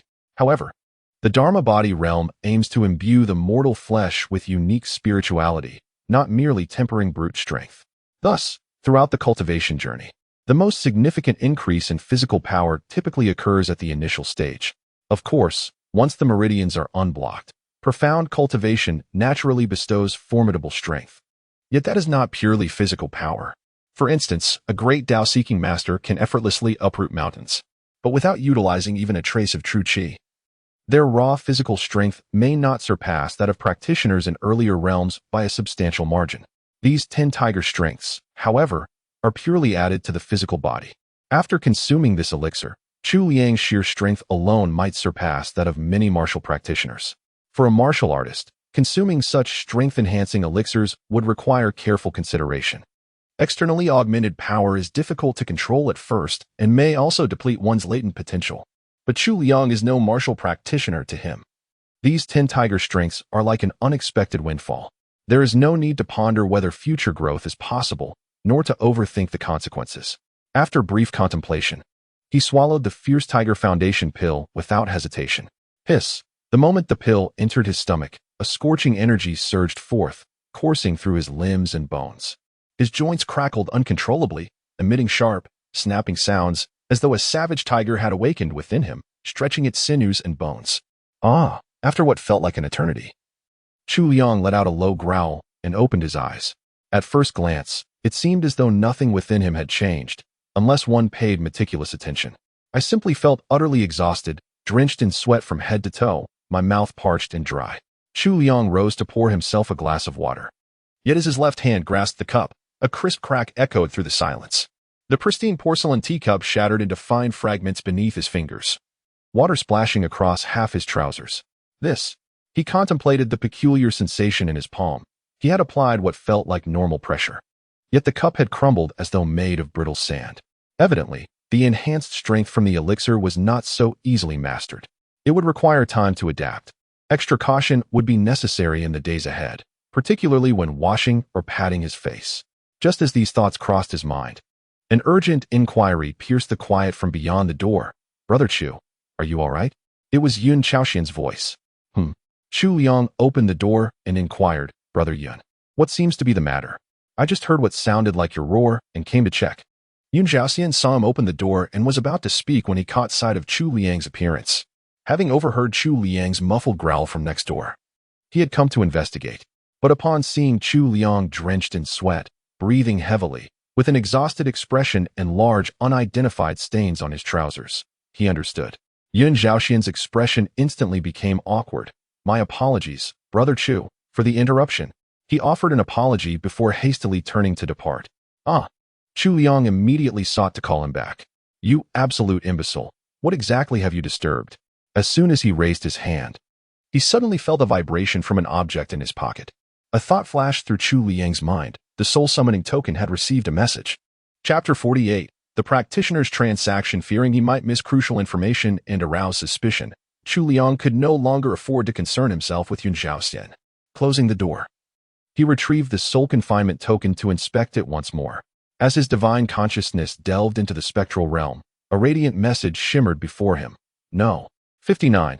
I have acquired an ancient ape spirit essence, though it holds no use for me. I wish to exchange it for other treasures. Does anyone desire it? It turns out this group also serves as a marketplace for transactions. Immediately following was Sha's commentary. Sha, the ancient ape spirit essence is exceedingly rare, requiring the perfect convergence of celestial timing and geographical advantages to manifest. If consumed by combat-oriented wraiths or spectral entities, it could elevate their battle prowess by an entire tier. How many centuries has this particular essence been cultivated? 59. Approximately 300 years. Sha, that still holds considerable value. Let us first ascertain whether either of them has need of it. Should they decline, I shall facilitate its circulation to other soul domains for inquiry. 59. My profound gratitude. Esteemed Sha. His explanation was quite thoughtful, allowing Chu Liang to immediately grasp the purpose of this object. Among spectral entities, there exist shape-shifting demons like the skin-painting ghosts and soul-snatching wraiths, as well as combat-oriented types such as sword-wielding spirits and Rakshasa demons. This ancient ape essence likely functions akin to a tiger-strengthening elixir for ghosts, enhancing their power, regardless of its nature. Anything meant for spectral consumption was certainly useless to him. Yet now, disguised as the 58th, he found himself wavering. Could he, after all, make use of it? I could only remain silent for the moment. Before long, another reply appeared. 60. I want it. What would you like in exchange? 59. I have not yet decided. As long as the value aligns and proves beneficial to me. 60. Then shall I exchange with you using 2 leaves of the miraculous azure tree? Evil spirit, the celestial verdant leaves can store numerous spectral entities, far surpassing the convenience of our conventional bottle techniques. Moreover, These spirits dwelling within can nourish themselves and enhance their cultivation, yielding manifold benefits. 2 such celestial verdant leaves would indeed suffice to exchange for your ancient ape essence. 59. Since your malevolence has spoken thus, it shall be so. Where might you be at present? Is there a gluttony pavilion nearby? 60. Indeed. There is the gluttony pavilion in Nongguan City. 59. Then dispatch the miraculous green leaves to the gluttony pavilion in Baiwa City, while I shall send the ancient ape spirit essence to Nongguan City. 60. Agreed. With but a few words, a transaction was thus concluded with mutual satisfaction. At this moment, Chu Liang made his appearance. 58. Ah, what a pity, he beat me to it. 59. Haha, elder, perhaps next time. 58. Very well. After a brief interjection, he withdrew once more, his purpose fulfilled. Though merely a simple exchange of treasures, devoid of extensive discourse, Chu Liang nevertheless gleaned peculiar insights from the interaction. Foremost, the 72 Soul Reapers operate with remarkable autonomy. This may well be a common affliction among demonic sects such as the Nether King sect, where fratricide runs rampant. Consequently, even among fellow disciples, they remain ever wary of one another. Conducting business through the gluttony pavilion rather than face-to-face transactions indicates mutual distrust between the parties, possibly even a lack of prior acquaintance. This, of course, comes as favorable news for Chu Liang, who has infiltrated their midst. Moreover, their mode of exchange has sparked some inspiration within him. In the future, should the White Tower offer rewards that don't particularly appeal to him, he could similarly trade them for items he truly needs. On Mount Shu, there exists a modest marketplace where disciples set up stalls, though it's said to be rather trivial, rarely featuring genuine treasures. Chu Liang has yet to participate, but perhaps he'll explore it next time. Beyond the confines of Mount Shu lies the aforementioned Gluttony Pavilion. All gluttony pavilions across the realm belong to one of the 10 earthly sects, the Gluttony City of the Northern Territories. A millennium ago, Gluttony City was merely an unremarkable third-rate immortal sect, originally established as a fortress against the demonic tribes. After the retreat of the demons, it gradually declined. Situated in the desolate northern lands, its only notable feature was its vast expanse. As the sect teetered on the brink of obscurity, the newly appointed city lord of that generation conceived an unconventional idea. Leveraging their ample space, he began extending invitations far and wide, attracting cultivators from all corners of the realm to Gluttony City to conduct business. Precisely, investment attraction. He sought to draw people to Gluttony City for trade. Due to the unique nature of cultivators, barter remains the predominant mode of transaction even today. One exchanges what they possess for what they need. Currency often holds little value. Yet the greatest challenge of barter lies in the information gap. Perhaps Zhang San from the Southern Territories possesses what Li Si from the Northern Territories desires, while Li Si's desired item rests in the hands of Wang Wu from the Eastern Territories. Yet without effective communication, none can obtain what they seek. This information disparity stems partly from cultivators' reluctance to reveal their treasures openly. Innocence invites no blame, yet possessing jade incites greed. Should a man broadcast his treasures and desires to the world, he's more likely to attract bandits than traders. Amidst these constraints, trade among cultivators was once exceedingly cumbersome. The emergence of Gluttony City provided a solution, a centralized hub where cultivators could openly list their offerings and needs, creating transparency and efficiency. With Gluttony City's reputation as guarantor, all traders' information remains strictly confidential. Both parties entrust their items to the city, which verifies them before facilitating the exchange. The entire process is streamlined and secure. Though the city charges substantial fees, most cultivators willingly pay to avoid the perils of deceit. For mainstream cultivators like Chu Liang, hailing from the prestigious 9 heavens and 10 earths, such needs are somewhat abstract. Major sects boast abundant internal resources and sizable populations, enabling sufficient circulation within their own structures. The Sword Exchange Pavilion and the 4 halls of Mount Shu, for instance, fulfill these distribution roles. Moreover, under the aegis of a major sect, even external transactions carry no fear of foul play. However, for the vast majority of unconventional cultivators, these were deeply personal grievances. And the emergence of Gluttony City was nothing short of a divine blessing. Naturally, building such a reputation was no overnight feat. It took generations of the Gluttony City's inhabitants, spanning centuries, to finally establish it as the universally recognized trading hub among cultivators, securing its place among the 9 heavens and 10 earths. In recent years, Gluttony City expanded its operations beyond its own mountain gates, establishing gluttony pavilions in major cities. This allowed for anonymous transactions to take place anywhere, with the pavilions handling all deliveries, ensuring a seamless and worry-free experience. While pursuing these ventures, Gluttony City never neglected its own heritage, channeling vast profits into arming its sect and strengthening its disciples. Today, the disciples of Gluttony City are renowned for their reliance on artifacts, emphasizing sheer wealth. While other immortal sects still competed in raw technical prowess, Gluttony City built its empire on trust, creating a platform and logistics network, then reinvesting early gains to fortify its strength and establish an unassailable moat. To Chu Liang, the entire rise of Gluttony City could only be described as nothing short of professional. The night passed without incident. At dawn the next day, after a simple wash, Chu Liang went next door to find Yun Chaoxian. From within the room came vigorous grunts. The man was shirtless, practicing his fist techniques. Chu Liang couldn't help but inwardly scoff. Is it a universal trait of muscle-bound warriors to disdain clothing? After disrobing in the Zonglin Mountains yesterday, the rogue had been traveling bare-chested all the way to Kaoshan City. His shirtless torso coupled with the menacing weapon nearly got him intercepted by the city guards. He had to first purchase a garment to wrap his halberd before gaining entry through the gates. "Brother Chu, you're awake," Yun Chaoxian remarked upon seeing Chu Liang enter, pausing his movements with a grin. "I was just about to fetch you. I've already tracked the location of the heavenly sound wave. Let us now set forth and slay that scoundrel." "Very well." Chu Liang smiled, then paused for a moment before suddenly inquiring, "Brother Yin, do you happen to possess any straightforward and easily mastered martial techniques? Might you be willing to impart a few moves?" Suddenly gaining the strength of 10 tigers, it would be somewhat wasteful to merely possess such raw physical power. How splendid it would be if he could learn a couple of quick martial arts techniques from Yun Chaoxian. While high-level secret manuals and advanced skills would certainly not be casually shared, simple beginner-level moves, surely Yun Chaoxian wouldn't mind teaching him a few. Yun Chaoxian also showed curiosity. "Brother Chu, what has suddenly inspired you to pursue the martial path?" "Because yesterday I witnessed your heroic and invincible demeanor at Zonglin Mountain, and couldn't help but feel profound admiration. Naturally, I developed a desire to learn from you," Chu Liang replied with sincere earnestness. "Ahi." Yun Chaoxian couldn't suppress a pleased smile upon hearing this, waving his hand modestly. "You flatter me too much. Since you've never practiced martial arts before, teaching you some basic techniques would be quite simple. What weapon do you find most comfortable to wield in daily practice?" Chu Liang answered without hesitation, "Brick." Yun Chaoxian. Chapter 49. The homicide in Kaoshan City. The dawn in Kaoshan City was still shrouded in gloom when Chu Liang and Yun Chaoxian set off early, arriving at the outskirts of a vast estate before the sun had even risen.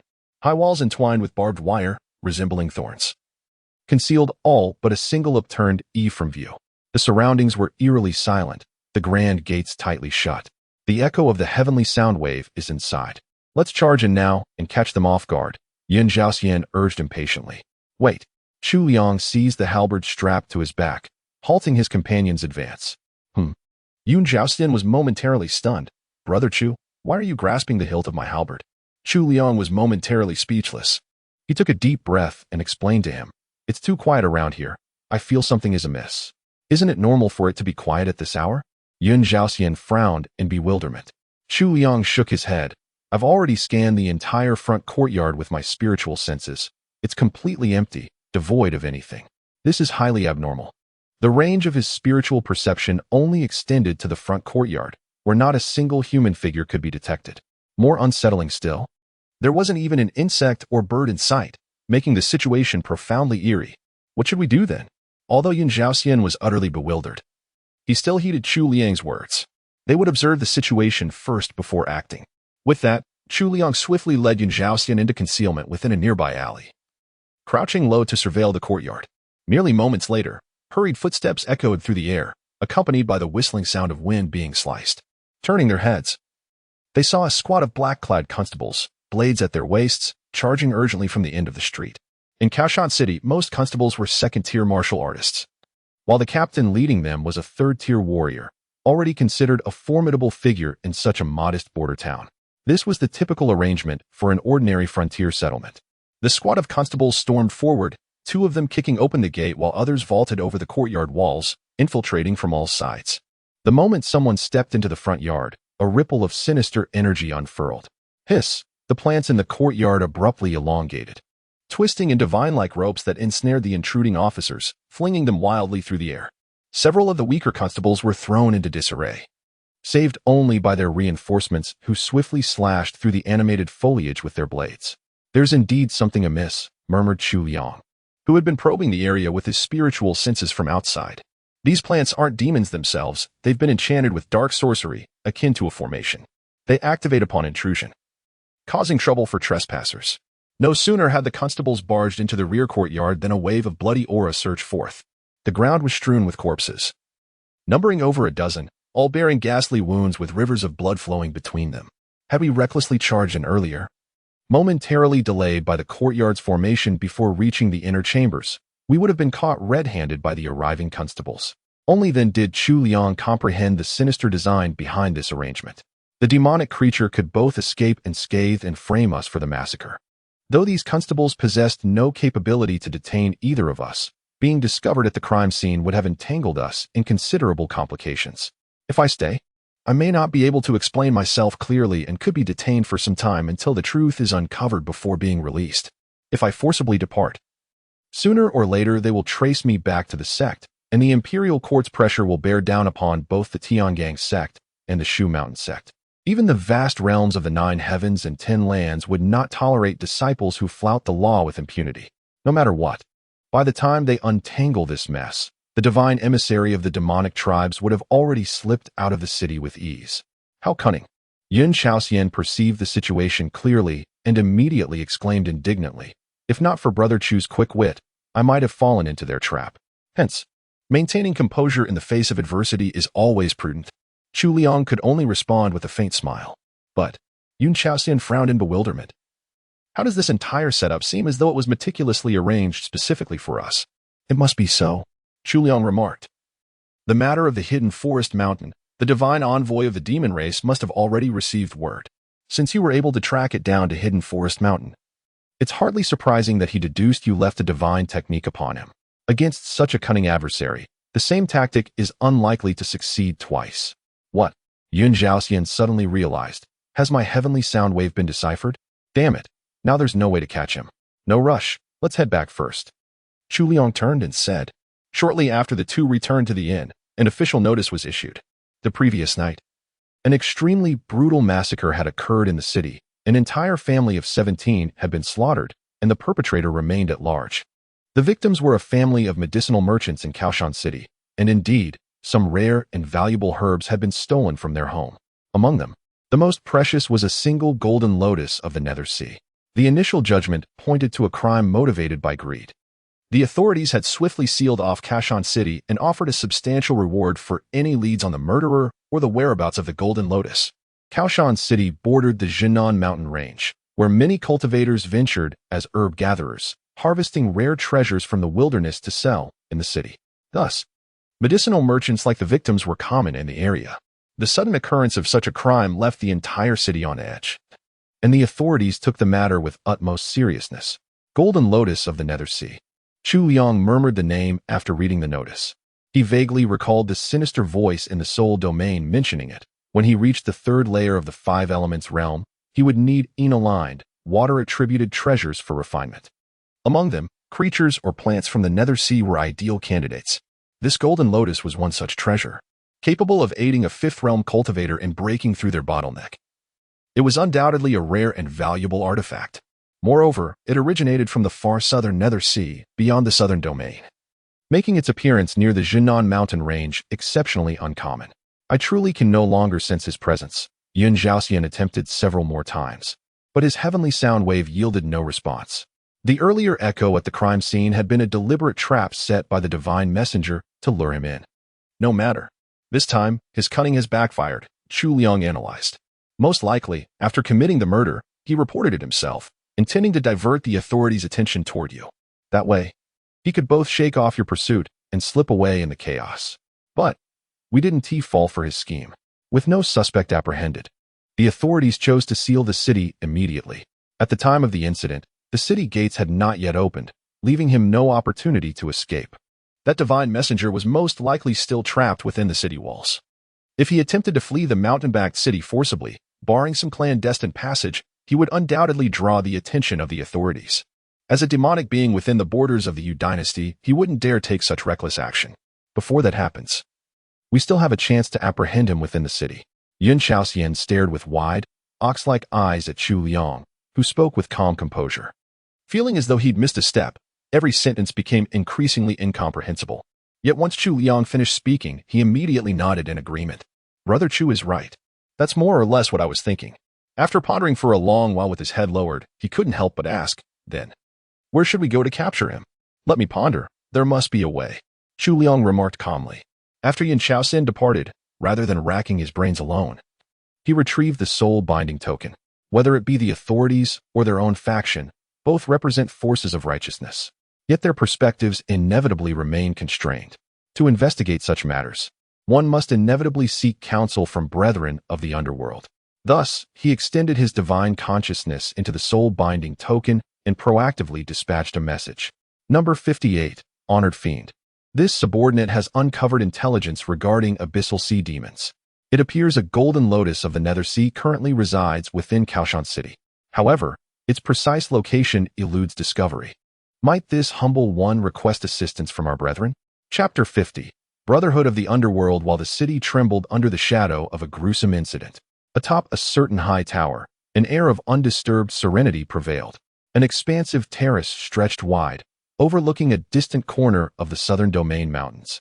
Where the horizon met the pale wisps of drifting clouds, two figures sat facing each other on the ground, one a hunched, elderly man with a face carved by time, draped in humble gray-brown robes, the other a towering figure cloaked in black, his features concealed behind an eerie bronze mask, the same divine emissary who had once appeared on the hidden forest mountain.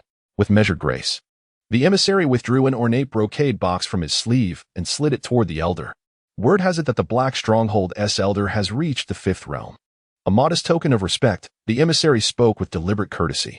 The elder lifted the lid, revealing a withered black lotus, its stem traced with 3 radiant golden veins that shimmered with an ethereal glow. The Nethersea golden lotus. The elder chuckled softly. For such a modest token, the divine emissary must have expended considerable effort. Merely stumbled upon it by chance. Thought it might serve as a fitting gift, so I retrieved it. The emissary replied with nonchalance, as though the blood spilled in its acquisition meant nothing. I shall deliver this to the elder. He will no doubt be pleased. The old man nodded. Though, thanks to the emissary's recent activities, Stronghold City is now under strict lockdown. I find myself temporarily stranded here. Still, as long as I remain in this place, no amount of searching by the authorities will uncover me, rest assured. A slight miscalculation on my part, the emissary admitted with a faint smile. I had prepared a scapegoat to divert the official's attention, but he proved unexpectedly resistant to the trap. No matter, the city's gates stay sealed forever. With so many merchants trapped inside, they have no choice but to reopen within 7 days at most. To speak plainly, divine emissary, the elder side, our dark witch clans in the southern domain have been struggling for survival. Resources like these, capable of breaking through to the fifth realm, are nearly impossible to obtain. Our villages have not seen a sixth realm grand which emerge in years. He paused, then added meaningfully, I come now as a representative of 17 allied dark witch villages, seeking a path forward. The emissary exhaled softly, his voice laced with melancholy. In the age when the witch god reigned supreme, who could have foreseen that his descendants would be reduced to such hardship? The old man could only respond with a bitter smile upon hearing this. Indeed, divine sorcerers once existed in this world, but only in the legendary ancient times. Perhaps 10,000 years ago, or even longer. Yet, their sorcerer clan, after all, is still human, with lifespans far shorter than those of the demon race. No one truly yearns for the glory of the age of divine sorcerers anymore. We merely wish to survive, he said, shaking his head. The conflicts with the white sorcerer villages are one thing, but the 3 deadly valleys' relentless extermination against us grows ever more brutal. If not for this, we might not have considered forming an alliance with your demon race. Even so, many elders in the villages still fear. Fear what? The divine envoy inquired. Yet we are concerned that you are, after all, demonic beings. The elder responded solemnly. Should your plans come to fruition, would you then annihilate all of humanity without mercy? The divine messenger laughed mockingly. In the era when humans had saints, were we demons ever truly exterminated? Even when the deity returns, humanity must continue to exist. At that time, it will still be humanity that governs humanity. The so-called 9 heavens and 10 earths will inevitably be eradicated, and humanity might as well be renamed the Witch Clan. This is the consensus of the 7 demon kings. Before the deity's return, all friends who aided us shall, upon the deity's return, be bestowed with new worlds. The divine envoy spread his arms as if embracing an illusory new world. The elder, however, remained composed, evidently unconvinced by his fervor. Listening with detached calm, he continued, "This is the second concern among the village elders. They fear that your deity is a fabrication." Shah. Nethersea Golden Lotus? 58. Excellent.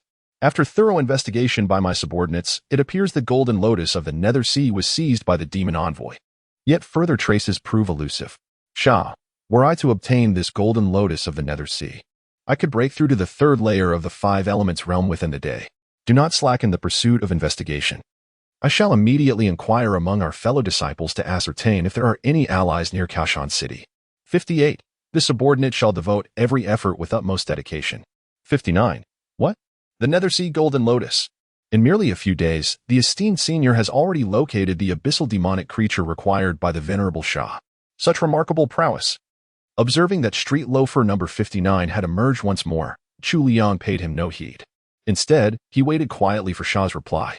His decision to pose the question within the soul domain was deliberate. The Nethersea Golden Lotus primarily serves as an ingredient for alchemy, medicinal refinement, or cultivation assistance, items of little practical value to demonic creatures. For a divine emissary of the demon race to suddenly commit such a grand theft, recklessly seizing this artifact, it was unlikely to be mere whimsy. Those who require such treasures for cultivation are typically practitioners of dark arts, demonic cultivators, witches, venom masters, or poison wielders. Considering the divine emissary's purpose for venturing beyond the mountains and his previous behavioral patterns, it was entirely possible he intended yet another act of currying favor by gifting stolen goods.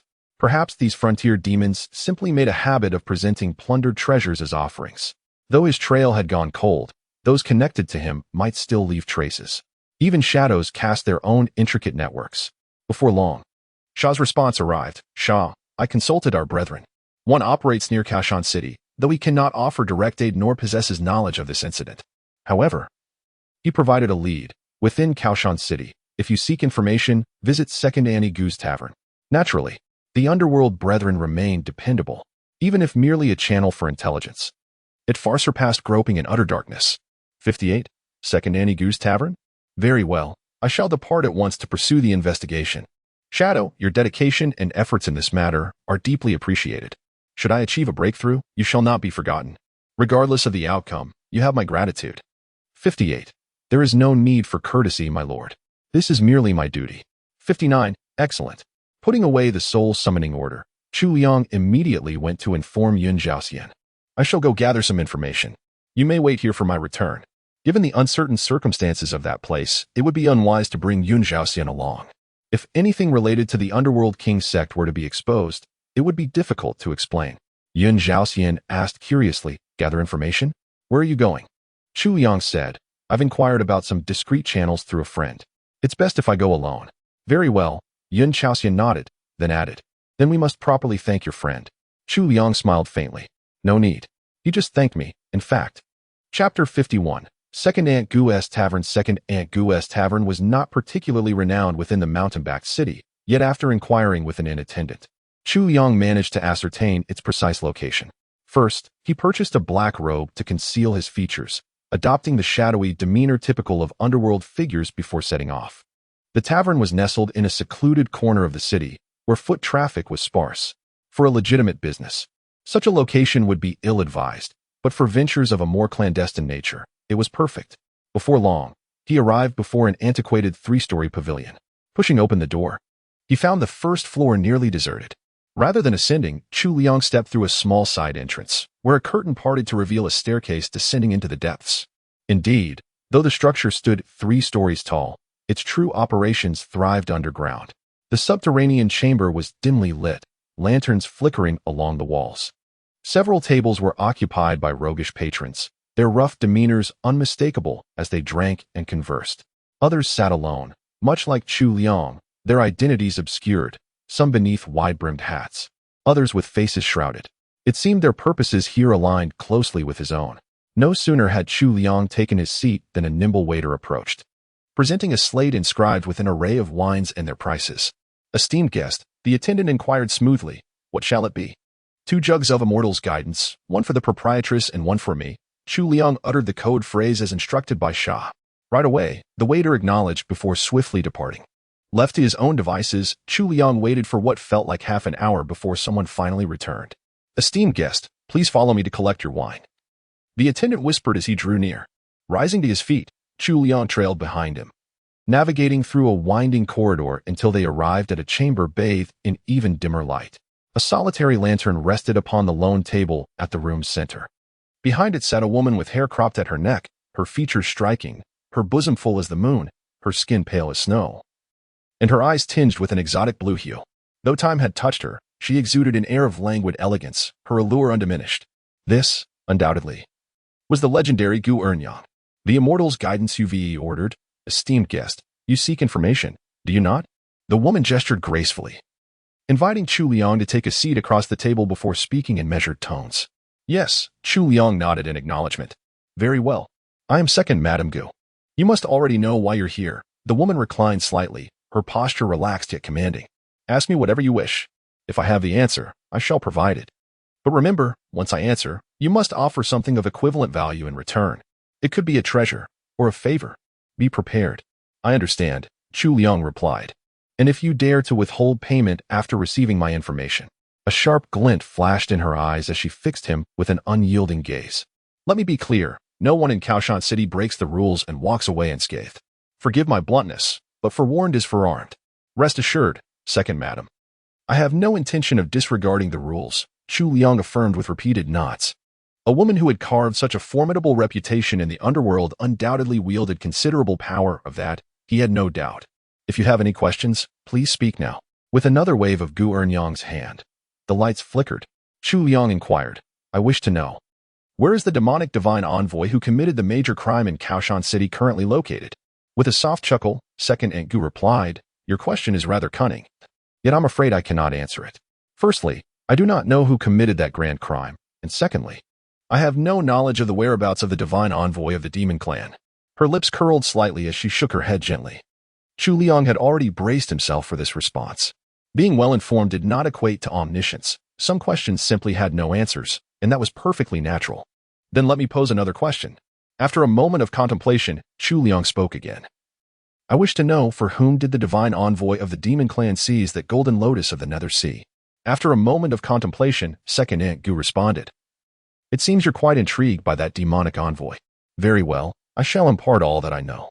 All I'm aware of is that recently, the 3 Absolute Valleys extermination campaigns have grown increasingly brutal. 17 Dark Witch villages in the southern region have united, seeking to form an alliance with the demonic race against the righteous path, represented by the Black Mountain village. They've dispatched an envoy who is scheduled to meet with the demonic forces within the next couple of days. Should the demonic race send any envoys or make preparations, it would likely pertain to this matter. Beyond this, I know nothing more. Dark witches? Chu Liang was not particularly surprised upon hearing this name. If the demonic tribes sought to unite various forces within the southern lands, it would inevitably involve the sinister cultivators of witchcraft, Gu sorcery, and poison arts. This was an anticipated outcome. The only question was confirming which specific faction it was. The witch clans themselves were divided. White witches and black witches, orthodox and heretical. For instance, the 3 Ultimate Valley claimed mastery over witchcraft, Gu sorcery, and poison arts, yet they adhered to the orthodox traditions. Meanwhile, the heretical witches of the southern lands had inherited ancient and malevolent legacies, their methods cruel, their sorcery aberrant, earning them the scorn of righteous practitioners. Ironically, the most ruthless in hunting down these heretical witches were none other than the white witches, those who shared the same worship of the witch god, yet had been locked in conflict with their dark counterparts for millennia. Then, I still wish to ask, where is this envoy of the heretical witches? Chu Liang continued his inquiry, if it's a meeting between 2 parties. Then tracking down the Shadow Witch's envoy should lead us to that divine emissary of the demonic tribe. Moonview Pavilion, replied second Aunt Gu without hesitation. It seems she truly had an encyclopedic knowledge of the major factions within Shushan City. Many thanks, Chu Liang nodded slightly. I have no further questions. Very well. Second Aunt Gu chuckled softly, her eyes glinting with amusement. Now, let us discuss the matter of compensation. You've posed 2 inquiries. What do you intend to offer in exchange? Chu Liang pondered for a moment before speaking, I happen to know the precise location of a nearly matured human-faced jade essence flower in the southern mountain range. I could share this information with Second Ant. Reluctant to part with any of his magical artifacts, he realized he possessed few valuable items worthy of exchange. Upon careful consideration, his options were indeed limited. During the previous sect mission, when they harvested the human-faced jade essence flowers, they had encountered two blossoms. One fully matured specimen had been collected, while its younger counterpart was deliberately left undisturbed, not yet ready for harvesting. Though the human-faced jade essence flower was indeed precious, mere knowledge of its location could hardly be considered equivalent in value to answering two questions. The second Lady Gu remarked, even if you pluck it and bring it here, it still lacks a certain essence. At most, it's only worth the value of your second question. Very well. Chu Liang nodded, concurring with her judgment. After a moment's contemplation, he added, as for the reward for the first question, perhaps the second lady could propose it. Then let it be so. Without much deliberation, Second Lady Gu gently rested her slender hand upon the table.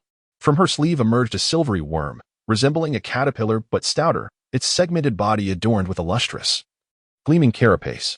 This is my treasured money Gu, which evolves by devouring the essence of wealth, Second Lady Gu explained, flicking the tiny worm's rear. Within 3 days, help me elevate it from silver to gold. It only requires consuming a modest amount of money. Chu Liang smiled. Agreed. The condition was indeed not particularly demanding.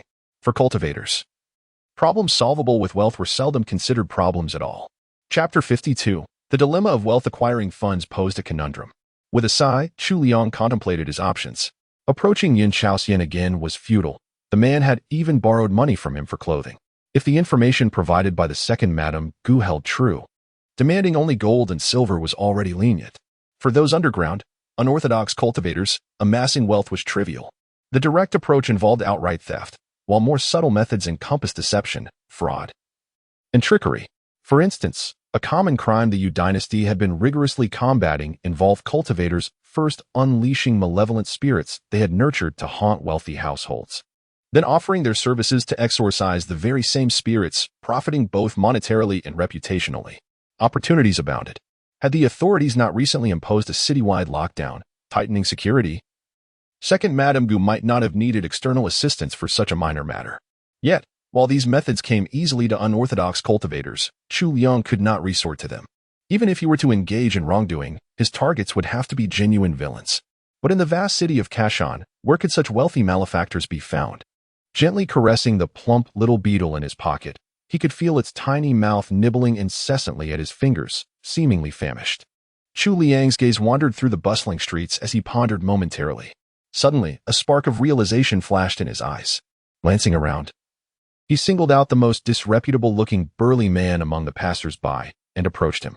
Excuse me, he inquired. Could you direct me to the largest gambling den in Kaoshan City? The towering figure sized him up for a moment. Chu Liang had already shed his black cloak, appearing merely as a handsome youth in fine brocade robes. Are you here to gamble? The giant inquired. Chu Liang blinked his eyes. I wish to broaden my horizons. Heh. The burly man grinned. Perfect timing. I was just about to go play a few rounds myself. I'll take you there. Judging by your attire, young sir, you seem to hail from a well-to-do family. Hardly. Chu Liang replied with a nervous chuckle, tightening his grip on his coin pouch. The large man led him through a winding maze of alleys until they arrived before an unassuming entrance. Merely 2 cloth curtains bearing the faintly written character for gambling. 2 guards stood at the door.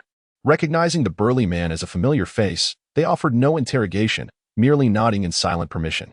Guided inward, Chu Liang stepped inside and discovered an entirely different world. Beyond that modest entrance sprawled a vast, bustling gambling den, teeming with nearly 1,000 patrons, their faces flushed with fervor. Wholly absorbed in the myriad games spread before them, as though the outside world had ceased to exist. So, friend, the burly man asked, would you like to play?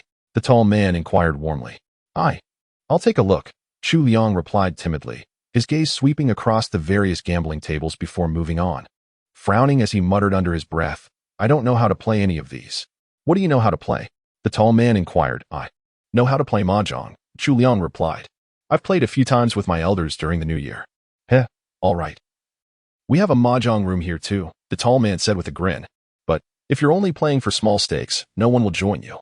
You'll need enough money to make it worthwhile. I don't have much money with me, but I brought this. I wonder if it's enough. Chu Liang seemed somewhat nervous as he revealed a gold ingot from his sleeve, showing it to the burly man. Whoa. The big man's eyes nearly popped out of his head in astonishment, then he grinned from ear to ear. Seems I've run into the god of wealth today. All right. I'll go ask for you. With that, he led Chu Liang toward the private rooms upstairs.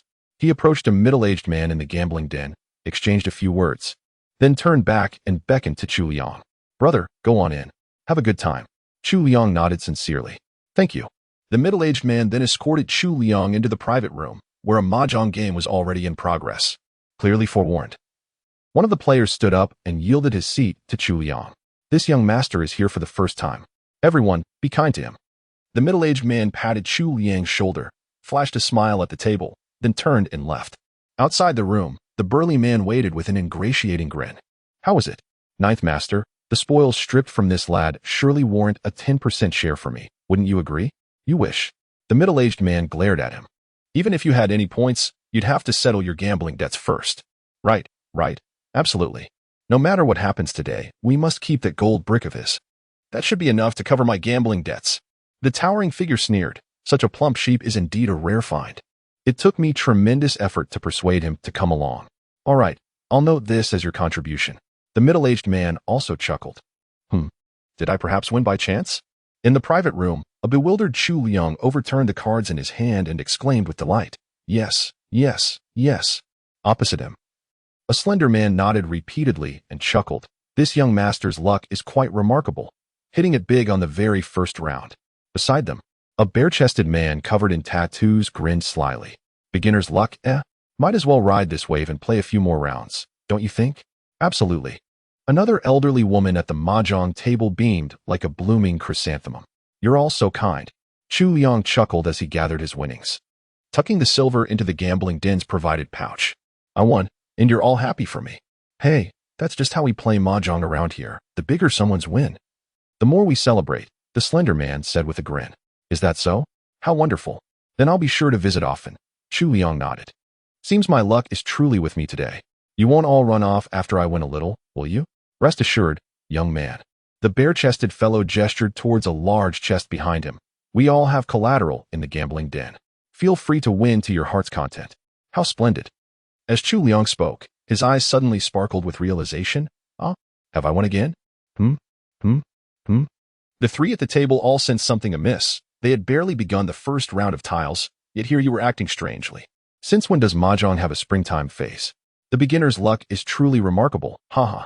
A warm and innocent smile graced Chu Liang's face. Then came the shuffling, the dealing, the playing, and the discarding of tiles. The smiles on the faces of the three individuals before him froze instantly. Meanwhile, Chu Liang maintained an expression of childlike innocence, exclaiming, Wow, the feng shui here is simply impeccable. After several rounds, the scrawny man was the first to make a hasty retreat under the pretense of an urgent need to relieve himself. The middle-aged man stood outside with a dark expression. Three of you couldn't take on one? Ninth master, this lad is utterly suspicious. The scrawny man exclaimed urgently. In all my years of gambling, never have I witnessed such uncanny occurrences. Could it be the meddling of a cultivator? No, the middle-aged man shook his head. All gambling establishments have sophisticated detection arrays and mechanisms. The moment there's any fluctuation of true qi at the gaming tables, it would be immediately detected. This is precisely to prevent cultivators from causing chaos with their mystical arts. Unless it's a cultivator who has reached the realm of inquiry and touched upon the laws of heaven and earth, only then might they transcend such rules. But for those great beings who have attained the realm of inquiry, if they needed mere mortal gold and silver, they'd only have to speak. And countless factions would deliver wealth to them. There would be no need for them to come to such places for amusement. Then what could it be? Damn it all. Even if the three of us could exchange signals and collude, we'd still need a chance to do so. He keeps winning by drawing the tiles himself after just a few turns. How is this even playable? The middle-aged man pondered for a moment before speaking. He must possess extraordinary mental fortitude, capable of memorizing numerous cards to accomplish such a feat. This is truly a master. What? The slender man. Has he not become an immortal deity? At the card table, he was nothing short of divine. The middle-aged man snorted coldly, realizing he had misjudged the situation today. Let me have a go at him, he declared, pushing the door open and taking a seat at the table. The game waits for no one. I'll take his place, he said. fixing his gaze on Chu Liang with a smirk. Chu Liang responded with a serene smile, "Very well." The moment the middle-aged man sat down, the bare-chested man and the elderly woman visibly tensed, their expressions uneasy, their eyes locked onto the two pairs of hands resting on the table. Chu Liang's fingers were slender and elegant, their jade-like sheen a testament to years of disciplined cultivation. The middle-aged man's hands, in contrast, bore the scars of countless hardships, weathered by time and strife. When their eyes met, the air seemed to freeze, crackling with an almost electric intensity, the silent clash of masters. And then, half an hour passed. I win again, Chu Liang exclaimed with delight as he overturned his tiles. The middle-aged man's face twisted into an expression of utter misery. So much for a battle of masters. He had approached the table brimming with confidence, eager to teach this presumptuous young upstart a lesson, only to lose hundreds of taels within just a few rounds. The other three players, including the slender man who had already withdrawn, had each lost well over 1,000 taels.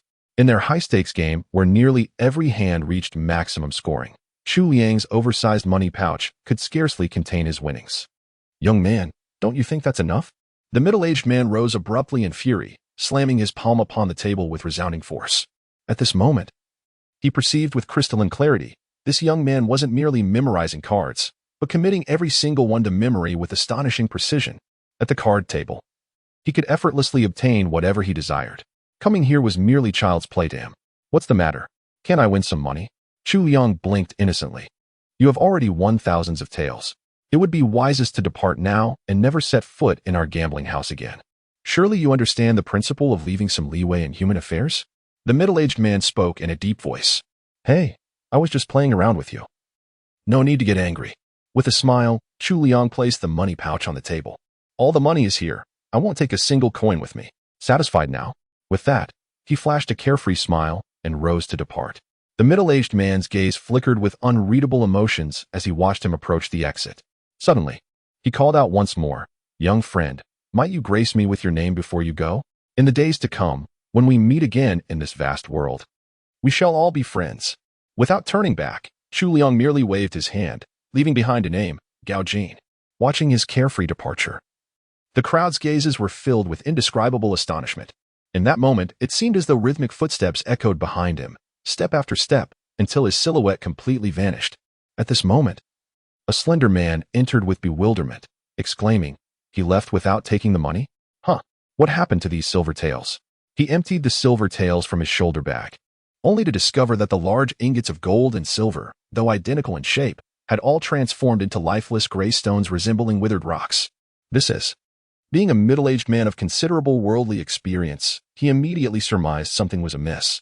With a sudden turn of his head, his gaze darted toward the large chest where the silver was stored. "Quick, take a look," he exclaimed. After speaking, everyone hurriedly opened the chest to inspect it. They saw a small hole drilled into the side of the chest, and all the stored silver inside had vanished in the same manner. The middle-aged man slumped into his chair, muttering bitterly through clenched teeth, "That damned thief Gao Jin." Chapter 53, The Forbidden Realm. Naturally, Chu Liang remained oblivious to the curses hurled at Gao Jin within the gambling den. As a righteous soul who stood in staunch opposition to the vices of gambling and poison, such establishments, those very dens that ensnared countless families in ruin through their schemes, were precisely his ideal targets for extracting wealth. By the time Chu Liang returned the plump and well-fed golden coin Gu to second Aunt Gu and relayed the information to Yun Chaostian, evening had once again descended. Yun Chaostian was visibly astonished when Chu Liang actually returned with news. "Shushan Tower? The divine emissary of the demon race is there? Perhaps 80%. Yet I dare not claim certainty," he murmured. Recalling how his heavenly sound wave had failed earlier, Yun Chaostian had already resigned himself to defeat. Never did he expect Chu Liang would uncover the clues through sheer deduction and investigation. "My friend," Yin spoke earnestly, his voice carrying newfound respect. "I've always prided myself on superior intellect. Yet today, I must concede, in matters of the mind, you truly surpass me."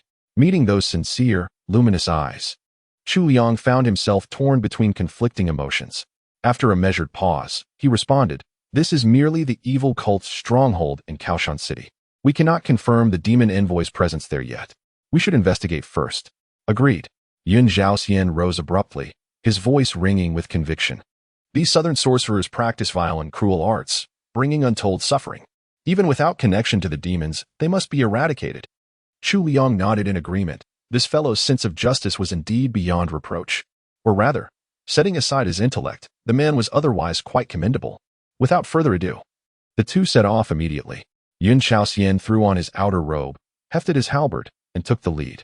Due to the recent strict city lockdown, the streets were eerily deserted. The so-called Wangshan Tower, ostensibly a medicinal trade hub, had already shuttered its doors amidst the turmoil. The night was profoundly still. Hold back for now, let us not startle the prey. I'll scout ahead to assess the situation. If anything arises, I'll call for your support. Chu Liang cautioned before leaping nimbly onto the second-floor balcony. Truth be told, reconnaissance ought to have been entrusted to the more agile Yun Chaoxian. But never mind. The balcony sprawled open and barren. With cautious precision, Chu Liang extended his spiritual awareness, maintaining it within a 3-zhang radius as he edged toward the wall. Drawing from his prior encounter with the Soul Snatcher, he refrained from casting his senses too far, instead advancing only after confirming each sector as safety. Beyond the wall lay what seemed a vast, vacant chamber, devoid of any human presence. Just as Chu Liang turned to summon Yun Chaoxian, a sudden blur distorted his vision. Dizziness? A psychic assault? A sliver of clarity still lingered in his mind. Instinctively, he bit down hard on his tongue and somersaulted away with a swift motion. Thud! Right where he had stood moments before, a towering 9-foot skeleton erupted from the ground, with a gaping maw that seemed capable of swallowing the heavens. It snapped at the air only to find emptiness. When one's gaze shifted forward, there now stood a bizarrely attired figure cloaked in darkness. With a mere flick of his wrist, the skeletal monstrosity whirled and shrank into a fist-sized skull, nestling obediently into his palm. Yet the shadowy figure was not alone. Another emerged from the left, drawing a slender dagger. The blade first tasted his own flesh as he drew it across his arm, staining the steel crimson before hurling it toward Chu Liang with deadly precision. The dagger whistled through the air with a chilling whoosh. Chu Liang twisted his body to evade. Yet the blade seemed to possess a sinister sentience. It abruptly altered its trajectory with a vicious flick, aiming for him with uncanny precision. With a swift motion, Chu Liang summoned his flying sword, unleashing the 100 Swords technique in an instant. 100 sword shadows coalesced into an impenetrable shield, shattering the dagger into metallic fragments that clattered to the ground like broken dreams. Thus, he narrowly escaped death's embrace. Retreat. A hoarse, aged voice echoed from the unseen shadows.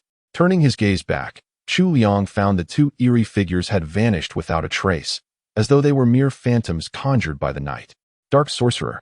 The name slithered into his mind, dripping with an innate malevolence. Glancing downward, Chu Liang noted Yun Chaoxian's absence, undoubtedly entangled with foes of his own. It seemed the defenses of Wangshan Tower were far more formidable than anticipated, detecting their intrusion the moment they crossed its threshold. Then, from the gloom, emerged a hunched, diminutive figure draped in black, an elderly man whose steps, though slow, carried an unsettling certainty. "Heh, young one," the old man rasped, his voice like dry leaves scraping stone. "The divine emissary of the demonkin spoke of you. They say you annihilated the 5th realm Tiger King with a single, devastating strike of the 10,000 Swords technique. No doubt a prodigy from one of the 9 heavens and 10 Earth's immortal sections." Chu Liang remained silent, his eyes steady. The memory of slaying the Tiger King had surely been witnessed by lesser demons. Word spreading was inevitable. Yet if this adversary mistook him for a true genius and had prepared countermeasures accordingly, well, that would be an unfortunate miscalculation. His gaze flickered, assessing potential escape routes. For now, his mind remained composed, always prepared. If all else failed, he could always summon his revered master. "I am but a humble 4th realm dark sorcerer," the elder continued.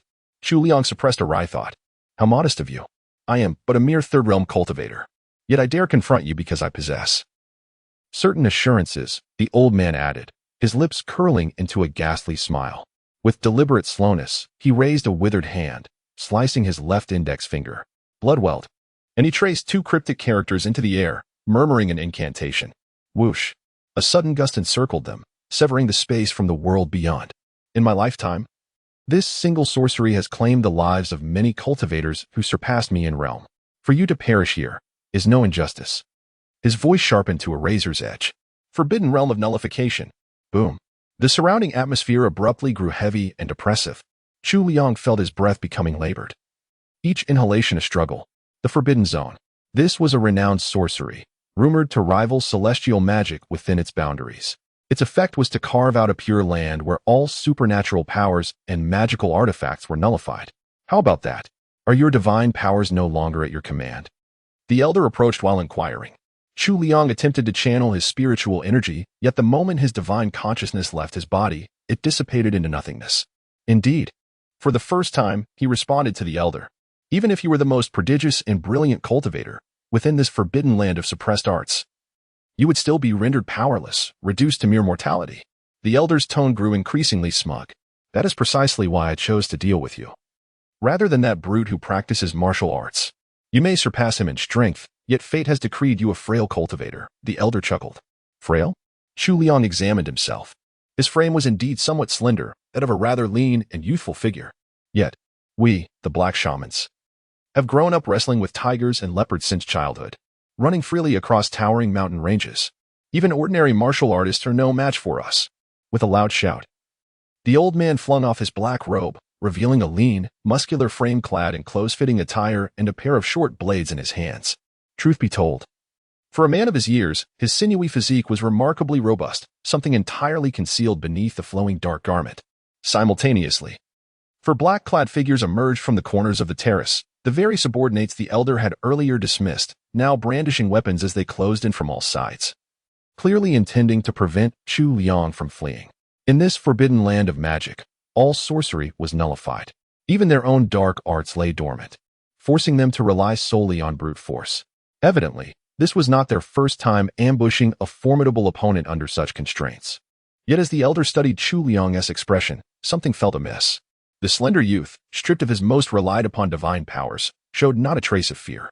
Instead, his gaze held something far more unsettling, an almost playful curiosity. He seemed on the verge of laughter. Humph, still feigning composure. The elder let out a cold sneer and barked, "Kill!" Boom. With a single step, he surged forward, his figure as agile and powerful as a prowling leopard. Then, the figure of Chu Liang before him abruptly vanished. The elderly man from the witch clan hesitated momentarily before an excruciating pain erupted at the back of his skull. Agony, unbearable agony. A torment unlike anything he'd ever experienced in his lifetime. It felt like the pain of death itself. Chapter 54, The Art of Brick Combat Thought. He perished without comprehending what had just transpired. Yet his four subordinates witnessed it all with crystalline clarity. The moment he lunged toward Chu Liang, the young man's form subtly contracted. With a single lateral step, he glided behind his attacker like a specter, his palm now inexplicably clutching half a golden brick. One strike. The aged dark sorcerer's skull shattered like porcelain, cerebral matter spraying in an arc. No possibility of survival remained. Chu Liang gazed upon the fallen elder with serene detachment. All that incessant prattle? For such paltry prowess? It's hardly his fault. To be fair, his physique doesn't suggest even the slightest martial training. Who could have guessed that a single brick strike would carry the force of 10 tigers? Moreover, Chu Liang had previously sought martial advice from Yun Chaosen. When Yun Chaosen asked him what weapon he wielded most comfortably, Chu Liang admitted that while swords were his most frequently used, his personal preference leaned toward something far humbler, the brick. Alas, no martial art had ever been devised specifically for bricks. Fortunately, Yun Chaosen's martial prowess was profound enough. After some contemplation, he taught Chu Liang a technique called the revolving steps, a fluid, ghostly footwork that rendered his movements erratic, unpredictable, and nearly impossible to pin down. With his strength now vastly amplified, the speed of his footwork surged dramatically. Paired with an indestructible golden brick, this unconventional approach birthed an entirely novel brick combat art. No matter how potent the sorcery, one brick could topple it all.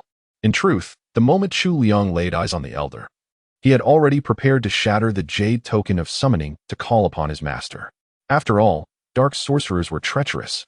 Their methods inscrutable. Who knew what unseen strike might land? Given the opponent's superior cultivation, confidence was scarce. Yet who could have foreseen the activation of that forbidden magic zone? The instant the zone took effect, Chu Liang's first concern was whether it might also nullify the jade token. Yet upon reflection, if all laws were abolished, what would I truly fear? The sinewy physique of an old man like you? Indeed. Ordinary martial artists would likely struggle against these savage witch tribesmen capable of slaying tigers and leopards with their bare hands. Yet Chu Liang's strength was anything but ordinary. Had the fierce tiger pills altered his physique while augmenting his power, transforming him into a hulking brute like Yun Chaoxian. These dark sorcerers might have reconsidered their assault. Alas, such was not the case. Thus they mistook him for easy prey. The forbidden magic zone persisted even after the elder's demise, proving these dark arts weren't bound to their caster's lifespan. Chu Liang's gaze swept across the 4 remaining black-clad figures who had charged alongside their fallen leader, now frozen in awkward hesitation. The tableau had turned absurdly comical. Having committed to this assault, retreat would betray cowardice, yet advancing invited certain defeat. What now? The figures in black exchanged glances, then shouted in unison, "Attack together." After a loud shout, only the black-clad figure wielding a long blade charged forward, while the other 3 simultaneously chose to turn and flee. The knife-wielding man in black froze in shock, never expecting to be the last innocent soul of the witch clan. Fortunately, he had no time to despair. Chu Liang had already materialized behind him with a brick. Thud, though the other 3 had fled in different directions. Under the augmentation of the 10 tiger's strength, Chu Liang's speed far surpassed theirs. With a few swift leaps, he caught up to each one, delivering a brick to each. None managed to descend from the terrace. In mere moments, 1 against 5, a quintuple annihilation. After the battle concluded, even Chu Liang couldn't help but feel a pang of sympathy for these misguided sorcerers. Had they not mistaken him for some prodigious master and resorted to such reckless tactics, he would never have stood a chance against their combined might. Of course, had they not, they might have perished under Dian Feng's hand instead. Come to think of it, perhaps being felled by a brick wasn't such a bad fate after all. Once the skirmish ended, Chu Liang didn't even indulge in his beloved post-battle looting ritual. Instead, he dashed downstairs without hesitation, emerging from the second-floor terrace's magic-sealed zone. The eerie sense of isolation dissipated instantly. The clamor of shouts and thunderous crashes from the courtyard ahead reached his ears. No doubt, Yun Chaoxian was embroiled in his own fierce battle. Rushing into the courtyard, he beheld a colossal tree demon standing at its center, half-human, still clad in a bronze mask. While the other half had morphed into countless writhing branches, its foliage sprawling wildly, filling the entire courtyard with its monstrous, tangled limbs. Yun Chaoxian had already completed the most crucial step, tearing off his garments. Indeed, bare-chested, he brandished his massive halberd, the crimson tattoos on his back flickering faintly. Swinging the divine weapon with a fierce and unstoppable momentum, he cleaved through the thick branches as effortlessly as slicing melons and chopping vegetables. Charging relentlessly toward the divine envoy's true form, Yun Chaoxian cultivated one of the supreme techniques of the Tian Gang sect, the Mystic Gang Indomitable Body Art. Whenever his power reached its peak, divine seals would manifest behind him, enabling an instantaneous breakthrough beyond his limits, growing stronger with each battle. With a single swing of his massive halberd, fierce gales surged within a 5-zhang radius. No matter how thick the vines or branches that encroached upon him, they were all instantly shredded to pieces. In just a few strides, Yun Chaoxian closed in on the Trent-like form of the divine emissary. With a thunderous roar, he brought his halberd cleaving down from midair. Boom! Though it was clearly a slash, it erupted with the sound of an explosion. There was no sensation of slicing through flesh. For the moment his halberd descended, the upper body of the divine emissary transformed into a tree trunk. The halberd merely cleaved into the wood, yet this was no ordinary brittle branch. It clamped down fiercely on the Zenshan halberd for an instant. Suddenly, the upper half of the emissary reappeared at the tip of a tree branch, cackling eerily as it raised a hand. Countless branches swiftly encircled Yun Chaoxian, poised to strike in unison. At that moment, Chu Liang leaped forward and shouted, "Sword array technique." The divine envoy shuddered in alarm. He was well aware that the Tiger King had perished under a simultaneous barrage of the 10,000 sword technique, and had specifically warned the sinister old sorcerer about it, thus maintaining vigilance against Chu Liang all along. Witnessing Chu Liang's sudden appearance here clearly indicated that the malevolent elder had also met his demise. Hearing Chu Liang's thunderous cry of 10,000 swords technique, the divine envoy instantly raised his defenses, fearing he might meet the same fate as the Tiger King. With a sweeping gesture, he summoned a dense thicket of branches and vines to block Chu Liang's path, bracing against the impending storm of blades, those steeped in wicked deeds. The envoy bore no crimson aura of bloodlust. The slayer of the wicked held no interest in him. As Chu Liang raised his hand, nearly 100 sword gleams shot forth, striking the wooden barrier with soft hissing sounds, their impact negligible. Yet this feint succeeded in dividing the envoy's attention. Before Yun Chaoxian, the pressure suddenly lessened. Seizing the moment, the warrior leaped forward effortlessly, closing the distance in an instant. By the time the envoy realized Chu Liang had only unleashed a minor 100 swords technique, it was too late. Yunxiaoxian's mountain-sundering halberd descended with a howling gale, its devastating arc cutting through the air like divine retribution. Boom! That divine strike, resplendent in its majestic might, instantly shattered the celestial messenger into fragments. Amidst the deafening reverberations, one could faintly discern the melancholic sigh of a handsome youth. Ah, what a pity. Chapter 55, Purchasing Koi upon careful consideration. This so-called divine emissary of the demonic tribes was actually less formidable than the Tiger King encountered previously, merely exhibiting slightly more cunning when compared to Yin Chaosen. Even without Chu Liang's intervention, given sufficient time, Yin Chaosen would likely have emerged victorious. With a mighty swing of his halberd, he cleaved the tree spirit's form asunder, causing the wildly proliferating branches and foliage to wither and collapse, leaving behind only a scene of devastation. Chu Liang cast his gaze about, extending his spiritual senses in search of any residual artifacts imbued with spiritual essence. The demonic tribes had never excelled in the crafting of alchemical cauldrons or magical implements, seldom leaving behind items of significant value. After meticulous scrutiny, he uncovered only two potentially useful objects. The first was the bronze mask worn by the emissary. As Chu Liang's spiritual awareness brushed against it, he detected faint currents of spiritual energy, perhaps indicating some unique property, prompting him to retrieve it. The second was a palm-sized verdant leaf. Though the ground was littered with fallen foliage, this particular leaf stood apart, exuding an ethereal glow and shimmering with spiritual vitality. Given that the emissary was a tree spirit, this leaf likely represented his refined life essence. After thorough examination, Chu Liang concluded that while it couldn't be utilized immediately, it would serve as excellent material for crafting magical artifacts. Upon returning to the mountain, he could commission its refinement into a proper treasure. The Sword Transmission Hall offered specialized artifact forging services. Disciples of Mount Shu needed only provide the materials and a requisite amount of sword coins to have their artifacts refined. Heh. Brother Chu, once again, I owe you my gratitude, Yin Chaosen remarked, approaching bare-chested with his halberd in hand. They had previously agreed that any spoils would belong entirely to Chu Liang, so he voiced no objection as Chu Liang collected the fallen items. Having just vanquished a long-standing nemesis, his exhilaration was palpable. Even without my intervention, he would have been no match for you, Brother Yin, Chu Liang replied. Naturally. Though had you exerted your full strength, you could have slain him with a single stroke. Yet you deliberately held back, granting me the honor of the final blow. Yin Chaosen was visibly moved. In his eyes, had Chu Liang unleashed the 10,000 swords technique as he had that day, the emissary would have stood little chance, even with his defenses at full strength. Instead, Chu Liang had merely employed a minor 100 swords technique. Was he incapable of greater feats? Certainly not. It must be that Brother Chu, knowing I had pursued this treacherous villain for many days, graciously chose not to steal my thunder and deliberately left the honor of slaying this fiend to me. Brother Chu truly moves one's heart. Heh, to this, Chu Liang could only respond with a faint smile. Intentionally yielding the final blow? Isn't that rather foolish?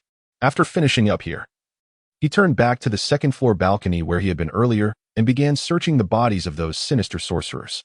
These dark practitioners carried quite an assortment of peculiar trinkets, though all bore traces of the occult. For instance, there was that set of throwing daggers which required self-mutilation before they could be hurled, or that blood-drinking skull that nearly took a bite out of Chu Liang when he picked it up. Then there were those little straw effigies inscribed with birth dates, nails stained with some mysterious dark liquid. Many of these objects had already been soul-bound, requiring nourishment through the sorcerer's own blood. With their master's demise, the spiritual essence within had dissipated. Some still retained faint remnants of supernatural energy, but in disturbingly inexplicable ways. It seems this will be of no use either. I shall surrender it upon returning to the mountains. The most valuable discovery was an embroidered case retrieved from the elder's remains, containing a rare celestial herb, the Nethersea golden lotus. This coveted treasure had truly fallen into his hands. What a remarkable find. Without a doubt, the greatest harvest of this venture was none other than this rare Nethersea golden lotus. Lingering with reluctance, Chu Liang circled the area several times, ensuring nothing of value remained before finally straightening with a sigh. Time to report to the authorities, he murmured. By the unspoken rules of the Jianghu, once the battle was fought and the spoils divided, it was customary to summon the officials to clean up the aftermath. The reputations of the Shu Mountain Sect and the Tiangang Sect still carried weight. When Chu Liang and Yun Zhaoxian sought out the local magistrate in Kaohsiung City, they were warmly received. The two explained that the demonic envoy was the culprit behind the recent atrocities, and after thorough investigation, the evidence aligned perfectly. With the perpetrator slain by their hands, the case was effectively closed. The city had been under immense pressure since the lockdown for the manhunt, so the resolution brought relief to all. Not only were their deeds widely praised and celebrated, but each was also rewarded with 500 taels of silver, hardly enough to satiate the voracious appetite of a golden goo, let alone impress cultivators. Yet the incident's impact was significant, and their names gained modest renown.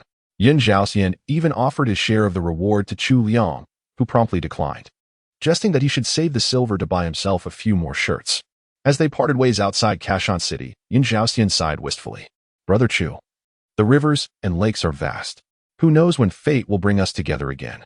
Chu Liang clasped his hands in farewell. Brother Yun, no need for sorrow. If destiny wills it, we shall meet again. Indeed. Yun Zhaoxian grinned. At the latest, by next year, during the Imperial Capital's Grand Immortal Sect tournament, you'll surely represent Shu Mountain. And then we'll cross paths once more. Of course, Chu Liang nodded, though inwardly he mused. Let us hope you actually see me there. The Yu Dynasty's capital hosted the Grand Immortal Sect tournament once every 12 years, where the most outstanding young disciples from various sects competed. The rankings held immense significance for their respective factions. However, to earn the right to represent Shu Mountain, one first had to distinguish themselves at this year's Shu Mountain Summit. That was far from guaranteed. After bidding farewell to his earnest companion, Chu Liang set off on his return to Shu Mountain. Just as his flying sword neared its destination, he descended, landing outside a small town. Yunhua Town. The first settlement at the foot of Shu Mountain, it was a bustling hub despite its modest size, frequently visited by disciples for supplies. Strolling through the lively market of birds, flowers, and fish, he paused before a vendor's stall. Uncle, he inquired, where might I find a fine foshui koi? Indeed. A few days ago when receiving his bonus, the idea of purchasing a koi fish crossed his mind. Now with money in his pocket, he had come to turn that thought into action. However, after browsing around, he hadn't encountered any koi specimens of particularly outstanding quality. The bird vendor kindly pointed and said, go check at the fish shop of proprietor Chun on the street corner. He always has the finest carp from the Brocade Blossom River. All right, thanks, Chu Liang responded. He turned and walked to the corner, where he spotted a rather inconspicuous storefront. Stepping inside, he found the place eerily empty, with no sign of patrons. Is the proprietor here? Chu Liang inquired with a voice. Oh dear. At that moment, faint groans emanated from the inner chamber. Has a guest arrived? He continued. Pray, do come in and speak. Chu Liang felt somewhat puzzled as he stepped into the inner chamber. There lay a middle-aged man clad in a sweat-soaked undershirt, sprawled across a wooden bed. Half his face was grotesquely swollen, with another inflamed lump visible on his leg, his entire being racked with apparent agony. Apologies for my current indisposition, Manager Chen managed to greet, his voice strained. Neighbors from nearby usually help themselves. Just select what you need from the shelves and bring it here. I'll name the price after a glance. Manager Chen, Chu Liang interjected, I came specifically for your feng shui koi. I didn't spot any outside just now.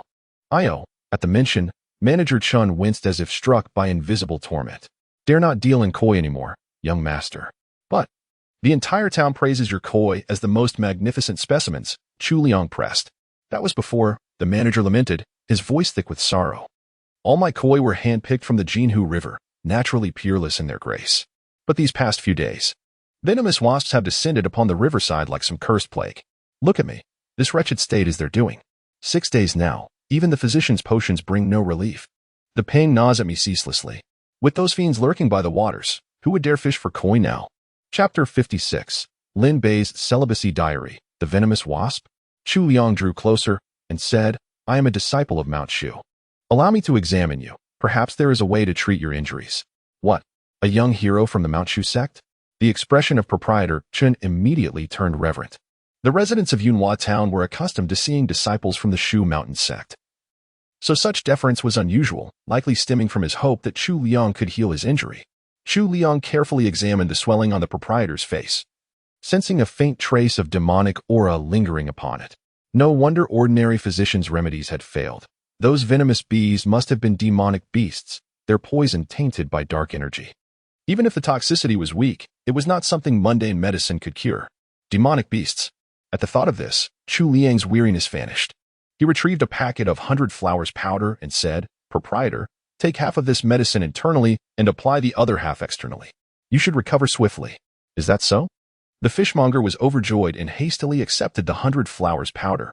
Chu Liang then poured him a bowl of water to help swallow the medicine. This renowned antidote was said to neutralize hundreds of poisons, making basic demon toxins no match for its potency. The humble venom from these tiny wasps paled in comparison. Within moments, the swelling on shopkeeper Chen's face and legs visibly subsided, leaving only faint red marks where the stings had been. "Ah," he exclaimed in delighted surprise. The medicine worked like magic, truly befitting an immortal master from Mount Shu Sect. "It's not that exaggerated. It just happened to be the right remedy," Chu Liang said with a faint smile. No, this is divine medicine. Young hero, your kindness is beyond repayment," spoke Manager Chen with heartfelt sincerity. "Ah, no need for such formalities. A fine koi from your collection would suffice," Chu Liang replied with a casual wave of his hand. "This." Manager Chen hesitated, his expression troubled. "I dare not return to Brocade Blossom River. The koi from elsewhere pale in comparison. Rest assured, Manager Chen, I shall visit the river myself. Should those venomous wasps still linger, I shall rid you of them," declared Chu Liang. "Your boundless generosity." Overwhelmed with gratitude, Manager Chen rose to bow in reverence. "Recover in peace. No need for such courtesies." Chu Liang gently restrained him before standing tall. "I shall return shortly." With that, he departed the bustling market of flowers and fish, left Yunhua town behind, and hastened toward the banks of Brocade Blossom River. After traversing but a few miles, he arrived at a riverside alive with birdsong and floral fragrance, a springtime spectacle of swaying willows and verdant meadows. In seasons past, this place would teem with visitors. Yet now none dared approach, all because of those venomous wasps. Extending his spiritual senses, Chu Liang swiftly detected a black wasp, no longer than a finger joint, lurking ominously among the blossoms. As he drew near, still a full stride away, the wasp stirred with unnatural aggression. With a sinister hum, it launched itself toward him. Such ferocity. Unfazed, Chu Liang summoned his flying sword and cleaved the creature in two. As the lifeless husk struck the earth, dark ichor oozed forth, hissing upon contact. To leave these abominations unchecked would endanger the people. They must be eradicated completely. Chu Liang's mind stirred as he unleashed the 100 swords technique. In an instant, 100 streaks of light crisscrossed the air, weaving through the space as his divine consciousness expanded, perceiving everything around him. Within moments, over 20 venomous bees had been felled. These pitifully weak, demonic creatures unexpectedly evoked in him the nostalgic thrill of slashing lantern monsters in the past. "Perhaps I should revisit those lantern monsters for old-time sake when I have the chance," he mused. Yet, he did not exterminate them all. Instead, he deliberately spared one bee that flew in the opposite direction, clearly attempting to flee. "Perfect. I'll follow it straight to the hive and eradicate the root of the problem, ensuring these pests never return." After a brief pursuit, he arrived at a lush valley where a few more venomous bees hovered, likely due to the scarcity of flowers here. The swarm had ventured outward in great numbers. Spotting Chu Liang, they immediately surged toward him in formation, only to be swiftly cut down. The lone survivor, however, buzzed frantically before vanishing into a narrow crevice in the cliffside. Chu Liang frowned at the seemingly bottomless fissure. Even his divine consciousness could not penetrate its depths. If this is where the bees emerge, uprooting them entirely will be nearly impossible. Such was life's greatest frustration, the unfathomable depths beyond one's reach. Even a mighty hero could only sigh in resignation. With no one around, Chu Liang settled onto the wild grass, rewarding himself with a moment of respite. Within the White Tower, the scene was unusually lively. Dozens of tiny spectral bees now occupied the shadowy cages. The expanse of iron prison shrouded in black mist seemed endless, as if capable of containing countless demonic beings. He initiated the refinement process. Whoosh! A radiant white light emerged, coalescing into his palm as a slender bamboo canister. Honeyed nectar tea, exquisitely sweet and refreshing. Chu Liang fell into a brief silence, though aware of the poison bee's feeble combat prowess. The reward offered was still disappointingly meager. Never in his life had he encountered a creature even more pathetic than a mere lantern specter. This was simply preposterous. Could they not even be bothered to compose a proper description? He opened the bamboo container and took a sip, discovering it was indeed delightfully sweet and palatable, with a hint of fruity tea flavor, imbued with the pure essence of nature. After drinking it, his entire body felt refreshed and invigorated. In this world, it had been ages since he had tasted such a delectable beverage. Yet, that was all there was to it. After all, I am one who cultivates immortality. No matter how exquisite the taste, what use is it to me? Chu Liang did not linger here for too long. After inspecting the perimeter once more to ensure no stray venomous bees remained, he promptly resumed his journey back to Mount Shu. The mountain winds howled mightily, and the sea of clouds churned restlessly. Mount Shu retained its eternal, unchanging grandeur. As Chu Liang alighted outside his humble abode, he noticed several small paper cranes resting upon the table beneath the eaves. These delicate creations served as the most common means of short-distance correspondence upon the mountain, by leaving behind a trace of one's spiritual imprint. Another could later summon a paper crane to seek one out, though its reach was confined solely within the bounds of Mount Shu. Yet, Chu Liang had bestowed his imprint upon very few. Aside from his revered master, only Lin Bei and Jiang Yuebai came to mind. To find so many paper cranes awaiting him was, indeed, a most unexpected sight. Unfolding the first paper crane, it was from Jiang Yuebai.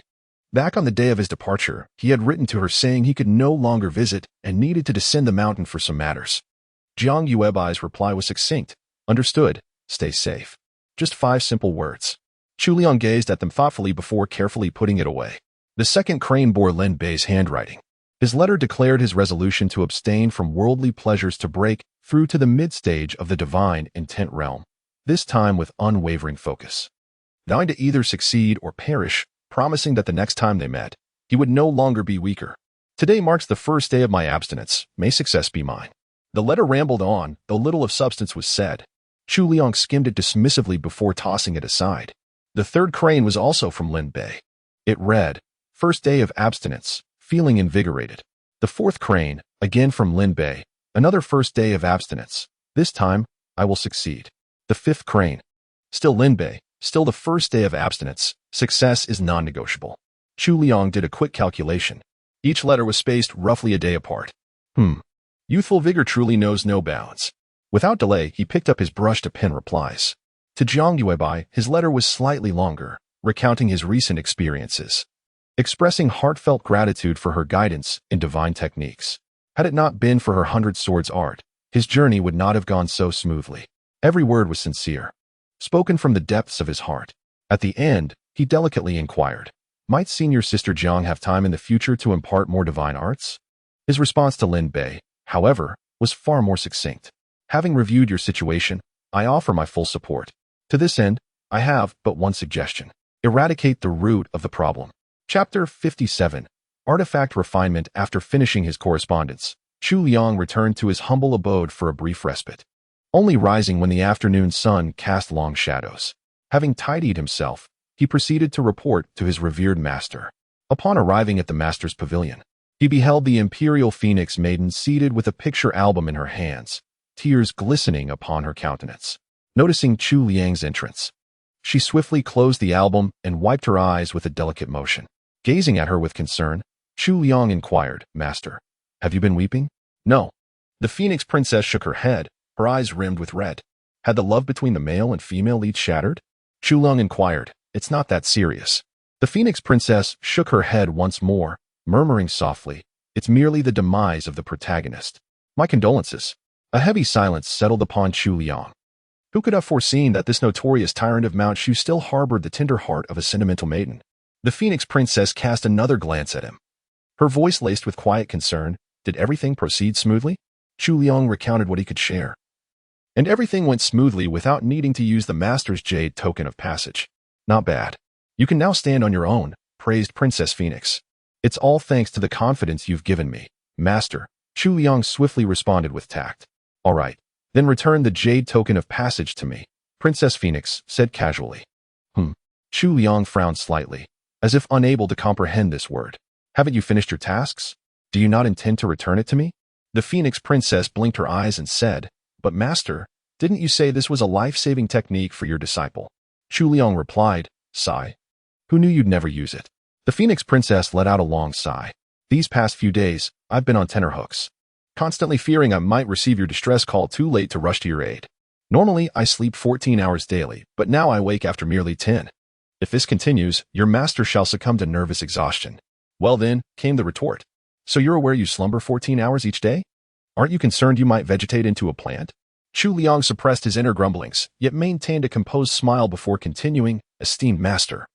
It suddenly occurred to this humble disciple that I encountered a most delightful beverage during my descent from the mountain. I took the liberty of procuring some for your esteemed palate. With these words, he produced a jar of honey-infused tea. What manner of concoction is this? Inquired the master. The imperial princess Phoenix received it with skepticism, cautiously bringing it beneath her delicate nose to inhale its scent. Surely you wouldn't dare poison your venerable master? She inquired with an arched brow. Chu Liang smiled faintly. Any poison potent enough to affect your constitution would likely be sufficient to fell thousands of elephants if diluted in water. That quantity could never be contained within this single jar. As he spoke, he watched as Dian Feng took a sip, her eyes immediately lighting up with delight. This truly has an exquisite flavor. I've never before tasted water so sweet. She savored it thoughtfully, then mused. It might taste even better with a splash of liquor mixed in. Do you like it, master? Chu Liang inquired. Not bad. The Phoenix maiden nodded slightly. Then this disciple shall purchase more next time to offer as tribute to my revered master, Chu Liang declared before promptly taking his leave. If there are no further matters, this disciple shall return now. I have duties to attend to at the sword transmission hall shortly. Without waiting for the Phoenix maiden's dismissal, he swiftly departed, his retreating figure carrying an unmistakable air of eagerness. Watching him go, the Phoenix maiden suddenly furrowed her brows. Have you forgotten something? When Chu Liang mentioned his intention to visit the sword transmission hall, it wasn't a deception. He rushed straight to Tontian Peak, first handing over some miscellaneous items he had seized but found useless, exchanging them for a few sword coins. Then he proceeded to the second floor of the sword transmission hall. The long corridor on the second floor of the sword transmission hall was adorned with many ancient scrolls, all depicting renowned divine artifacts from the Wanbao record. Among them, the most striking was naturally the legendary painting of the Shu Mountain demon-suppressing pagoda. At first, Chu Liang had even wondered, could the white tower he had obtained possibly be the long-lost demon-suppressing pagoda? The appearance of the white tower differed so drastically from the demon-sealing pagoda depicted in the scroll that it dispelled any lingering suspicions. Flanking the corridor were several specialized meditation chambers. Greetings. I wish to craft a magical artifact, Chu Liang announced as he entered one of the chambers, stating his purpose directly. Welcome, senior brother. Please, have a seat, replied a young male disciple within. Fair-skinned and slender, his youthful countenance still bore traces of boyishness. Yet his gaze was remarkably composed and mature. Chu Liang, however, dared not underestimate him due to his age. Only the most accomplished direct disciples of the sword transmission elder were entrusted with overseeing artifact refinement here. As one of the 4 mountain guardians, the sword transmission elder held a status even above the 36 peak masters. To become his direct disciple required both prodigious talent and relentless dedication. If anything, the boy's youth only underscored his genius. My name is Wen Yulong, the young disciple said courteously. Senior brother, feel free to share your requirements or inquiries regarding artifact refinement. I recently acquired a rather exceptional material, Chu Liang said, retrieving the life-bound verdant leaf. I wish to refine it into a magical artifact. Do you have any recommendations? When Yulong received the life-bound green leaf, cradling it in his palm as he examined it meticulously, he then channeled a wisp of spiritual energy to catalyze its luminescence. He nodded gently, contemplating the verdant leaf before him. This was undoubtedly the life-bound artifact of a tree demon, at least at the peak of the 4th realm. Though still incomplete in form, its material was indeed of exceptional quality. Lost in thought, he continued, if refining it into a magical instrument, I would recommend 2 sets of formations. One for flight, capable of being forged into a wind-riding artifact. The other for defense, which when refined would become a protective implement. Both would harmonize well with the intrinsic nature of this material. Should you desire other capabilities, those could also be considered, though the effects might not prove as optimal. Flight. Defense. Chu Liang pondered for a moment. Both were indeed what he currently lacked. Yet being rather unversed in the art of artifact refinement, he inquired further, between these 2 formations, which would you consider superior? The flight formation runes are relatively simple and carry minimal risk. However, you must understand that we bear no responsibility should the ritual refinement fail. Only the refinement cost will be refunded, but materials won't be compensated. When Yulong remarked, the defensive array patterns are slightly more intricate, yet considerably more practical. Undoubtedly, it would be preferable to utilize them during combat. As he spoke, he appeared somewhat hesitant, as if restraining himself from further elaboration. Of course, he continued, since the initial refinement yields the most optimal results, it would naturally be ideal to incorporate both sets of array patterns during the first refinement. Ultimately, he couldn't resist adding, is it possible to include both? Chu Liang paused in bewilderment, then responded with conviction, naturally, one should desire it all. While adding everything would indeed be optimal, it would inevitably prove rather costly. When Yulong whispered softly, moreover, the difficulty is greater, and failure is highly likely. The master usually doesn't encourage us to proceed this way. Only then did Chu Liang understand why he had been so hesitant. If disciples of the sword transmission hall overly recommended the more expensive option, they might be perceived as pushy salesmen, easily misunderstood. Furthermore, advocating for a path with a higher chance of failure could, over time, tarnish the hall's reputation. It would be simpler to produce more basic magical artifacts. Everyone would be satisfied. Yet, those mediocre artifacts held little significance. As one's cultivation advanced, they would quickly become obsolete. In truth, upon closer consideration, it was actually a loss. Without hesitation, Chu Liang declared, then I shall incorporate both sets, directly pursuing the finest outcome. When Yulong's eyes brightened, Senior brother, are you not concerned about the risks? There are always risks involved in refining artifacts. But I trust you will give it your all, right? Chu Liang smiled. How much will it cost?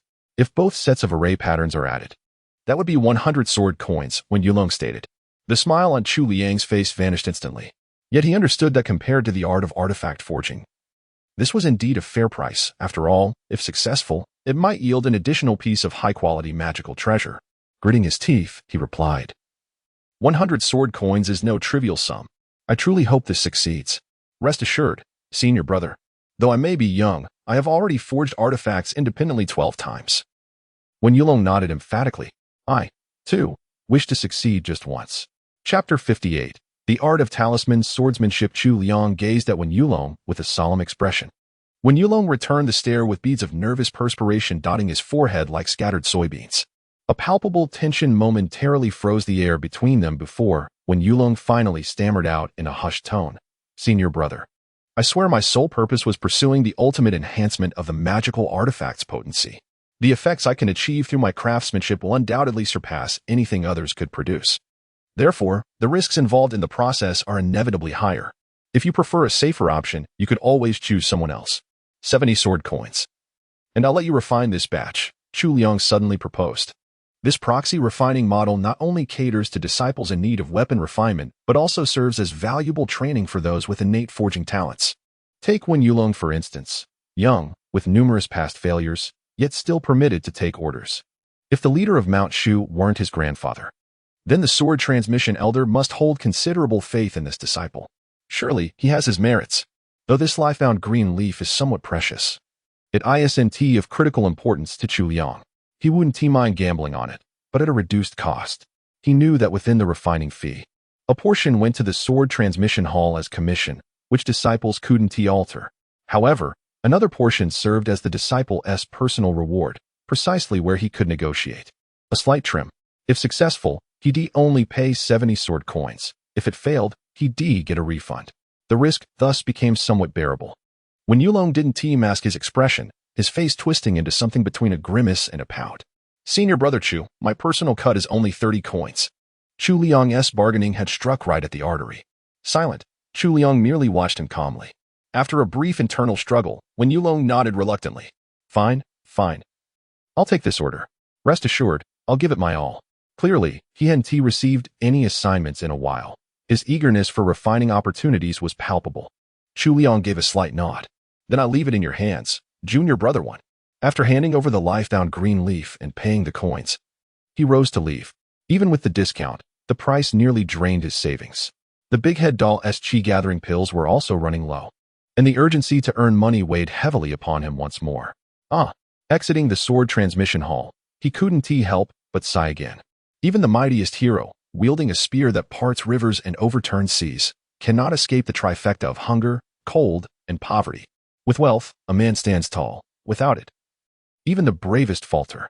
When will he achieve true sword coin freedom? Returning to Silver Sword Peak, I noticed another tiny paper crane had appeared on my desk. Opening it revealed Jiang Yuebai's reply. Just a few simple words as always. Chen hour today, the usual place. It had been days since I last saw senior sister Jiang, and how I missed her. Within the cascading veil of Bauta Peak's waterfall cave, I found Jiang Xiaobai once more. She was draped in a flowing, wide-sleeved robe of unadorned elegance, her hair coiled high in an intricate updo, twin tresses drifting like clouds. Between her brows and lashes lingered that same breathtaking beauty, the kind that stole one's breath anew with every encounter. Compared to their previous encounters, she had become noticeably more at ease in Chu Liang's presence. With a light hum, she remarked, "Humph, all I see is your genuine eagerness to master divine arts. Merely striving to keep pace with our senior disciples," Chu Liang replied without batting an eyelid. "Enough." Jiang Xiaobai adopted a slightly more solemn tone. "Today, I intend to teach you something considerably more challenging. Brace yourself." "Understood," Chu Liang nodded. Truth be told, after instructing Chu Liang in the 100 Swords technique, the Jiang fairy had briefly wrestled with self-doubt. Chu Liang's prodigious talent was, without question, a boon in her eyes. After all, she had unearthed a latent genius for the Shu Mountain Sect. Yet his aptitude was so staggering that it left her unsettled. She had always considered herself among the elite in innate ability. Though never one to grow complacent, she naturally prided herself on standing shoulder to shoulder with any prodigy of her generation. But witnessing Chu Liang master the 100 Swords technique in just 2 sessions struck her with sudden uncertainty. Compared to him, her own day-long effort seemed almost mediocre. For a cultivator, confidence is no trivial matter. At its worst, such wavering could erode one's very Tao heart. After some reflection, Jiang Xiaobai resolved not to let her convictions falter.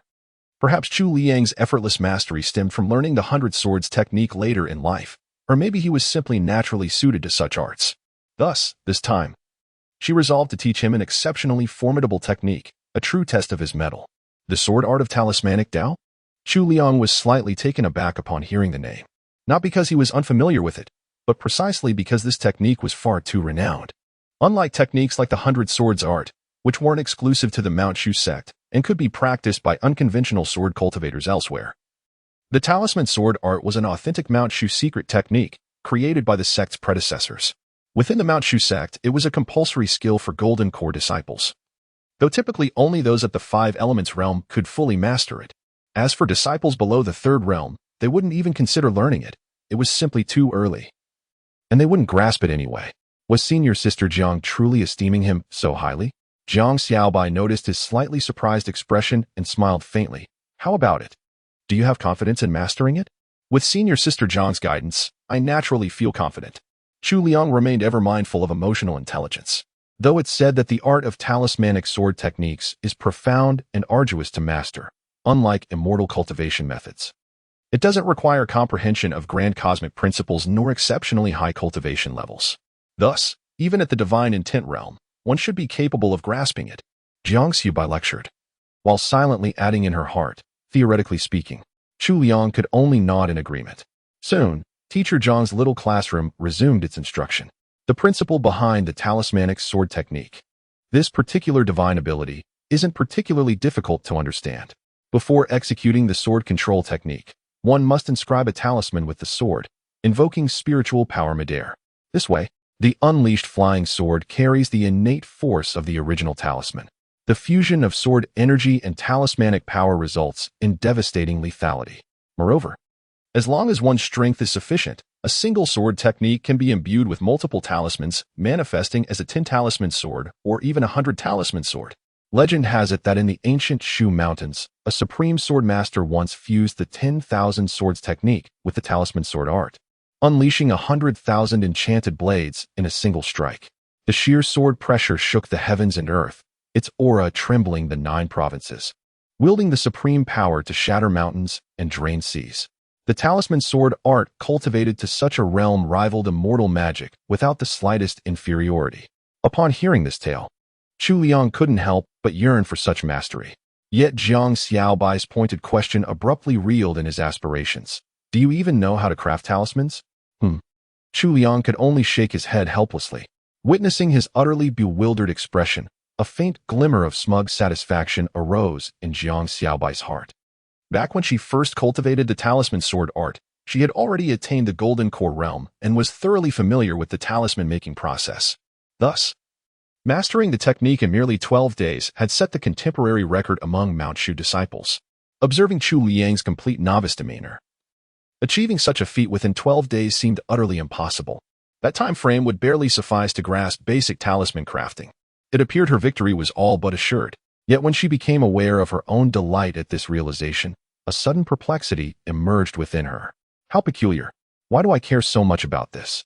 He is merely a junior disciple at the mid-stage of divine intent realm. It should be utterly natural for me to triumph over him. Thinking this way, she reminded herself to stay composed. Chu Liang observed the shifting glimmers in Jiang Xiaobai's eyes, unable to discern her thoughts, so he handed her another can of honey tea. Senior Sister Jiang, you must be weary from explaining. Here, have some water. This is a beverage I bought at the foot of the mountain. It tastes quite delightful. Jiang Xiaobai took the honey tea, took a sip, and immediately his eyes lit up. It was truly delicious. Seeing her joyful expression, Chu Liang was reminded of his master's earlier remark, realizing that such sweet beverages seemed to be particularly adored by women. A sudden inspiration flashed through his mind. If Senior Sister Jiang enjoys it, I could bring it for you more often in the future, he offered. However, he paused, then asked, might you do me a small favor? Chapter 59, the first cup of fruit tea in spring red cotton peak, named for the vibrant red cotton blossoms that adorn its summit year-round. Atop this peak lies a clearing, once the site of an ancient altar, now abandoned. The surrounding structures have fallen into disrepair, yet the pathways remain immaculately clean. Over time, disciples of the Shu Mountain Sect began setting up stalls here, gradually transforming the space into a modest bazaar known as the Red Cotton Market. Unlike the rigidly priced and standardized goods of the sect's official halls, the Red Cotton Market offers a far more eclectic array of wares, each stall curated by the disciples themselves. Here, one might stumble upon hidden treasures or fall prey to clever deceptions. Many Shu Mountain disciples frequent the market simply to wander, even if they have no intention of purchasing anything. Yet for Chu Liang, this was his first visit. Upon entering the bustling marketplace, his gaze swept over the myriad blankets spread along the roadside, each laden with an assortment of goods, elixirs, magical artifacts, and hand-drawn talismans of varying quality. A far cry from the guaranteed excellence of the sect's official offerings. There were even stalls peddling spirit beasts, a rarity in the sect's sanctioned halls. One vendor stood with a leash of spirit hounds, tiny, fluffy pups in black, white, and spotted coats, curled adorably together. Whenever a curious onlooker inquired, the vendor would proudly demonstrate the hound's innate talent. With a mere sniff of any edible morsel, these hounds could track it down no matter where it was hidden. Their range spanned 100 li, and as they matured, their tracking prowess could extend even 1,000 li. When someone attempted to test them with non-edible items, the vendor merely shook his head with a chuckle. Oh, they'll find it, but they simply can't be bothered unless it's food. At another stall stood a mystical mirror, an enchanted artifact that shimmered with otherworldly allure. Upon reciting the incantation, "Mirror, mirror, tell me, who is the fairest of them all?"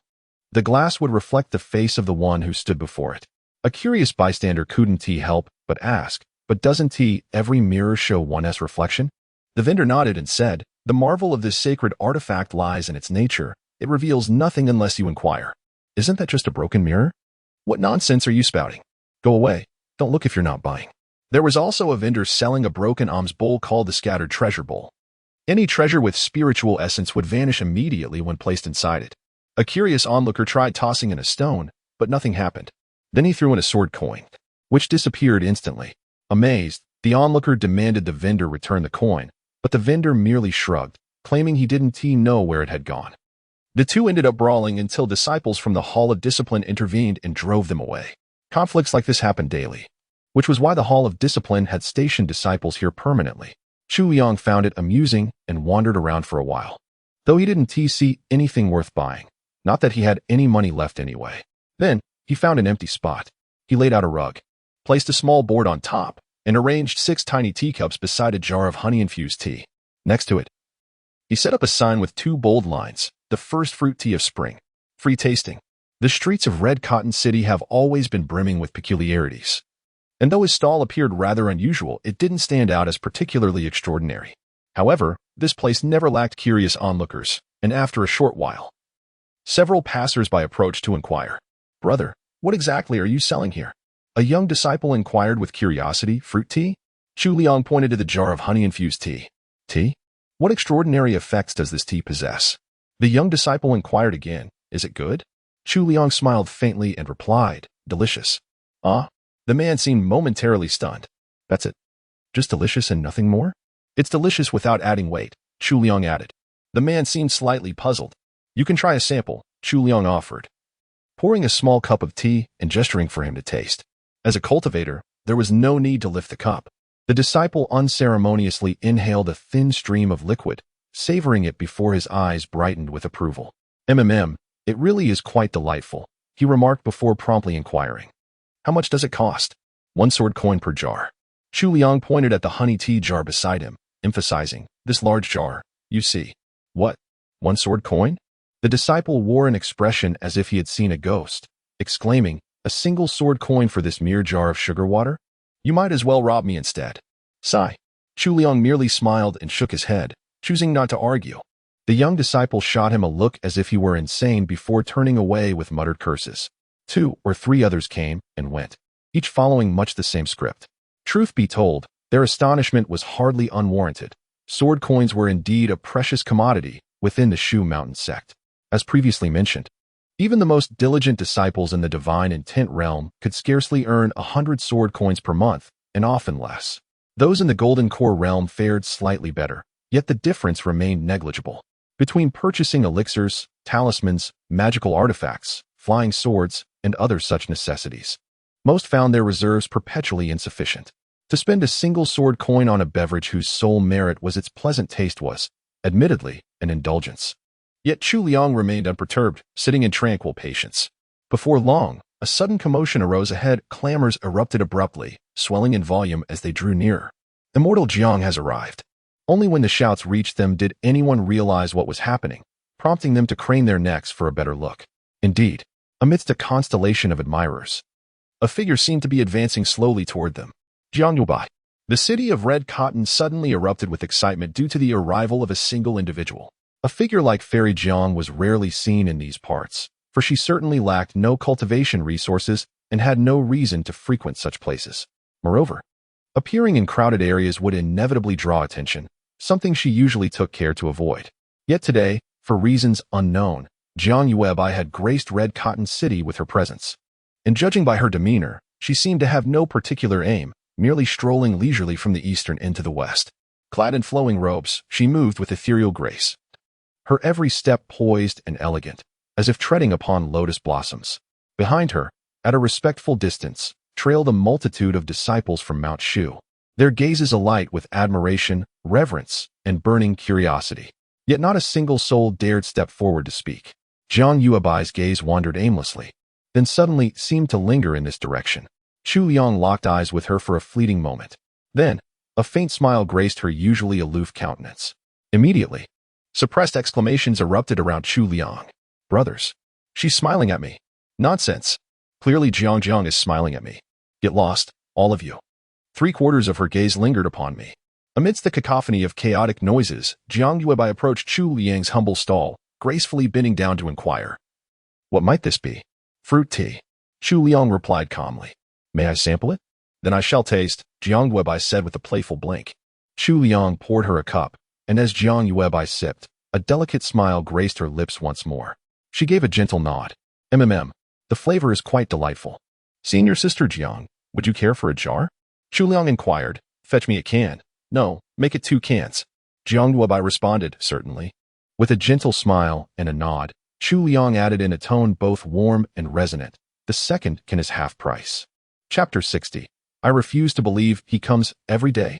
After Jiang Yuebai departed, the ripples of her visit lingered for a long while. Chu Liang's humble stall was now besieged by an eager crowd. The beverage that had elicited a smile from the celestial maiden instantly became the object of everyone's desire. Chu Liang quickly organized the throng into an orderly queue based on arrival sequence before methodically selling the drinks 1 can at a time. One particularly affluent patron waved his hand imperiously. Junior brother, I'll take every last can you have. Chu Liang declined with a gentle smile. My apologies, senior brother. Each person is limited to 2 cans per day. After selling over 20 cans, he noticed the lengthy queue still stretching behind. Rising to his feet, Chu Liang bowed deeply to the waiting crowd. My sincerest apologies to all. Today's fruit tea has sold out. For those still wishing to purchase, please return early tomorrow. Resentment immediately arose from the crowd behind. Those who had managed to purchase the goods were all the more delighted, sipping slowly and sighing in admiration at the divine taste. Despite the customer's unwillingness, Chu Liang calmly packed up his stall and departed with an air of nonchalance. Alas, the venomous bees he had hunted previously were limited in number. These bees had earned him 20 sword coins, a profit surpassing that of the chi-gathering pills. Compared to the lantern spirits, each equivalent to a single chi-gathering pill, the value of the venomous bees was undeniably far greater. Silently, Chu Liang apologized in his heart for his earlier disrespect. My dear venomous bees, you are far superior to those pitiful lantern spirits. Today's events were, of course, all part of Chu Liang's plan. Witnessing how his master and Jiang Yuebai had adored the honeyed tea, he had conceived the idea that its market potential might be broader than he had initially imagined. However, mass production was impossible. To turn a profit, he had no choice but to sell at a higher price per unit. Yet, the product itself could never justify such a cost. To inflate its value, he needed to leverage a touch of celebrity influence. And who better than the beloved senior sister Jiang, the undisputed star of the Mount Shu sect? Thus, today's spectacle unfolded, orchestrated by Chu Liang with Jiang Yuebai's assistance. The daily limited supply further enhanced the intangible social prestige attached to the product, fostering a sense of exclusivity among buyers. I am still too kind-hearted. Counting the sword coins in his hand, Chu Liang fell into reflection. Truthfully, he had anticipated that even at 10 sword coins per jar, the stock would sell out. With no means to increase production, there was no need to cater to a broader audience. 4 rare, yet non-essential goods. Branding them as luxury items justified exorbitant markups, dozens, even hundreds of times the original price, and there would always be willing buyers. But Chu Liang's conscience would have struggled with such exploitation. 20 sword coins will suffice. Let me weep over my modest profits. Leaving Hongyan Peak while daylight still lingered, he rode his sword directly to Yunhua Town. His first stop was the flower and bird market, where he paid a visit to the previously poisoned shopkeeper Chun. Young hero Chu. Shopkeeper Chun had fully regained his mobility, though his face still bore traces of bluish swelling. Shopkeeper Chun? Chu Liang pondered with slight bewilderment. Has the swelling not completely subsided yet? The 100 flowers powder had clearly taken effect swiftly, yet could the bee venom be even more potent than the previous floral toxin? This unexpected turn left him rather astonished. No. Shopkeeper Chin shook his head with a long sigh. The day before yesterday, my wife went out to fetch a physician for me. When she returned and caught a whiff of something peculiar in the house, she accused me of not saving any for her and gave me a thorough beating. I'm innocent, young hero Chu. At my age, burdened by life's pressures, I've long since lost that capability, you understand? Gazing at the pitifully muttering shopkeeper, Chu Liang could only nod in silent understanding. Indeed, you've been wronged. I comprehend. Consider it an unfortunate side effect of the 100 flowers powder. And there's also, Shopkeeper Chin added with an embarrassed chuckle, I'd promised to catch you some koi fish after detoxifying, but this morning when I went, I discovered those venomous bees have swarmed back again. I didn't dare. It's all right. I was just concerned worried they might return. Which is why I came to Yinhua Town to check. If they appear again, I'll simply eliminate them once more. Chu Liang spoke gently. Oh, what shall we do if these venomous bees keep coming back? Shopkeeper Chun was deeply troubled, although his establishment did not solely trade in koi fish. The prized specimens from the Brocade Blossom River had indeed become his signature merchandise. Should this supply vanish, his business would undoubtedly suffer greatly. Indeed, Chu Liang nodded in agreement.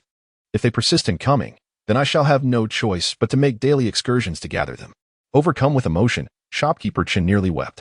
To have a young hero like you from Mount Shu Sect, truly it is a blessing for the people of Yunhua Town. Chu Liang smiled faintly and said, You're too kind. I too consider it a blessing. When Chu Liang returned to the banks of Jinhua River, he once again caught sight of the familiar silhouettes of the venomous bees, darting and hovering amidst the blossoms. Yet now, as he gazed upon them, these sinister-looking creatures no longer appeared as grotesque as before. Somehow, they even seemed rather endearing. They resemble fluttering sword coins. Immediately, Chu Liang summoned his flying sword, striking down each of these adorable yet venomous little creatures one by one. 1, 2, 3. After slaying approximately 30 poisonous wasps, the banks of Jinhua River were once again cleansed. Chu Liang then retraced yesterday's path all the way to the vicinity of that valley, eliminating 2 more wasps. Finding no further stragglers, he reluctantly departed. Unbeknownst to him, as he left the riverbank, a pair of large, watchful eyes observed him from beneath the tranquil waters. Submerged, silent, observing in secret. Only after Chu Liang's departure did those large eyes ripple and sink back into the depths. A 3-foot-long koi, adorned in iridescent hues, extraordinary and mystical, swiftly parted the currents as it darted toward the riverbed. Soon arriving at the bottom, amidst a bed of aquatic plants lay a sandy hollow, where another slightly larger 7-colored koi rested. Sister, sister. The previous 7-colored koi fish opened its mouth and released a string of bubbles, then astonishingly spoke in human tongue. That detestable cultivator came again yesterday. Once again, you've mercilessly slaughtered all the venomous wasps I painstakingly summoned. What? He approaches once more. The larger 7-colored koi, upon hearing this, spoke in a solemn tone. Practitioners of the Shu Mountain Sect, why must you repeatedly provoke the venomous wasps by the river? What shall we do? What shall we do? What indeed shall we do? The smaller multicolored koi asked anxiously in rapid succession. If we cannot hold our ground, does that mean we must relocate? Do not panic. The larger koi paths are frequented by cultivators of such profound cultivation that they are undoubtedly preoccupied with weightier matters. It is improbable they would patrol the riverside daily.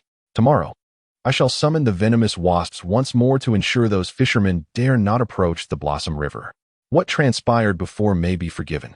But now that I have awakened my spiritual powers, I shall stand as the guardian of our koi clan without fail. The larger koi fish spoke with unwavering determination. However, the smaller one still harbored some apprehension, worrying what if he comes every single day? Rest assured, those human cultivators are preoccupied with their own training and the scramble for resources. How could they possibly spare the time? A larger koi comforted it, saying the poisonous wasps in the upstream valley are far too numerous to be exterminated by him alone. As long as we remain patient, we shall surely safeguard the river of brocade flowers.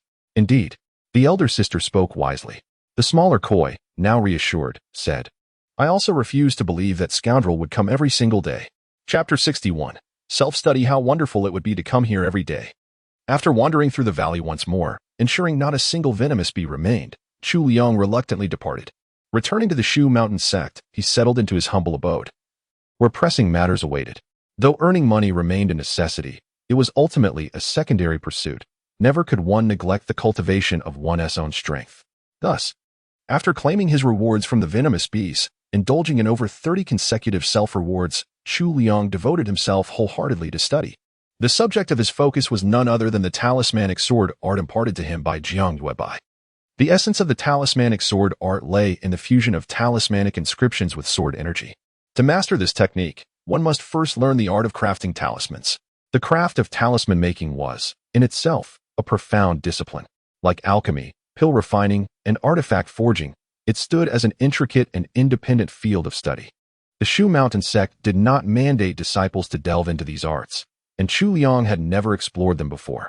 Yet now that necessity demanded it, there was no harm in broadening his knowledge. A saying held great weight in the martial world: learn as long as you live as long as you learn. For if one ceased to learn, one might not live long enough to grow old.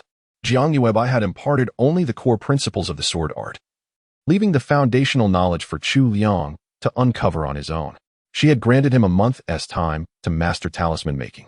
Thus, he procured a copy of the true compendium of talismanic arts from the Hall of Protectors and gathered the essential tools: cinnabar, yellow paper, brushes, and ink from the Hall of Swordsmanship. And so, his self-study began. Talismans, in essence, were vessels that bore the power of inscribed runes. These runes derived their potency from their nature as the written language of the heavenly Tao. Once activated, they could invoke the forces of heaven itself. Yet the heavenly Tao was not so easily summoned. One must channel true energy into the runes and elevate their divine intent to the heavens to successfully trigger their power. Cinnabar was traditionally used for inscription, as it excelled in retaining and stabilizing true energy. For true masters of the talismanic arts, crafting runes with bare hands and activating them midair was no great feat. To inscribe runes with a flying sword, one must first attain such effortless mastery. In the early stages of study, one needed only to memorize basic runes and replicate them with unwavering precision before triggering their effects. Understanding why the runes were written as they were remained unnecessary, much like how a student need only apply mathematical formulas without grasping their underlying principles. Such profound mysteries were the domain of those who had reached the Tao-seeking or celestial origin realms. Yet even the first step, memorizing the basic runes, was daunting. The script of the heavenly Tao was arcane and intricate, each stroke embodying profound truths. Not a single line could be altered, nor could one afford to fumble through manuals in the heat of battle. In ordinary writing, the length of a stroke mattered little. But in talisman making, proportions had to be exact, a challenge in itself. This was why beginners always practiced on paper first. Only through countless repetitions, thousands, perhaps tens of thousands, could one hope to inscribe runes flawlessly in the air. In the path of talismanic arts, diligence bridged the gap of talent. As Chu Liang traced the basic runes in the air with his fingers, he found them undeniably abstruse. The second challenge lies in maintaining the cohesion of spiritual energy without dissipation, for such energy inherently tends to disperse.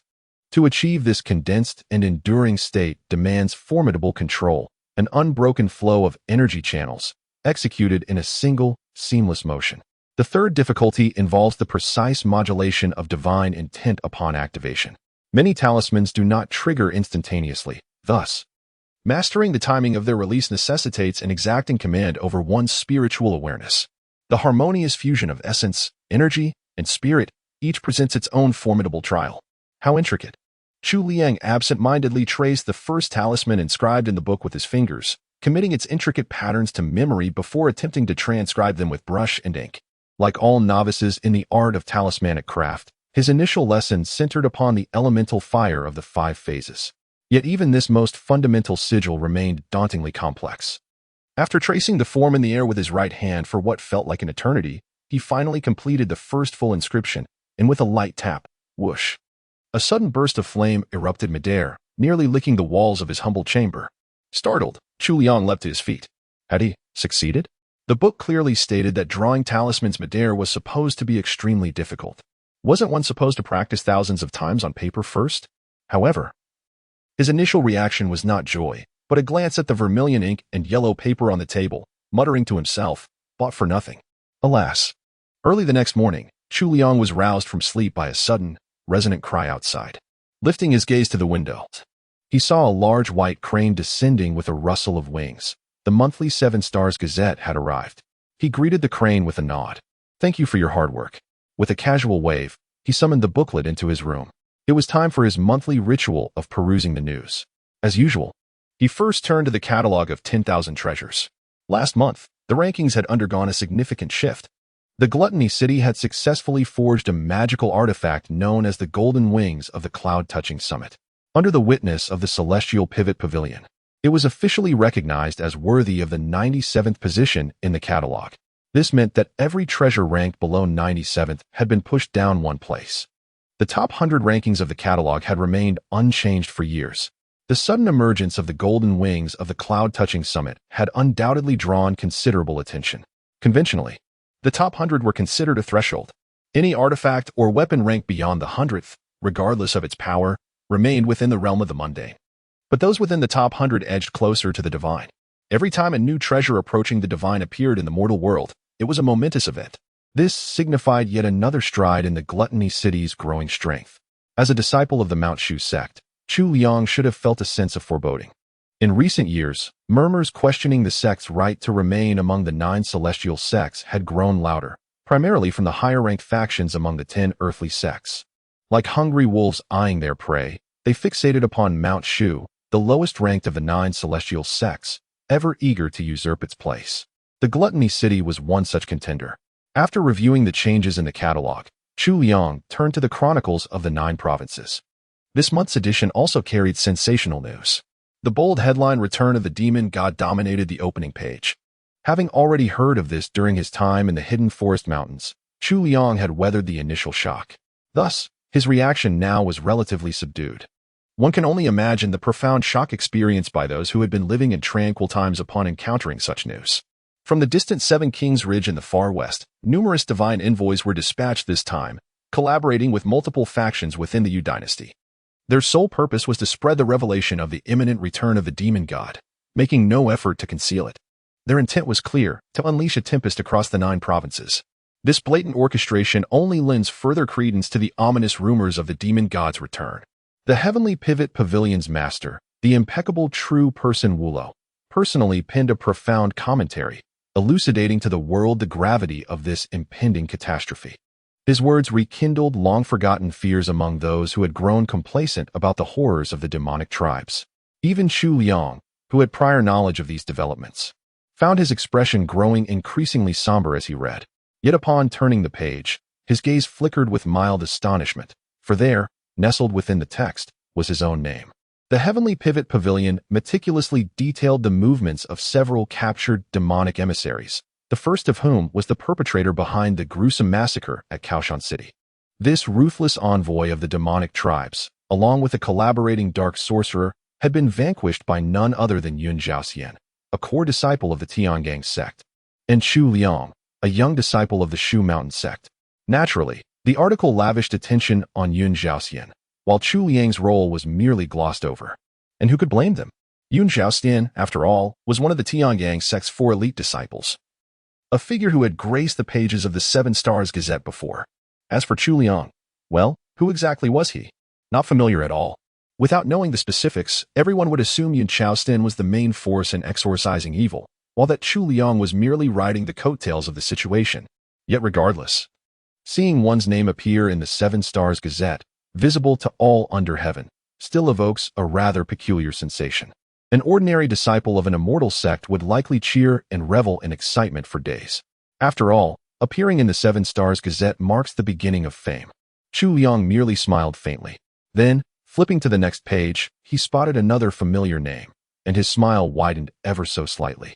Truly, the notorious and ill-reputed overlord peak master of the Shu Mountain Sect, the Phoenix Princess, recently stirred unrest in the surrounding waters of the Eastern Sea, provoking disputes and causing disturbances. The Penlai Supreme Sect intervened to expel her. A most gratifying outcome. Chapter 62. Outburst how extraordinary that both master and disciple from the humble Silver Sword Peak could simultaneously grace the pages of the prestigious Nine States Chronicle. What virtue or capability could warrant such attention? Gazing upon this news, Chu Liang's mind wandered through fragmented memories of the few occasions when Empress Phoenix had appeared in the Celestial Gazette. Each instance seemed to herald misfortune rather than celebration. A creeping suspicion took root within him. Could there perchance be sworn enemies of Empress Phoenix lurking within the celestial chambers of the Heavenly Pivot Pavilion? In her youth, she was not merely a domineering presence in the Shu Mountains. It was hardly surprising that while roaming the martial world, she occasionally encountered disciples from other immortal sects and took the opportunity to bully them.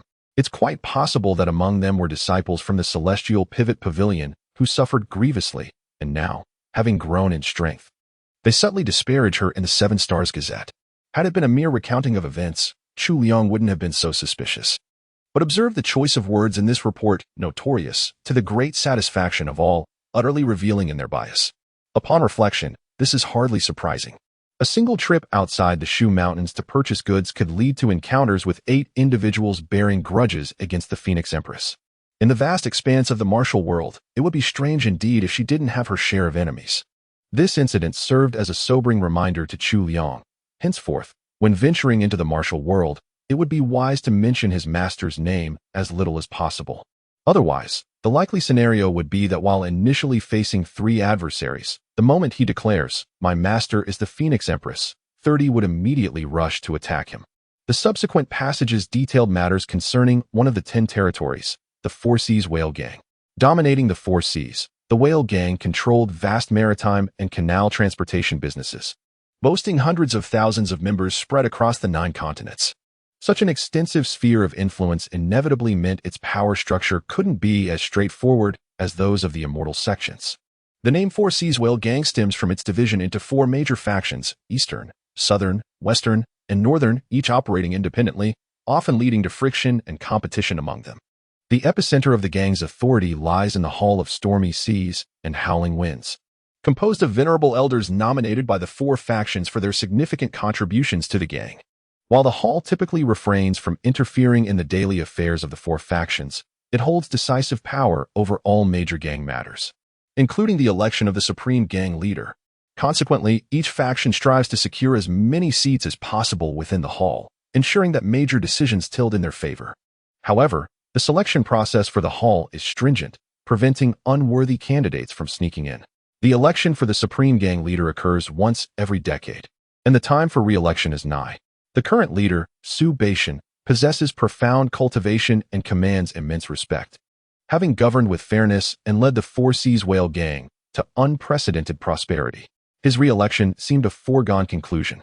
Yet, the recent resignation of Jiang Shinting, leader of the Eastern Whale Gang, who passed his position to a trusted subordinate, sent ripples of speculation. For the sub-leaders of the four factions are ineligible to campaign for the Supreme Gang leader position. Jiang Shinting, a rising star within the gang, had within a mere decade of leading the Eastern Whale Gang transformed it into the most formidable among the four, with formidable forces and abundant resources at his disposal.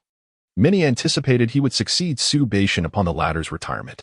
His abrupt resignation, therefore, could hardly be interpreted as anything other than preparation for the Supreme Gang leader campaign, a move that, to outsiders, appeared somewhat hasty. The struggle for power is as unpredictable as the shifting tides, its intricate details obscured from the onlooker's view. Chu Liang had but one remark regarding this matter: that the news of the emperor's daughter rushing to the sea could overshadow such affairs. How utterly preposterous! If not for the explosive news of the demon god's return, she would undoubtedly have secured the front-page headline. How utterly mortifying for her! This issue of the Nine Provinces Chronicle proved far too riveting for Chu Liang, rendering the subsequent tales of the Jianghu rather dull by comparison.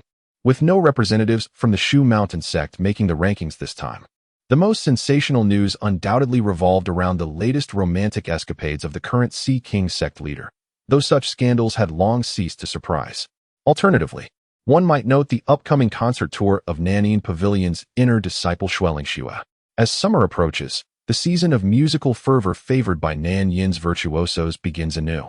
Both the Sea King sect and Nanning Pavilion ranked among the 10 earthly sects, institutions decidedly more grounded than the lofty 9 heavenly sects, and consequently far more frequent subjects of Jianghu gossip. Setting aside this month's 7 Stars Gazette, Chu Liang gazed through the window, his eyes alight with quiet intensity. What a fascinating world this was, fraught with perils yet ripe with opportunities, steeped in sorrow yet brimming with joy, an endless kaleidoscope of wonders. That he might draw near this grand stage filled him with thrilling anticipation. To ascend such a stage demanded but one imperative: strength. His focus returned to the tome before him, esoteric principles of talismanic arts. As the saying goes, modest effort begets bountiful reward. Having succeeded in his initial attempts at aerial talisman inscription last night, he saw little purpose in practicing on paper. Why not attempt combining swordplay with talismanic arts directly? Compared to Jiang Yuebai's prescribed methodology, this approach might seem somewhat accelerated. But then again, acceleration had always been his way, at least where learning was concerned. After brief ablutions, he stepped into the open hillside. With a single gesture, his flying sword leapt to his command. Sword flight technique. Whoosh, whoosh, whoosh. The flying sword soared through the air, dancing to the whims of his divine consciousness, tracing intricate silver arcs across the heavens, moving with such blinding speed. The radiance of one strike had yet to fade before the next appeared, their trailing luminescence coalescing into shimmering silver runes. The sword art of runic Tao unleashed. The rune was completed. Chu Liang pointed his halberd forward with a sweeping motion. Whoosh! A blade light shot forth, slicing through the air. At the tail of the sword, a wisp of faint blue smoke curled upward. Chu Liang recalled the flying sword, running his fingers along the slightly heated blade as he pondered. Smoke without fire. Failure. He briefly reviewed the misstep in his mind. The failure likely stemmed from the flying sword distorting midair during the rune inscription. Though sword control techniques allow for fluid movement, minute deviations in precision are inevitable. Such flaws may go unnoticed in combat, but when executing rune-infused sword techniques, even the slightest distortion leads to failure. Gripping the sword firmly, Chu Liang opted not to send it airborne this time. Instead, he guided it slowly through the air with his hand, ensuring a steadier inscription. Once more, the blade's light traced the rune. Strike. Boom, with a focused thought. A surge of sword energy erupted, accompanied by roaring flames that ignited midair before crashing onto the ground ahead with a deafening explosion. Bang! A mere sword aura, amplified by the accompanying flames, unleashed devastating power. A glint of brilliance flashed in Chu Liang's eyes. Was this the legendary sword art of talismanic Tao? The fusion of runes and sword energy is not merely a simple addition of power, but rather akin to how wind fuels fire and fire empowers wind, creating a mutually amplifying effect of formidable magnitude. This realization sparked another thought within him: if he could master a wind rune as well, Combining it with fire to unleash a dual-element sword energy, the resulting force would likely multiply several-fold. The art of runes is profoundly intricate, capable of weaving simple symbols into devastatingly powerful formations. Imagine coupling such formidable runic arrays with sword energy. The mere thought painted a breathtaking scene in his mind. Fired by this vision, Chu Liang felt a surge of fervor and was about to continue his practice to solidify his progress, when a furious roar erupted from the direction of the small pavilion, followed by a thunderous crash. The earth trembled violently, and flames shot into the sky with a deafening boom. Chu Liang was not surprised by such a scene.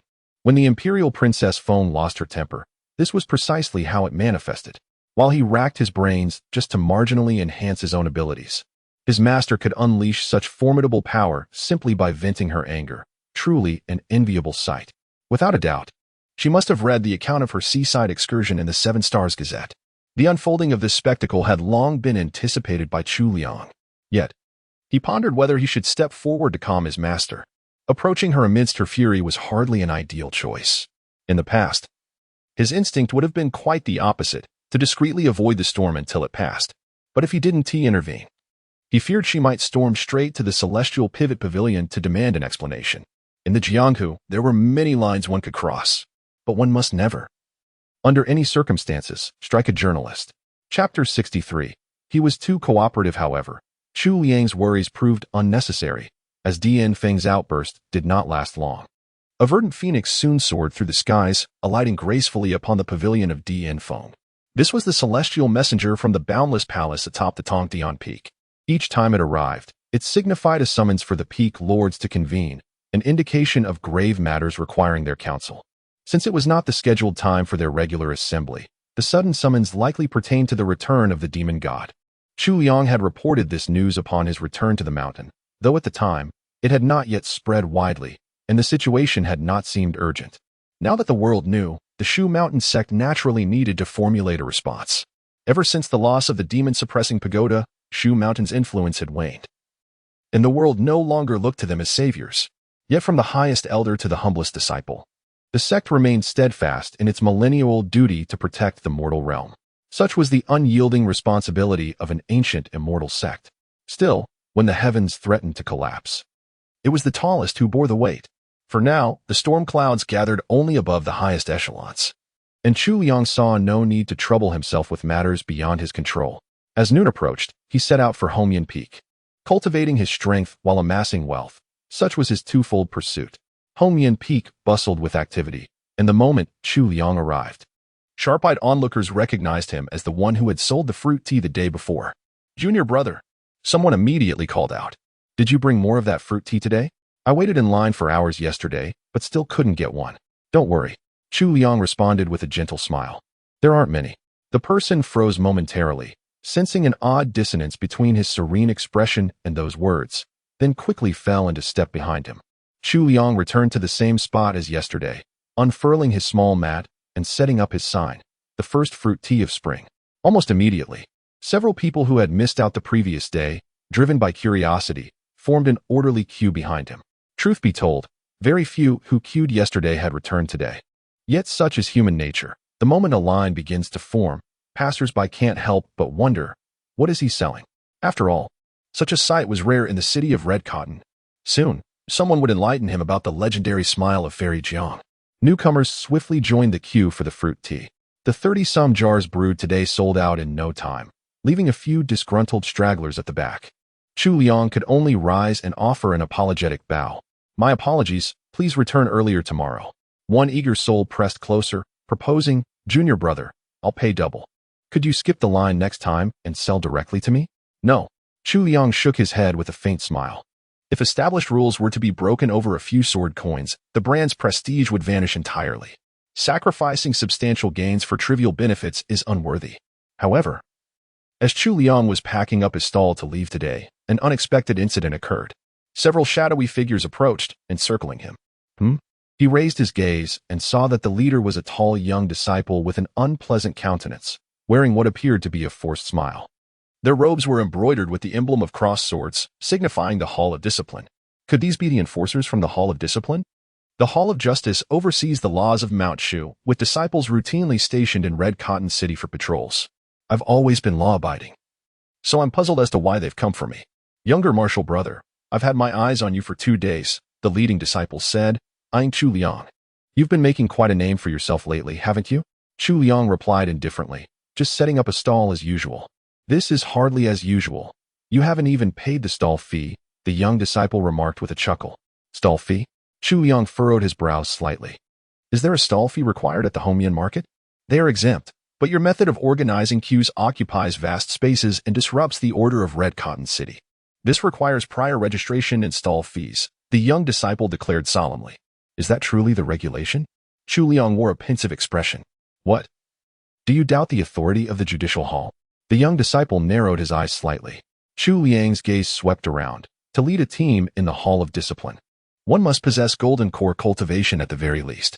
The individuals behind him were undoubtedly of similar strength, likely in the mid to late stages of divine intent realm.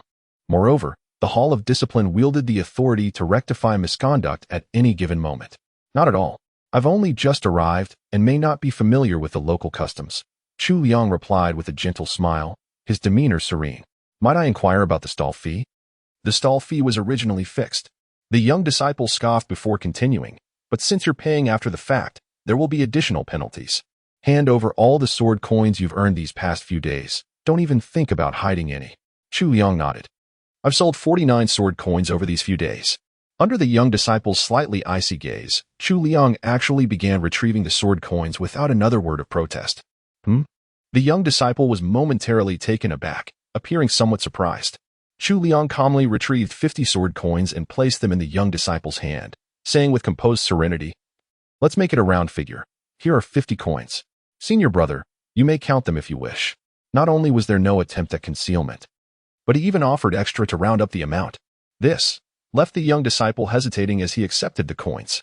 Seeing the other take the coins, Chu Liang casually inquired, as if making an offhand remark, Senior brother, I must say you look somewhat familiar. Have we met before? Don't presume familiarity. You'll still have to pay the stall fee next time you come. The young disciple glanced at him with a cold snort. I know. I do seem to recall seeing you before. Chu Liang scratched his head. Which peak do you belong to again? It seems we have embarked on missions together before. I hail from the cloud-distant peak. The young disciple sheathed his sword coins, remarking, I don't recall encountering you previously. Ah, Senior brother Wang from cloud-distant peak. Chu Liang smacked his forehead in realization. Ah, we've collaborated on missions before. I knew I couldn't have mistaken you. He chuckled awkwardly. My surname is Zhang. The young disciple regarded Chu Liang with a gaze reserved for fools. Perhaps I was mistaken after all. Chu Liang conceded with a polite smile, waving courteously before taking his leave. After his departure, the young disciple sneered under his breath, TCH. That idiot is truly dense, handing over whatever was asked without hesitation. Should have demanded more from the start. Senior brother Zhang, is this really appropriate? The other disciples from the Hall of Discipline hesitated as well. Wasn't this essentially swindling money under the guise of their institution's authority? Sigh.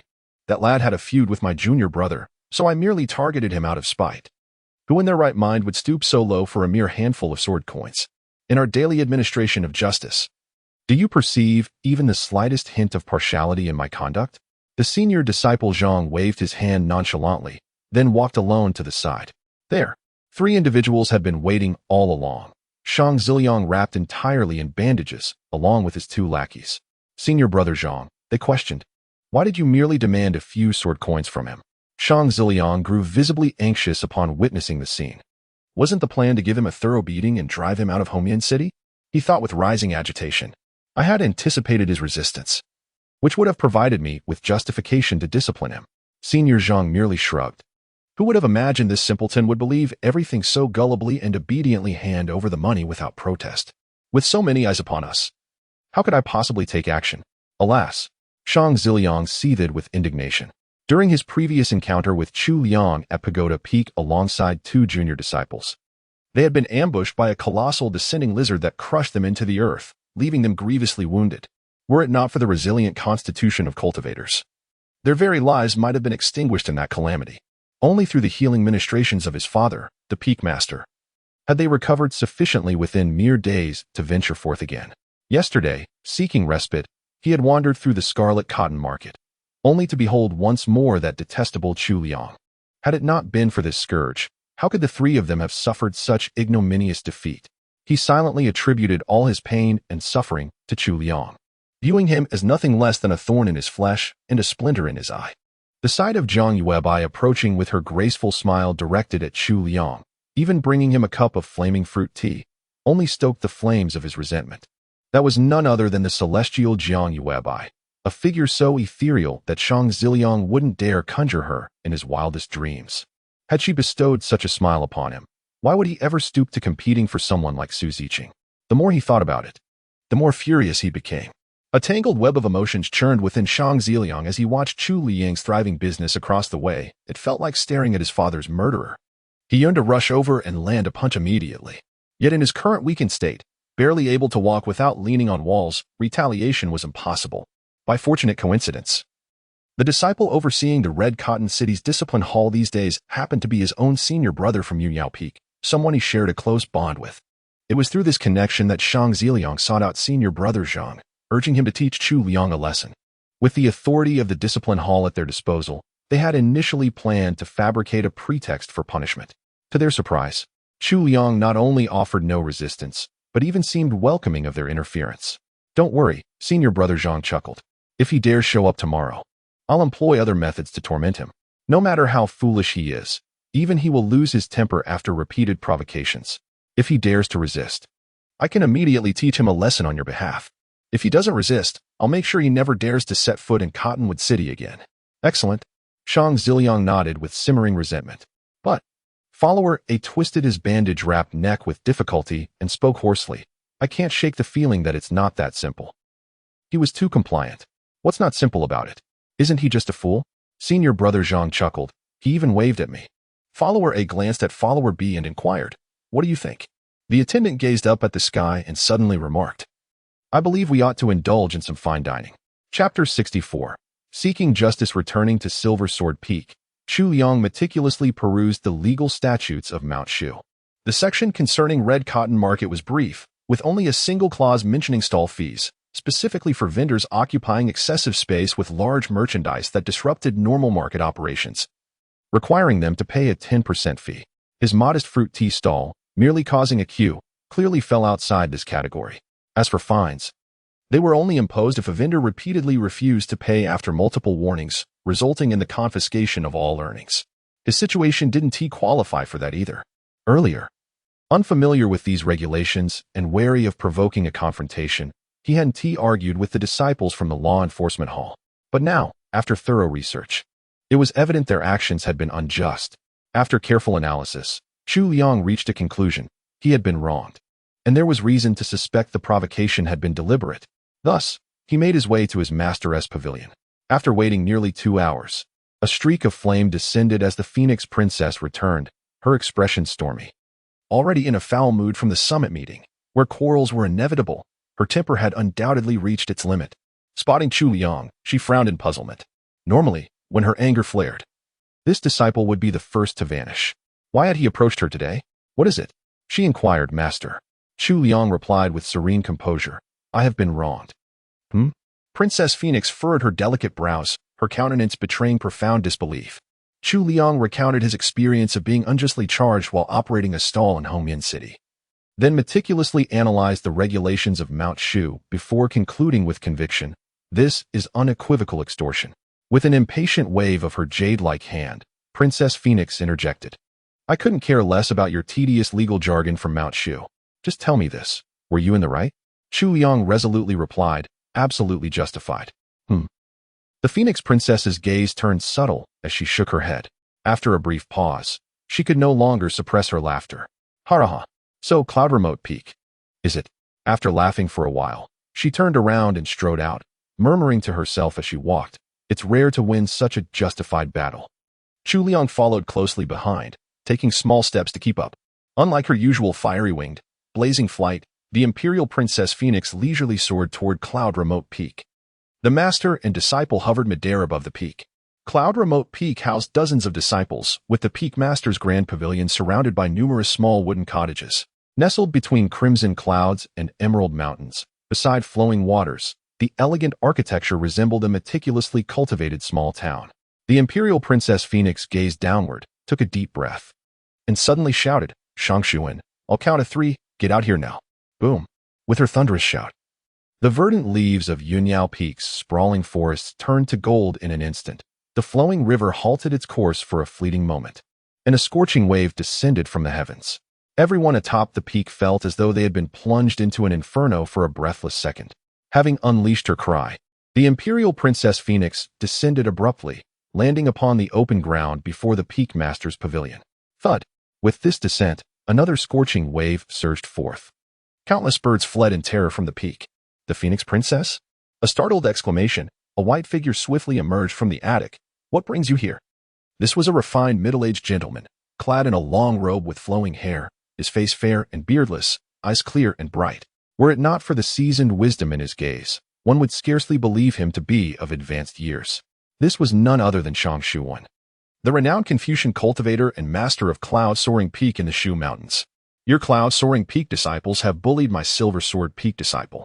I am here to demand justice on his behalf." Dian Feng fixed Shang Xuan with a fiery glare, her presence formidable and unyielding. "I see." Shang Xuan remained remarkably composed. Without hesitation, he responded, "What exactly transpired between the disciples? And which of my disciples was involved? Please provide me with the details. If any disciple from Yuyao Peak has committed wrongdoing, I will ensure impartial punishment." Dian Feng cast a fleeting glance at Chu Liang behind her, likely having already forgotten the specifics he had mentioned moments ago. Chu Liang stepped forward, offering a composed bow to Shang Xuan. "Greetings, Elder Shang." It was a senior disciple surnamed Zhang from Yunyao Peak, serving in the Hall of Discipline, who attempted to extort me without cause on Hongyan Peak. "Zhang, the Hall of Discipline?" Shang Xuan pondered briefly before replying. "That must be Zhang Xingyuan." With those words, he gracefully extended a finger and traced 3 characters in the empty air, Zhang Xingyuan. Then, with a gentle push, a sudden whirlwind arose from the ground, swirling fallen leaves in its wake with a howling sound. In the blink of an eye, a tall figure materialized within the vortex. As the dust settled, the disciple from the Judicial Hall of Hongyan City stood revealed. Witnessing this spectacle, Chu Liang couldn't conceal his astonishment. This remarkable ability to summon someone by name was likely another Confucian mystical art, rarely seen upon the Shu Mountains. While Chu Liang merely felt surprised, senior brother Zhang was utterly terrified. In truth, he had just concluded his patrol and returned to Yuyao Peak, resting in his modest quarters when the Phoenix Princess's thunderous shout startled him. Knowing such matters were beyond his station, he thought little of it and was about to step outside to observe the commotion. Never did he imagine that in the next instant, he would be forcibly summoned by his master. The moment his eyes fell upon Chu Liang, realization dawned. So this was the Phoenix Princess's disciple? Had they come seeking retribution? A vague sense of foreboding crept into his mind. He might have landed himself in trouble. "Zhang Xingyuan, I'm asking you a question. Answer truthfully," Shang Xuan said sternly. In truth, he felt rather helpless. Such minor conflicts among ordinary disciples, how could they possibly amount to anything significant? If it were any other peak master, they might not have cared in the slightest. But this was Dian Feng. Even if he knew she was making a mountain out of a molehill, he dared not show the slightest negligence. Having joined Mount Shu later, he had only heard rumors of Dian Feng's infamous past without truly experiencing it firsthand. Yet he had witnessed her confrontations with Wang Xianling, the chief of the peaks, multiple times, utterly disregarding face, and knew she was absolutely not someone to be trifled with. "Yes," Zhang Xingyuan replied with trembling deference. "Did you encounter this junior disciple at Hongyan Peak today and attempt to extort him?" Shang Xuan pointed at Chu Liang and questioned. "Absolutely not, master." Zhang Xingyuan raised his voice in vehement protest, declaring, "As an official of the Judicial Hall, every action I've taken strictly adheres to Mount Shu's regulations. How dare I? How could I possibly?" Upon hearing this, Shang Xuan turned his gaze towards the Phoenix Princess, speaking gently. "There might be some misunderstanding here. Shall we step inside and discuss this in detail?" The Phoenix Princess tilted her head slightly, her eyes gleaming with amusement as she regarded him. "Hey, did you perhaps fail to comprehend my earlier words? I declare, my disciple has been wronged by yours, and I have come to seek justice on his behalf. Surely you don't presume I'm here merely to verify facts with you? Conflicts among the younger generation are quite common. Zhang Xingyuan, serving as an attendant in the Judicial Hall, is indeed prone to disputes with ordinary fellow disciples. Let us enter and sit down to carefully sort things out. Distinguishing right from wrong, there's no need to harm harmony." Shang Xuan spoke slowly, gesturing towards the pavilion behind him. However, Before he could finish, the Imperial Princess Phoenix displayed an expression of impatience and then snapped her fingers. Click! A single spark materialized within that pavilion, and in an instant, it erupted into a towering inferno. Boom! With a single snap, the pavilion exploded. A mushroom cloud ascended into the sky above Yinyao Peak. There was no longer any way to enter. What have you done? Shang Xuan's pupils constricted sharply, his face a mask of shock and fury, utterly unprepared for the other party's brutish actions. This is the third time I'm telling you. The Phoenix Princess tilted her head slightly, fixing him with a profound gaze from half-lidded eyes. I'm here to seek justice for my disciple. I won't waste another word. But how can justice be served if you refuse to even discuss the matter properly? You, Shang Xuan, after all, was a scholar. Faced with such a situation, though struggling to maintain his dignity, he couldn't bring himself to lose his temper like Princess Dian Feng. Moreover, he knew all too well that losing his temper wouldn't help him win. He could only angrily rebuke, "This is utterly unreasonable." Humph. Princess Dian Feng responded with nothing more than a cold sneer. Her disdainful gaze seemed to say, "Is this the first time you've realized I don't abide by reason?" Her fingers twitched, as if brewing the next explosion at any moment. Building a mountain may take ages, but destroying it requires merely a blink. Enough. I shan't argue with you further. Shang Xuan suppressed the fury between his brows, flicked his sleeve, and turned his gaze to Chu Liang. However much he extorted from you in sword coins, I shall return it. The reason he looked to Chu Liang was that he found Empress Phoenix utterly unreasonable and wished not to engage with her. Her disciple appeared refined in demeanor and articulate in speech, seemingly an honest lad, unlikely to be as obstinate and troublesome as his master. Thus, under Shang Xuan's expectant gaze, the honest youth Chu Liang glanced first at Zhang Xingyuan beside him, then at his own master, Empress Phoenix. Finally, with a timid little expression, he slowly uttered, 50,000. Chapter 65. Dividing the spoils. The moment Chu Liang uttered the figure of 50,000, Shang Xuan nearly coughed up blood on the spot. With such refined and elegant features, how could words so utterly devoid of humanity escape his lips? 50,000 sword coins. How audacious. Even I, as a peak master, would not casually carry such an exorbitant sum. How could a mere practitioner at the divine intent realm possibly possess 50,000 sword coins?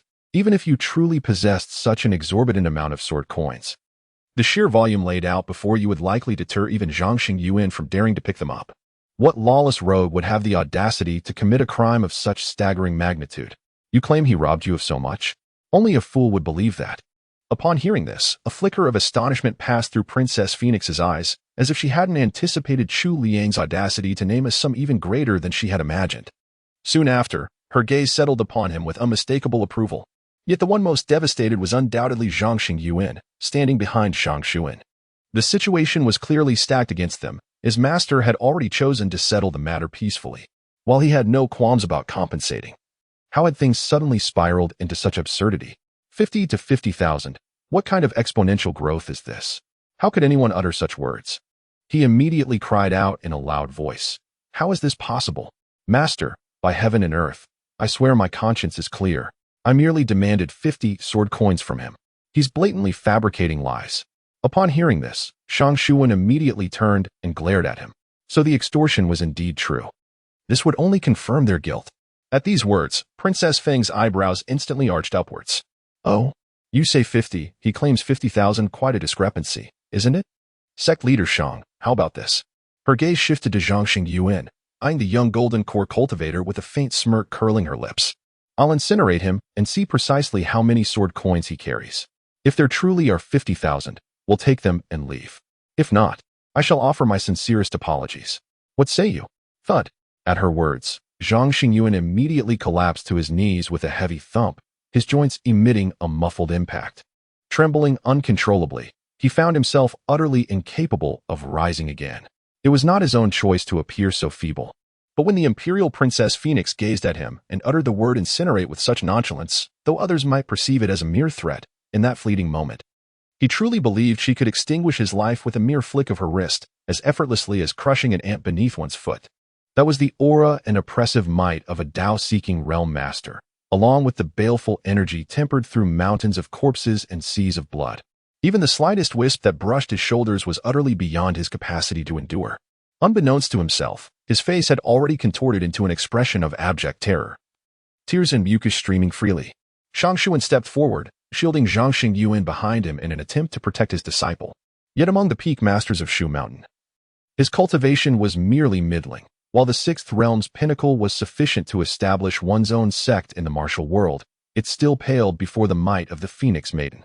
Under the full brunt of her unleashed pressure, he too let out a muffled grunt, his expression turning grave. After a brief pause, he spoke. At most, I can compensate you with 5,000 sword coins, and this matter shall be settled. If you persist in your demands, then we shall take this to the Hall of Laws, even to the Boundless Palace. I will concede no further. Given that cloud-soaring peak was clearly in the wrong, and the other party was someone they could ill afford to provoke, Shang Shuan had no choice but to pay a steep price to quell the conflict. 50,000 sword coins is utterly preposterous. 5,000 alone is no trivial sum. 5,000, you say? The imperial princess narrowed her phoenix eyes into slits, glinting with perilous radiance, as if contemplating. Then she cast another glance at Chu Liang, pondering whether to proceed. Our revered master has always taught that the silver sword peak upholds the principle of harmony with others. Chu Liang nodded solemnly. As disciples, we believe that since Peak Master Shang intends to reconcile, we should not damage the camaraderie among fellow sect members. Exactly. The Phoenix Princess smiled, and the oppressive aura around her instantly dissipated like clouds parting after a storm. The disciples of Cloud Remote Peak could finally breathe freely again, their tension melting away. Our silver sword peak values goodwill above all. Consider those 45,000 sword coins a token of friendship. More friends, more paths, Chu Liang agreed. The Phoenix Princess patted her chest. From now on, we're brothers. Master and disciple bantered back and forth, their light-hearted exchange lifting the previously stifling atmosphere. Yet Shang Shuan's expression remained grave. After a moment of silence, he flicked his wrist, sending forth an emerald-green jade slip. The Phoenix Princess caught it effortlessly. Take the sword coins and leave. I still have matters to attend to on Cloud Remote Peak, Shang Shuan said, his tone forcibly restrained as he issued his dismissal. Until next time. The Phoenix Princess examined the small storage jade slip with her divine sense, confirming the correct amount of sword coins before promptly taking her leave. With smug satisfaction, master and disciple departed in high spirits. Left alone, Shang Shuan turned to face his kneeling disciples, still trembling with lingering fear, in the scorched ruins of what had once been his home. What in the world happened here? He inquired. Is it junior brother Shang? Zhang Xingyuan, acutely aware that the gravity of the situation had spiraled beyond concealment, swiftly and decisively implicated Shang Ziliang. He instructed me to teach that disciple from Silver Sword Peak a lesson. That's why I acted as I did. Shang Ziliang. Shang Shuan's brows furrowed upon hearing his son's name. Without hesitation, he inscribed the name in midair, summoning a whirlwind that instantly brought Shang Ziliang before him. Shang Ziliang had been on Yunyao Peak and had witnessed the earlier spectacle, his heart already uneasy. In the blink of an eye, he found himself seized by his father.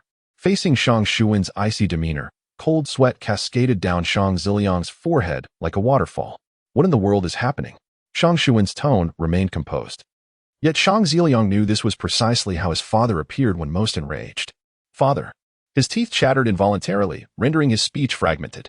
I'll confess everything. But before that, I wish to confirm one matter. That is, am I truly your biological son? Today's performance was quite commendable. In the attic of Silver Sword Peak, Princess Phoenix lavished praise upon Chu Liang. I was initially concerned you might speak too little.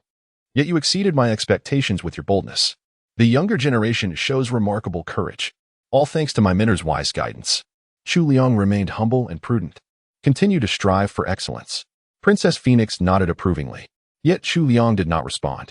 Instead, he lowered his gaze momentarily before lifting it again, silently observing Princess Phoenix with a measured look. What is it? She inquired, puzzled.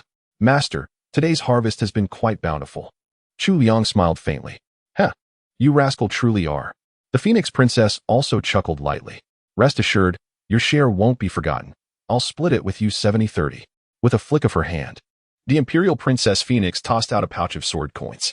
Chu Liang caught it and gave it a slight heft, sensing there were only about 100 or so. A swift sweep of his divine consciousness instantly tallied the exact number, 150. Master? He blinked his eyes. A 70-30 split. You take 30%. And I'll keep 97%. Sounds fair, doesn't it? The Imperial Princess Feng declared with righteous indignation. Chu Liang was left speechless. However, Today's success was entirely due to the imperial princess stepping forward, and being able to tag along for a small share wasn't bad at all. Moreover, he was already well acquainted with his esteemed mentor's temperament. Money in her hands might as well be thrown to the dogs. That she could spare even a morsel for him now was already remarkably generous. Thus, he chose not to dwell on it further. As long as he could peacefully sell his fruit tea, he could still stride confidently toward a comfortable and prosperous life. Just as he was speaking, he suddenly felt a vibration against his chest. The soul summoning token? Chapter 66, each with hidden agendas, Sha 58. Has the matter in Shushan City been resolved? Are you all right? Returning to the small cottage, Chu Liang's divine sense delved into the soul confinement token, where he encountered such a message. Humph. I can't even be bothered to expose you. Do you truly care about my safety? You clearly care about that Nethersea golden lotus. He saw through Sha's hidden thoughts at a glance. The incident at Shushan City had concluded several days prior. Yet Chu Liang hadn't communicated with his fellow disciples from the Underworld King Sect in the Soul Domain. Now this Sha had likely learned from the Seven Stars Gazette that the demon envoy in Shushan City had been slain. That previously mentioned Nethersea Golden Lotus by 58 should now have an owner. He's growing anxious. 59. I also read the news in the Seven Stars Gazette. The demon envoy was killed by 2 righteous sect disciples. Senior hasn't made a sound these past few days. Could something have happened to him? The rogue known as number 59 arrived belatedly. Chu Liang had deliberated carefully before deciding not to immediately relay the message to them. As a righteous disciple of the Shu Mountain Sect, he had indeed obtained the Nethersea Golden Lotus. However, handing over such a rare and precious treasure to Sha was out of the question. His infiltration into this soul domain was solely to uncover clues about the whereabouts of the purple gold marquee. With no leads yet, how could he possibly aid the enemy by surrendering such a valuable asset? Using the Nethersea Golden Lotus as bait to lure Sha out and eliminate him had crossed Chu Liang's mind. Yet, such a move would inevitably expose his true identity. To him, one of the Underworld King Sect S24 Sha was a terrifying fifth realm demonic cultivator, a formidable foe. But in the eyes of the Phoenix Maiden, such a figure was merely an insignificant minnow. Sacrificing his invaluable undercover position for someone so trivial simply wasn't he worth it. Thus, the Nethersea Golden Lotus absolutely could not be handed over, at least not now. It would remain in his possession until a more opportune moment arose, should it prove useful later. This was the first conclusion Chu Liang had reached.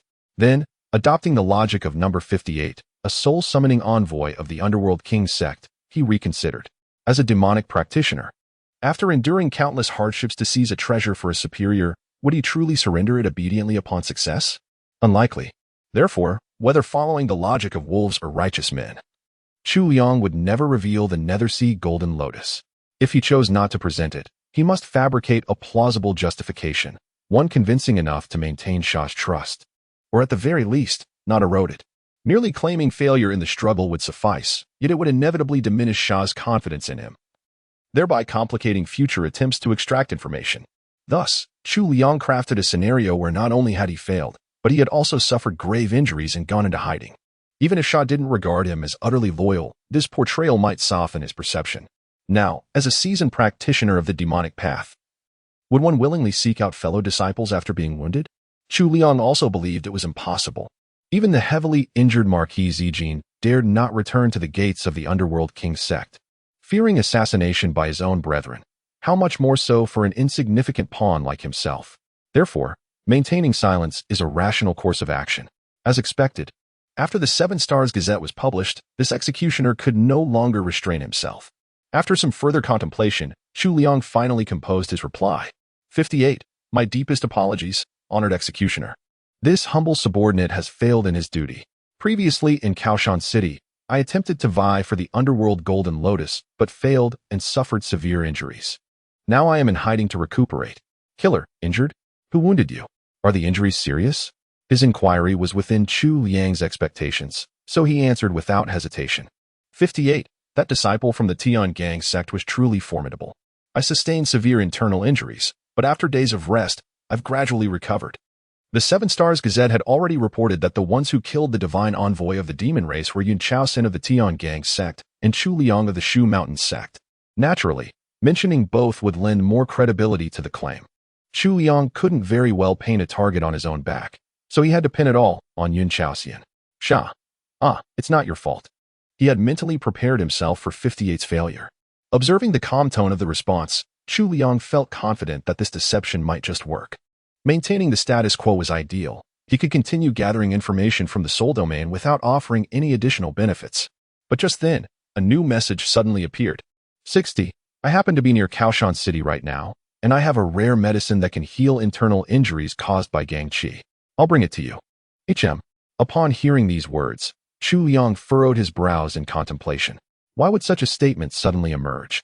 Among disciples of the demonic sects, mutual wariness was ever present. This was evident from the previous transaction between numbers 59 and 60, which had been conducted through the intermediary of the Gluttony Pavilion. Both parties had willingly paid exorbitant fees rather than engage in direct exchange. So why would this 60 now act without fear of his caution? You just claimed to be severely injured, and now you suddenly appear offering me medicine. Who in their right mind would trust you? It would hardly be surprising if you took advantage of delivering medicine to end my life. Such treachery is commonplace in the underworld sect. How utterly presumptuous of you. Yet Chu Liang dared not outright refuse. For if 60 had the audacity to make such a claim, perhaps there existed some profound bond between him and 58 that remained unknown to himself. They are those who stand firm in mutual trust even when wounded. If I rashly refuse, these individuals might detect flaws and expose my true identity. How then to tactfully decline? How dreadful. The sudden concern from fellow disciples is truly unsettling. As he pondered in silence, another message arrived. Shah. Excellent. 60. You shall deliver the medicine to him and guard his cultivation process, ensuring his safety. 58 was injured while retrieving the underworld golden lotus for me. Should any further mishap befall him, my conscience would be troubled. Hiss. Chu Liang's expression tensed further as he read Shah's words. Superficially, it appeared benevolent, yet beneath the surface lurked unmistakable malice. As a fellow disciple of the demonic sect, he couldn't possibly be unaware that in such circumstances, solitude was the safest option. Yet he still insisted on sending 60 to watch over him. Why? Two possibilities exist. The first, disbelief in oneself. He likely harbored suspicions that he had obtained the Nethersea Golden Lotus, but refused to surrender it. Hence his deliberate orchestration of this encounter with 60. In that case, if 60 were to strike while 58 was injured, whether 60 killed 58 or 58 retaliated against 60, as the envoy of slaughter, he would have legitimate grounds to intervene and eliminate the remaining one. This way, the potentially existing Nethersea Golden Lotus would undoubtedly fall into his hands. If sacrificing two subordinates could secure the Nethersea Golden Lotus to advance his own cultivation, Slaughter probably wouldn't bat an eye. Though Chu Liang couldn't be certain, from Slaughter's perspective, this was likely the scheme. The second possibility was that 60 and 58 indeed shared an exceptionally close bond. Slaughter might genuinely believe that with 60's protection, 58 was truly safe. However, this would imply that within this soul domain, from top to bottom, everyone was a deeply loyal comrade, a notion Chu Liang found highly improbable. These disciples of the Nether King sect were hardly the type to possess such virtues. He leaned more toward the first, more sinister suspicion. Regardless, outright refusal was the safest course. Meeting in person carried the risk of exposure, literally fatal, even if he had formidable backing to ensure his safety. Revealing his identity would be a loss outweighing any gain. The question remained, how to decline without arousing suspicion. As he pondered the phrasing, another message surfaced in the soul domain. 59 HM, you wish to meet up? Might I join as well? Let us gather together. This fellow also intends to join in the merriment? What is the purpose of this now? Afraid we'd ostracize you in our little clique? However, his nonsensical action actually brought Chu Liang some relief, for this interruption made outright refusal seem perfectly reasonable. 58. No, thanks. 59. I'm relatively safe now, and my injuries are nearly healed. There's no need to go to such lengths. This group was clearly scheming in their own ways. Chu Liang could roughly deduce the intentions of 58, which weren't difficult to unravel. As for 60, he could only grasp half of their motives, the other half remaining uncertain. But 59, he couldn't make heads or tails of their thoughts, utterly inscrutable, truly mind-boggling. Just as he set down the soul-binding token, still reviewing his earlier response for any oversights, a voice called from outside, Senior Brother Chu? The twilight had already descended, casting a dim glow upon the surroundings. Who could possibly be seeking me out at such an hour? Chu Liang pushed open the door and saw a rather shy male disciple standing outside, fair-skinned, delicate features with an air of scholarly refinement. When Yulong, the name came to Chu Liang's mind, and his eyes immediately brightened. When this administrative disciple from the sword transmission hall came visiting, there was likely only one reason. The goods have arrived. Chapter 67. Successful Proxy Refinement. After receiving Senior Brother Chu's request the other day, I dared not slack off in the slightest. I've been working overtime these past few days and finally completed the refinement of the magical artifact. When Yulong appeared somewhat excited, though evident fatigue was etched upon his countenance. Cultivators who have reached the divine intent realm can go days without sleep with only minor discomfort, unless they've been expending immense mental and physical effort simultaneously. Chu Liang suspected the young man might not have slept at all these past few days. This lad was truly a workaholic. With a faint smile, he remarked, "You've worked hard indeed, junior brother one. Judging by your demeanor, I presume the endeavor was successful?" "Indeed." When Yulong nodded emphatically, then raised a palm-sized verdant leaf, the first magical artifact he had successfully forged. Chu Liang took it and examined it carefully. The original leaf had already been somewhat thick, but after refinement, it had grown even denser. The veins upon its surface had completely transformed, now composed of intricate and esoteric formations far more complex than ordinary talismanic scripts. Their engravings 100 times more precise. Having recently immersed himself in the study of talismans, Chu Liang couldn't help but feel a solemn reverence upon seeing it. "You may test it, Senior Brother Chu," Wen Yulong said. "Very well." Chu Liang inclined his head. Slowly, he channeled his spiritual energy into the leaf, sensing the formations within with his divine consciousness before activating them. Whoosh! The leaf abruptly ascended, unfurling midair into a massive, 10-foot-long frond, resembling more a floating carpet than foliage. "This is the first formation inscribed upon it, flight," Wen Yulong explained. Chu Liang stepped lightly onto the leaf, feeling the solid texture beneath his feet. Akin to stepping upon polished tile. Not particularly comfortable, is it? For cultivators of similar realms utilizing standard flying artifacts. Their velocity typically falls between that of wind riding and sword riding techniques. Though marginally slower than sword flight, these artifacts offer superior comfort, particularly during extended journeys where they significantly enhance travel ease. He had initially envisioned a plush, sofa-like sensation, yet to his surprise, Wen Yulong's craftsmanship yielded a surface even more rigid than a flying sword. However, considering the youth's inexperience, Chu Liang deemed such trivial imperfections unworthy of reproach. With a graceful flick of his fingers, he gently activated the artifact. In the very next instant, an abrupt anomaly manifested. With a sudden hiss, a crescent of emerald light shot forth like lightning. "Huh!" Chu Liang gasped in surprise as he tumbled head over heels, staggering upon landing. He hadn't leapt down voluntarily. The verdant leaf had erupted with such blinding speed that he was caught completely unprepared. His chi failed to anchor his footing, sending him somersaulting through the air. Had his reflexes been slower, the humiliation would have been far worse. "Senior Brother Chu." Wen Yulong also gasped in astonishment. "Don't look at me, look at that," Chu Liang exclaimed. The emerald streak, swift as a fleeting shadow, had already vanished from their sight in an instant, cleanly severing several stout trees on the hillside with impeccably smooth cuts. Chu Liang and Wen Yulong hastily gave chase, pressing forward for several miles until they reached the very edge of Silver Sword Peak. There, they finally beheld the enormous verdant leaf embedded in the mountainside, its radiance still shimmering resplendently. Whoosh, whoosh, whoosh. Fortunately, Chu Liang had been cautious, initially infusing only a wisp of spiritual energy. Had he channeled more, the artifact might have soared beyond reckoning, risking catastrophic collisions along its uncontrolled trajectory. Normally, flight artifacts could be guided mid-journey through mental commands. Yet this jade leaf's velocity was so staggering that it escaped the reach of his consciousness the instant he landed. In essence, its potency was overwhelming, akin to a sports car with an overpowered engine. With merely a feather-light press of the accelerator, Chu Liang found himself at the mercy of fate. Retrieving the hovering jade leaf, he exhaled in relief before turning to Wen Yulong. "Junior Brother Wen, this. How does it fare? Does it meet your expectations?" Wen Yulong's gaze burned with intensity. "Within the material's tolerable limits, I've achieved the pinnacle of potency. The array patterns I've inscribed represent the most exquisite configuration born from my deepest contemplation. Its speed, you must have just experienced it as well." Chu Liang lightly pursed his lips. How should he phrase this? He couldn't bear to dampen Wen Yulong's enthusiasm, speaking softly. "Everything you've said is correct, truly impressive. I just have one minor concern. Regarding this flying magical artifact, it doesn't actually fly." "Why is that?" Wen Yulong wore a puzzled expression. "You just witnessed it yourself. I simply couldn't control." Chu Liang phrased his words with courtesy.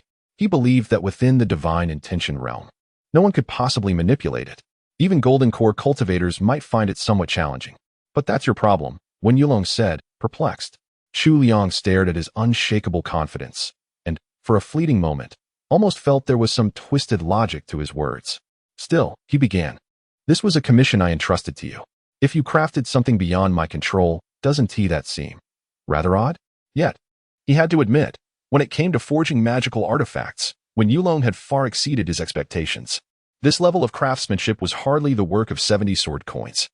After a moment of contemplation, Wen Yulong spoke again, measured and deliberate. Controlling it with divine intention realm chi cultivation should pose no issue. The difficulty likely lies in the flexibility of spiritual sense control, an aspect often overlooked by artifact wielders, yet crucial. With diligent practice, Senior Brother Chu, I believe you'll soon adapt to this artifact. Oh, splendid. Now you're encouraging me. Chu Liang's current sentiment was akin to ordering a bicycle, only to receive a helicopter, along with the advice that with enough training and a pilot's license, he could master it. How utterly thoughtful of you. He could only offer a wry smile before turning the subject. Then let us test its defensive capabilities. At least he had insisted on dual-layered formations. Even if the flight function proved useless, the defensive properties should remain intact. Very well, Wen Yulong nodded, brimming with anticipation. Senior Brother Chu, activate the formations first. Then I'll strike, and you can assess its resilience. Steeling himself, Chu Liang focused his spiritual sense, channeling chi into the verdant leaf to awaken the defensive arrays. Swish, a verdant radiance unfurled in an instant, painting Chu Liang's vision entirely in hues of emerald and jade. Before him, behind him. To every side, even above and below, all was swallowed by this boundless sea of green. Had this colossal leaf truly enveloped his entire being? He wished to move slightly, only to realize there was no alternative but to retract his spiritual defenses. The verdant leaves had encased him with an unyielding hardness. Even his formidable strength, equivalent to 10 tigers, could barely budge them. Good heavens, he mused wryly. Have they wrapped me up like a rice dumpling? Outside, Wen Yulong appeared to be casting spells in attack. Yet the sensation within was exceedingly faint, merely ripples of true energy undulating gently. After a moment of contemplation, Chu Liang withdrew his defenses with a flick of divine intent. The green leaf shimmered briefly before reverting to its original form. From beyond, Wen Yulong chuckled and remarked, Senior Brother Chu, just now I exerted my full strength in assaulting you. Surely, you felt not the slightest tremor within. According to the arrangement of my formation patterns, even the assaults of ordinary fourth realm cultivators would be utterly incapable of breaching my defenses. Chu Liang nodded slightly. Indeed, the green leaf absorbed all the attacks, leaving me completely unscathed inside. However, he hesitated before continuing, Junior Brother Wen, while this magical artifact undoubtedly possesses formidable defensive capabilities, I find myself utterly immobilized when enveloped within it. Wen Yulong scratched his head thoughtfully. But only through such comprehensive coverage can we achieve absolute protection, leaving not the slightest vulnerability. Yet this degree of coverage seems somewhat excessive. Chu Liang's expression grew complicated. There was no denying its defensive prowess. Even he, as the artifact's master, couldn't breach it from within, let alone from external attacks. But surely I can't simply wrap myself like a rice dumpling every time I engage in combat? He mused aloud. Isn't this equivalent to shackling oneself? Moreover, Wen Yulong gave a mysterious smile and added, Senior Brother Chu, you may not have realized yet, but these two sets of array patterns can be combined. In a life or death crisis, activating both simultaneously would allow you to escape with ease. Chu Liang pondered the scenario. Once encased, there would be no way to control direction. Only the infusion of spiritual energy would be possible. Faced with mortal peril, one would first wrap themselves up, then shoot skyward like a frenzied rice dumpling hurtling toward an unknown destination, as if launching oneself like a human cannonball. What an innovative form of self-inflicted torment. Chapter 68. The violet and azure swords vast and boundless stretched the heavens and earth, an endless sea of clouds. Upon the summit of Jade Sword Peak stood a towering elder, clad in a green robe over white undergarments. His weathered face bore the marks of time. His long beard swaying with the wind, his garments fluttering like banners. His eyes gleamed like solitary stars in the dark of night. Wang Xianling, the foremost among the peak masters of Shu Mountain. Since ancient times, Shu Mountain had been renowned for its 5 sword peaks. Among the 36 peaks of Shu Mountain, these 5, named for their mastery of the sword, gathered the most valiant and relentless swordsmen, ever pushing forward, the vanguard of Shu Mountain's militant faction. In the years when Shu Mountain led the righteous path of the world, the five-sword peaks were the first to charge into battle against demons and fiends. Fearless and glorious. But as Shu Mountain declined, its strength waned. The once ferocious five-sword peaks gradually diminished, while the more conservative peaks rose to prominence. Over 5 centuries, the unyielding spirit of the five-sword peaks faded from memory. On one hand, circumstances forced them toward caution. On the other, the warlike masters of old withered away one by one. Take, for example, Gold Sword Peak and Silver Sword Peak. Both had seen their lineages severed, their traditions lost. Though their legacies were later restored, they no longer carried the pure will of the original five-sword peaks. Yet since Wang Xianling ascended as the foremost peak master, the indomitable spirit of the five-sword peaks seemed to rise once more.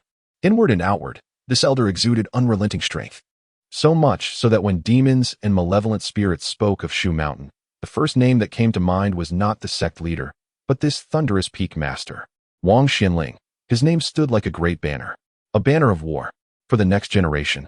He upheld the old Shu Mountain tradition of ruthless cultivation, taking in many disciples and fostering fierce competition.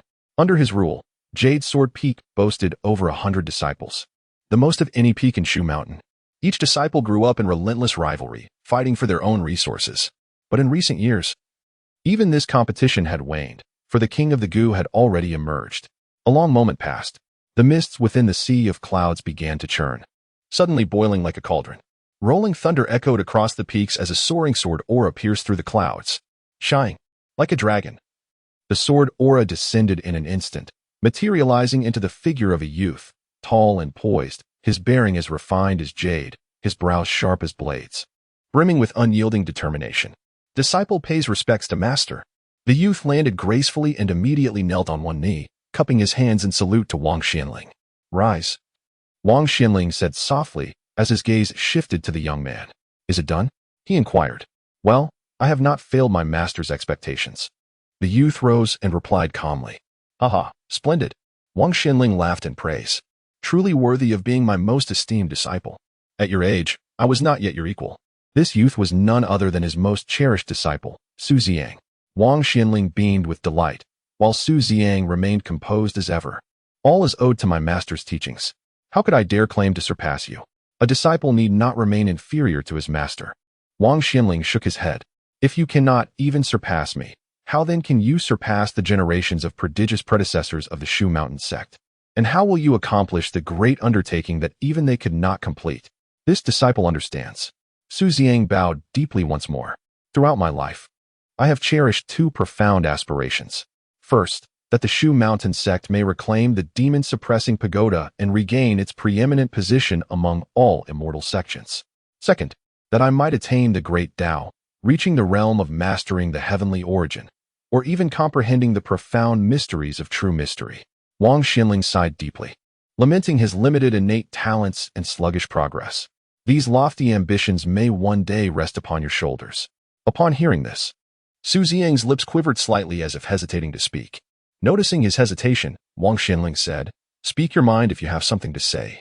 Su Xiang then spoke without hesitation. Master, I believe that even without retrieving the demon-suppressing pagoda, the Shu Mountain Sect can still reclaim its supremacy among the immortal sects. Oh. Wang Xianling turned his gaze towards him. The disciple vowed to surpass the demon-suppressing tower. Su Xiang declared with resounding conviction. His meaning was clear. Upon reaching the profound mysteries realm and becoming a 9th-level powerhouse, one could surpass all divine artifacts in this world. Wang Xianling gazed at Su Xiang, who stood as sharp as an unsheathed sword, and felt a momentary daze. A century ago, facing this same sea of clouds before his master, he too had uttered such bold words in his youth. Generations pass, yet the Jade Sword Peak has endured for millennia. What truly matters is not the arcane techniques or mystical arts, but the unyielding will as unbreakable as the blade itself. Ha ha ha, very well. Wang Xianling nodded gently. All the proud talents of this world harbor ambitions as lofty as the heavens. May you forever preserve this indomitable spirit, advancing courageously through life to cleanse the world of all malevolence. Your disciple shall engrave these words upon my heart. Su Xiang bowed once more. Wang Xianling gently flicked his sleeves and turned with graceful poise. Coincidentally, as you emerge from seclusion today, there is a matter I wish to impart, he said. Xu Liang lifted his gaze attentively. Wang Xinling continued. Recently, rumors have surfaced of the demon god's imminent return. And just yesterday, the violet and azure twin swords have descended from their mountain. The violet and azure twin swords? Xu Liang's sword-like brows furrowed deeply. The violet and azure twin swords, ranked 17th on the 10,000 treasures record, had been the strongest guardian artifacts of Mount Shu ever since their disappearance from the demon-suppressing pagoda. Unlike ordinary magical weapons, these twin swords possess sentient spirits with formidable autonomy. For millennia, during Mount Shu's peaceful eras, they remained concealed within their dedicated sword casket peak. Only when the sect faced imminent catastrophe would they sense the impending danger and emerge together. The emergence of the violet and azure twin swords foretold calamity for Mount Shu. Coupled with the recent rumors of the demon god's return, it was hardly difficult to surmise that momentous events loomed on the horizon. Traditionally, the twin swords would choose young disciples of Mount Shu as their wielders, and this occasion proved no exception. Wang Xinling added, "The sect leader has decided that during the upcoming Mount Shu summit, the two most outstanding disciples shall be granted the honor of wielding them." Xu Liang's eyes gleamed with understanding. His master's intent was clear. This disciple shall spare no effort, he vowed. His tone brimmed with unwavering confidence. Now that you've achieved your breakthrough, naturally there are no issues. Wang Xinling smiled faintly. Among this generation of outstanding disciples from Mount Shu sect, it's essentially just you and Jiang Yubai from Beefing Peak. The violet and azure twin swords undoubtedly belong to you too. Xu Liang remained silent. While confidence was one thing, prematurely declaring victory wasn't his customary approach. Wang Xinling said, "You have performed exceptionally at the Shu Mountain Summit this time. Once you secure the position of chief disciple and successfully bond with the violet and azure twin swords, I shall personally propose marriage on your behalf to the Beefing Peak." Xu Liang's expression tightened instantly. "Master, what prompts such words from you? With your innate grace and noble character, you are truly worthy of the most exquisite beauty this world has to offer. Amongst the peaks of Shu Mountain, none are more perfectly matched than the two of you. Who else could possibly compare?" Wang Xinling said matter-of-factly, "You've come of age. It's time to find yourself a wife." This renowned master of the peaks, famed for his thunderous methods, approached matters of the heart with the same decisive clarity. "You ought to take a wife. I believe the two of you would suit each other well. I shall arrange the marriage proposal for you shortly." His seamless logic left Xu Liang momentarily stunned, prompting him to hastily reply, "This disciple's heart is set solely on revitalizing Mount Shu and pursuing the great Tao, with no inclination toward romantic entanglements." The master retorted. "And do you think I was any different?" Wang Xinling let out a cold snort and said, "My sole purpose in this life has been to revive Mount Shu and pursue the great Tao, with no regard for romantic entanglements. Now in my twilight years, do you know how deeply I regret it?" Xu Liang fell silent for a moment. Indeed, he had always regarded his master as a role model, which shaped his lofty aspirations. Now that his master spoke thus, he couldn't help but waver. "And the reason I mention this to you," Wang Xinling continued, shifting the topic, "is not merely for matters of the heart. There's a little-known secret about the violet and azure twin swords, which have remained unseen for many years. Legend has it that the sword spirits of the violet and azure twin swords were originally a pair of lovers. Therefore, throughout history, the swords have always chosen masters who are also lovers. If wielded by two who do not love each other, the combined power of the twin swords would be greatly diminished. But if the two are deeply devoted, their union could rival that of the finest divine artifacts." He fixed his gaze on Xu Liang. "Thus, when I seek this marriage for you, it is for the sake of Shu Mountain. Thus, do you still resist?" This. Xu Liang's expression was intricate, pausing briefly before lowering his head once more to declare, "Reviving the glory of Mount Shu is this disciple's bounden duty." Chapter 69. Simple Mode. Two little venomous bees fluttered amidst the blossoms, darting left and right. This was a vast valley, where dense forests embraced the land and emerald streams meandered through untouched wilderness. Suddenly, a shimmering ribbon of iridescence emerged from the creek, its scattered glimmers coalescing into a radiant spectacle, exuding an otherworldly fragrance. The surrounding bees, entranced by the luminous display, swiftly gathered, swirling in a mesmerizing dance around it. The glimmers began to drift, slowly at first, then gradually following the stream's current. They wound through the valley, merging from the small creek into a mighty river, eventually arriving at a tranquil riverside plain. Whoosh! In an instant, the radiance dissipated. Bereft of their guiding light, The bees buzzed aimlessly for a while before dispersing. The land was rich with flowers, and soon they settled among the blooms. Beneath the water, a grand koi, resplendent in its scales, descended slowly, returning to its sandy hollow in the riverbed. A smaller, multicolored koi darted closer at once. "Sister, you've worked so hard. I must strive diligently in my cultivation, aspiring to attain magical powers soon so I may share my sister's burdens." The great fish sighed deeply. "Alas, my own abilities remain feeble and limited, capable only of performing such minor tasks." The little fish quickly responded, "But sister, you are already remarkably formidable." The great fish appeared somewhat weary, its magnificent form undulating with the waves as it murmured languidly, "I only hope that villain won't return." The little fish flicked its tail and declared, "I'll go up to take a look." It wriggled its way toward the shallows, breaking the surface, only to witness a flurry of sword glints by the riverbank, slicing down the venomous wasps that the sisters had painstakingly guided along their path. "Sister," the little fish's voice trembled with distress. "Not only has he come back, he's arriving earlier than ever." As usual, Chu Liang mechanically dispatched the venomous wasps, scanning his surroundings with lingering satisfaction, oblivious to the furious bubbles surfacing on the water. He then made his way back to Mount Shu. The journey from Yunhua town to the mountain was brief, and soon he arrived at Pagoda Peak, where senior sister Jiang had arranged to meet him that day. Upon entering the water-curtain cave, the young Baizé creature greeted him with excited chirps, bounding forward to nuzzle its large head affectionately against him. "Long time no see," Chu Liang murmured, stroking its neck in fond acknowledgement before proceeding further inside. Jiang Xiaobai stood in a flowing blue robe, her slender figure poised gracefully. At his arrival, she rose to meet him, her tall, jade-like frame exuding elegance. "I'll be departing the mountain later for a mission, one that may take some time," she explained. "So I wanted to assess your progress with the talisman sword technique beforehand." As a disciple of her standing, Jiang's assignments were not chosen at one like Chu Liang's, but were often dictated by the sect's directives. Last-minute duties were hardly unusual. "To think senior sister still remembers my training. I'm truly moved to tears," Chu Liang replied with a grin.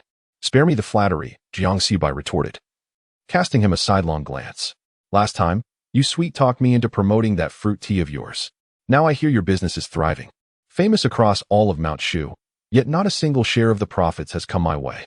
My humble little business is hardly worth your attention, senior sister," Chu Liang quickly replied. "Humph," Jiang Xiaobai snorted lightly, cutting straight to the chase. "I told you to study the tome of talismanic truth and practice the sword techniques on your own. How's your progress?" Chu Liang replied truthfully. "Progress has been sluggish." "Oh." Jiang Xiaobai's gaze turned stern. "It has been 7 days. If there's no progress at all, I shall be displeased," Chu Liang replied. "The art of talismans is vast and profound. These past few days, I've merely scratched the surface of understanding. Mastering the sword techniques through talismans proves particularly arduous. I've grasped only fragments." "Such difficulties are to be expected," Jiang Xiaobai nodded. "Demonstrate what you've learned, and I shall offer guidance accordingly." Following instructions, Chu Liang retreated several paces to an open area within the cave. Summoning his flying sword, he steadied his breath and focused his mind, recalling the essential techniques. "Begin!" With a sharp exclamation, he raised his finger like a halberd, sending the flying sword clanging into the air. The mystical sword technique of Talisman Dao. Hiss. As his finger seal shifted, the flying sword emitted a continuous whistling sound through the air. The silver light swiftly formed into a runic pattern, then with a pointed fingertip, the sigil erupted forward accompanied by sword energy. Boom! A streak of sword chi trailing a long fiery tail, like a blazing meteor, crashed into the ground ahead, blasting a massive crater. Far surpassing ordinary sword techniques, its power was astonishing. Jiang Xiaobai observed the scene before her, her delicate brows lightly furrowing. "And you call this just a minor epiphany? To seamlessly integrate runes with sword energy, executing a complete sword technique with effortless grace, is this not unmistakable evidence of mastery? What nonsense about slow progress? Who are you trying to fool? Is this what they call a man's words being as deceptive as ghosts? But it's only been a few days. No matter how you look at it, this man is simply too hasty. Back then, I was already quite proficient in talisman techniques, yet it still took me 12 days to succeed. As for him, wait, his current level of cultivation doesn't necessarily mean he achieved it in a single day, does it? Is it possible that he had mastered it in less than 7 days?" Chu Liang sheathed his sword and noticed Jiang Xiaobai lost in contemplation, her delicate brows slightly furrowed, as if troubled. He initially assumed she was dissatisfied with her own cultivation progress, yet privately he considered his own advancement rather swift by conventional standards, with sword techniques executed with reasonable completeness. What imperfections could possibly remain? He hesitated and spoke softly. I attained this level of cultivation 4 days ago, but progress has been sluggish since then, primarily due to my insufficient comprehension of the art of talismans. Currently, I can only manifest the fire elemental runes through flying swords, achieving at most dual fire rune blades, though not consistently successful. However, I've recently been practicing wind runes and have succeeded multiple times. I believe within 2 more days, I can master the dual windfire rune blades, which will significantly enhance their potency. Senior sister, didn't you initially grant me a month's time? I'm confident that by then, my mastery over runes will extend far beyond this. His tone was meek, tinged with apprehension that Jiang Xiaobai might suspect his idleness and cease further teachings. Yet every word he uttered pierced Jiang Xiaobai's stout heart like an arrow. Her brows furrowed deeper and deeper. After a long pause, Jiang Xiaobai finally raised her hand. Enough, stop talking. She had actually considered offering some guidance to Chu Liang just moments ago. What guidance could she possibly provide? He merely imparted the sword technique to him. Yet the other had already deduced the entire process on his own. From then on, all he needed was to continue cultivating along this path. As his cultivation deepened, mastering the 10 talisman sword, or even the 100 talisman sword, would naturally follow like water flowing downhill. It seemed that even the most intricate talisman-based sword techniques posed no difficulty for him. He could practice them upon learning, master them upon practicing, and wield them upon mastery. How does it feel as though this individual is cultivating on an effortless mode? Jiang Xiaobai experienced for the first time in her life this sense of disparity stemming from differences in innate talent. In such scenarios before, she had always been the one gazed upon with admiration. Yet ever since meeting Chu Liang, she found herself becoming the one who was constantly humbled. Senior sister? Chu Liang called out to her softly. Jiang Xiaobai's gaze snapped back to him, and then, fixing her eyes upon Chu Liang with an earnest expression, she declared, "Listen to me. If you call me senior sister even once, you must continue to do so forever. Even if one day you surpass me in strength, you will still obediently address me as senior sister. Understood?" Chapter 70. Departure. After leaving behind some cryptic words, Fairy Jiang departed from the mountain to carry out her own mission. During these past few days, apart from continuing to practice the talisman sword techniques, Chu Liang had also been honing other skills. Whoosh! A crescent-shaped azure light swept past with a piercing whistle. Wherever it grazed, the mountains, trees, and rocks bore deep, trench-like gashes. In the blink of an eye, this azure radiance had traversed the entirety of Silver Sword Peak. Boom! At last, just before departing Silver Sword Peak, the cyan leaf crashed into the mountainside with a dull thud. Only by leaping off in time did Chu Liang avoid colliding with the cliff face. How utterly exhilarating! Straightening up, he wiped the sweat from his brow, his heart still pounding from the harrowing flight. Embedded in the rock face, the cyan leaf continued to emit faint, shimmering pulses of light. With a wave of his hand, Chu Liang recalled it, running his fingers along its razor-sharp edge. Few flying swords could match such keenness. There was no denying it. When it came to artifact forging, Wen Yulong was nothing short of a genius. Though admittedly, this genius's thought processes were unconventional. His creations might be eccentric, but his reasoning always carried an undeniable logic. After listening to Wen Yulong's discourse on the precision of spiritual sense manipulation, Chu Liang had pondered deeply and realized the profound wisdom within. Most cultivators today focus solely on expanding their spiritual power and cultivation base, neglecting this crucial aspect. Take sword flight, for example. 2 individuals might move at the same speed across open skies, but in complex terrain, the more agile one would prevail. Similarly, in combat, a swordsman who wielded their blade with rigid predictability would inevitably lose to one whose movements were fluid and unpredictable. Chu Liang termed this microcontrol. With a single sword, the difference might be negligible. But with a technique like the 100 swords array, where 100 blades formed intricate formations, mastery of microcontrol could create an overwhelming advantage. The prevailing mindset, however, was blunt. If you use 100 swords, I'll use 10,000. If my cultivation surpasses yours, I'll crush you outright. There was nothing inherently wrong with this approach. Yet Chu Liang believed depth and breadth in cultivation need not be mutually exclusive. With sufficient effort, pursuing both yielded far greater rewards. Moreover, microcontrol wasn't limited to swordplay. It played a vital role in the execution of divine abilities and arcane arts as well. Thus, today, Chu Liang sought to refine his spiritual sensitivity by pushing the cyan leaf's limits. With deliberate focus, his second flight proved far more controlled than the first, the blade traversing the entire length of Silver Sword Peak before finally veering off course. Gazing at the deep gash left in the mountainside, he realized he might have stumbled upon a new offensive technique.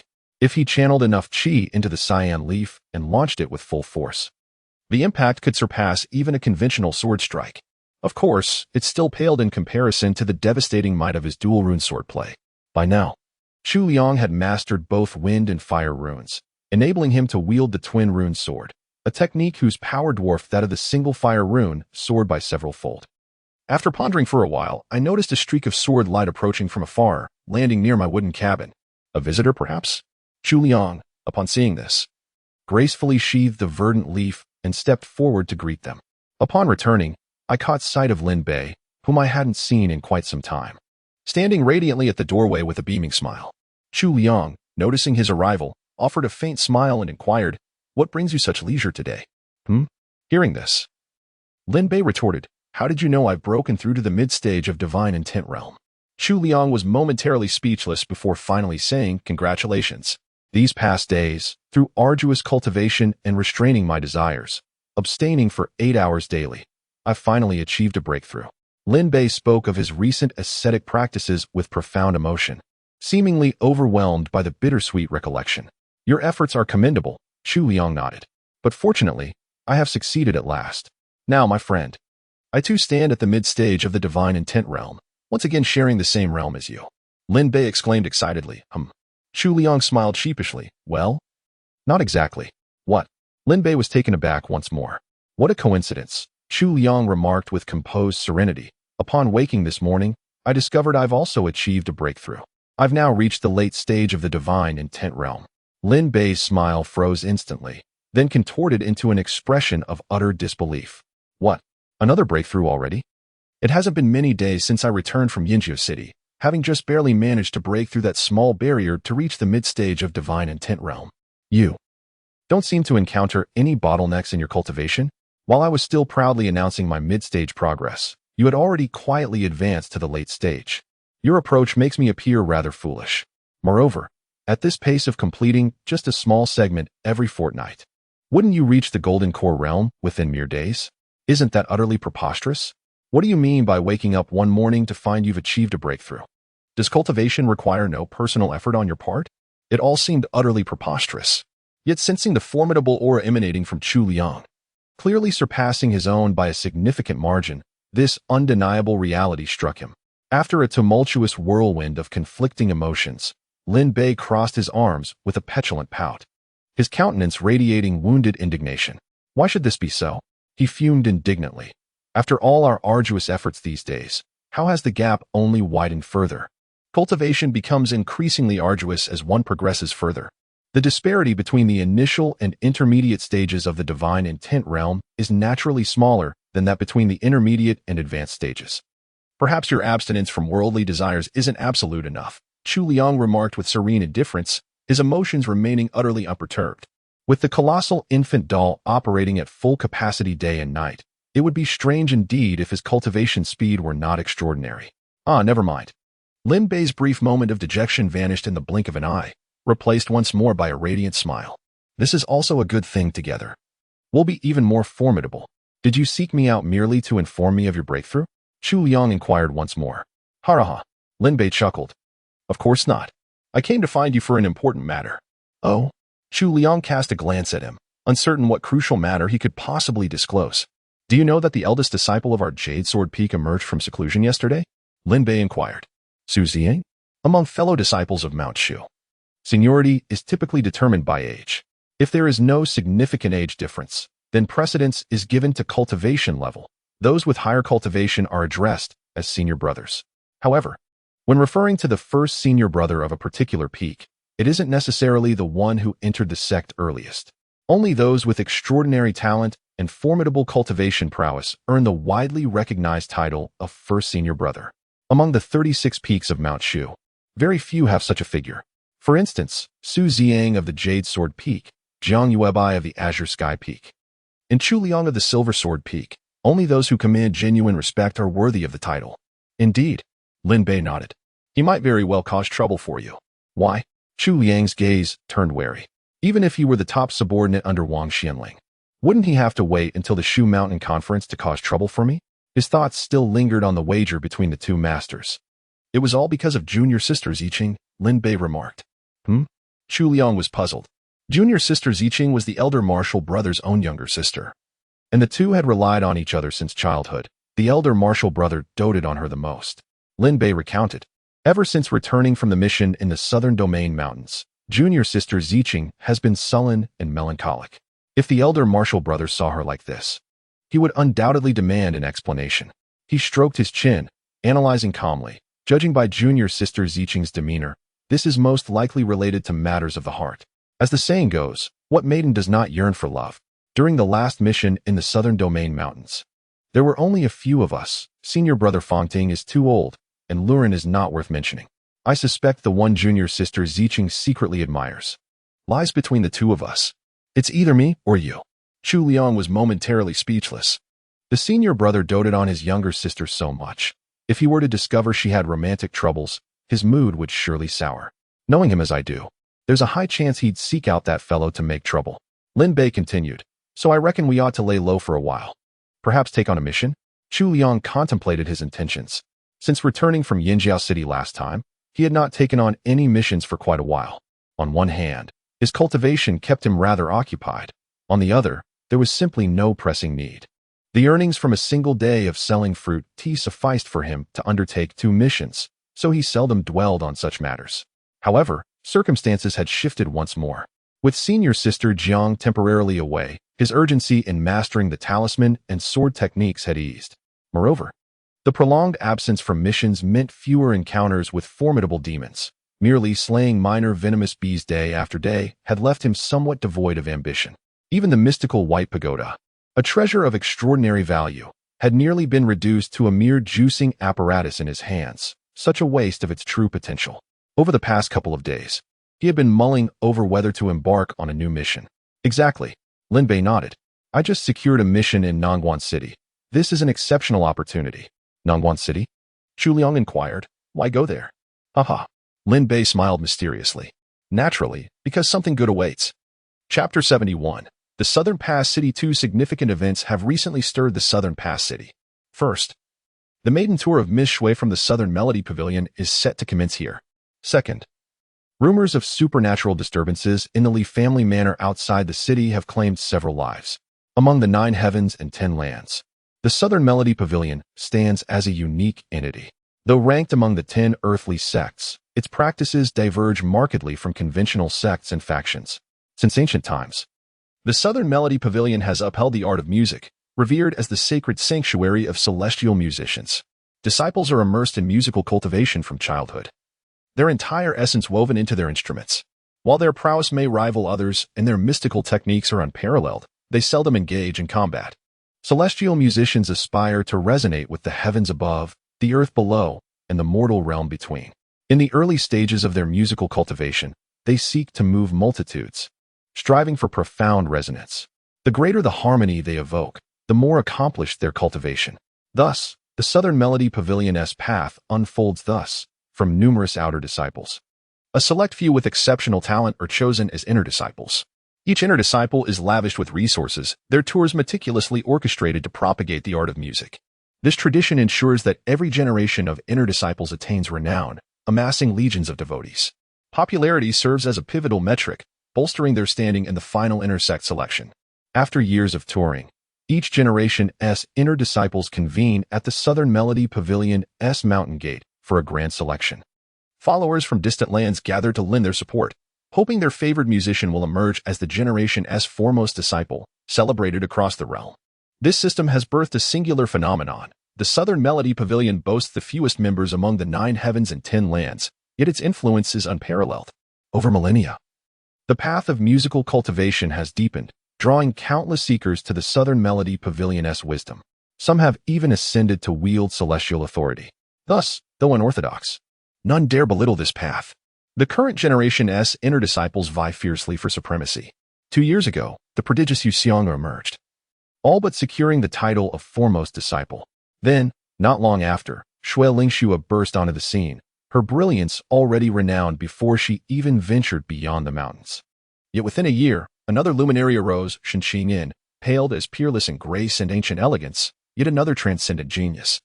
Many lament that any one of these three would have dominated past generations, yet fate placed them in the same era. Truly, this is the Southern Melody Pavilion's age of contention.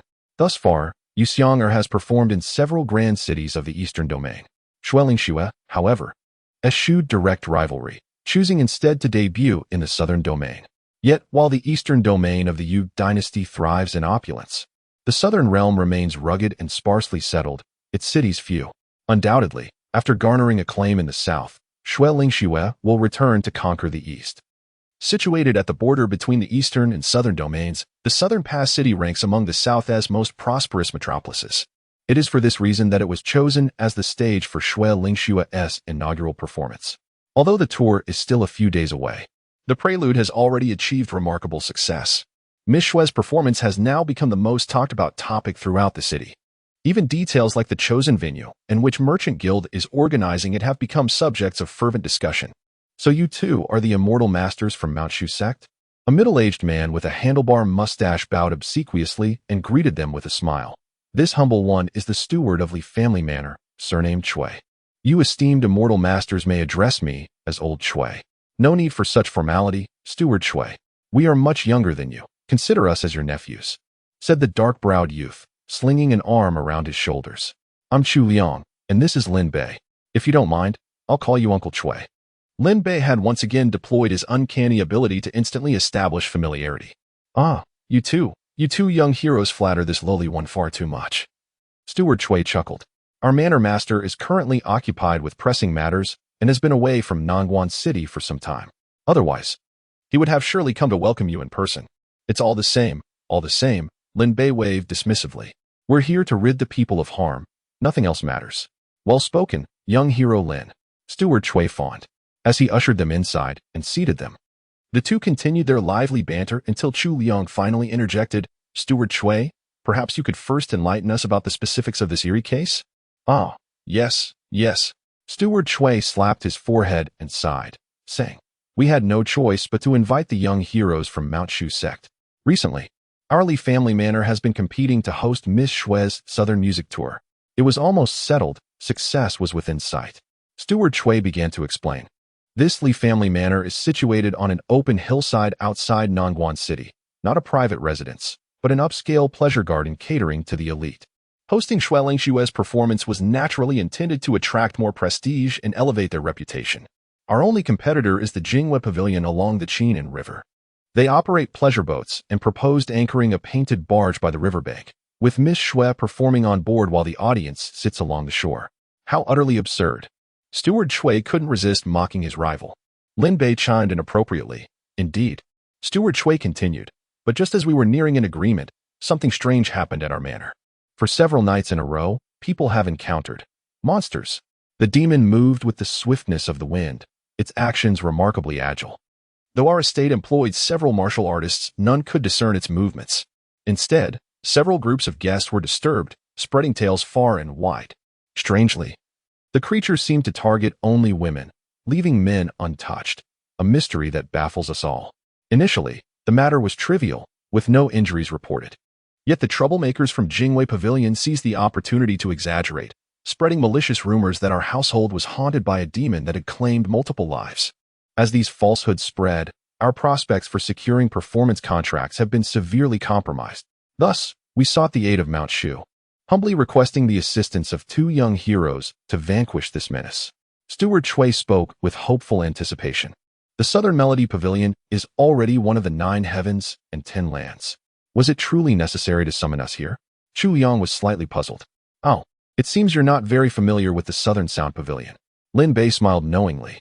Though those immortal musicians possess considerable cultivation, they've always disdained combat. Moreover, the inner disciples of Southern Sound Pavilion have always been exceedingly few in number and rarely engage in demon slaying for others. Take Miss Shui's current performance tour in Nangguan City. It's of utmost importance to her. Her entire focus must remain on preparing for the performances. Should any demonic disturbance divert her attention and expend extra energy on extermination, it might very well affect her performance state. Their cultivation path differs significantly from that of regular practitioners. Young Master Lin speaks truly, Steward Shui concurred. The Southern Sound Pavilion naturally wouldn't assist us with such matters. Furthermore, there's another consideration. The founder of our Li family manor was originally a disciple of Mount Shu. Thus, we maintain continuous annual tributes to Mount Shu. And our relations with the Shu Mountain Sect have always been excellent. So this manor was established by a Mount Shu elder? Then we must certainly enjoy our stay properly. Lin Bei immediately responded, Uncle Chui, I have one more presumptuous request. Might it be convenient? Young Master Lin, please speak freely. Manager Chui was naturally eager to oblige. Once we help you eliminate the demons, organizing the performance will be no trouble at all. Might we then stay a few extra days at the manor to enjoy ourselves and depart only after the performance concludes? Lin Bei inquired with a smile. Chui the steward replied, This matter presents no issue whatsoever. I can readily make this decision on behalf of the estate master. Should the two young heroes resolve our predicament, it would only be fitting to extend our warmest hospitality. Young Master Lin, I presume you are also eagerly anticipating Miss Shue's performance? Heh. Lin Bei chuckled and said, Within the Southern Melody Pavilion, my first recommendation is Shun Qingyan, and second would be Shueling Xue. However, when looking across the entire martial world, my true favorite remains our very own Jiang from the Shu Mountain Sect, Jiang Yubai. Ah, young hero Lin and I share the same taste. I highly recommend Shun Qingyan first and foremost. The renowned title of the Jiang fairy from Mount Shu has also long been admired, though it is a pity that fate has not allowed us to meet. Upon hearing this, Manager Chui revealed a genuine smile from the depths of his heart for the first time, murmuring, Qingyan, as beautiful as her name suggests, both in appearance and voice. My beloved Qingyan, you bring joy to my heart and radiance to my countenance. Lin Bei responded with equal fervor. The two men, carried away by their excitement, clasped hands with radiant expressions, their joy resembling that of kindred spirits reunited after long separation. Meanwhile, Chu Liang stood by with a bewildered expression. That thick-browed Lin Bei. Well, given his youth, such behavior might be excusable. But Uncle Chui, you've surely celebrated for zodiac cycles already? Still indulging in such antics? Salt. Sweet. What nonsense is this? Do we truly inhabit the same world? Chapter 72, Willow Little Fish Esteemed Young Heroes. Might I inquire if the banquet just concluded was to your satisfaction? I am thoroughly delighted, especially with that exquisite white meat dish, truly a feast for the eyes, nose, and palate. One might even say it's the most delectable dish I've ever had the pleasure of tasting.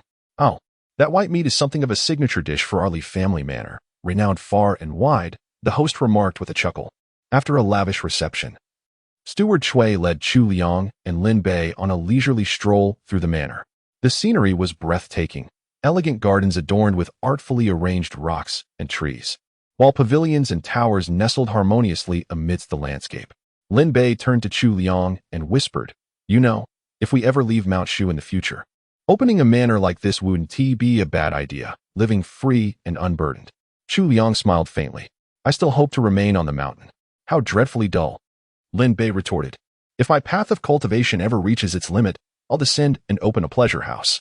I want to even operate it for business, just enjoy it myself every day. And how would that differ from taking multiple wives? Chu Liang countered. Chu Liang was torn between disdain and bewilderment. Lin Bei declared with righteous indignation, the experience with one's own wife is naturally incomparable to that with another man's spouse. Chu Liang. Amidst laughter and conversation, a question arose. Each generation of Shu Mountain disciples numbered from several hundred to over 1,000 in their youth.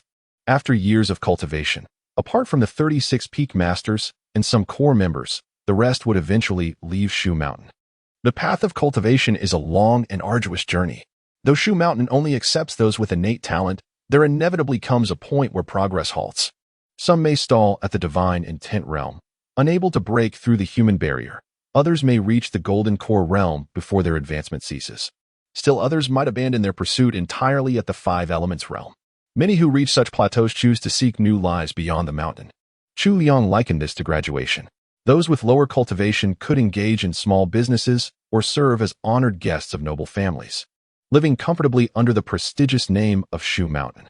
Those with higher cultivation might establish their own minor sects, founding small schools of their own.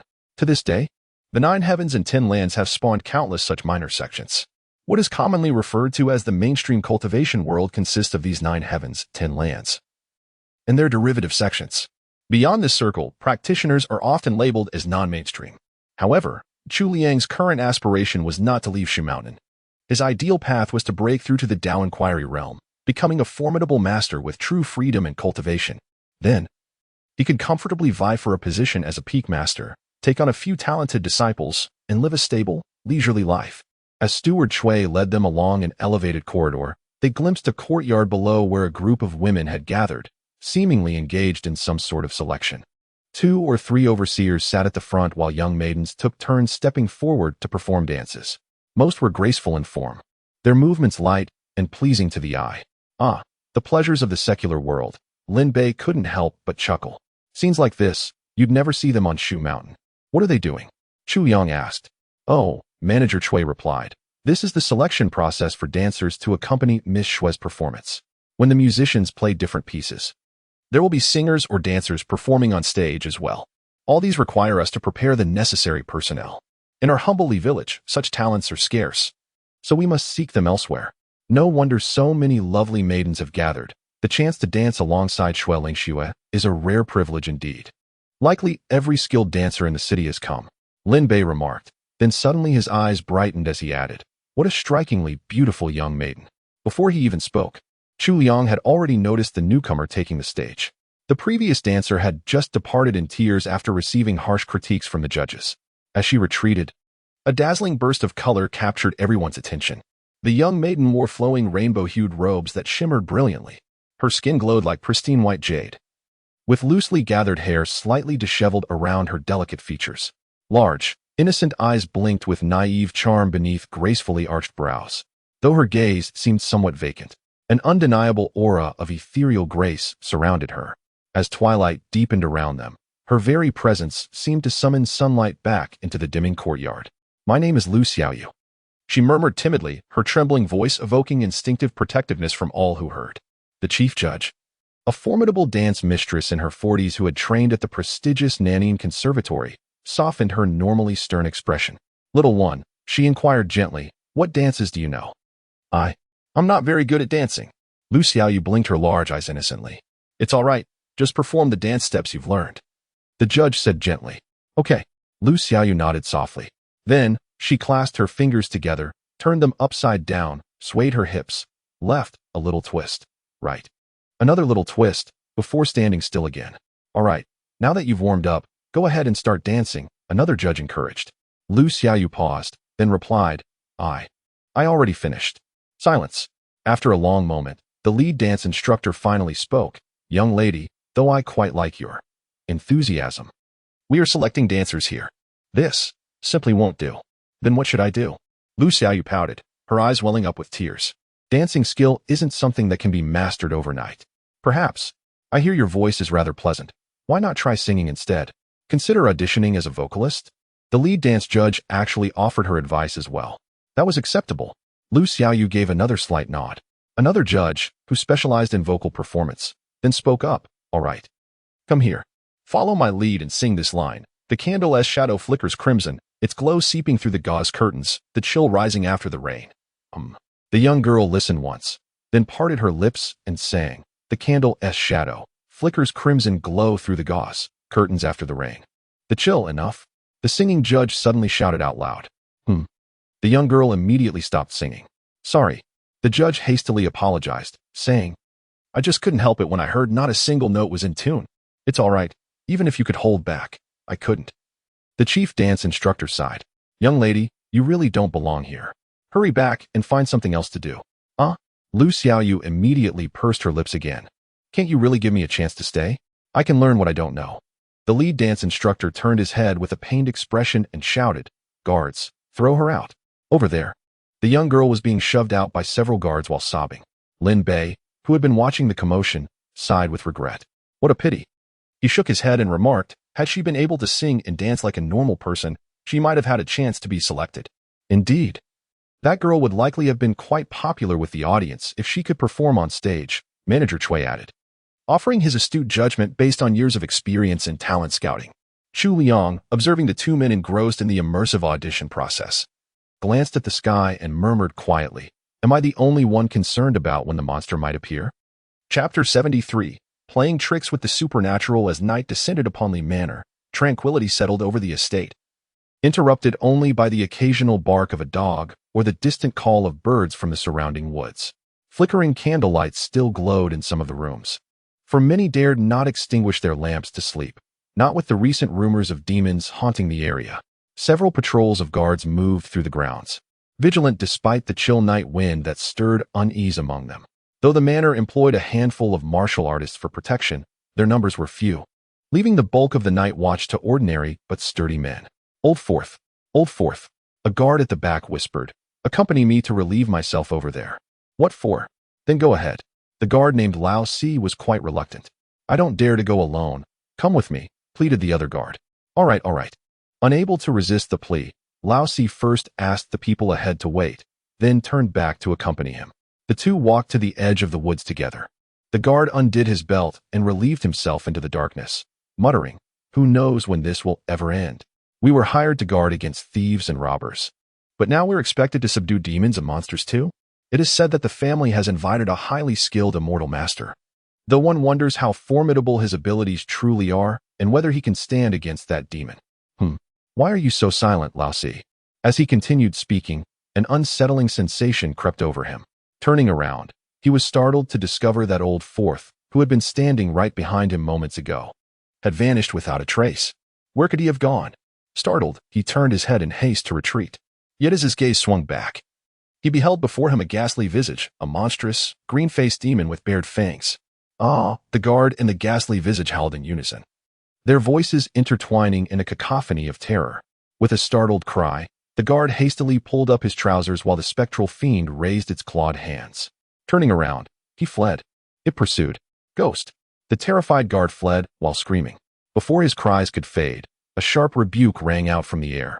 "Disciples of Mount Shu stand present. What vile specter dares cause chaos here?" A brilliant sword radiance followed, streaking through the night like a fleeting meteor. The malevolent specter, perceiving the swift and fierce approach of the blade's gleam, hastily raised its claws in defense. With a resounding clang, it was sent soaring several yards back by the sword's energy. Without hesitation, it turned and fled into the darkness. Two figures swiftly darted forward, leaping in pursuit. It fled. They chased. No escape with wings. Desperate to flee. With a sharp cry from Chu Liang, a crimson streak shot out from his sleeve like lightning. With a slight anticipation, it landed precisely before the fleeing wraith, ensnaring it tightly in mid-flight, the demon-binding rope. Bang! The spectral fiend collapsed to the ground, utterly incapacitated, immediately pleading in desperation, "Spare me. Noble warrior, have mercy." Without waiting for his plea, Chu and Liang had already noticed something amiss. His ghostly visage betrayed no trace of energy, clearly a human in disguise. The moment Lin Bei landed, he confronted the figure tightly bound in tortoiseshell restraints, bellowing loudly, "How does it feel? Enjoying yourself?" Chu Liang and the malevolent spirit simultaneously cast a peculiar glance in his direction. Seeing him tied up in that position, I couldn't help but blurt out. Lin Bei quickly apologized. "My apologies, please continue with your questions." Chu Liang couldn't be bothered with him and immediately demanded, "Are you human or a ghost?" I'm human. The malevolent spirit struggled desperately to reach out, yet found itself utterly incapable of loosening the tortoiseshell bindings, reduced to rolling about in futile frustration.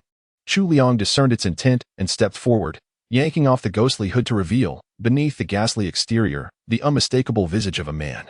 Evidently, he too was a cultivator, though of meager attainment, likely lingering in the early to mid-second realm, scarcely versed in any proper divine arts. "Who are you? Why have you come to Li Village to play these supernatural tricks?" Chu Liang bellowed once more. "I was just having a bit of fun." The ghost-impersonating cultivator muttered under his breath. "TSK, don't even think of lying," Lin Bei sneered. "Surely you can tell, my brother and I have a touch of the unhinged. If you dare deceive us, who knows what we might do." The impersonator's expression flickered between shadow and light. Glancing down at the crimson ropes binding him, he realized the man's words held weight. Should he lie, the consequences could indeed be dire. Trembling, he lifted his head in terror. "Why you two? Esteemed young heroes, please don't be angry. I'll confess everything." The proprietor of Jinghua Pavilion by the Qin River dispatched me. He instructed me to visit Li Family Manor and fabricate supernatural phenomena, preferably injuring a few individuals to escalate the situation. Jinghua Pavilion? Upon hearing these words, Chu Liang was not particularly surprised. When Manager Cui had previously recounted the incident, he had already contemplated this possibility. At this critical juncture, the sudden emergence of evil spirits undoubtedly served their interests best. Indeed, I was merely acting on someone else's behalf, the man pleaded. Young heroes, why not simply release me? I swear to sever all ties with Jinghua Pavilion.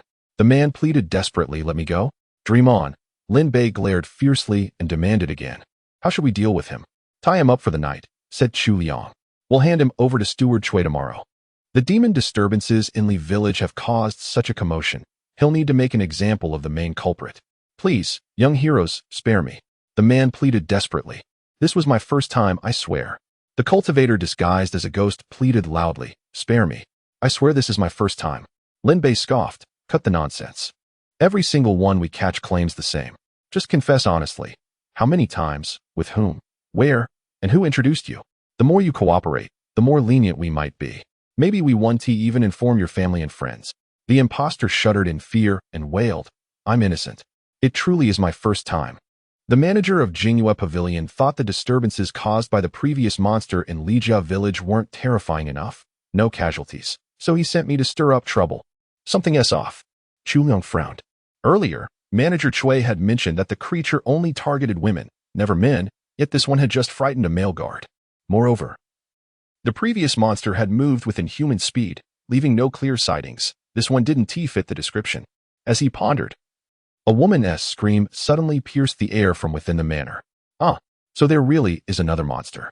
Chu Liang's gaze sharpened. He turned to Lin Bei and ordered, keep an eye on him. I'll handle that side. Got it. Lin Bei no longer harbored any resistance towards playing a supporting role, as reality had proven his cultivation was indeed inferior to Chu Liang's.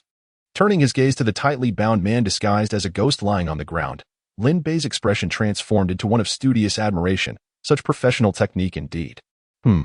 What peculiar scent lingers upon you? The man pretending to be a ghost chuckled sheepishly. When I scared that guard earlier, he happened to be relieving himself, and I was standing right in front of him. Lin Bei furrowed his brows deeply and shook his head, saying, Chu Liang's magical artifact is practically ruined now. Chapter 74. The Koi in the stillness of the night. A sudden shriek pierced the silence. Chu Liang swiftly rode the wind to the scene, where he discovered two maidservants from the mountain villa huddled together in terror, their faces streaked with tears. With a composed tone, he sought to calm them. Fear not, fair maidens. Pray, what has transpired? There stood a shadowy figure. A relatively sober maidservant pointed toward the trees beyond the courtyard, when suddenly it vanished like a gust of wind. How utterly terrifying. Both of you, quickly retreat to your rooms for now. I'll go investigate, Chu Liang instructed before swiftly darting in the direction they had indicated. Expanding his spiritual senses, he detected a faint trace of demonic aura lingering in the air, so weak that it seemed merely an inadvertent wisp left behind during passage. He pursued in the direction where the demonic aura lingered, following its trail.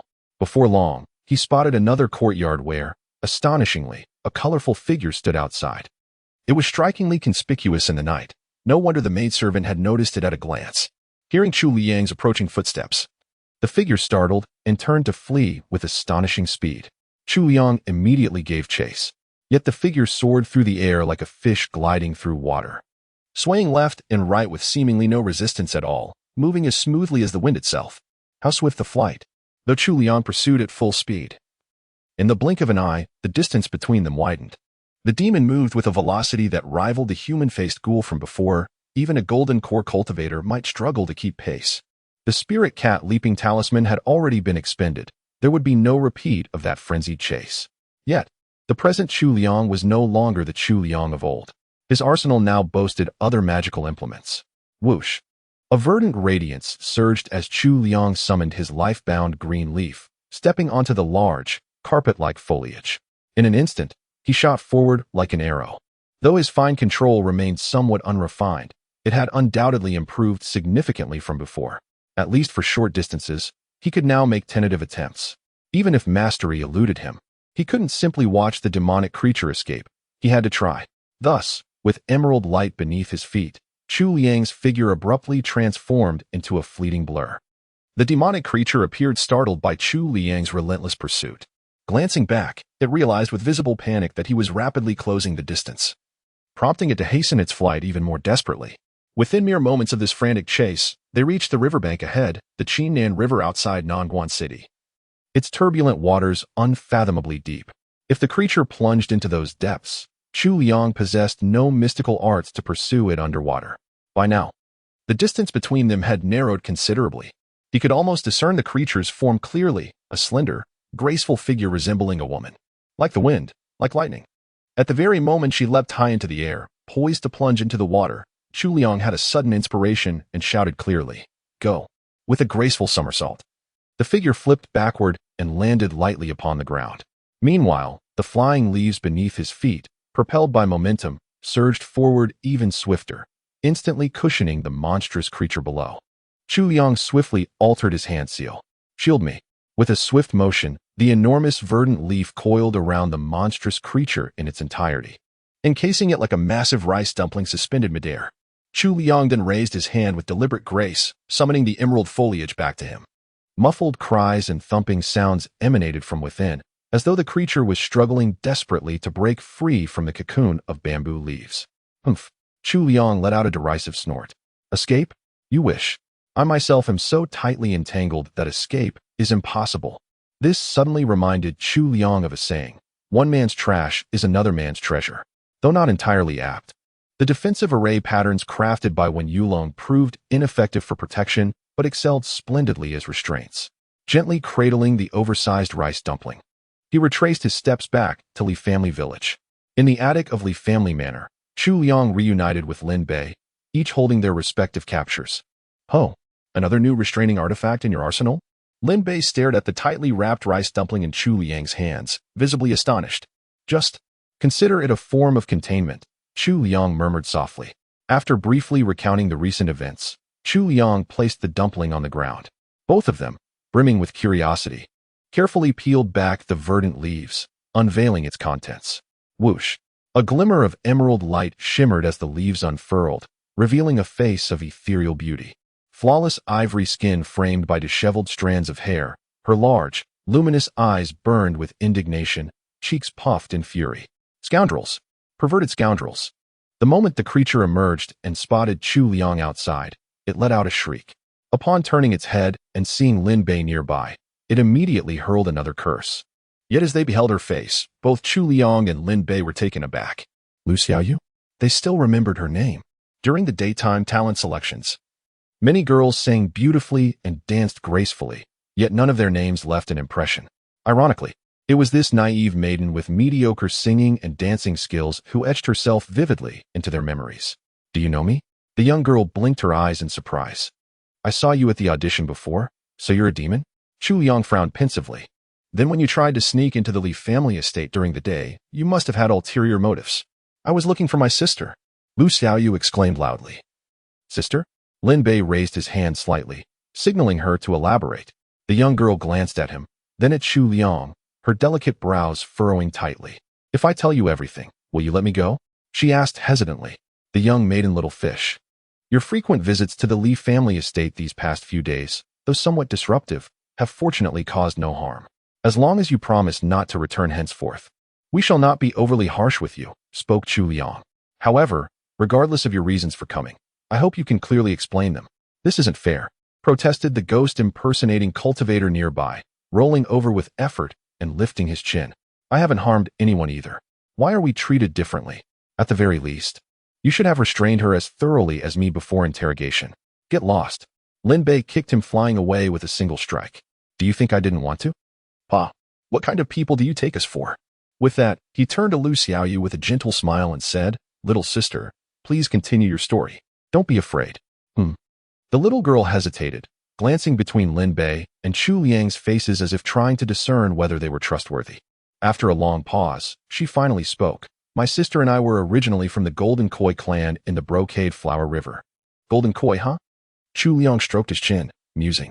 "That makes us something like neighbors. We used to live happily in the Brocade Flower River, but some wicked people kept disturbing our peaceful lives. My sister cultivated some spiritual power first, while I was still just a little koi who couldn't take human form. One day, my sister said she'd take me upstream to play. We swam all the way to the Chinan River, when suddenly, a great tide swept us into an underwater cavern. Inside, we found an amber vermilion tree with 2 ripe fruits, one large enough to grant 500 years of spiritual power, and a smaller one that could grant 300. My sister insisted I take the larger one, and after eating it, I gained the ability to transform. We were overjoyed, thinking that once we took human form, we could explore the land.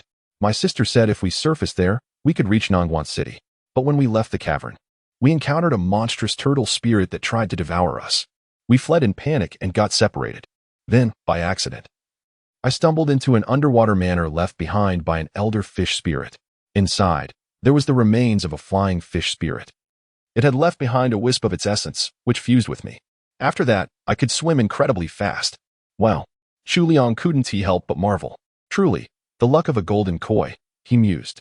Adventures at every turn, treasures wherever you go. After that, I thought, since my sister had mentioned Nangwan City, maybe I should go there to find her. Lu Xiaoyu continued. But the city was too crowded, and I didn't dare enter. As I passed by this mountain villa, I found one of my sister's scales outside, along with her scent. So I thought she might be inside, and came looking for her.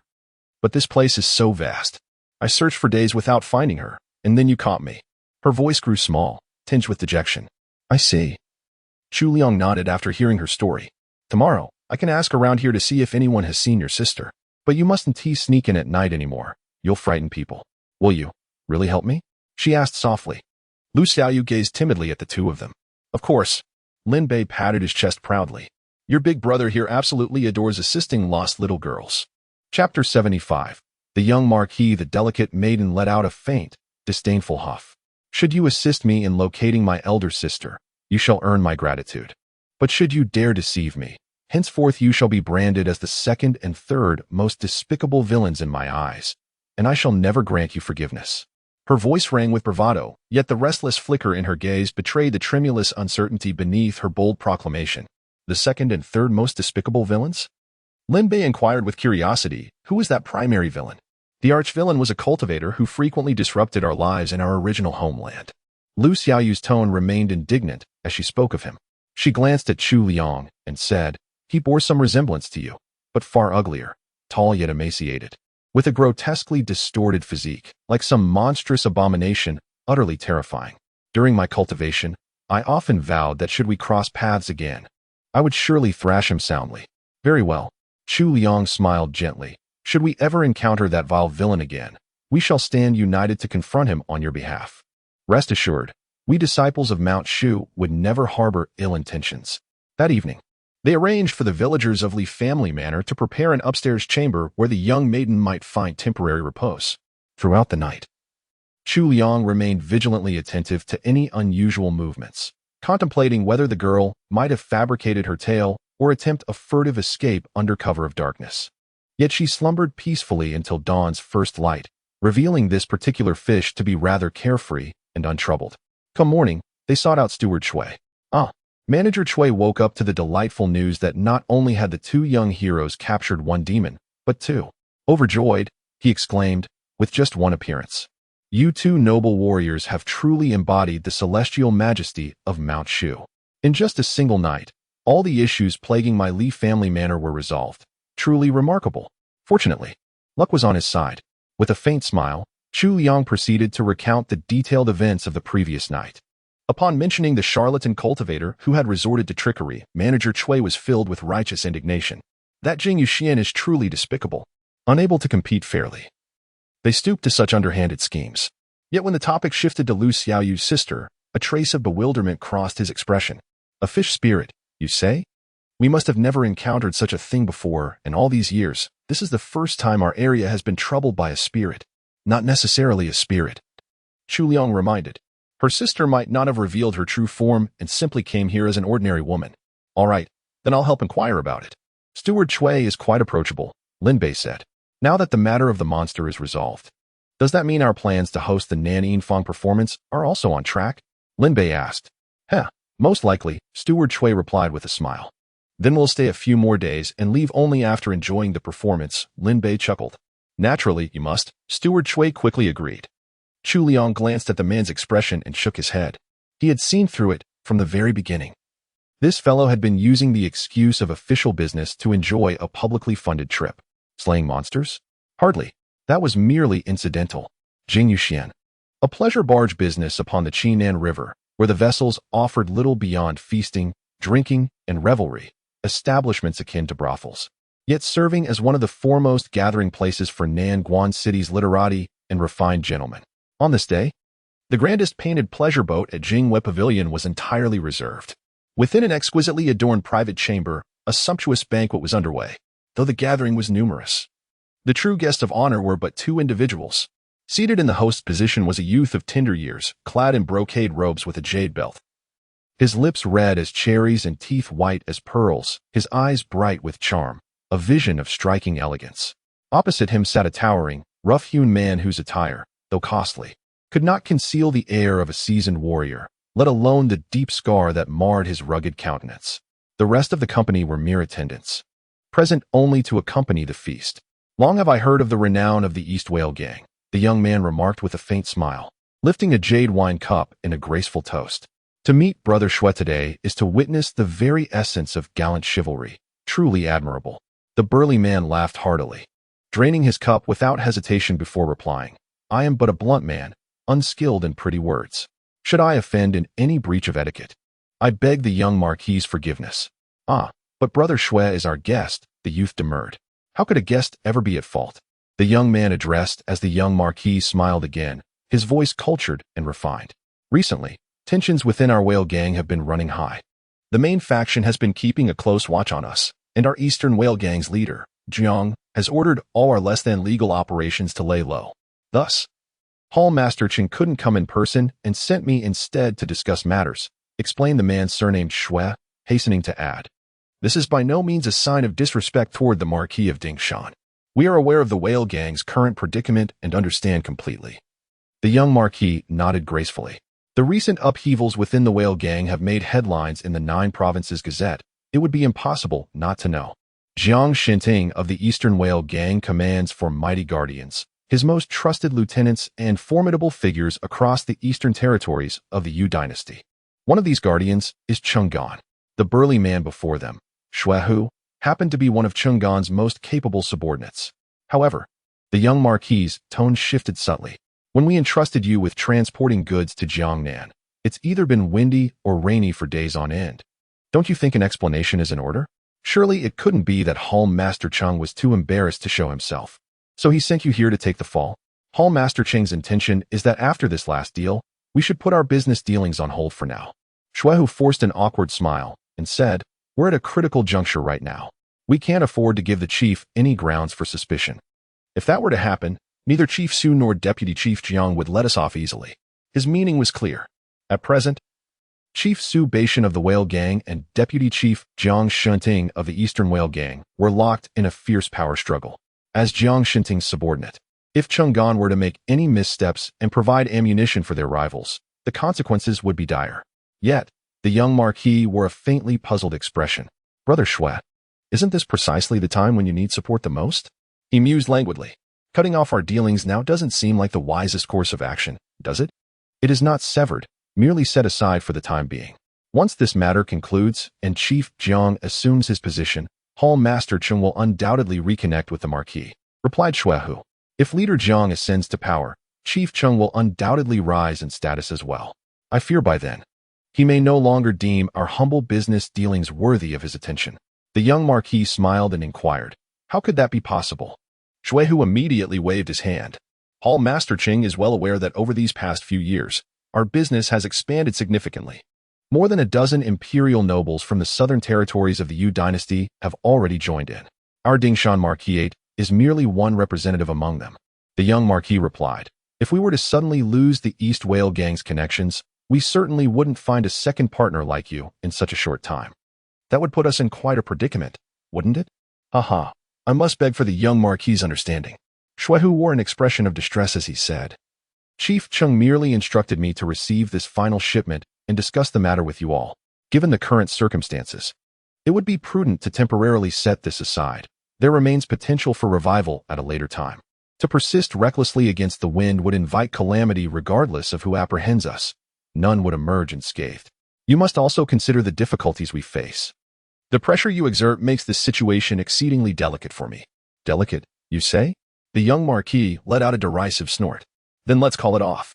He abruptly rose to his feet and declared, Brother Shui, you'd best send a reply to Hall Master Cheng, making our stance abundantly clear. Business isn't something one can whimsically engage in or abandon at will. To suddenly withdraw without consequence is simply impossible. With that, he turned on his heel and departed the gathering, leaving Shui who seated with an inscrutable expression flickering across his countenance. The young nobleman led his retinue in a stately procession disembarking from the vessel, thereafter boarding a carriage that bore him through the city gates until arriving before an imposing mansion in the southern quarter.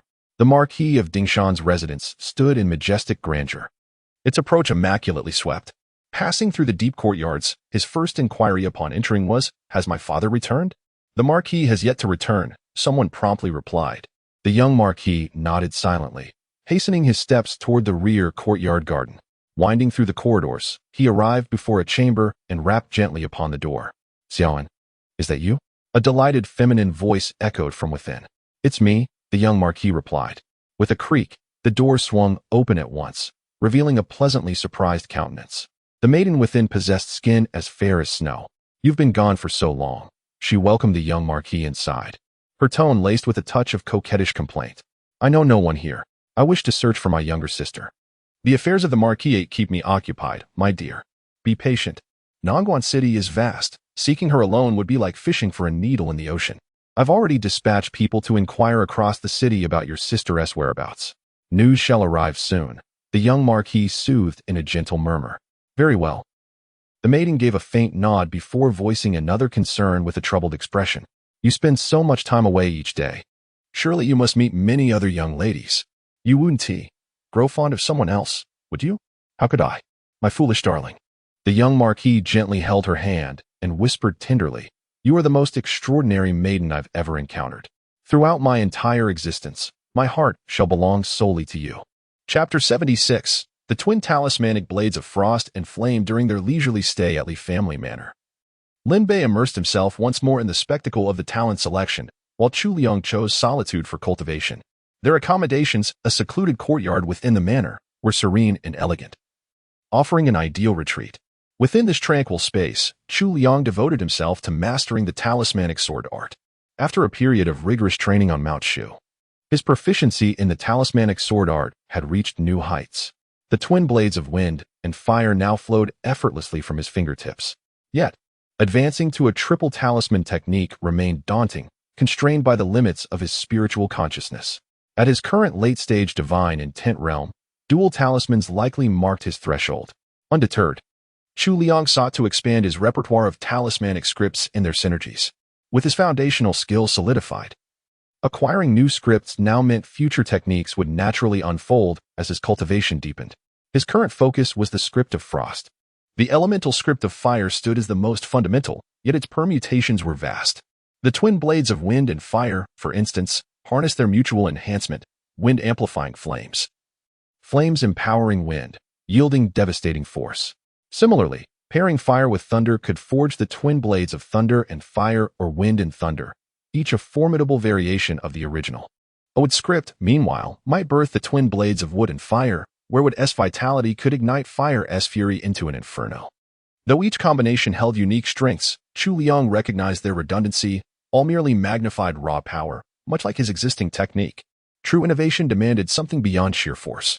Thus, his pursuit of the frost script diverged sharply. Among dual script techniques, the twin blades of frost and flame stood apart. Unlike synergistic pairs, this technique melded opposing elements into a singular, annihilating force, a paradoxical union that shattered defenses through sheer dissonance. This was no ordinary power. Only through the talismanic truths had Chu Liang learned of this arcane fusion. Hence, frost became his third script. Mastering the frost script proved straightforward, his prior experience smoothing the path despite its intricate strokes. A trial slash of the frost blade alone sent a glacial wave through the air, its lingering cold promising wounds far deadlier than mere steel. Yet, merging frost and flame was tenfold more treacherous than wind and fire. These opposing forces resisted harmony, uncontrolled. Their collision would detonate midair. The key, Chu Liang discerned, lay in preventing direct contact while still weaving both scripts into the blade's path, a feat demanding microscopic precision. Once again, the principle of meticulous control revealed its universality across all realms of cultivation. Although Chu Liang had deliberately trained himself, and the agility of his divine consciousness might already surpass that of many late-stage divine intent cultivators, others at the same level did not engage in such elaborate maneuvers. Consequently, he always felt it was still insufficient. After a morning of practice, his Ice-Fire Twin Talisman sword had begun to show promising results. Once successfully executed, its impact upon landing was no less formidable than the Wind-Fire Twin Talisman sword, with even greater penetrating force. The alternating bombardment of ice and fire unleashed devastation beyond imagination. However, the success rate remained frustratingly low. Out of 10 attempts, only 3 would succeed. Chu Liang pondered for a long while, realizing that he had already exerted his utmost in technique, yet success still depended somewhat on luck. Such was the unavoidable nature of the matter. Thinking of fortune, a figure involuntarily surfaced in his mind. Without delay, he ascended to the attic and knocked upon a chamber door. "What is the matter?" Half asleep, Lu Xiaoyu opened the door. The young girl had been sleeping since dusk yesterday, and by the looks of it, she wouldn't have woken up if left undisturbed. "Miss Xiaoyu, could you lend me a hand?" Chu Liang smiled. Just like that, the drowsy girl found herself ushered into the courtyard center, bathed in the dazzling sunlight above. She finally blinked herself fully awake. "What do you need me for?" "Just stand here," said Chu Liang. You could also silently wish me success in your heart." "Wish you success?" The young girl was slightly puzzled. She wished Chu Liang success. Chu Liang deliberately emphasized the subject of his blessing to avoid any confusion over pronouns. Lu Xiaoyu stood there in bewilderment. Then, Chu Liang summoned his flying sword and resumed his cultivation. Ice, fire, go, with a sharp whistling sound.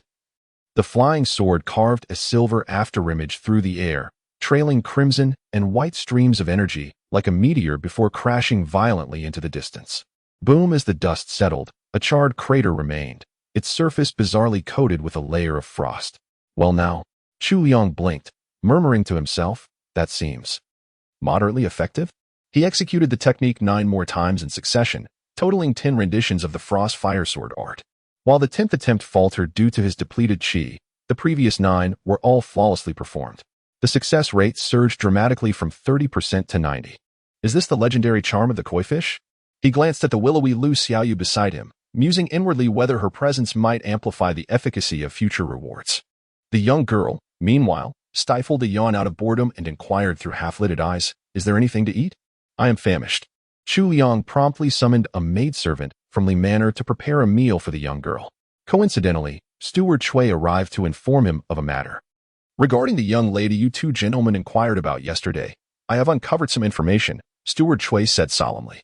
"Oh, a few days ago, a maiden bearing some resemblance to Miss Lu was indeed spotted near the mountain estate. At that time, the young lord of Dingshan Marquis was hosting a banquet within the manor. She was seen conversing with the young lord for a while before vanishing without a trace. If you seek her, she is no longer within our estate's grounds, but the young Marquis might possess some knowledge of her whereabouts," continued Manager Chui. "The Dingshan Marquis estate?" Chu Liang was hearing this name for the first time. Manager Chui briefly explained it to him. After the Yu dynasty was established, they infected a group of meritorious royals and nobles, most of whom were granted lands in the barren western and southern regions. Over generations of hereditary succession, they had long lost any real power, yet their status remained prestigious. The Marquis of Dingshan in Nongguan City was a true-blooded member of the Xia imperial clan. "I see." Chu Liang nodded. "Then we should simply go and ask the young Marquis." "I have already sent a letter of inquiry," Manager Chui said. "However, given the esteemed status of the Marquis's household, they may take their time responding to such a casual inquiry. Tomorrow, Lady Shui will arrive in Nongguan City, and a banquet will be held at our Li family manor. Many distinguished figures from the city will attend, including the young Marquis. Perhaps the 2 young heroes could attend under the banner of Mount Shu and take the opportunity to ask him then." "That would be ideal," Chu Liang agreed. "Thank you, Manager Chui." "It was no trouble at all," Manager Chui replied with a smile. Just as Chu Liang was about to exchange a few more polite words, a subtle sensation suddenly resonated from within the white tower space. It was the slayer of the wicked. The sword of justice had sent its signal. Chu Liang's brow twitched slightly. Evildoers? Chapter 77. The tortoise tempered by ice and fire. As Chu Liang went to converse with Steward Shui, an elderly man with measured steps entered the courtyard. Clad in coarse hemp robes, his back was severely hunched, his beard streaked with gray, and his hair so sparse it was nearly non-existent. His visage bore the weight of profound age. His gait was agonizingly slow, yet each footfall carried an unexpected steadiness and vigor, devoid of the frailty typical of the elderly. A man of such beggarly appearance had no place in the rear courtyard of the Li family manor, and one wondered how he had managed to traverse its grounds step by step. Any other soul within the estate would have found his presence peculiar. But the courtyard held only one witness, a lone fish. Lu Xiaoyu blinked at the strange old man before her and inquired, "Bald grandpa, have you come to bring me something to eat?" The elderly man let out a hoarse chuckle, then raised his head. "Indeed, young maiden, my legs fail me. Might you lend me your arm for support?" Lu Xiaoyu, unsuspecting, stepped forward to support the elderly man by his elbow. Unexpectedly, the old man extended his other hand and swiftly seized Lu Xiaoyu's arm, chuckling darkly, "At last, I've caught you." Lu Xiaoyu gazed at him with bewilderment, attempting to support him twice, yet finding the elderly gentleman utterly immobile. She inquired, "Bald grandfather, what is it you wish to do?"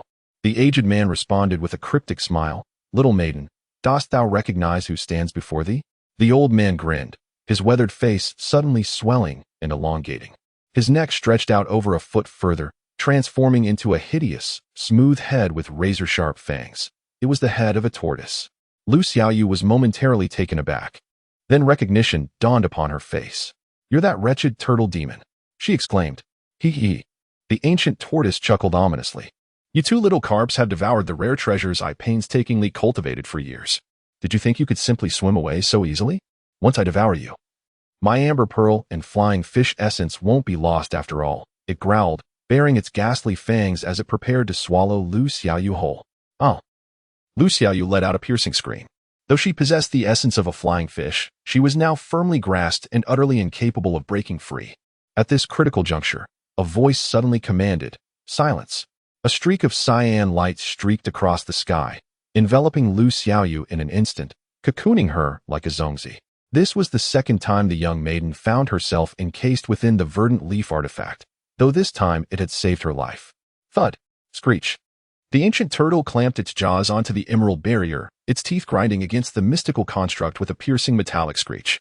After gnawing futilely for what seemed an eternity, the beast finally lifted its head in frustration, beady eyes blazing with fury as it glared at the newcomer.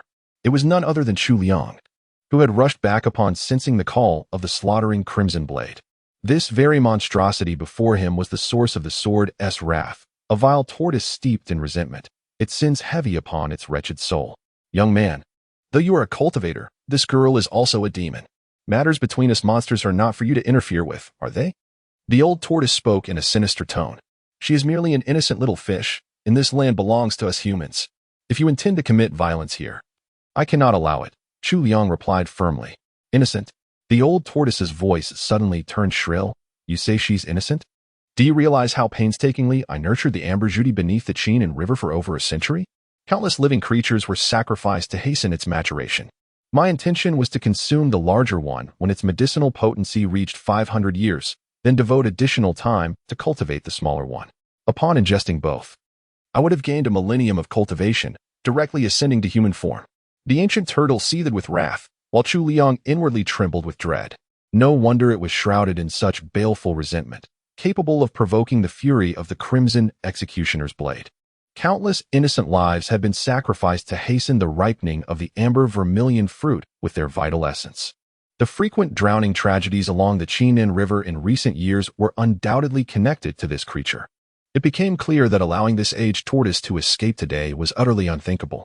Yet, on the eve of my planned harvest, those two fish somehow discovered the path to the cavern. Each devoured one precious fruit, completely consuming my treasured amber vermilion bounty. I initially intended to devour them after discovering their presence, yet they managed to escape. That alone would have been tolerable, but to my astonishment, one of them fled into the aquatic palace I had long coveted. The flying fish spirit essence within that underwater domain, which I had nurtured for centuries until it was finally ripe for fusion, was abruptly absorbed by her. I am a turtle spirit. It took me several days to crawl ashore and reach this place. Do you comprehend that peculiar sensation? For centuries, I have dreamt of relying on that flying fish spirit to enhance my speed, to transform me into a creature capable of walking normally. Even now, the mere mention of it makes the old turtle seethe with rage, its eyes bulging in fury. Chu Liang observed its agony and wrath, finding himself somewhat able to empathize. That sensation is akin to earnestly singing the birthday song for ages, making wishes with all your heart, only to open your eyes and find someone else has blown out the candles before you. The frustration lodges in your throat. Neither rising nor descending, if one were to die in that moment, they'd likely turn into a zombie on the spot. And to think, he's been holding on to that breath of resentment for hundreds of years. If you dare stand in my way, I'll devour you along with it. The ancient tortoise let out a hysterical roar of fury. Can you shield her while still protecting yourself? With that, it strode forward, charging toward Chu Liang with swift steps. 1 step, 2 steps, 3 steps, 4 steps. After what seemed like an eternity, it had barely covered a single zhang in distance. A flicker of sympathy glimmered in Chu Liang's eyes as he couldn't help but remark, "Elder, with such mobility, perhaps it's best not to engage in landbound brawls. I shall draw a circle here. You proceed in this direction while I take my midday repast. Upon my return, I shall remain precisely at this spot without moving a single step. Should you arrive by then, we shall engage in combat." With an infuriated roar, the ancient turtle was provoked beyond measure, for these taunts had struck its most vulnerable point. Had its terrestrial mobility not been so lamentably sluggish, it would never have coveted the flying fish's essence with such desperation. In a paroxysm of rage, it contorted its form, reverting completely to its primordial manifestation. With a resounding boom, an enormous azure tortoise several zhang tall materialized in the courtyard, its massive frame nearly filling the entire garden space. Even among formidable demons, few dare to fully reveal their true forms within human territories, for doing so would unleash their demonic aura in its entirety, alerting all cultivators within dozens of miles. But at this moment, it could no longer concern itself with such trivialities. Its sole desire was to first slay the cultivator before its eyes, then turn back to devour that glutinous rice dumpling stuffed with fish meat. Roar. The colossal tortoise let out a thunderous bellow, its elongated neck arching skyward as it unleashed a sinister black beam from its gaping maw. Seeing Chu Liang hesitate no longer, he swiftly summoned the Crimson Slayer from the white tower space. With a resonant clang, the blade of justice was unsheathed, already brimming with righteous fury. Whoosh, whoosh, whoosh. The Crimson Slayer soared skyward, leaving afterimages of sword radiance in its wake. Twin arcane sigils coalesced as the sword energy surged forth. The dual sigil blade of frost and flame.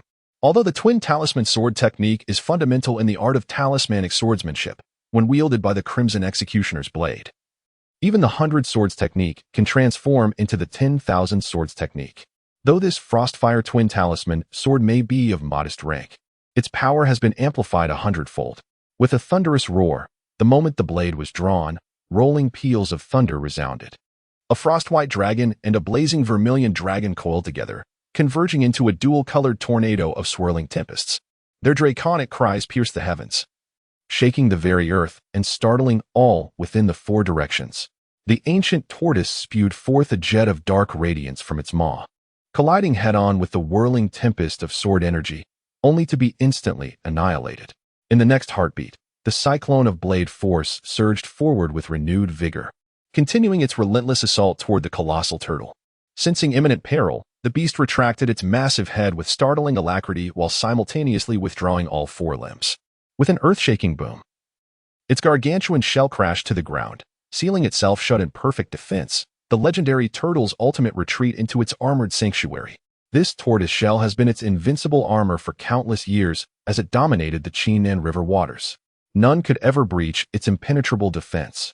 Yet today, it had the misfortune to encounter Chu Liang's supremely amplified dual-element sword of ice and fire. With a hiss, the sword cyclone struck the tortoise shell directly.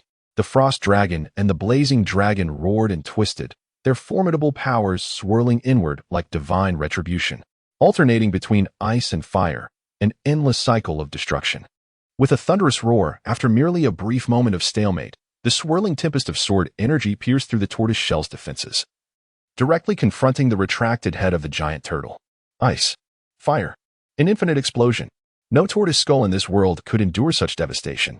In an instant, Armor was cast aside as inky blood gushed forth like a torrent. Then in the blink of an eye, it was sealed by frost, evaporated by crimson flames, leaving only a desiccated skeleton collapsing limply. The alchemy of ice and fire upon the tortoise head. The battle concluded in mere moments. Nothing remained but overwhelming emptiness. Chapter 78. Astonishment outside the Li family manor. A procession of carriages wound its way along the mountain path before coming to a gradual halt before the estate's gates. My lord. Several stewards emerged to greet them, assisting a middle-aged man clad in brocade robes as he alighted from the carriage. This was none other than the master of Li Manor, his face adorned with a benevolent smile. Never mind me. Welcome Miss Shu first. With a wave of his hand, Master Li gestured toward the carriage behind him. Under the eager gazes of the onlookers, the embroidered curtain was drawn aside, revealing a visage as radiant as dawn-kissed jade, exuding an air of serene composure. Miss Shu. At the sight of the young woman, the stewards and attendants of Li Manor grew visibly excited. Their eyes alight with admiration, particularly the younger ones, whose expressions shone with undisguised awe. Chu Liang had been renowned since childhood, amassing countless admirers. To encounter her in person today was a stroke of fortune they would boast about for years to come.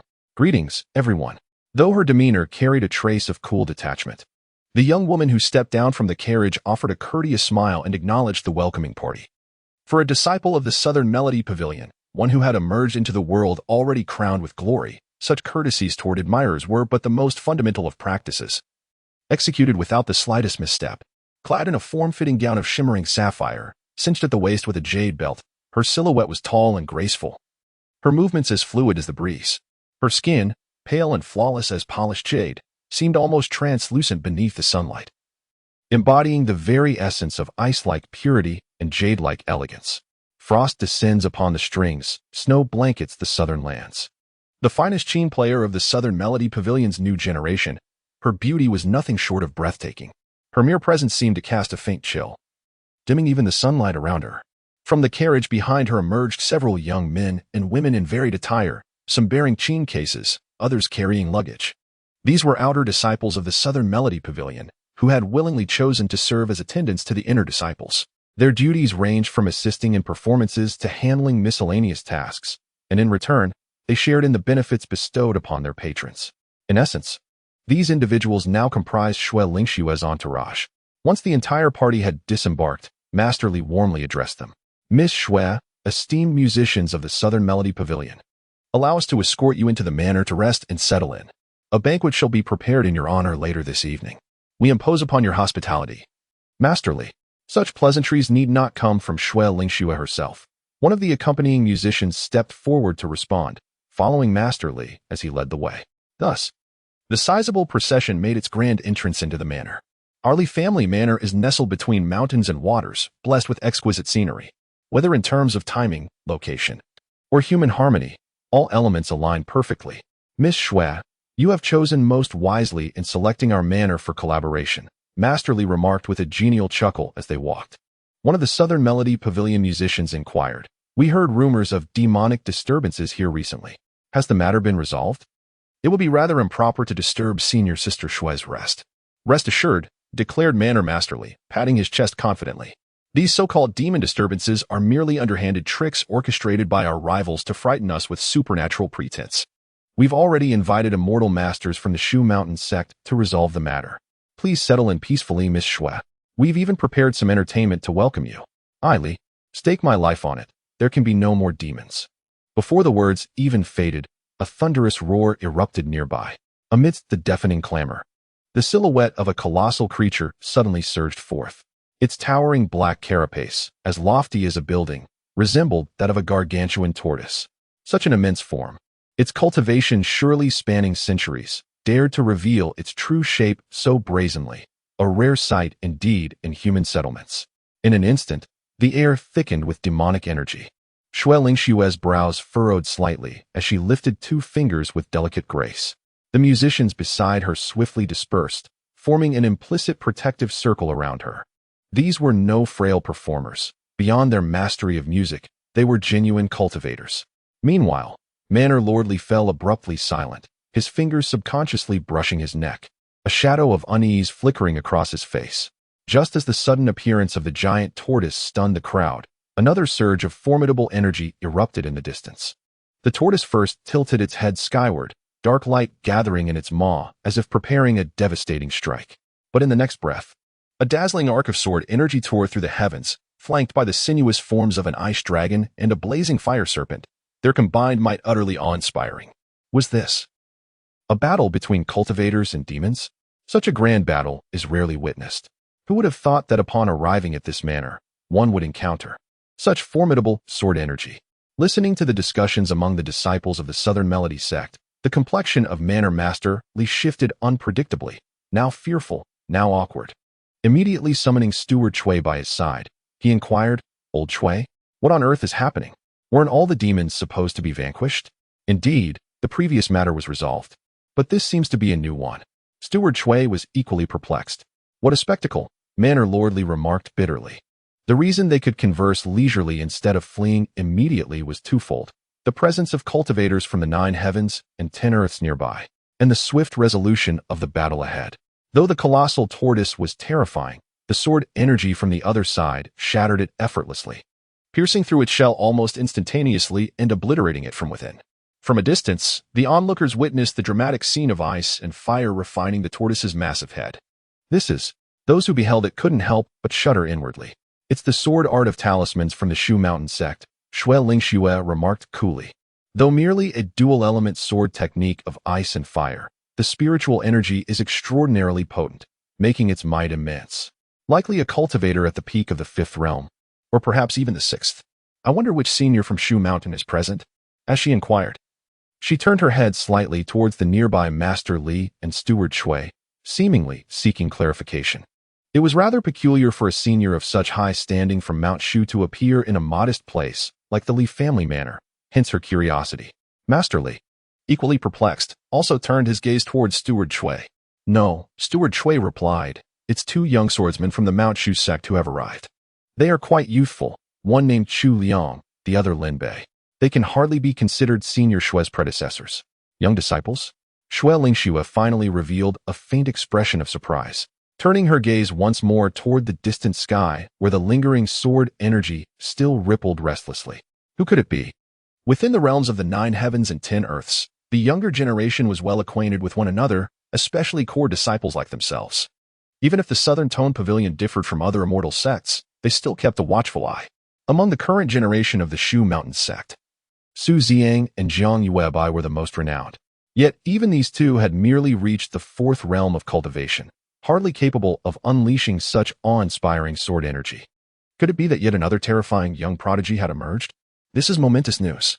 Such prodigious talents may not yet possess the power to alter the current state of the immortal cultivation world, but all recognize that they shall inevitably reshape its landscape in time. Hence, they command attention from their youthful days.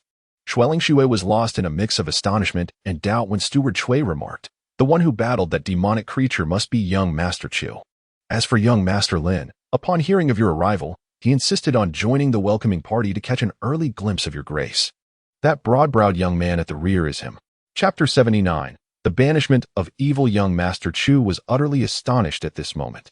Although he had previously witnessed the formidable power of the 100 swords technique transforming into the 10,000 swords technique, and had mentally prepared himself for the amplification effect of the slayer of the wicked sword, this time was entirely different. The dual-element talisman swords of ice and fire did not merely increase in quantity, they erupted in an overwhelming qualitative leap, delivering an impact that was incomparable. Whoosh! He withdrew the slayer of the wicked, its mission accomplished, and gazed at its unadorned blade with growing admiration. The sword's righteous fury against evil far surpassed his expectations. If only it could maintain such power at all times. The mere thought painted a breathtaking picture in his mind. After a moment, Chu Liang collected his thoughts and approached the massive corpse for inspection. Regrettably, the giant tortoise's body had been severely damaged, including its sturdiest shell, now riddled with cracks from the indomitable talisman sword technique, rendering it worthless for salvage. In this regard, demonic creatures simply could not compare to cultivators. Fortunately, he possessed the white pagoda, which had already reclaimed a golden imprint. He was confident it would yield a worthy reward upon refinement. In terms of pure cultivation, this ancient tortoise likely fell short of the colossal lizard and the tiger king he had encountered earlier. Yet that did not mean the reward it offered would be inferior. Because Chu Liang shifted his gaze to the oversized zongzi beside him and smiled. Approaching it, he formed a hand seal and released the filling, little fish Lu. The young girl stood up, her eyes still dazed as she stared at the remains of the giant tortoise. Miss Little Fish, Chu Liang began. That tortoise attempted to devour you earlier. It was I who saved your life. Wow. Little Fish Lu gasped in realization. Thank you. And even then, its wicked intentions persisted, Chu Liang continued. So I slew it, eliminating the threat for good. Well, the girl gasped again, then said earnestly. You truly are a kind soul. Then, Chu Liang replied with a smile. Shouldn't you repay me? Chu Liang continued to gently persuade, realizing that merely issuing a good person card was futile. The young girl tilted her head slightly. What is it that you desire? I want you. Chu Liang smiled gently and said, close your eyes and silently wish for my heart's desires to come true in your mind. The young girl was utterly perplexed, likely encountering such a peculiar request for the first time in her life. Yet being obedient by nature, she complied without hesitation, gently closing her eyes while silently wishing this kind soul all the success his heart desired. Chu Liang's consciousness descended into the White Tower's ethereal realm. With the golden koi's fortuitous assistance gracing him, what better moment could there be to indulge in well-deserved rewards? The present opportunity simply couldn't be squandered. The colossal tortoise's golden silhouette filled the entire prison cell. Chu Liang stepped forward without hesitation and pressed the refining character. Simultaneously, he pondered what reward he should claim this time. Magical artifacts, talismans, and elixirs had all been obtained before, so he silently whispered to himself, May the koi bless me with a divine ability. Whoosh! A flash of radiance, and a jade slip enveloped in white light flew out of the cage, landing gently in Chu Liang's palm. Could it really be? Chu Liang was somewhat taken aback. Although he had held some expectations for the koi fish, he never truly anticipated it would manifest with such remarkable efficacy. Curse of malevolence dispelling. This mystical art can be invoked but once per DM. Its efficacy assured solely upon those whose cultivation falls beneath the casters. The accursed shall find all wrath purged from their heart in an instant, granting them ephemeral clemency towards all prior transgressions. Although it was a divine ability, the description of this power made Chu Liang furrow his brows in unease. It was truly rather peculiar, a forgiveness incantation capable of instantly erasing all anger from the opponent's heart. This object seems rather ineffective in combat. It would be more suitable for mediating disputes. The jade slip dissolved into a radiant glow the moment it touched Chu Liang's hand, merging into his body. A sudden inspiration blossomed in his mind. Could it be that the divine abilities bestowed by this White Tower require no cultivation, merely automatic mastery? That is truly a marvelous thing. Saving a modicum of study time. Before I could ponder further, a voice cried out, Chu Liang, was this your doing? Upon opening my eyes, I saw Lin Bei rushing over in haste. He had spotted a colossal turtle emerging from the distance moments ago, only to witness it being cleaved apart by a single sword stroke. Was that your doing? He inquired. Yes. Chu Liang nodded solemnly. It was a malevolent turtle demon that sought to devour the young maiden Xiaoyu. I had no choice but to intervene. How were you able to unleash such a formidable sword technique? Lin Bei inquired. Just now, when I was with those disciples from the Southern Sound Workshop. We all witnessed it together. They were utterly astonished. These are merely temporary measures, not something to be employed frequently. Chu Liang explained nonchalantly. If I could maintain this level of power indefinitely, wouldn't that make me invincible? I suppose so. Upon hearing Chu Liang's words, Lin Bei harbored no further doubts. After all, he had only recently learned that Chu Liang had just reached the late stage of the divine intent realm. If Chu Liang had claimed such formidable power beyond his current cultivation level was his own doing, Lin Bei would never have believed it. As for why Chu Liang possessed so many life-preserving treasures, Lin Bei found it rather self-explanatory. Who wouldn't, when one happened to be the sole disciple of the Silver Sword Peak? The Jade Sword Peak boasted numerous disciples, hence the resources allocated to each individual were rather meager. As the sole disciple of the Silver Sword Peak, Chu Liang's abundant wealth came as no surprise. A pang of envy arose within. How splendid the Silver Sword Peak must be. Had Chu Liang known of these thoughts, he would likely have been rendered speechless with bitter amusement. After exchanging a few words with Chu Liang, Lin Bei turned towards Lu Xiaoyu and inquired with concern. Younger sister Xiaoyu, are you quite all right? Lu Xiaoyu pouted and said, I'm hungry. Ha ha ha, let's go get something delicious, Lin Bei chuckled, waving his hand. The three of them then went out to eat. leaving the matter of tidying up the courtyard to the people of Li Manor. Once the meal was prepared, they sat together in a grand hall to dine. Lin Bei and Lu Xiaoyu focused on their food, exchanging only the occasional word. Only Chu Liang seemed distracted, his mind entirely occupied by the newly acquired curse of expelling evil. What exactly would this strange divine ability look like when unleashed? Is it really that effective? Filled with intense curiosity, Chu Liang turned to Lin Bei, who was eating with great relish, and called out to him, "Hey." Lin Bei lifted his head. Suddenly, Chu Liang extended his hand with lightning speed, overturning Lin Bei's bowl, chopsticks, and dishes in one swift motion, sending them crashing to the ground in a cacophony of shattering porcelain. "What are you doing?" Lin Bei was startled, utterly bewildered, and a surge of anger welled up within him. Chu Liang, with his other hand, stealthily made a subtle gesture to banish evil curse. In an instant, a verdant halo visible only to Chu Liang descended upon Lin Bei's head, shimmering with an ethereal glow. As soon as this emerald radiance enveloped him, the fury in Lin Bei's eyes dissipated immediately. Lin Bei furrowed his brows, seemingly perplexed, murmuring to himself, "Though Chu Liang suddenly overturned my meal without warning, utterly baffling and infuriating, he is, after all, my dearest brother. There must surely be some extraordinary reason behind it. Naturally, I shall choose to forgive him." Chapter 80. The Marquis estate. Lu Xiaoyu had spent several days within the Marquis of Dingshan's estate, yet an unease lingered in her heart, compelling her to venture out in search of her younger sister, originally a golden koi from the Jinhu River. She was the sole member of her kin to cultivate spiritual power, though still insufficient to assume human form. One fateful day, while frolicking with her sister, they chanced upon a twin-fruited amber vermilion. She urged her sister to consume the larger fruit, granting 5 centuries of cultivation, while she herself partook of the smaller one, gaining 300 years of power. Thus, both sisters acquired the ability to transform into human forms.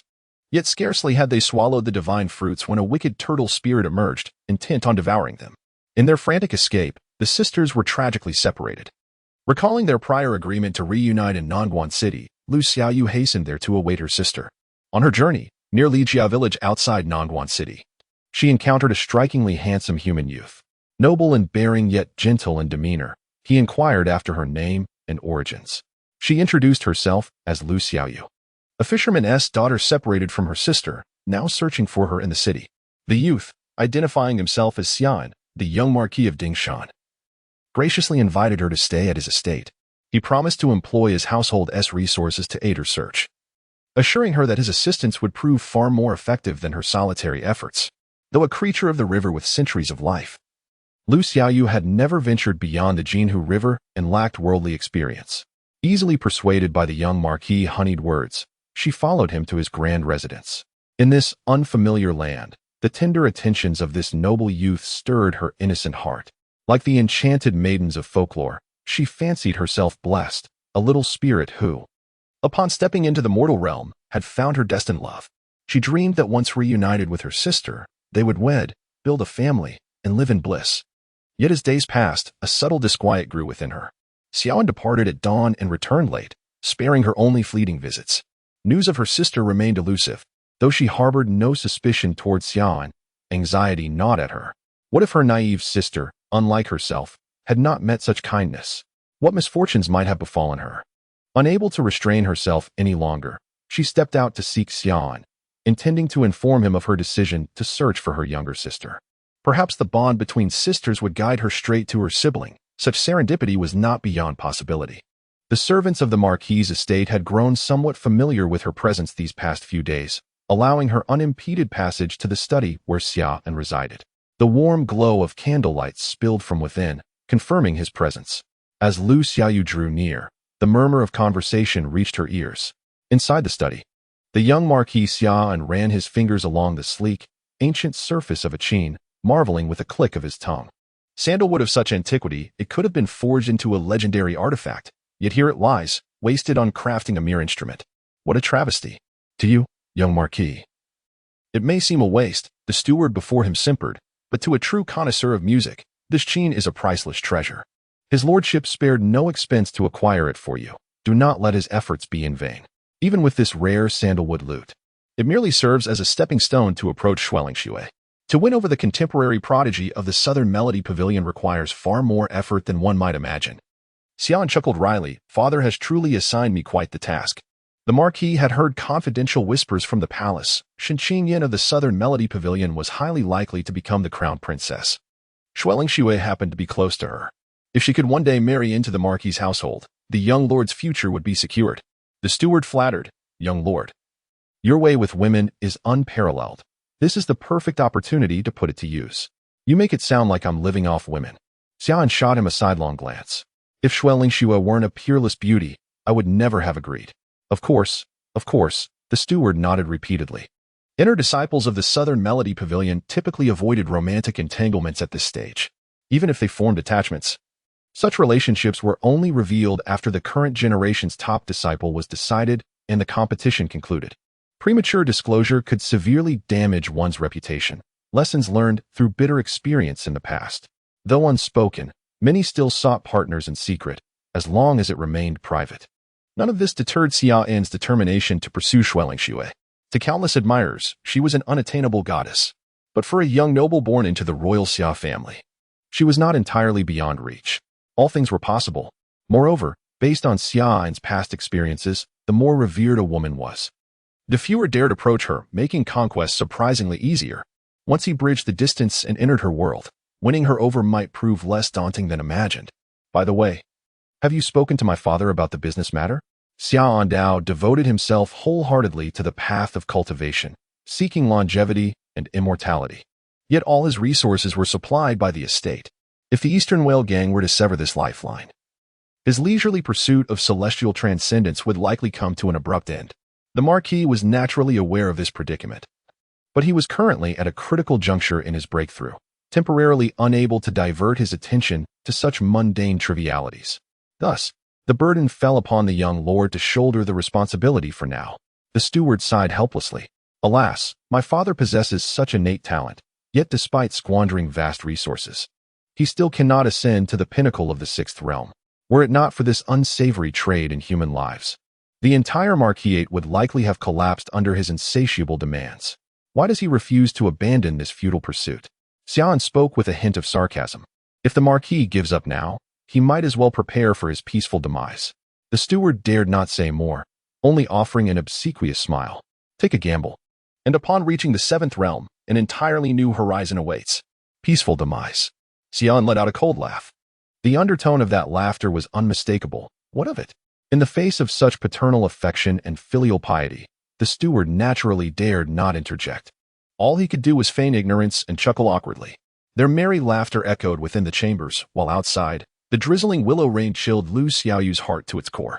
Though innocent, she was no fool. She comprehended all too well the implications woven into Xiaoyan's words. Could it be that the man she had envisioned as her ideal husband was nothing more than a fickle-hearted scoundrel? She pondered thus, yearning to swiftly depart from this place. But as she turned around, she couldn't help but let out a startled gasp. Ah! For behind her, without her noticing, stood a tall and slender figure clad entirely in black. His countenance was cold and stern, his demeanor detached, silent as a ghost. Heh! Seeing that Lu Xiaoyu had discovered him, the black-clad man let out a chilling laugh. Without hesitation, he raised his hand and pressed his palm against the crown of her head. Thud! With that single strike, Lu Xiaoyu collapsed unconscious instantly. Even with her centuries of demonic cultivation, she had no chance to resist. Hearing the commotion, the young Marquis rushed out from inside the house, and, upon seeing the scene, exclaimed, Master Lu? The young Marquis, the man clad in black, addressed as Master Lu, uttered in a sinister tone. This little girl was eavesdropping outside, and I caught her. How long has she been here? Xian inquired. It must have been a while. Master Lu replied indifferently. Oh. The young Marquis shook his head and sighed. What a pity. It seems she cannot stay. I had thought her innocence might kindle a pure romance. Truly regrettable. Then I shall kill her, Master Lu stated with chilling ease, his right hand resting deftly atop Lu Xiaoyu's head. Wait, don't waste her, the young Marquis waved dismissively. Take her to the ship cabin outside the city and sell her with the next batch of goods. As you command. Only then did Master Lu withdraw his hand, seizing Lu Xiaoyu before vanishing in an instant. Xian watched the space where Master Lu had stood, waiting until she was certain he had departed before curling her lip in disdain. What a freak. Never shows interest in women, yet kills them with such haste. Heh. The steward, long accustomed to the young Marquis's habit of speaking ill behind others' backs, dared only to chuckle in agreement. Master Lu belongs to the Seven Slayers lineage of the Celestial Star Arts. Perhaps he has severed all sentiment, as long as he remains loyal to our Marquis. That is enough. Seven Slayers. The young Marquis turned to enter the chamber, muttering, he refuses to teach me, always claiming I lack the destined affinity. Some precious inheritance indeed, pa. Chapter 81. Night Banquet. The current structure of the 9 heavens and 10 lands in the mortal cultivation world was actually formed only in the past 500 years. If one were to trace a dividing line, it would begin with the loss of the demon-suppressing tower of the Shu Mountain Sect. After the Shu Mountain Sect lost its sacred artifact and its most powerful reliance, its status gradually declined. The position of the foremost Immortal sect in the mortal realm naturally became vacant. At that time, there were 2 most formidable contenders, the overseas Pinglai Supreme Sect and the Heavenly Star Divine Sect, which stood outside the 3 great teachings. The Pinglai Supreme Sect had been established overseas for many years, boasting an ancient lineage, profound heritage, and abundant resources. The Heavenly Star Divine Sect, on the other hand, was a colossal entity independent of the 3 great teachings. At its peak, it could even be considered a 4th major sect.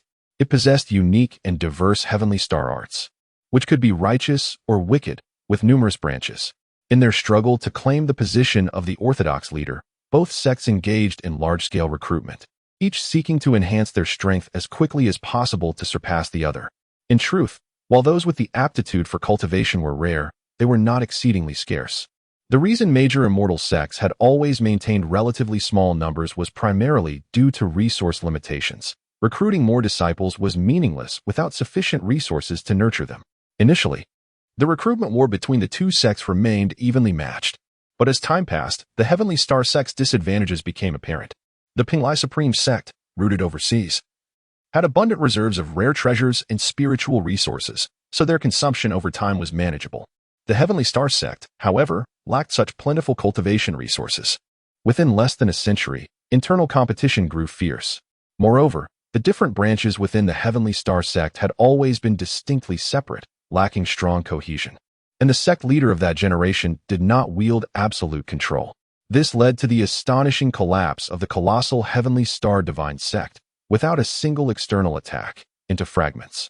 Just by observing the sects that emerged from the Heavenly Star Sect's division, one can imagine how formidable it once was.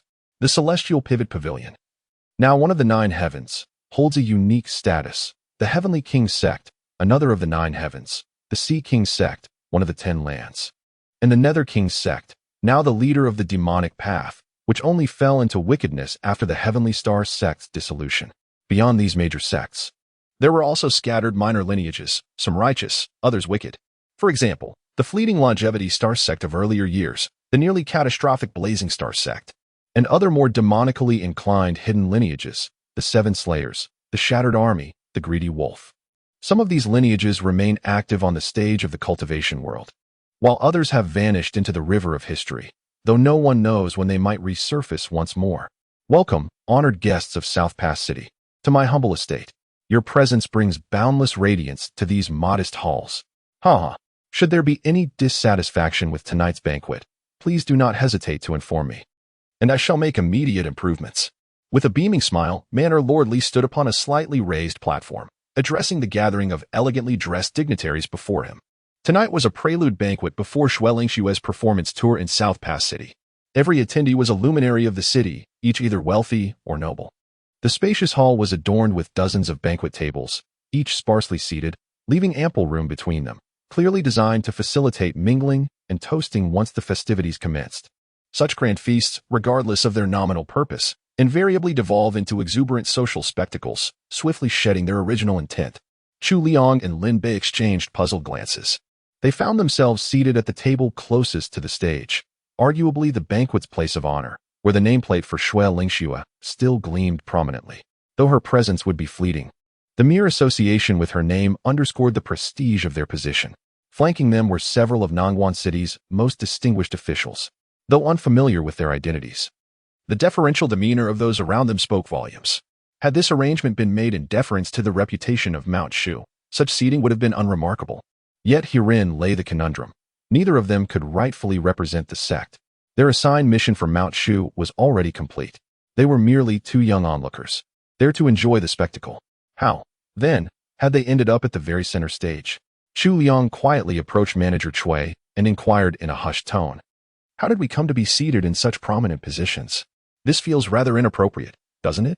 But this was Miss Shue's request. Steward Cui smiled. Originally, I hadn't arranged the seating this way, but since Miss Shue insisted, it would be improper not to comply. Chu Liang was slightly puzzled. But it was too late to change now, so he had no choice but to settle into his seat. In the time it took him to inquire, Lin Bei had already started drinking with the two middle-aged men beside him. Uncle Zhang, what official position do you hold? A garrison general? Oh, so you command all the military forces in the city? Impressive indeed. Old Chun, are you the city's chief official? Tell me, between your position as chief official and the garrison general, who holds greater authority? Ha ha ha. But who am I to ask such questions? I am Lin Bei. Chu Liang gave a bitter smile. This fellow's social skills were truly terrifying. Unless you tied him up with a leash, he could strike up a conversation with anyone in the blink of an eye.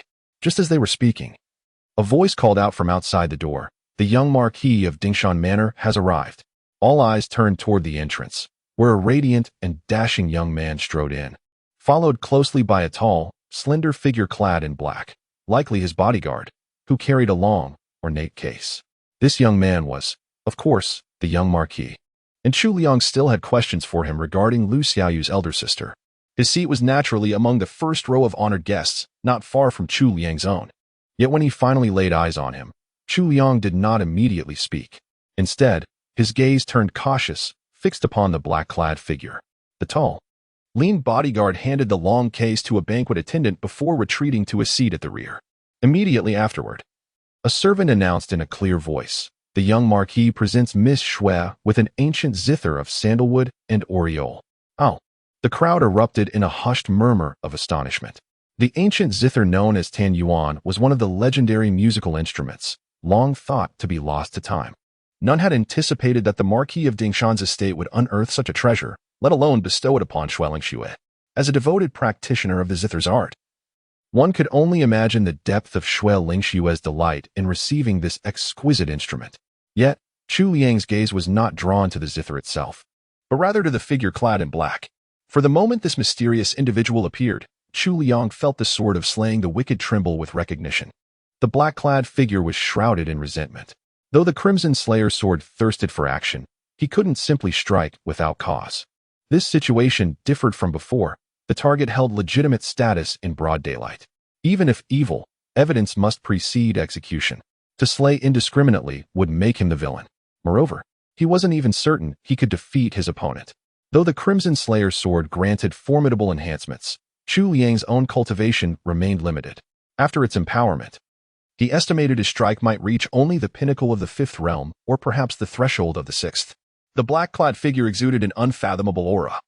Utterly imperceptible, what if this was a sixth realm expert? Even with the Crimson Slayer's sword, Chu Liang stood no chance. This individual momentarily seized Chu Liang's attention.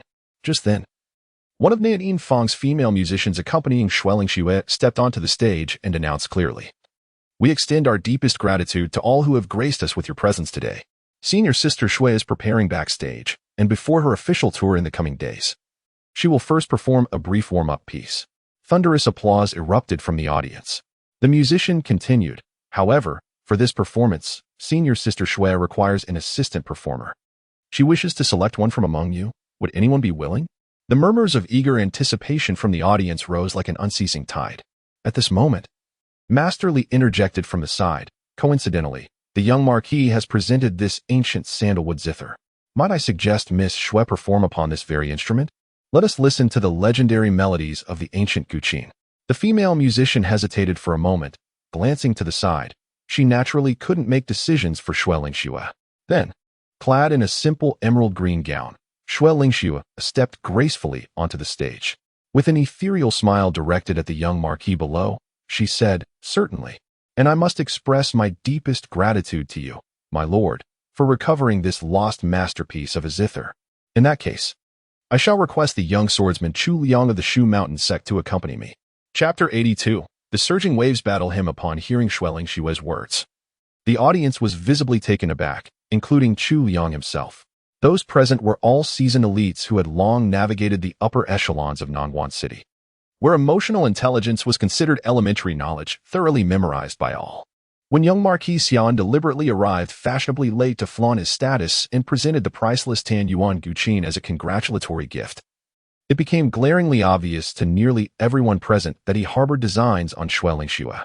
Thus, when Manor Master Li suggested Shu perform using the Tan Yuan Guqin, he was subtly hinting for her to naturally select the young Marquis as her accompanist, whether judged by social standing or the magnificence of his gift. The young Marquis was indisputably the foremost choice of the evening, making his selection for this interaction seem perfectly logical. Yet, Shu Lingxue defied expectations. Without warning, she called upon an utterly unknown name. Rising to his feet, Chu Liang offered a faint smile. "Miss Shui, your invitation is an immense honor. Yet I must confess my utter ignorance of musical arts. I fear I would be of no assistance in your performance." "No matter." Shu Lingxue smiled gently as a zither table was set before her, upon which the sandalwood lute was placed. She lightly caressed the instrument and said with a smile, "The piece I've prepared for tonight is the Southern Music Academy Song of Surging Waves, a mystical composition imbued with divine power to aid in battle formations. I wish to share the wonders of our Academy's music with everyone present. For this, I require a cultivator of profound skill as my counterpart. Young Master Chu, being a disciple of Mount Shu, would be most suitable. Might I have the honor of your presence on stage? The Song of Surging Waves?" Chu Liang had indeed heard of this name before. It was considered one of the classic compositions of the Southern Melody Pavilion, though he had never had the privilege of listening to it himself. Since Shu Lingxue had made the request, he saw no reason to refuse and politely nodded in agreement. "It would be my pleasure." Only Lin Bei beside him wore a grave expression, muttering under his breath, "Exceptional cultivation, hailing from Mount Shu. Is this guy even human?" In stark contrast, the young Marquis seated across the table forced a smile through gritted teeth, his heart seething with suppressed fury. "Am I not human? Do I not possess emotions? I expended such immense efforts to win your favor, only to receive a mere thank you before you turned your attention to another man. And to use the instrument I gifted you. How considerate, allowing me at least some semblance of participation in your affairs." Though inwardly seething with rage, the young Marquis maintained a composed facade. His furious gaze burned into Chu Liang's retreating figure as the man ascended the platform, the anger threatening to erupt from the crown of his head. As Chu Liang approached the qin table, Shu Lingxue had already taken her seat. With a graceful lift of her hand, she silently invited him to sit cross-legged on the floor. "What should I do now?" he wondered. Chu Liang inquired. "Young hero Chu, simply calm your mind and circulate your cultivation technique," Shu Lingxue advised. "Should any unusual phenomena arise later, as long as you feel no discomfort, there is no need for alarm." At the same time, she plucked the strings of the ancient sandalwood wand zither one by one, savoring its resonant tones. "Understood." Chu Liang nodded in compliance, took a deep breath, and began circulating the nine heavens' profound heart art of Mount Shu in a measured, unhurried rhythm.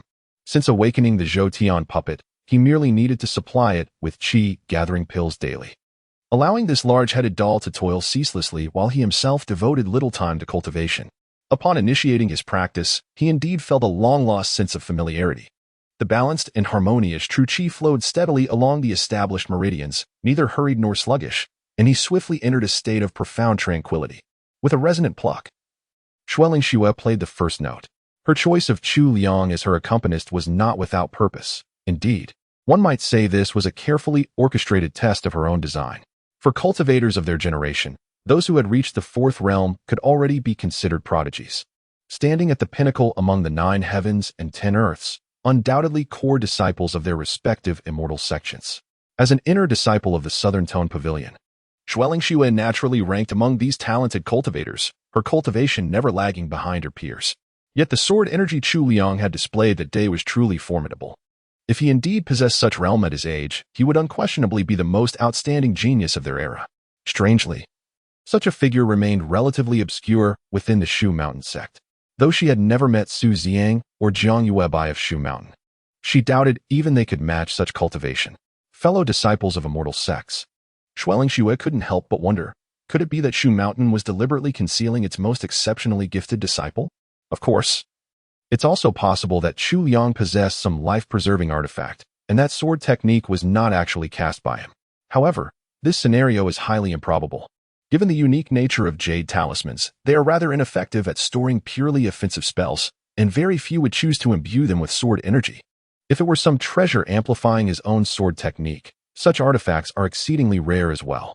After much contemplation yielded no answers, Shu Lingxue resolved to simply test his depths, hence her current actions. As she had mentioned, the Surging Waves Battle Anthem is one of the most iconic divine compositions of the Southern Sound Pavilion. Beyond its stirring and melodious nature, its greatest virtue lies in its very name, to aid in battle. Ding ding ding.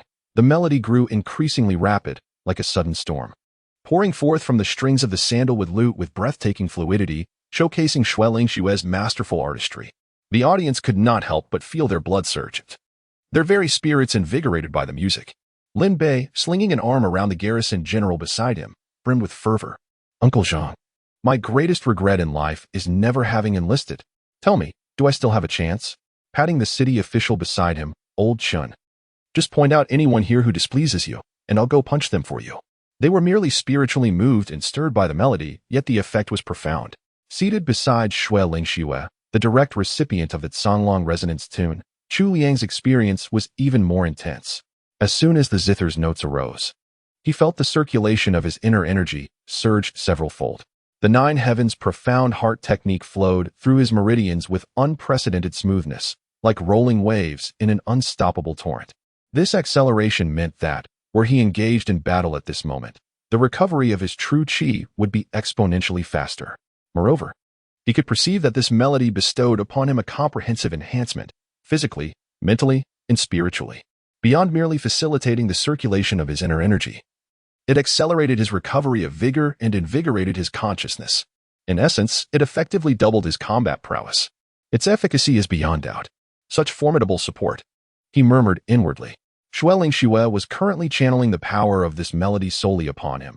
Yet in actual combat, her influence could undoubtedly extend to multiple allies simultaneously. Her presence alone could potentially double the combat effectiveness of all allied cultivators. The sheer might.